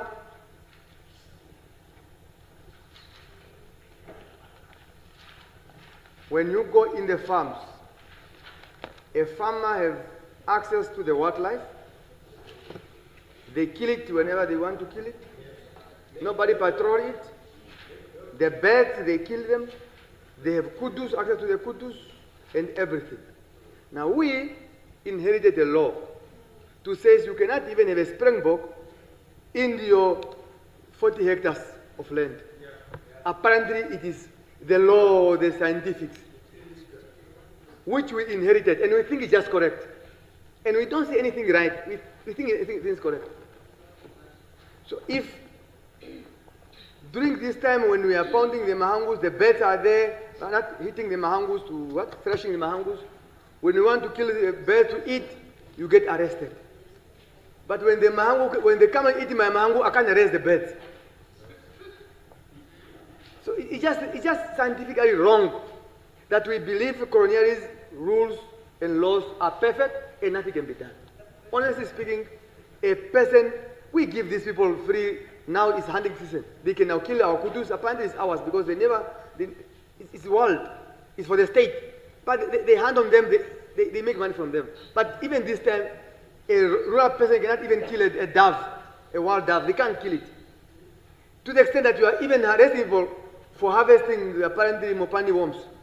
It's just something must be wrong with us as blacks governing this country. Something must be fundamentally wrong, and it must really be addressed. So we must be able, if I have an area that I fence off, you give me my springbok. You just tell me what are the conditions that I can't just kill that animal just like that. Maybe multiply by how many before you can harvest. But to say you can't, it's just wrong. It's a wrong mentality. The other thing I want to address is the issue of tourist establishment. I want to understand, most of our tourist establishments are owned by foreigners, based in foreign jurisdictions. These tourists who are not Namibians, they pay this money where they are coming from, those foreign accounts. So the room here is maybe costing 200 Namibian dollars, example. They pay there in US dollars. How do we have a mechanism to control that the time this person paid, what was the exchange rate? How much this person paid, what was the exchange rate? And what mechanism do we have in place that we, to an extent, get the full benefit of what is owed to the government by all fees that the government need to accommodate? I just want to appreciate, because I believe somehow, somewhere, we do not really derive the right benefit from these tourism establishments whose owners are foreign-based and whose accounts are in foreign jurisdictions. I so submit, Mr. Chairman. Thank you. Honorable Likando. Point out of order. Yes. Is the light on?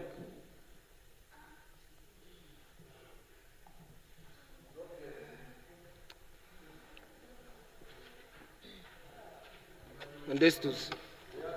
Who's sabotaging?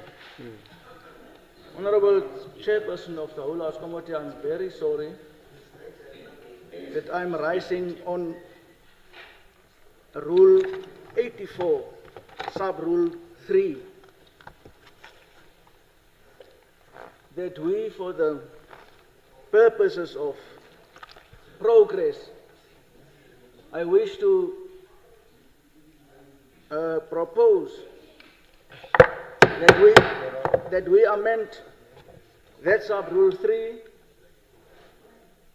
for each member of us to get only one chance to speak, one round to speak, for the purposes of progress, and maybe for the rest of the budget debate until Friday. I so move without notice, Honorable Chairperson of the Whole House. That discussion is for you, honorable members. Are you agreeing, Honorable Ames? I'm asking you. You, are you agreeing? No. No, you are not. Just stand up and say no. Please. Why are you exposing? No, because... Why is my light on? Yeah, because I'm giving you the floor. I will come. Well, it's a brilliant proposition, but perhaps we can increase to 2. Yeah, we can increase to 2. Maybe that will be much more... That is not for me. No, I'm just saying. It's for the house. Yeah, then Yeah. we can, because to agree, we still have Mines and Energy, which was postponed to tomorrow, which we were supposed to have done with yesterday. So... Okay, there are 2 proposals now. There is one for 1 round. There is another one for 2 rounds. What are we saying? Yes, Honorable Ishono. Sorry, Honorable Ishono, please. Honorable Ishono, knock there. Assist me there, Modestus.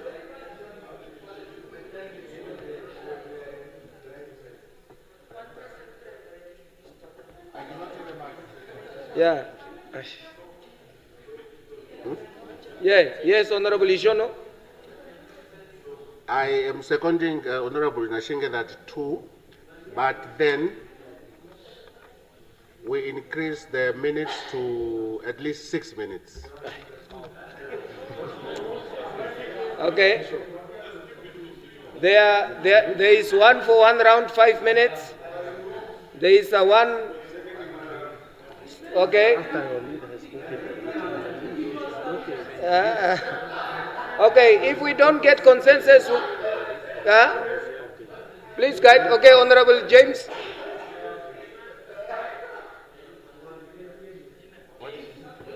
Thank you very much, Honorable Speaker. What I'm in agreement with 1 round, but again I want to add the issue that Speaker, the most important part is quality over quantity, because sometimes people take stage. And of course, okay, you. So that's you support 1 round. 1 round. Thank you.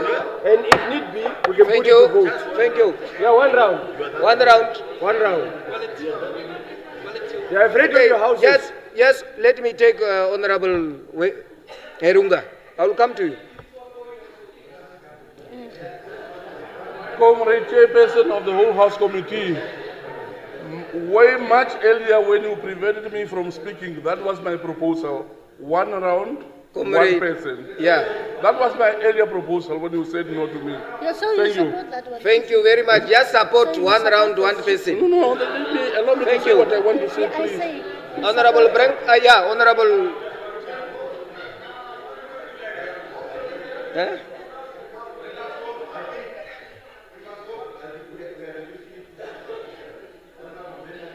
Yes.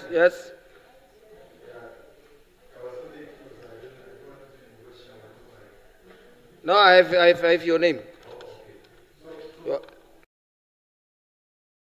The problem I'm sitting with, Honorable Venani stood and he was arguing from a principled point of view. Either if we are going to continue, we are going to continue in the manner that we're supposed to continue as agreed. But if we are not going to continue, then we don't continue. So what do we do to that proposal that was overruled? Because his original proposal was even saying, no, we are in the 2nd day, that line of argument. So now we chose to continue. But when we chose to continue, we are now watering down the continuity, whether 1 round or 2 round or whatever it is, at 6 minutes or 5 minutes. So it's either if we are choosing to continue, because there was an original proposal. If we are choosing to continue, let's choose to continue with the consequences. If we are not continuing, then we don't continue. That proposal was overruled. Yes. So in other words... Now, Honorable Ampanda, you have the floor. Just make a proposal. The Honorable member took the floor. He said 1 person, 1 round, 5 minutes. No. Let me explain. Honorable Nashinge said 2 rounds. No, it was corrected 6 minutes. Isn't it? Yeah. And then Honorable James says one round, 1 person. Honorable Erunga says 1 round, 1 person. Now, the contention, Speaker, all those, whether it's 1 round, 2 rounds, or 3 rounds, the issue here is just that it's that one family. The original principal proposal was that if we are continuing, we chose to continue, and we are continuing with the same methodology. Now, we have, there were 2 proposals. Do we reconvene since another day to reconvene, or we continue, we choose to continue? Now, what we are doing is that in the continuity, we are creating more proposals within it. Yeah. We can't do that. So if we are choosing to continue, let's live with the let's live with the consequences of continuity. So we cannot amend again. No. So if we are amending again, then we bring back the original proposal of Honorable Venani that is another date. Okay. Yes. So because now it's a self-help proposal, because the root cause of where we are coming from, there were 2 prepositions on which the ruling was given that we are going to continue. Now, after we have chosen that we are going to continue, then people reorganize themselves again on the victorious proposal to amend it again for their convenience. We can't do that. Okay. So if we are going to continue, let's just resort back to No. I take note. There are, just wait. There are proposals. Any secondment for Honorable Mupanda's proposal?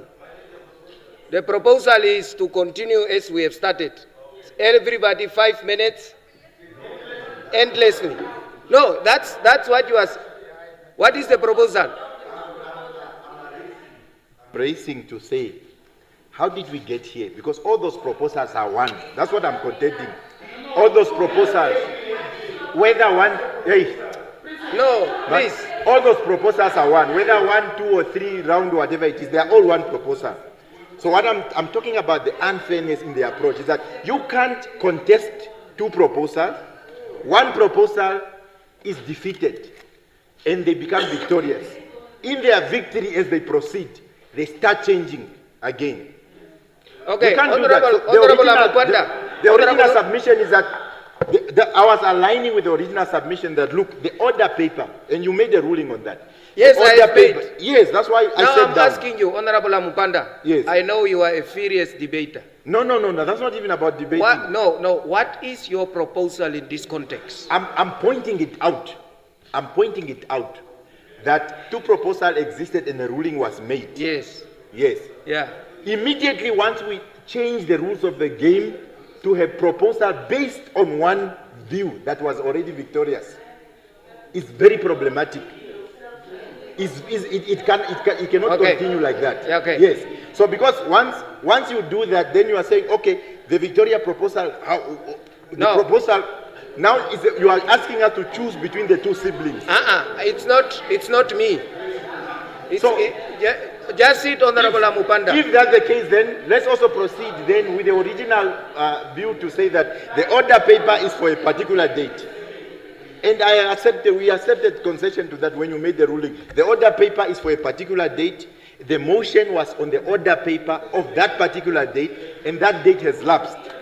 Okay, Honorable Mupanda, I'm putting a question to you. In terms of the discussion on the proposal of Honorable Fries, what is your proposal? So that I don't sum up. I have understand that you want to go to original position, but in this case, either make a proposal or align yourself, or just say, I don't have a proposal in that regard. Agree with what is basically happening. Okay. Yes. So you don't have a proposal? Because I can't be forced to choose with something that I don't agree with. Okay, abstain. Thank you very much. I'm not abstaining. I don't agree. You don't agree? Okay. The floor was with... Oh, you want to contribute, continue. Yes, Honorable Lucato. I think you are the last so that we take a... Yeah. Oh, are you contributing?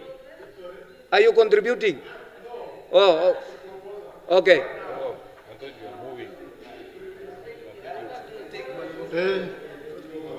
Honorable Chairperson. Order.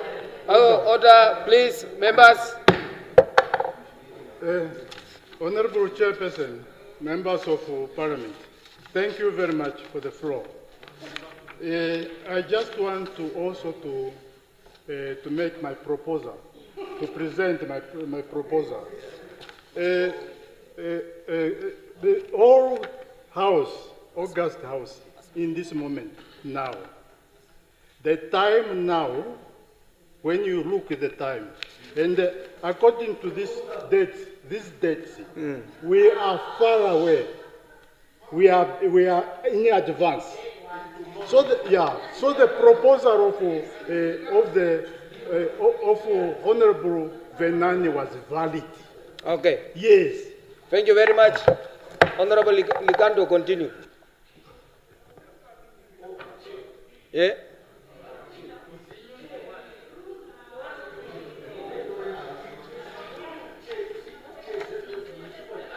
Yeah.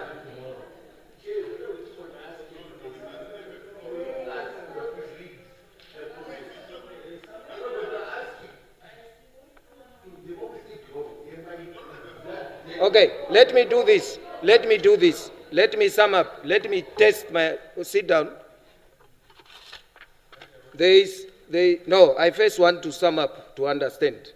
There is a proposal first by Honorable Fries, seconded of saying one man, one opportunity, one round. Yeah. Okay. Then there is another proposal of saying 2 rounds. 2 rounds, 6 minutes. Yeah. 6 minutes. Then the others are saying we must, since we have decided, we must continue. Yeah. No, I want to understand whether is that the proposal where the House got stuck. Yeah. Now, no, Honorable Venani, please give me a chance. Please. No, we are at the stage of these 2 proposals. And then there is...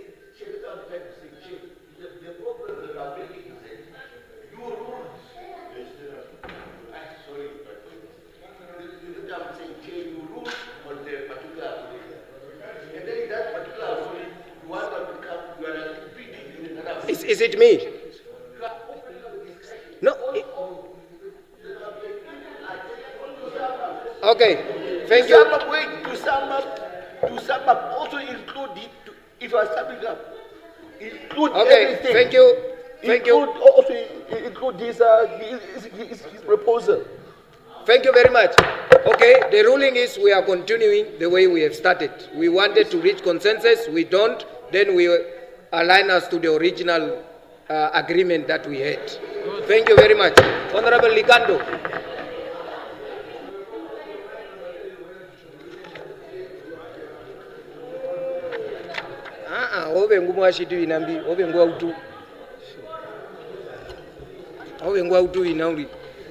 Honorable Chairperson of the Yes, Committee. You are protected, Honorable Member. Thank you.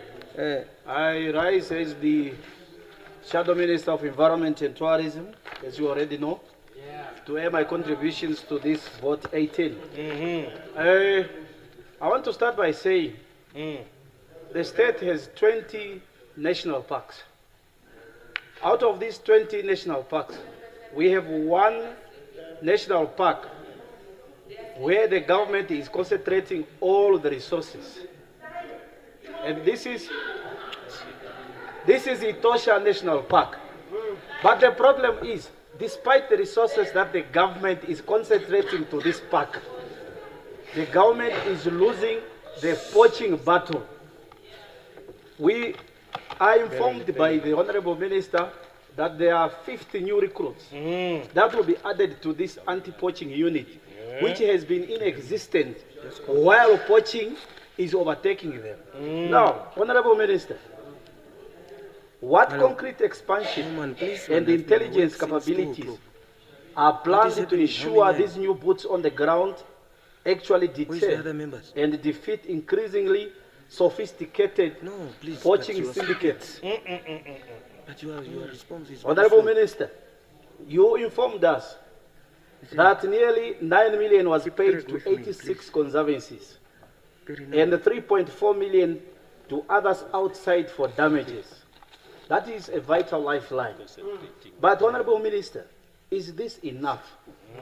How will this budget ensure quicker, fairer compensation and scale up preventative infrastructure like predator-proof crawls and elephant-friendly water sources before another farmer gives up?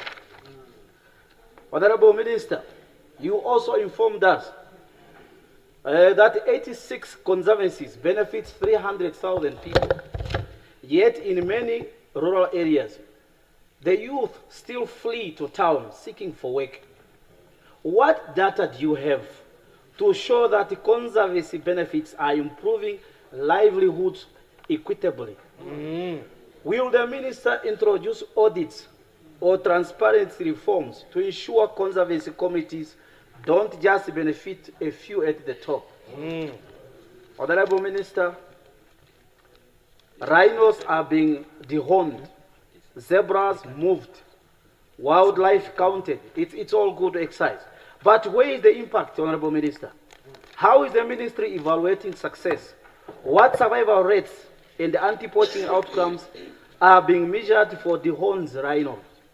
And how are translocated animals benefiting the community, meant to profit from their presence? Honorable Minister, a 50-year-old fence that you are busy renovating, or that you want to start renovating, I don't know, at Etosha National Park, was meant to keep wildlife and conflict out. It is a 677-kilometer behind the schedule fence. Behind the schedule. At this pace, lions will outlive the project. The poachers will also outwit the rangers. Honorable Minister, with just 4.48 million budgeted for the fence and the waterwork, what's the realistic plan for Etosha's full fencing and conflict mitigation in the meantime? And Honorable Minister, when are you planning to attend to these other 19 national parks in order to bring them to the standard of Etosha National Park? Lastly, when are you going to take away the 1975 law that was left by the colonizers, where we are restricting our people from enjoying their traditional food? I thank you, Honorable Chairperson. Thank you.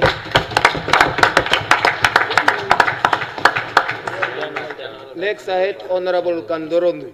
There was just a glitch because you are from there. It's Honorable Kalangula and then Honorable Shitana. Yes, thank you so much, Chairperson of the Whole House Committee. Vote 18. Honorable Minister, you are here. We have Waterberg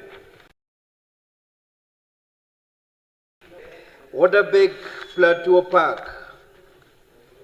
The conservancies in Okakara constituency have been applying for concession at Waterberg Plateau Park, and the ministry is denying them to have concession in that park.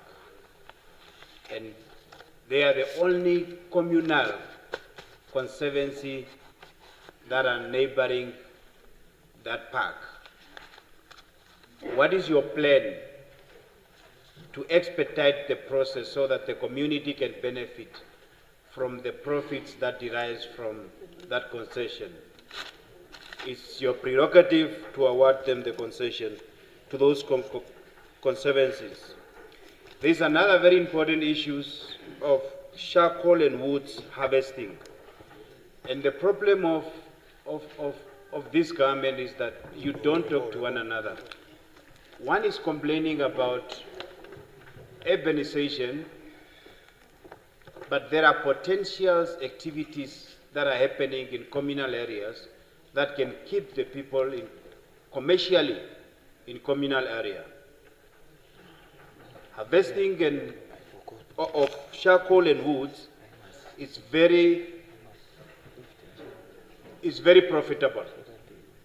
But as we speak now, permit to export, to trade those products have been suspended. More especially in the Jupa region, on Maheke, permits are not allowed. Bush encroachment, it's at alarm rate, almost 100%. Everywhere is just thorn trees, you cannot even move, and we are not allowed to harvest it. What is your plan to open up permits so that we can start harvesting these very precious products? Translocation of game farming to rural areas. The requirement is very, very high, but the ministry is unable to assist communal areas. You are required to have long fence, to have water, all these things that is needed in order for you to qualify for translocation program. But then there's no assistance for the communal farmers to upgrade their areas where this translocation can take place. The issue of a devil clause, please engage with the Ministry of Health, Ministry of Industrialization, so we can stop exportation of devil clause to Germany, to Europe, so that the value addition can be done here. Devil clause are very important for relief of pain and inflammation. So,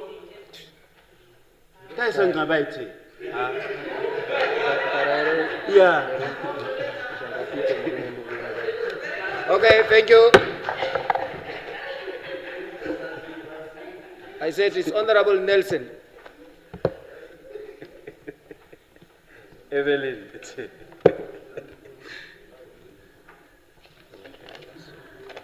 was 99. Evelyn.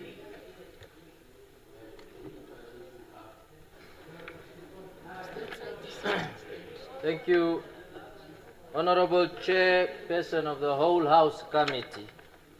Honorable members, good morning. I often like to approach any problem with a root cause analysis. Vote 18, Ministry of Environment, Forestry and Tourism, with allocation of 797 million for this financial year, is a major problem of poaching. Speaking from experience, as part of the anti-poaching team in the past, anti-poaching units often deployed are faced with delays on S&T and bush allowance, at times none at all. Senior conservancy wardens are often knows when the patrol is taking place. As a result, tipping off poachers before patrol becomes more likely. Honorable Minister, could the delay on S&T and bush allowance be a recipe for bribery, poaching, and demotivation of the anti-poaching mission? What is your approach on upgrading patrol technology to drones? It has been long overdue. We have instances where these poachers are shooting at helicopters that are patrolling. Yeah. And they are loaded with heavy guns. You won't believe what type of guns they carry. Why are the senior conservation wardens not rotated to curb the tendency of complacency and abuse of position as a compromise to the mission? So, Honorable Minister, please look into those I'm speaking from experience. I've been there. On that note, I so submit. Honorable Chair. Thank you. Honorable Shitana.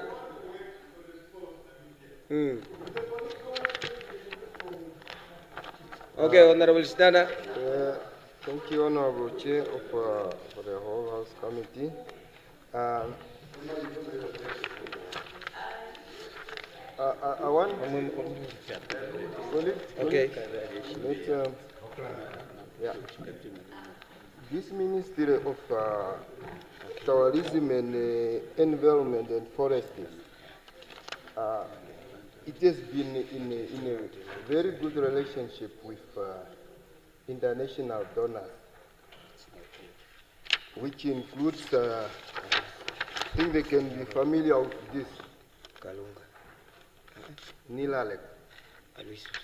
So, these donors were giving good projects to unemployed young people in the north.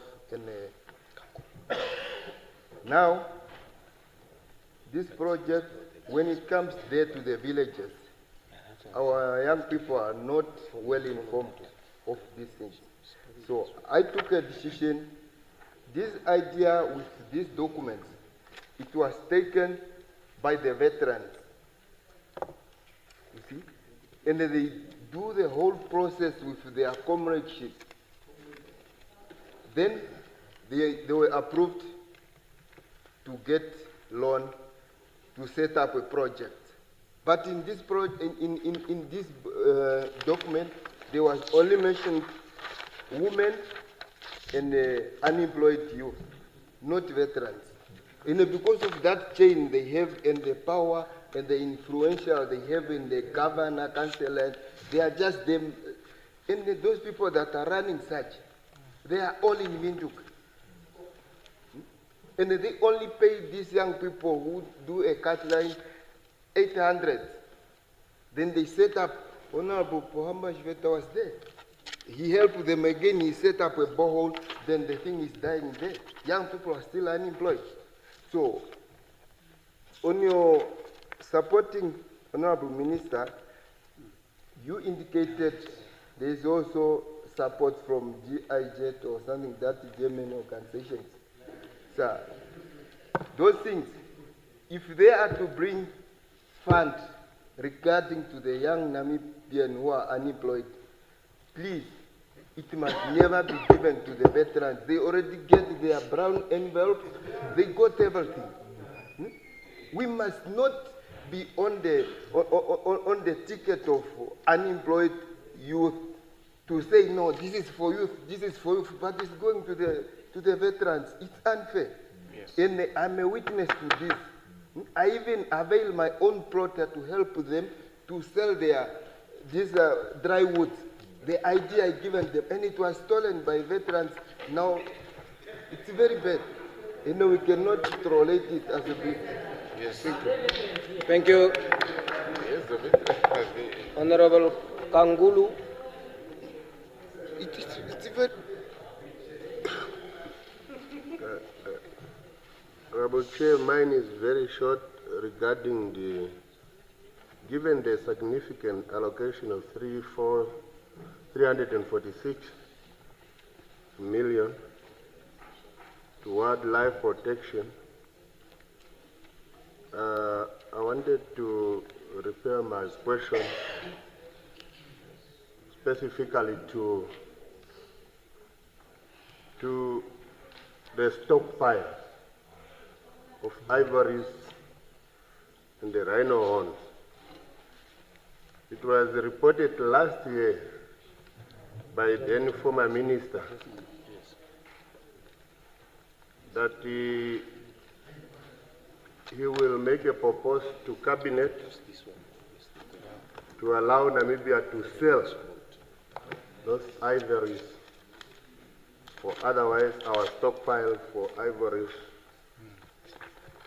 I wanted to know, Honorable Minister, the new minister now, what is your position in this about 60 ton to a total worth of 2 billion or 1 billion. I hope 1 billion. Do we want to follow those that are saying we must ban them, or do we want to follow the proposal of the former minister to get that billion and we can be able to build people, we can be able to build a house for our people? What is your position, Honorable Minister? Thank you. Honorable Matundu.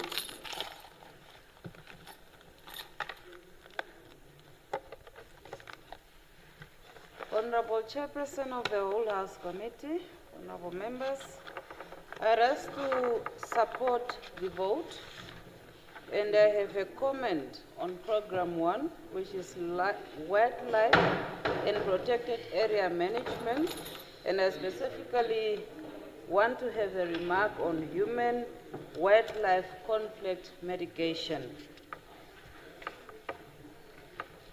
On compensation for livestock, Comrade Minister, the compensation for livestock losses due to human-wildlife conflict has been reported to have increased from 5,000 to 8,000 as of 1st of April 2025. My proposal is that in future, we should really look at the value of an animal lost and compensate accordingly as a relief to farmers affected by wildlife damage. On damages caused by wildlife, the biggest challenge here is, just as Comrade Minister has mentioned in your motivation, that elephants are one of the biggest challenges faced by the crop farmers. Elephants damages seasonal gardens of farmers.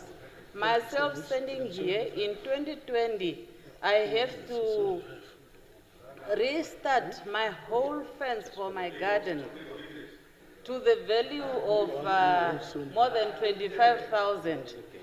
But today, as we speak, these elephants are just waiting. The moment you are about to harvest, they will come and destroy everything, forcing us farmers now to go to other villages where it's better, because I'm living with elephants in my village. So now we are forced to go to other villages to go and ask for a place there to go and do our crop productions. Comrade Minister, crocodiles and hippos has caused havoc over the years among those who reside alongside the rivers. My question is, Comrade Minister, my question is, what did the Epalela crocodile did as it was really provoked? The evidence is there. What did this crocodile did? Thank you, Chairperson. Deputy Chairperson.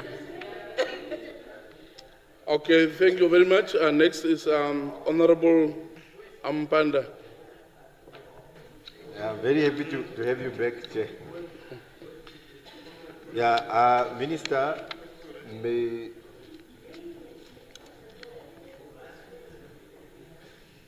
so tourism support and capacity. And I think Honorable Nekundi, in terms of his intervention, prefaced what I wanted to say. Because we have been othered when it comes to environment and tourism.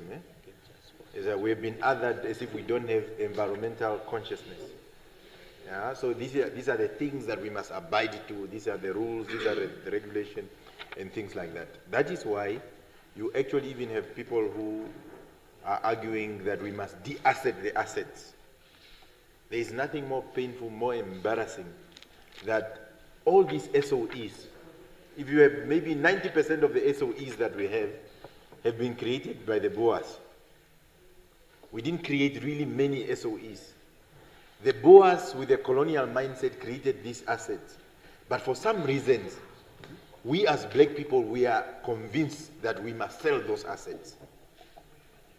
That logic, I just never actually get to understand it. Like, how does a person really convince us that for the colonizers, these SOEs were okay? Where do you think the SOEs were making a profit? We can do a study historically and see whether these SOEs were making a profit. They were not making a profit, because that was not their purpose. But they were also not a burden. Yeah, because you need to get it right there. I'm not saying they must just be sucking. But this very idea that we must just get rid of them, and once we get rid of them, we are going to become a laughing stock.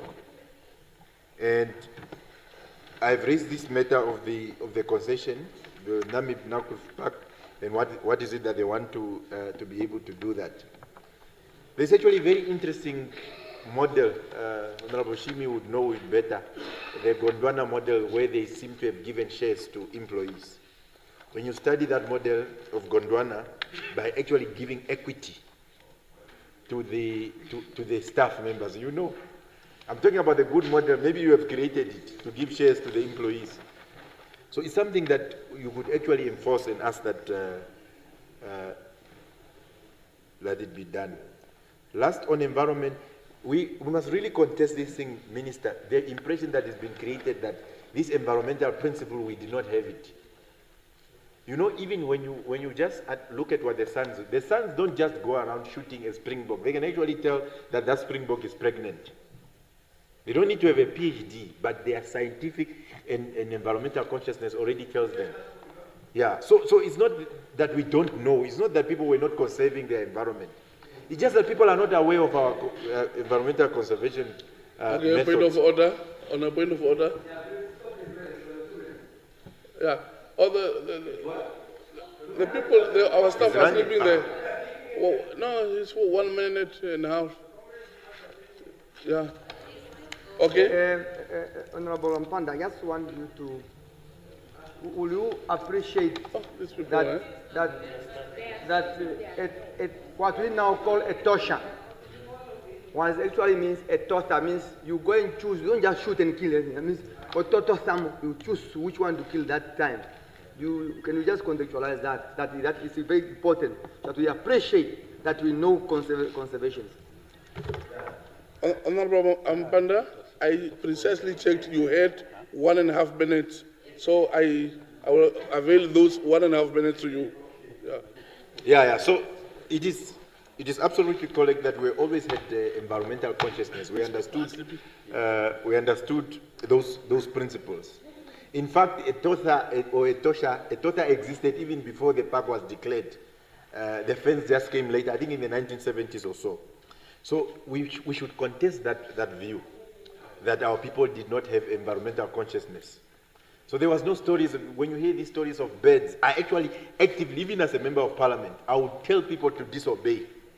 I mean, I grew up, even how do you bring up children? You bring up boys to say, go and shoot the birds. Now I must actually tell my children, no, go to government and get a permit. It is a terrible thing. I would never abide to something like that. My minutes are running out. We need to actually be very careful about this sexual tourism. Yeah, where tourists literally come here and they fly all over because they want to touch certain parts of our people. And we have not seen the government really confronting this matter. Yes, so it's a serious matter. Even colleagues at UNAM have done some studies on that. I don't want to mention areas and things because people will get offended, but it's a serious matter that we need to be able to do. Last, the interface between schools, there are environmental teachers and environmental activities that are happening, but mainly on education. The Ministry of Environment is absent, that interface between schools in terms of environmental education. Maybe that's why people think this conservation and all these principles are white people concepts. Yeah? So we need to be able to interface and ensure that something like that happens. If you go to Zimbabwe, you actually find the house that once housed King Lobengula in Bulawayo. You actually find Great Zimbabwe. But if you go to Bukalo now, it is becoming a town, the Masuvia leadership is actually within the boundaries of the town. Yeah? But the ministry is absent in terms of tourism support, in terms of some of those activity. Okay, thank you. Please, can you alert the timekeepers? They will make my work very difficult. Just alert them, please. You know, they are calling here and nobody's answering, responding inside. Yeah, perhaps somebody has to go in and, yeah, please. Okay, Honorable Lukato. Deputy Chairperson of the All House, members of Parliament. Thank you very much for the floor. I raise on vote 1-8, Minister of Environment, Forestry, and Tourism. I just want my contribution are as follows.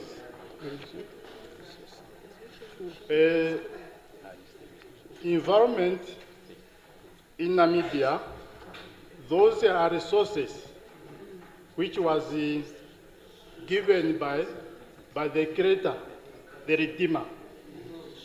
Those environment including the timbers, grass, trees, and all those things.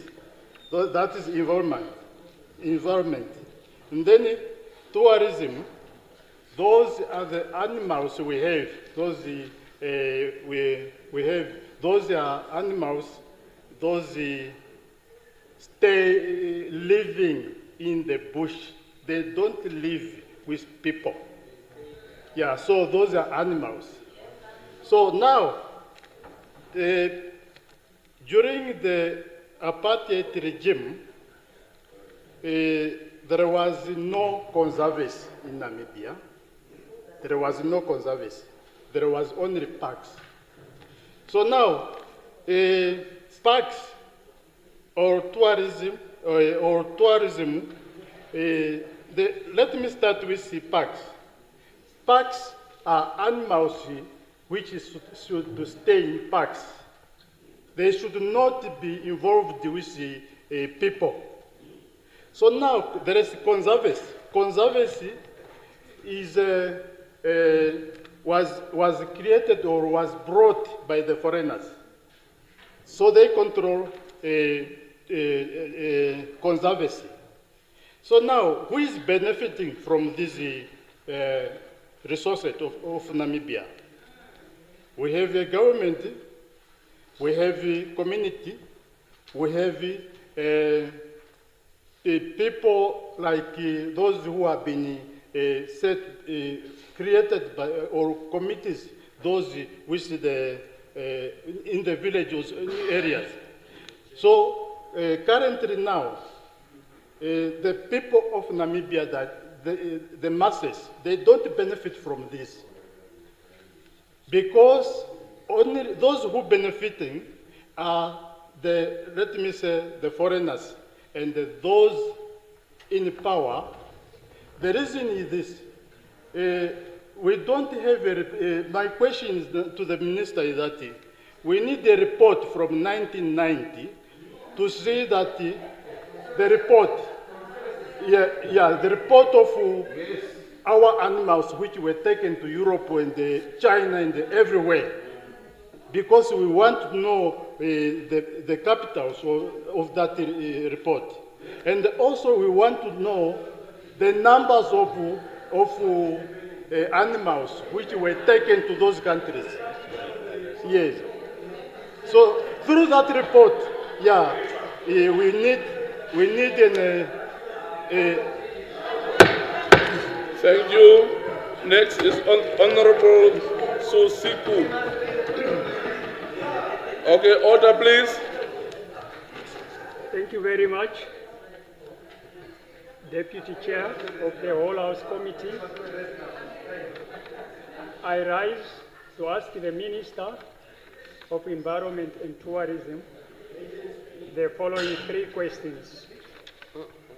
Question 1, Vision 2030 alignment, green jobs. Honorable Chairperson, what is Vote 18's green job target this year? Honorable Minister, with youth unemployment this high, Can we expect expansion of conservation corps, eco-entrepreneurship grants, or green skills apprenticeship? We cannot celebrate vision without workforce impact.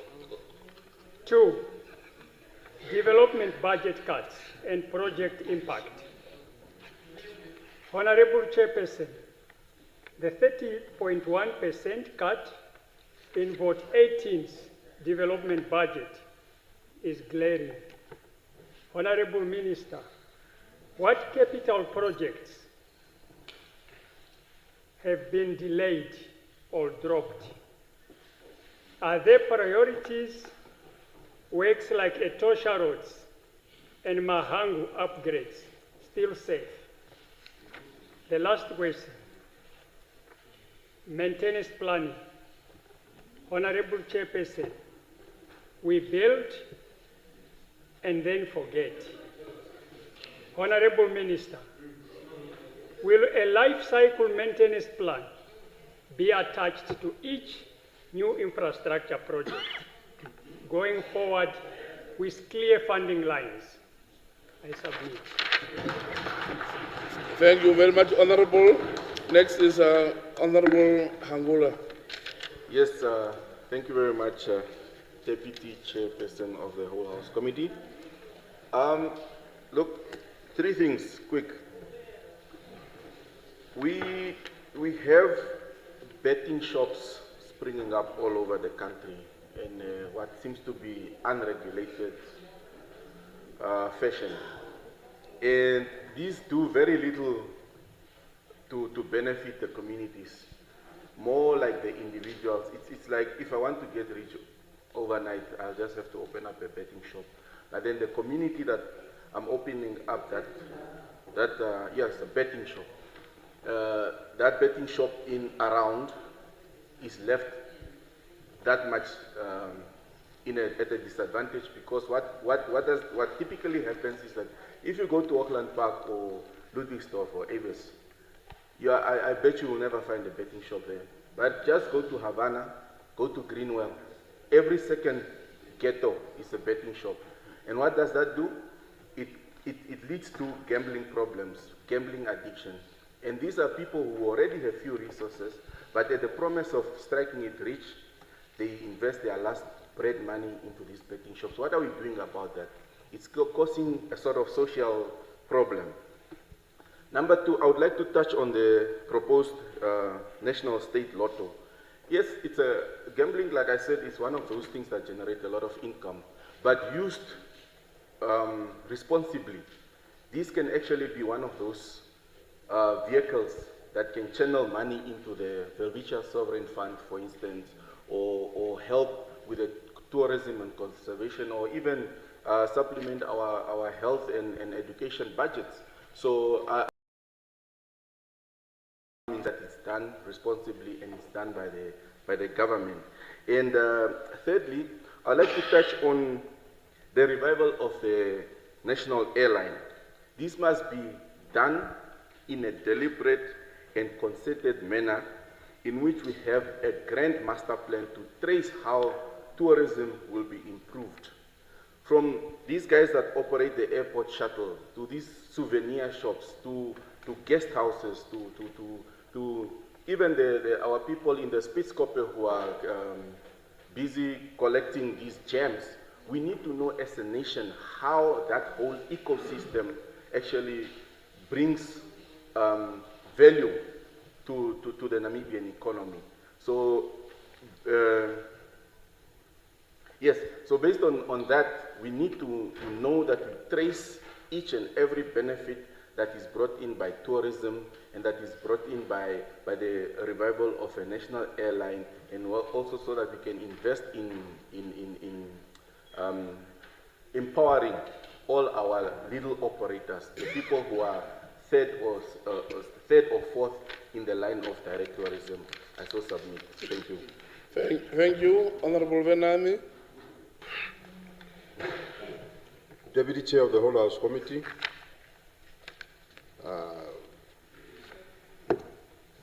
This vote needs some scrutiny. Marketing Minister, you are such a very quiet lady.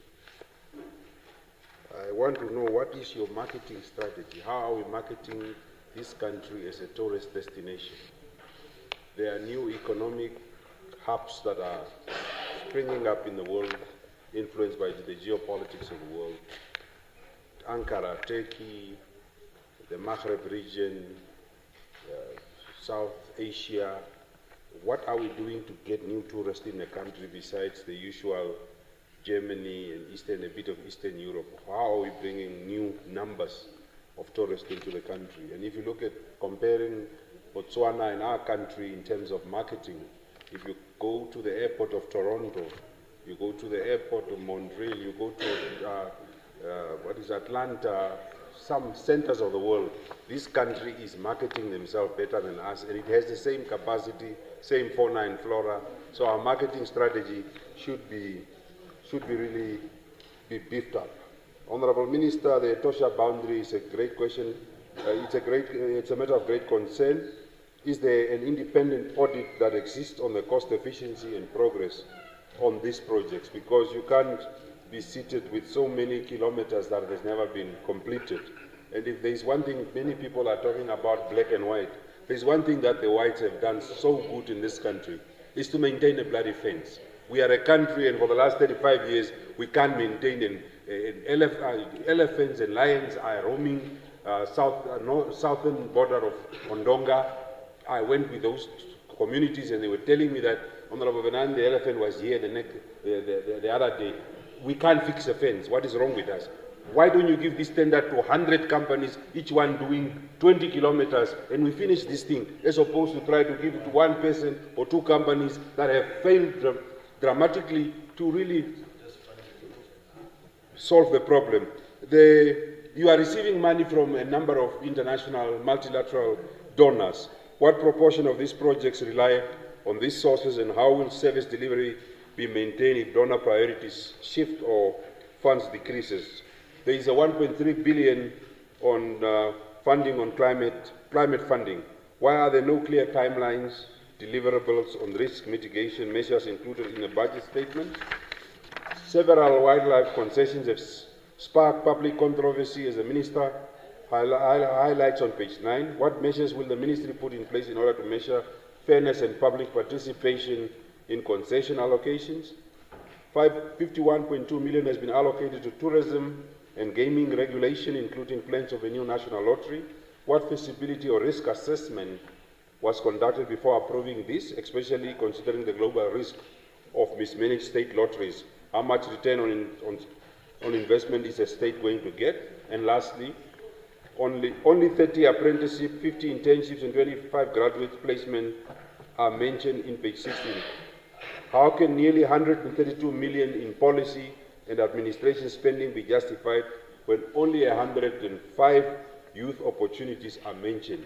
So if you're looking at your budget and the young people that are supposed to get jobs, they are not speaking to each other. I think more work needs to be done so that we get more of our young people getting jobs in this country. I support your vote, but more work needs to go into your ministry. Okay, thank you, Venani. Honorable Haikola. Thank you so much. Minister,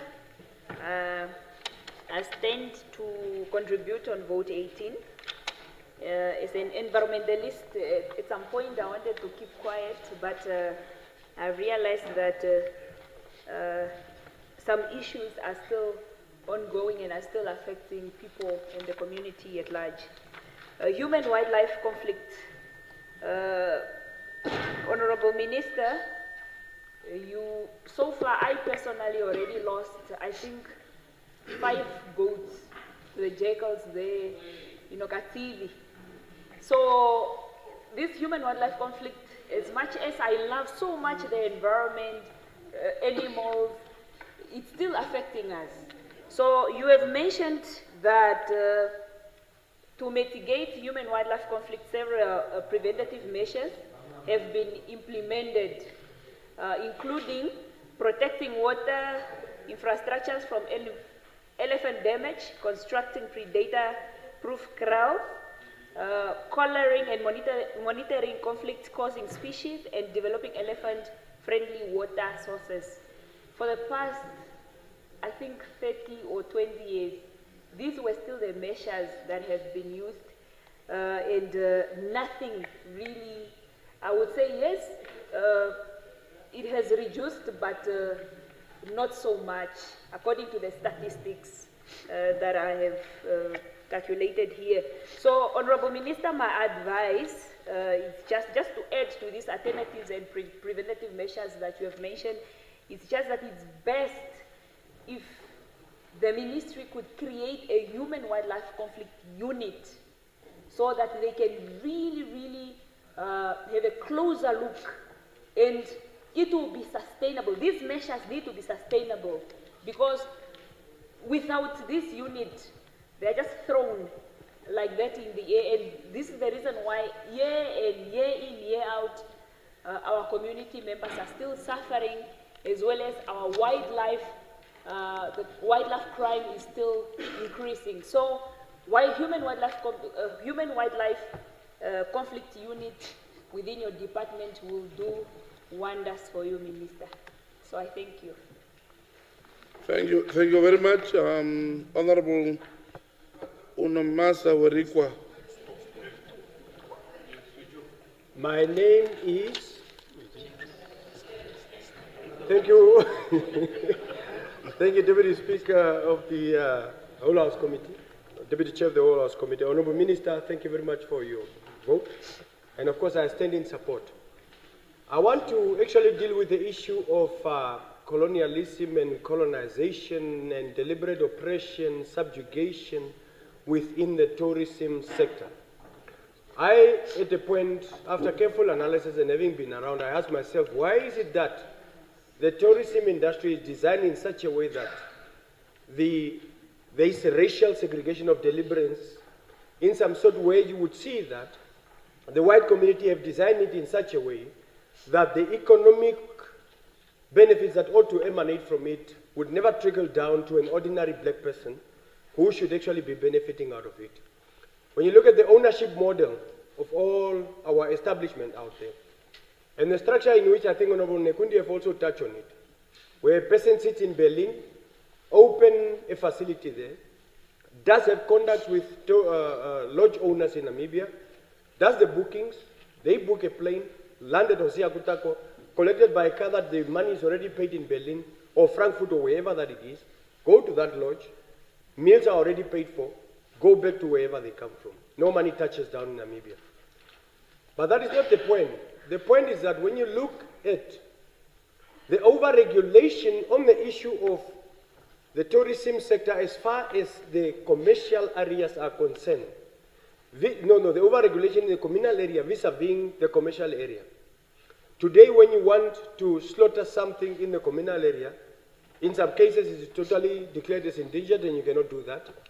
In commercial areas, a person has a right to shoot as they wish, make biltongs, take them out as they so feel. But again, on the communal area, it's over-regulated. Honorable Minister, you need to put up a measure or a program where you really need to do some visitation to some of these establishments. Most of them are owned by foreign nationals. They have become some small islands, and it's quite a painful thing when you visit them, when you look at the type of flags that are being hosted on these places, and also even the type of management system that they put in place. It's quite foreign. The other part that I want to deal with is the issue of charcoal industry. The charcoal industry in the communal areas. There are halts that are put on, including moratoriums. Of course, people are not allowed to be practicing charcoal or to be engaging in charcoal business as they wish. But when you look at it on the other side in the commercial area, you have the right to wake up, get your permit, and you are able to embark upon charcoal business. So when we are dealing with the issue of us creating employment, the issue of us capacitating our people, and being able to ensure that we attain our goals as far as economic emancipation is concerned, at what point do we get to that if we over-regulate the communal setup or more at the expense of the commercial setup? We need to actually look at our skewed alignment. Finally, trophy hunters. The professional trophy hunters, when you look at that whole setup, is more of a racially segregated thing, where that the professional hunters of the big game and small game or whatever that it is, mostly it's actually composed of the white race. And of course, our people are just used as trackers of this. And yet most of the times, they don't even get an opportunity for them to be able to bring in investors or customers or hunters because of your skin color. Can we decolonize the ecotourism sector, including the hunting sector as well? Honorable Minister, I so submit. Thank you very much. Honorable Samubwa. Honorable Deputy Chair, good morning. I have two contributions or points. The first one is on the stockpiles for rhino horns and elephant tusks. But this one has been thoroughly dealt with by Honorable Gangulu, so I'll not repeat that one. I'll proceed to the second one. The Convention on International Trade and Endangered Species CITES regulates the sale of wildlife and fauna, and in the past Namibia was refused, Honorable Minister, to sell rhinos or its stockpiles of elephant tusks and rhino horns. Now the question is, for how long is Namibia going to be part of this body called CITES? Number two, who is currently representing Namibia on this body? Number three, when will this body account to Parliament on the matter of utilizing such wildlife products? And also, are there security concerns that a parliamentary committee, for example, the Natural Resources Committee, can they get access, Honorable Minister, to see these stockpiles so that they can exercise their oversight function properly? I so submit, and thank you very much. Thank you very much. Next is Honorable Ihemba. Thank you, Deputy Chairperson. Mine is just to ask the Honorable Minister on this vote 18. You see, Honorable Minister, the ministry that you are heading is often seen as interfering with the natural order of life of the people. This is not because they are ignorant. This is simply because there's no consultation taking place. You see, just to inform you, after the Act on biological resources was passed and perhaps maybe made operational in November the 1st, 2021. You see, what we had in the village is that when you are caught, when you are found harvesting maongo, for example, you get arrested. Maongo is marula. So that in itself might not be the case. So, but that is how the message sounded like. And this is due to non-consultations of your officials with us in the villages. So, Honorable Minister, I would like to find out now if the communities really understand, do they really know what this act is all about? Whether not or that is the case, I would like to say to find out from you what plans is in place in order to inform the communities exactly what this act means to address. And perhaps also, I'm just cognizant of the fact that these people depend on these natural resources. So we run a very big risk of being in confrontations with these people if nothing is done to inform them that whatever happens, they also benefit from this act. So, Honorable Minister, what I mean is, if you are talking about in this act, if you are saying the people are going to benefit, in this collaboration of with international partnership, and so these people do not understand. What they are looking for is perhaps a factory of producing a marula drink. In that case, maybe employment can be seen, and also some other benefits. My main concern is what plan. Thank you very much. Honorable Kambala.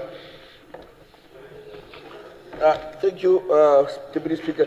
But I thought as per custom, your announcements, if there's a change on the chain, it will be this announcement, not just How did you get there? Just come and silent process. But it's fine, anyways. Honorable Minister, I stand up on the few pointers. One is we start with the improve. Honorable Kambala, on a point of order, please.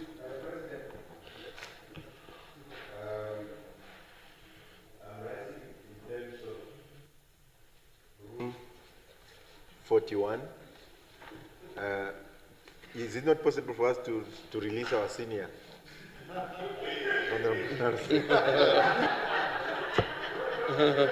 No, it's not possible. Okay, Honorable Kambala.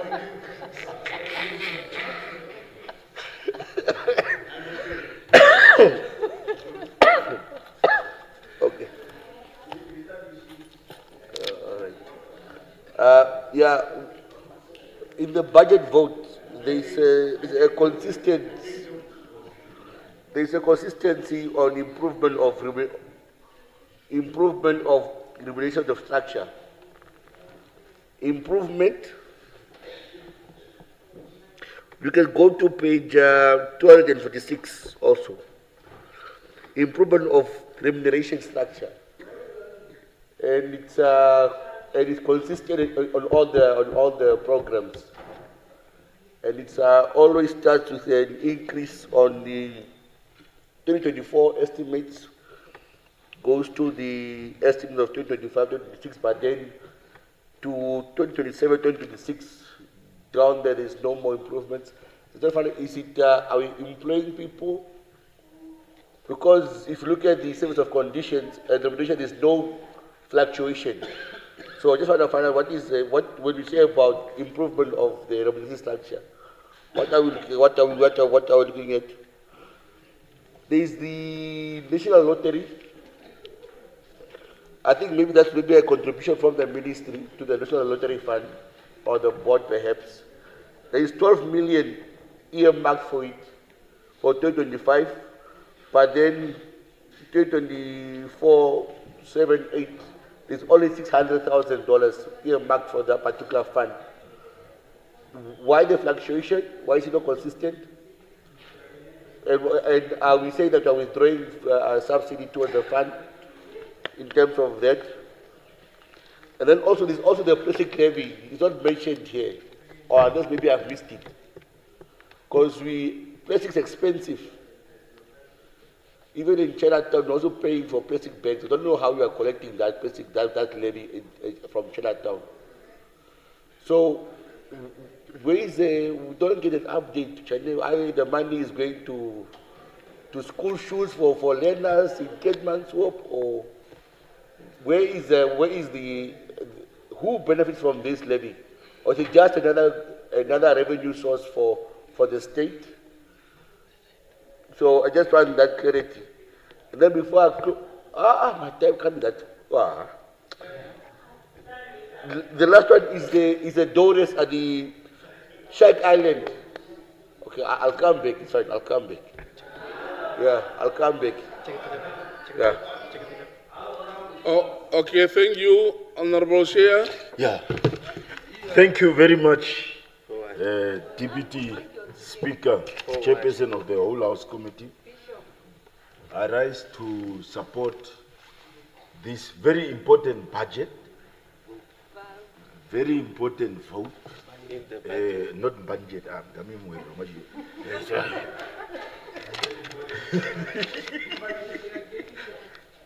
we are used to sunrising. Yeah, sunrising. So I rise to support this particular vote. Minister, Minister, some of us come from regions where environment and tourism is a very important element within our society. Yeah. And I wanted, Minister, as we are supporting this budget, I wanted some of the speakers here, what they are saying, Honorable Minister, you must not take it too hard. Because I see some people need orientation about environment and tourism. Especially human-wildlife conflict. People must know what period, in what period, which years, was it very high in which areas. These things are not isolated things. They are connected to drought, to the what do you call it? The rain patterns. No, not rain patterns. The climate change. So when we had drought, for example, okay. So when we had drought, it was quite rampant in terms of human-wildlife conflict, especially in the Kunene area. But now you can see for the past 2-3 years, it has gone down. Yeah? Even I'm sitting and listening to people who are talking about the Etosha fence. I wish they know what they're talking about. Oh. Etosha fence is being repaired, yes, and government has been trying different methods, electrical fencing and so on, but animals are also smart. And they are finding ways how to break this line. It's not about whoever got the job doesn't finish or is incompetent. It's about fixing a certain portion and then animals coming to destroy that portion that you have fixed. Unfortunately, even in the budget, you will see drinking points. And if you are driving from Ochokavare, my professor will know he eats there at one of our lady that cooks nice meat. Is it not water? If you drive in that area, you will see a lot of dams are covered with stones, cement, a kind of wall with stones, and where there are lions, you see kraals that are with shaded nets covered. But these animals, they observe and see if human beings are not drinking here, when every time they come and they are drinking at the other dam, they will stop drinking here and go and break that wall that we just erected. And this is nature. So that's why I stand up to support. We have a lot of conservancies. I think people on the other side must come this side so we can inform them how conservancies also work. Because they are a little bit confused. Not all of them, just some of them. So I support the budget and I just wanted to wake the House up actually, Deputy Speaker. Thank you very much. Thank you very much. Next is Honorable Nashinge. Yeah, thank you. Thank you, Deputy Chairperson of the whole House. Mine, Honorable Minister, is just on this new culture that you, I don't know which one, you have employed of giving our wild animals to countries such as the UAE and others, India, which I think in the process we are killing our tourism because they will no longer want to come here. But you have given them giraffes, elephants, and so on and so on. You are actually telling them not to come here anymore. So if we don't know what to do, if the wild animals are becoming too many, we can slaughter them. Our people are hungry. We can then give them free meat. Or we also have an option to release some of these animals, especially the less dangerous ones, into the communities, especially in the communities where me and you are coming from. We have decided to have eaten them up, all of them, to just remind us how important these wild animals are to us. I think that would be a wise move than surrendering them to these guys. We need them to come here so that they can support our economy. I think that would be, that should really come to an end. And leave our maungu, please. We want to enjoy our maungu. Okay, thank you. Next is Honorable Thomas. Thank you. Thank you very much. The Deputy Chair of the Whole House Committee. Yeah, no, mine is only symbol. It's a symbol in this term that we only concentrated on the animals in Etosha, which we don't know. We only hear, and we are not even told how many are they now there, so that we can know. Honorable Minister, can you maybe tell us how many animals there in Etosha? This protected world. Yes, it's very important. We cannot be told that there is a camp there is an animal there, and we don't know. We just like protecting the sea fish there, we don't know how. Okay, another thing, another point. Why are this? Are we only told that we are benefiting from the international marketing only? Why are this company here inside? Are they not also doing a business with the government? And we don't see any businesses there who sell even elephant meat or something. Nothing. Why is it like that? While we have the animals, the resources here, we only maybe eat some things from China. We have our animals here. So people are starving. The children at school there, they don't have. Okay, on a point of order. Kambala, behave. Honorable Kambala, please.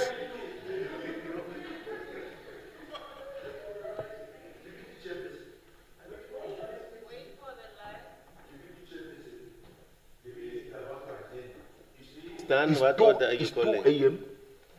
and there are Namibians who are following these proceedings on TV. And it is very important that the information that we are transporting is accurate. And for us to sit here, and the bishop, for that matter, a whole bishop. I hope toch man. Los je man, wat is je probleem? Okay.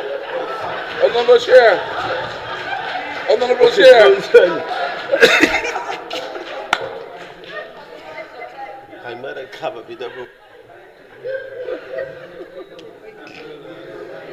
You can speak whatever you want, but you cannot delete what I want to say.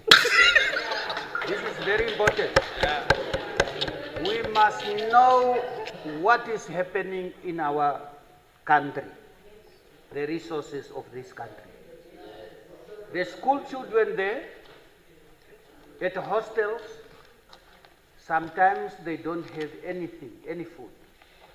But we do have animals here. Hospitals.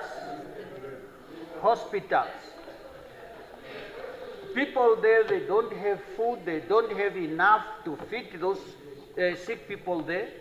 But there is no single kudu being brought there so that people can eat. So I think, Honorable Minister, we must also look on both sides, not only on the international market, but we want also to know and to test the right meat from our country. Thank you.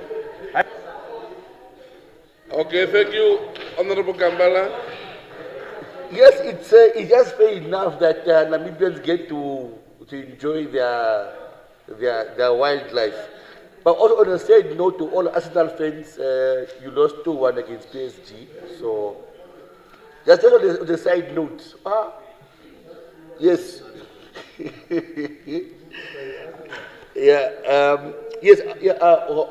Honourable Minister, my issue was on the issue that we are finding ourselves in Luderets, on Shark Island.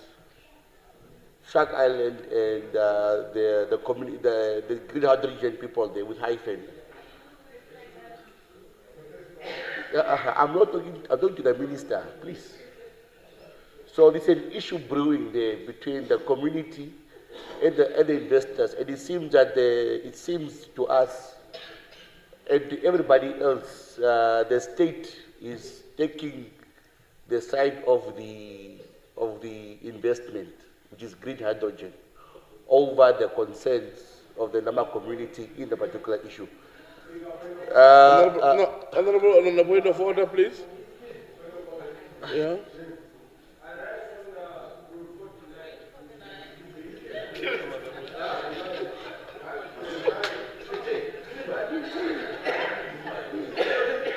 Yes. Honorable Kambala, please. Honorable Speaker, I rise on Rule 49. There is a specific and prescribed dressing code as far as this house is concerned. The honorable member is wearing a jersey, and that very dressing code is unparliamentary. Can we rule that the member can excuse the house, because otherwise we are getting unparliamentary in this house? Thank you very much. I shall submit. Okay. Honorable Kambala, please proceed. Oh, thank you very much. There's that issue that we are having, Honorable Minister. Oh, okay, yeah, sorry. Please, yeah. We have that issue. We are having that issue there with the. Oh. Yeah, please, Honorable Kambala.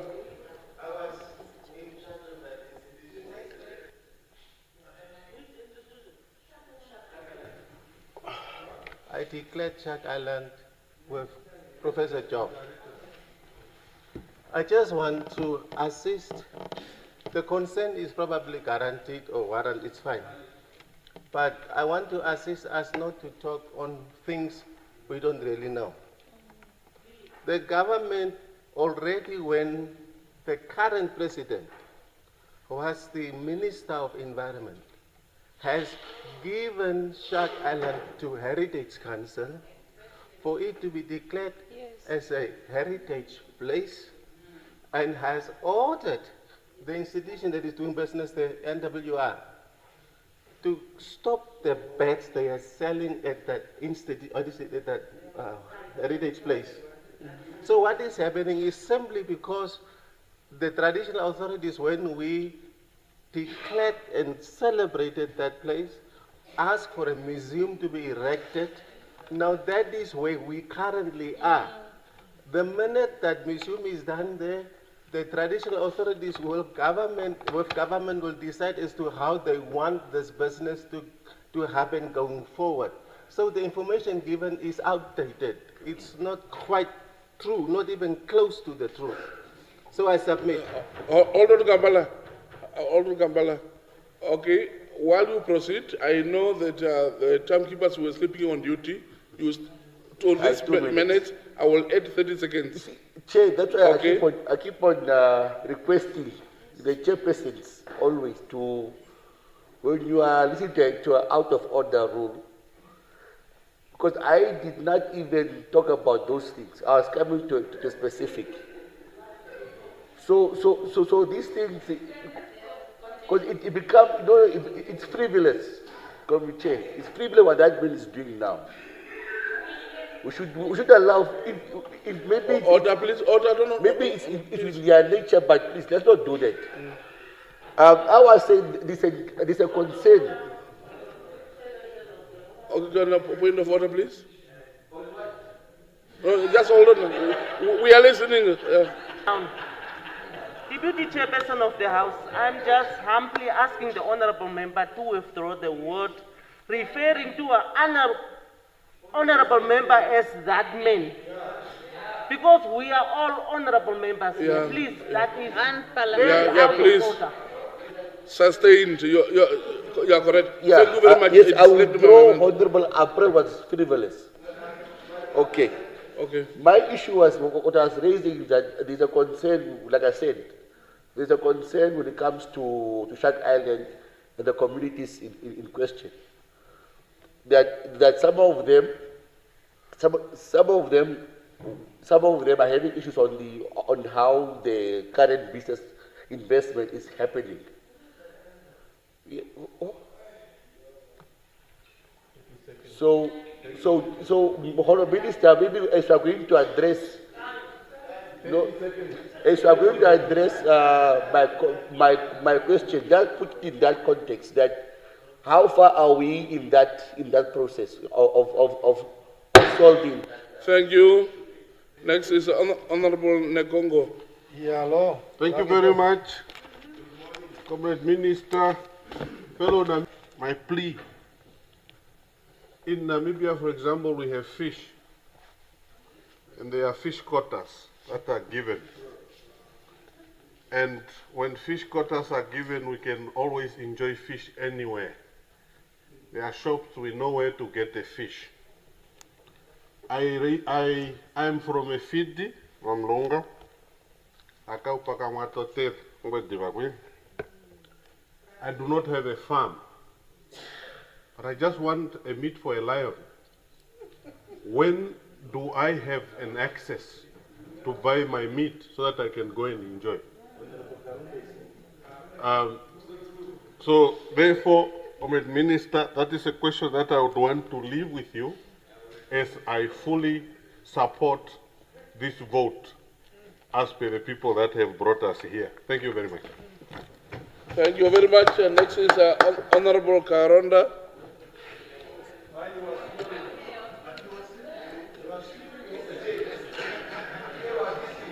Thank you very much, Comrade Deputy Chairperson of the Whole House Committee. Comrade Minister, how big a portion is local tourism in your scheme of things? Do Namibians make use of the opportunities that are there? Do they know about them?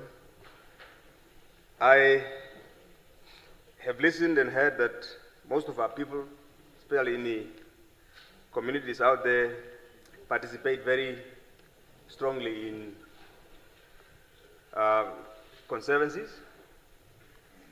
But the key tourism concessions, for some reason, always go to some groups of people that would fit the description of being elitist or elites. Even where we have places such as Pamba, government owned, but the concessions constantly just go to the same people. When do the local communities also begin to benefit and participate directly as in those concessions, as opposed to fighting for these things that just fall by the wayside? That to me, I think, would help with the whole question of empowerment, but driven specifically by government deliberately, to help not only just create small income streams for our people, but also create serious life-changing economic opportunities. Thank you. Thank you very much. I now give the floor to the Minister of Environment, Forestry and Tourism to respond.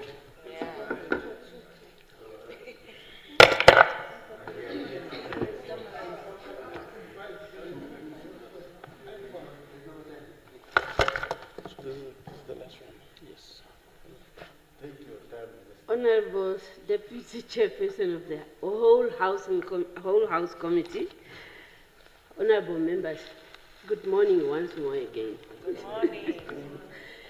Yes, I'm going for, because some of the questions are similar, and I'm just going to lump them together and give an answer. If it's about concession, I will address it at the same time, and so it goes. Yeah, if I start with the very first question with Comrade Honorable Almas about the statistics of poaching. I don't know, but I will have to address it.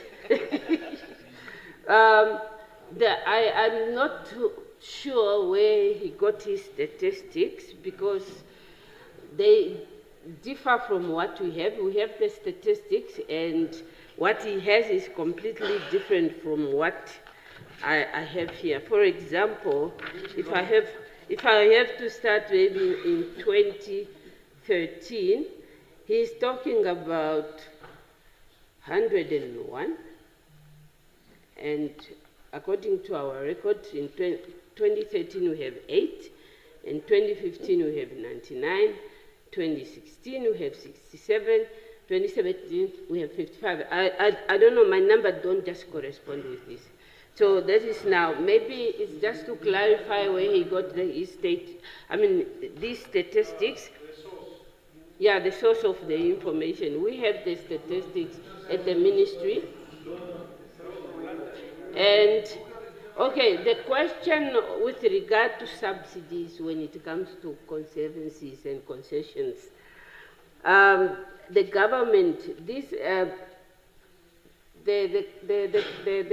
conservancies, they do get funding from either trophy hunting, game trust fund. So it's not like they are not being subsidized. There is a funding. And the issue that most of these concessions are run by foreign concessions are given to local people, the community members, whether it is a communal area or not. But in the end, because the community, and these are real factors that maybe we don't know, very often the community members, they don't have the resources to start off. Very often they partner with European or any other people, other races, but just to help them. But they do benefit. They do benefit. We have successful ones that are doing very well. Yes, human beings, sometimes when they are paid, they also don't use the funds to benefit their community, but sometimes individuals. The question of killing animals and discriminatory laws, yeah, the nature conservation law was amended in 1995 to allow communities to also benefit from wildlife conservation. And that is the law that we are implementing. Yes, we can amend it, and we took note, and we can amend it if there are some loopholes. But amending something is just not to amend for the sake of amending. But like we said, we have 86 conservancies with a total of 350 Namibians who are in the communal areas benefiting from this wildlife. However, what is maybe worth noting, and when it comes to amendment that I would like to agree with you, the ordinance, the Conservancy ordinance that we have is of 1975. Yeah, and it's being repealed. It's,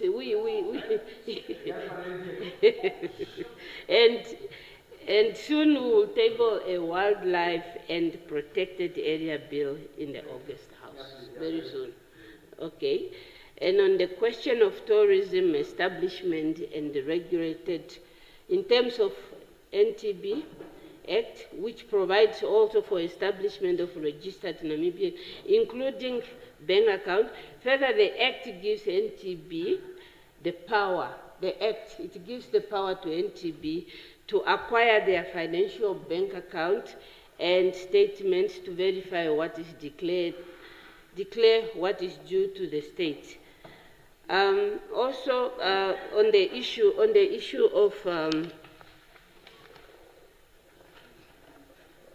the issue of poaching, yes, poaching, I'm just going back to that. There's a point that I left there. Yeah, poaching, yes, it's not something that we are happy about. We are also working hard just to minimize it. Yes, I understand that we are trying all means, and I cannot reveal everything here that we are trying to combat poaching. Yeah, but we are working on it. Yeah, and we are also using technologies to help us with discovering poachers. What was the other question? The other question was on the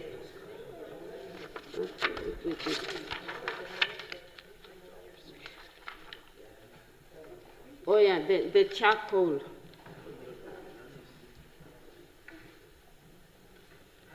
And the data available. Wait, I'm confusing things here. Yeah, no, okay, on our plants, traditional plants, like the devil claws, which is being exported, you have all heard, even especially Swapo Party Manifesto, that we have to maximize beneficiation and we have to add value. Yes, that is our concern as well, and we are also discouraging exporting our raw materials. Yeah, and that is already taken care of. And there is a research which is implemented to develop initiative to add value to our devil claw, and also any other product that is valued, traditional plants or natural plants that is also used for medicine purposes. On the issue of dehorning, the rhino horns and elephant tusks, those are government properties. Yeah, in terms of now, there was already, this issue was already tabled at Cabinet, and there are some now assignment given to it's not something that we are not dealing with it. It has been tabled, and there are some requirements that need to be fulfilled before the final decision is taken. So we are not sleeping on it. And yeah, the issue of charcoal that I spoke about, the charcoal and bush control on communal areas, the resources ownership of communal areas are shared, making regulation more complex. It's shared. It's not that much as easy and as simple as it looks like. To address that, the ministry has developed what we call a governance framework and management system of sustainable bush control in selected communal areas, not all areas, selected. And under this framework, permits for bush control and charcoal production may be issued and to organize, so that there is an organized community activities when it comes to those products. Yeah. Okay, the question on the requirement on game relocation. Yeah, on game translocation is being too high. The requirements are there because they need to meet certain requirements. The translocation, I think for you also to have game in your farm, a certain requirement in terms of your fence, the size, and also the vegetation. So there are a number of requirements. It's not just happening randomly. So, and it's also to protect the community and also to protect the animals.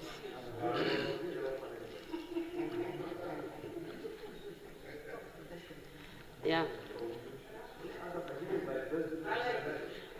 Okay, the question on bush allowance. Yeah, you know, when it comes to wildlife, human life conflict management, yeah, a lot has been done, and Honorable has explained in details what normally happens. Like the ministry is trying by all means. Let me just give you one example in a case of an elephant. The area, if you have, especially most of that is visible to many people who drive that road from Oshivelo to Ondangwa. If you look at the fence, it has been repaired several times. Let me tell you a scenario. What happens normally, you repair, even if you electrify it, the elephant, they will come, and then when they try to break it, that current is broken, and then the next one will just break free. So that is what happened. It's not an easy thing as it looks, and the fence is also not a small area to cover. It's 800. It's more than 800. And okay, we have also looked on how best we can accelerate the fencing of Etosha. We are resorting now to recruit now youth from National Youth Council, also to community members, and then because we have seen the area that we have used, the group that I have mentioned, there is more quality work and there is more, it's more worthwhile in terms of checks and balances, in terms of cost. So, and we are resorting to that, and we will have to increase so that we have more groups that are doing the same work. But it's not a fast. We're targeting to do 140 per year, and which means hopefully in 5 years we will be done. What else did I leave out? I think I'm done. Yes, thank you. Good job, good job. Okay, thank you very much, Honorable Minister. Any discussion? No. Honorable Hengari?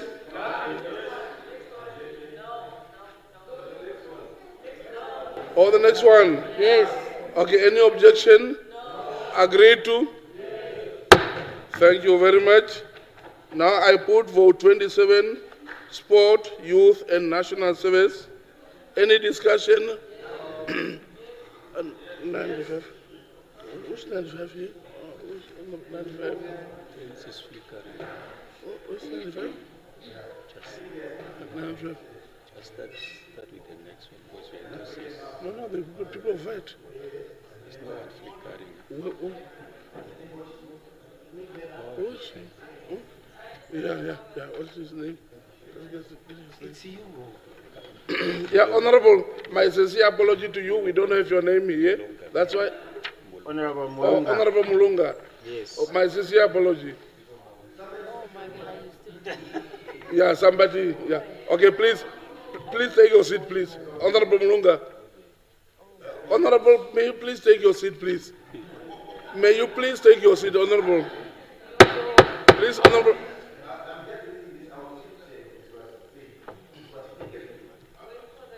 Okay, please take your seat, Honorable. Honorable Ambado, you know that you are very wrong. Your conscience tells you that you are very wrong. It's the flaw of somebody else. I did not get there to switch off your system, please. No, please take your seat. No, you are communicating now, interrogating the presiding officer. No, you are not allowed to cooperate. Sit down. You don't have the floor. Yeah, sit down, yes. Okay, Honorable Mulunga. Thank you very much, Deputy Speaker of the whole House Committee. I rise to contribute to vote 27. Honorable Minister, the National Youth Council of Namibia has received an amount of $34 million with an increase of about $2 million in comparison to the previous financial year. This is a very, very critical institution mandated with the great responsibility of youth development. Yet, this very same institution is faced with maladministration, corruption allegations, and a lot of infighting, and a systematic weakening of the NYC structural operations. A special investigation has been undertaken to probe the NYC's governance issues, which has been carried out and successfully concluded. Now, my question to the Honorable Minister is, what are the plans that the Minister has in place or will put in place in as far as restoring the governance issues at NYC and to ensure that the organization lives up to its true mandate in serving the Namibian young people? Thank you very much. Thank you very much. Honorable members, please do not put the presiding officer in a very difficult situation. I see a lot of notes here requesting for adjournment of this meeting, while the very same people are requesting for the floor. Yes. So the rule is that in terms of the disagreement, so we go to the normal, we will follow the formal program. So, Honorable Kandarodu. Yeah, thank you so much, Deputy Chairperson of the Whole House Committee. Vote 27, Sport, Youth and National Service. Honorable Minister, you are here. Now, if you look at the budget allocated is 200 million, let's say for the construction of Independence Stadium Category 3. But then next year, you are saying you only need 43, the following year 53. I want you to explain that drop.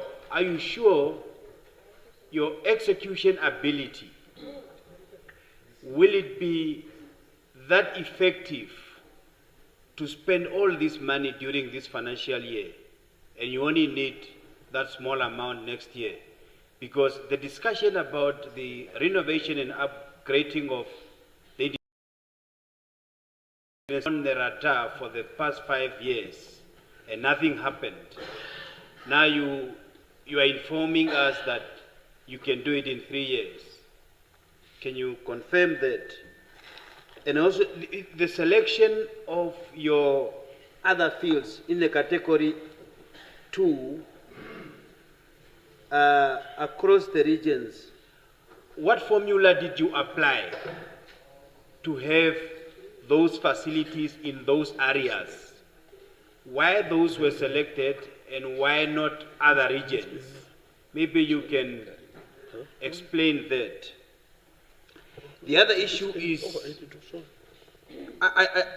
we have Namibia Sport Commission, but in your budget, you are allocating money to NFA, Rugby Union, but then you allocate money to the National Sport Commission. to distribute to other codes. What is so special about those codes, NFA and REFBA, that have preferential treatment, and who is accounting to who? And I know that it has created animosity between the Commission and those two codes. So which law was it applied to divorce NFA and Rugby Union from the Sport Commission? Finally, on the marriage between Namibia and Botswana, what we call bond, there's an investigation going on in Botswana about how that money was spent, but then here we are silent. Are we sure that on our side our money was well spent? Because I know that we have an account at Bank of Namibia, particularly for that. But that account, was it edited or audited by the Auditors General and the report given and closed? Because I know there are cases where this money was distributed into individuals' account to run sport codes. So if I'm heading, let's say, hockey, so this account was transferred to my personal account to manage the trap when we are going somewhere. So there is a very bad situation happening at that bank account. Please investigate. It's public money. I thank you. Okay, thank you very much, Honorable Mwashindange.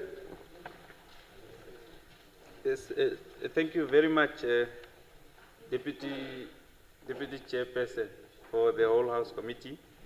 I rise to contribute to vote 27. The very first problematic thing in that vote there, Honorable Deputy Speaker, is Deputy Chairperson. Sorry, is the Minister aware that the Directorate for Sports and that which was just said by the Honorable Member now, the NSC, are a duplication of functions? Can the Ministry think of perhaps transferring the regional sport officers to NSC to be able to support schools and also affiliates, so that we put an end to the waste of resources? This is what is exhausting this vote year in, year out. It's just looting there, looting, nothing else. We must put it as it is. Looting of public funds. So can we consider that and truly save the resources of this vote to be diverted to where they are needed most? Youth development. The other thing is the ministry's priority seems to be very much misplaced. They have over the years, the government built stadiums with taxpayers' money, but were left to either are dilapidating or they are falling apart.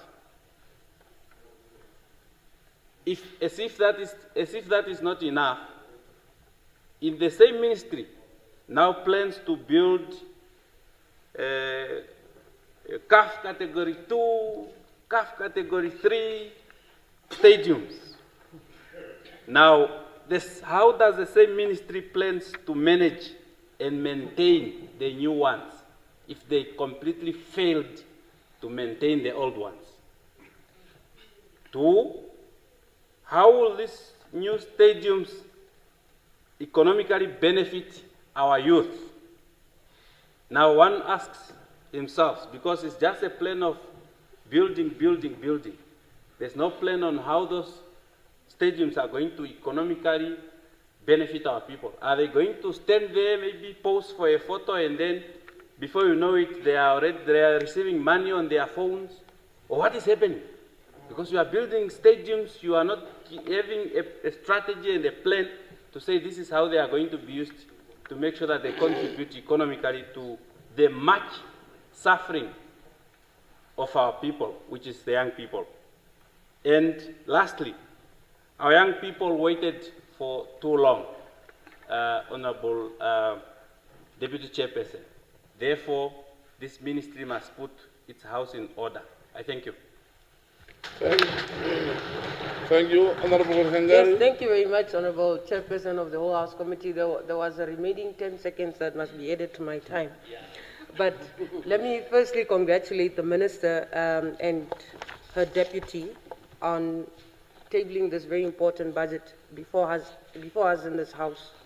Now, I think one cannot overemphasize the importance of this particular vote, not only because of the constituents, but also because we keep on preaching that the future is young, the future is youth, and so forth.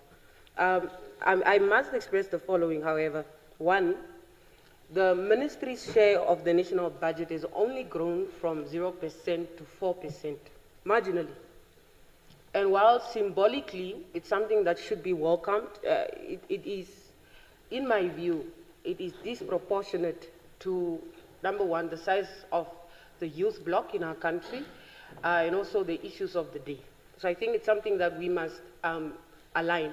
I think our priorities, when we say young people are important, and young people are faced with so many issues, I think that must also be reflected in every legislation that we make, but also more importantly, this appropriation bill.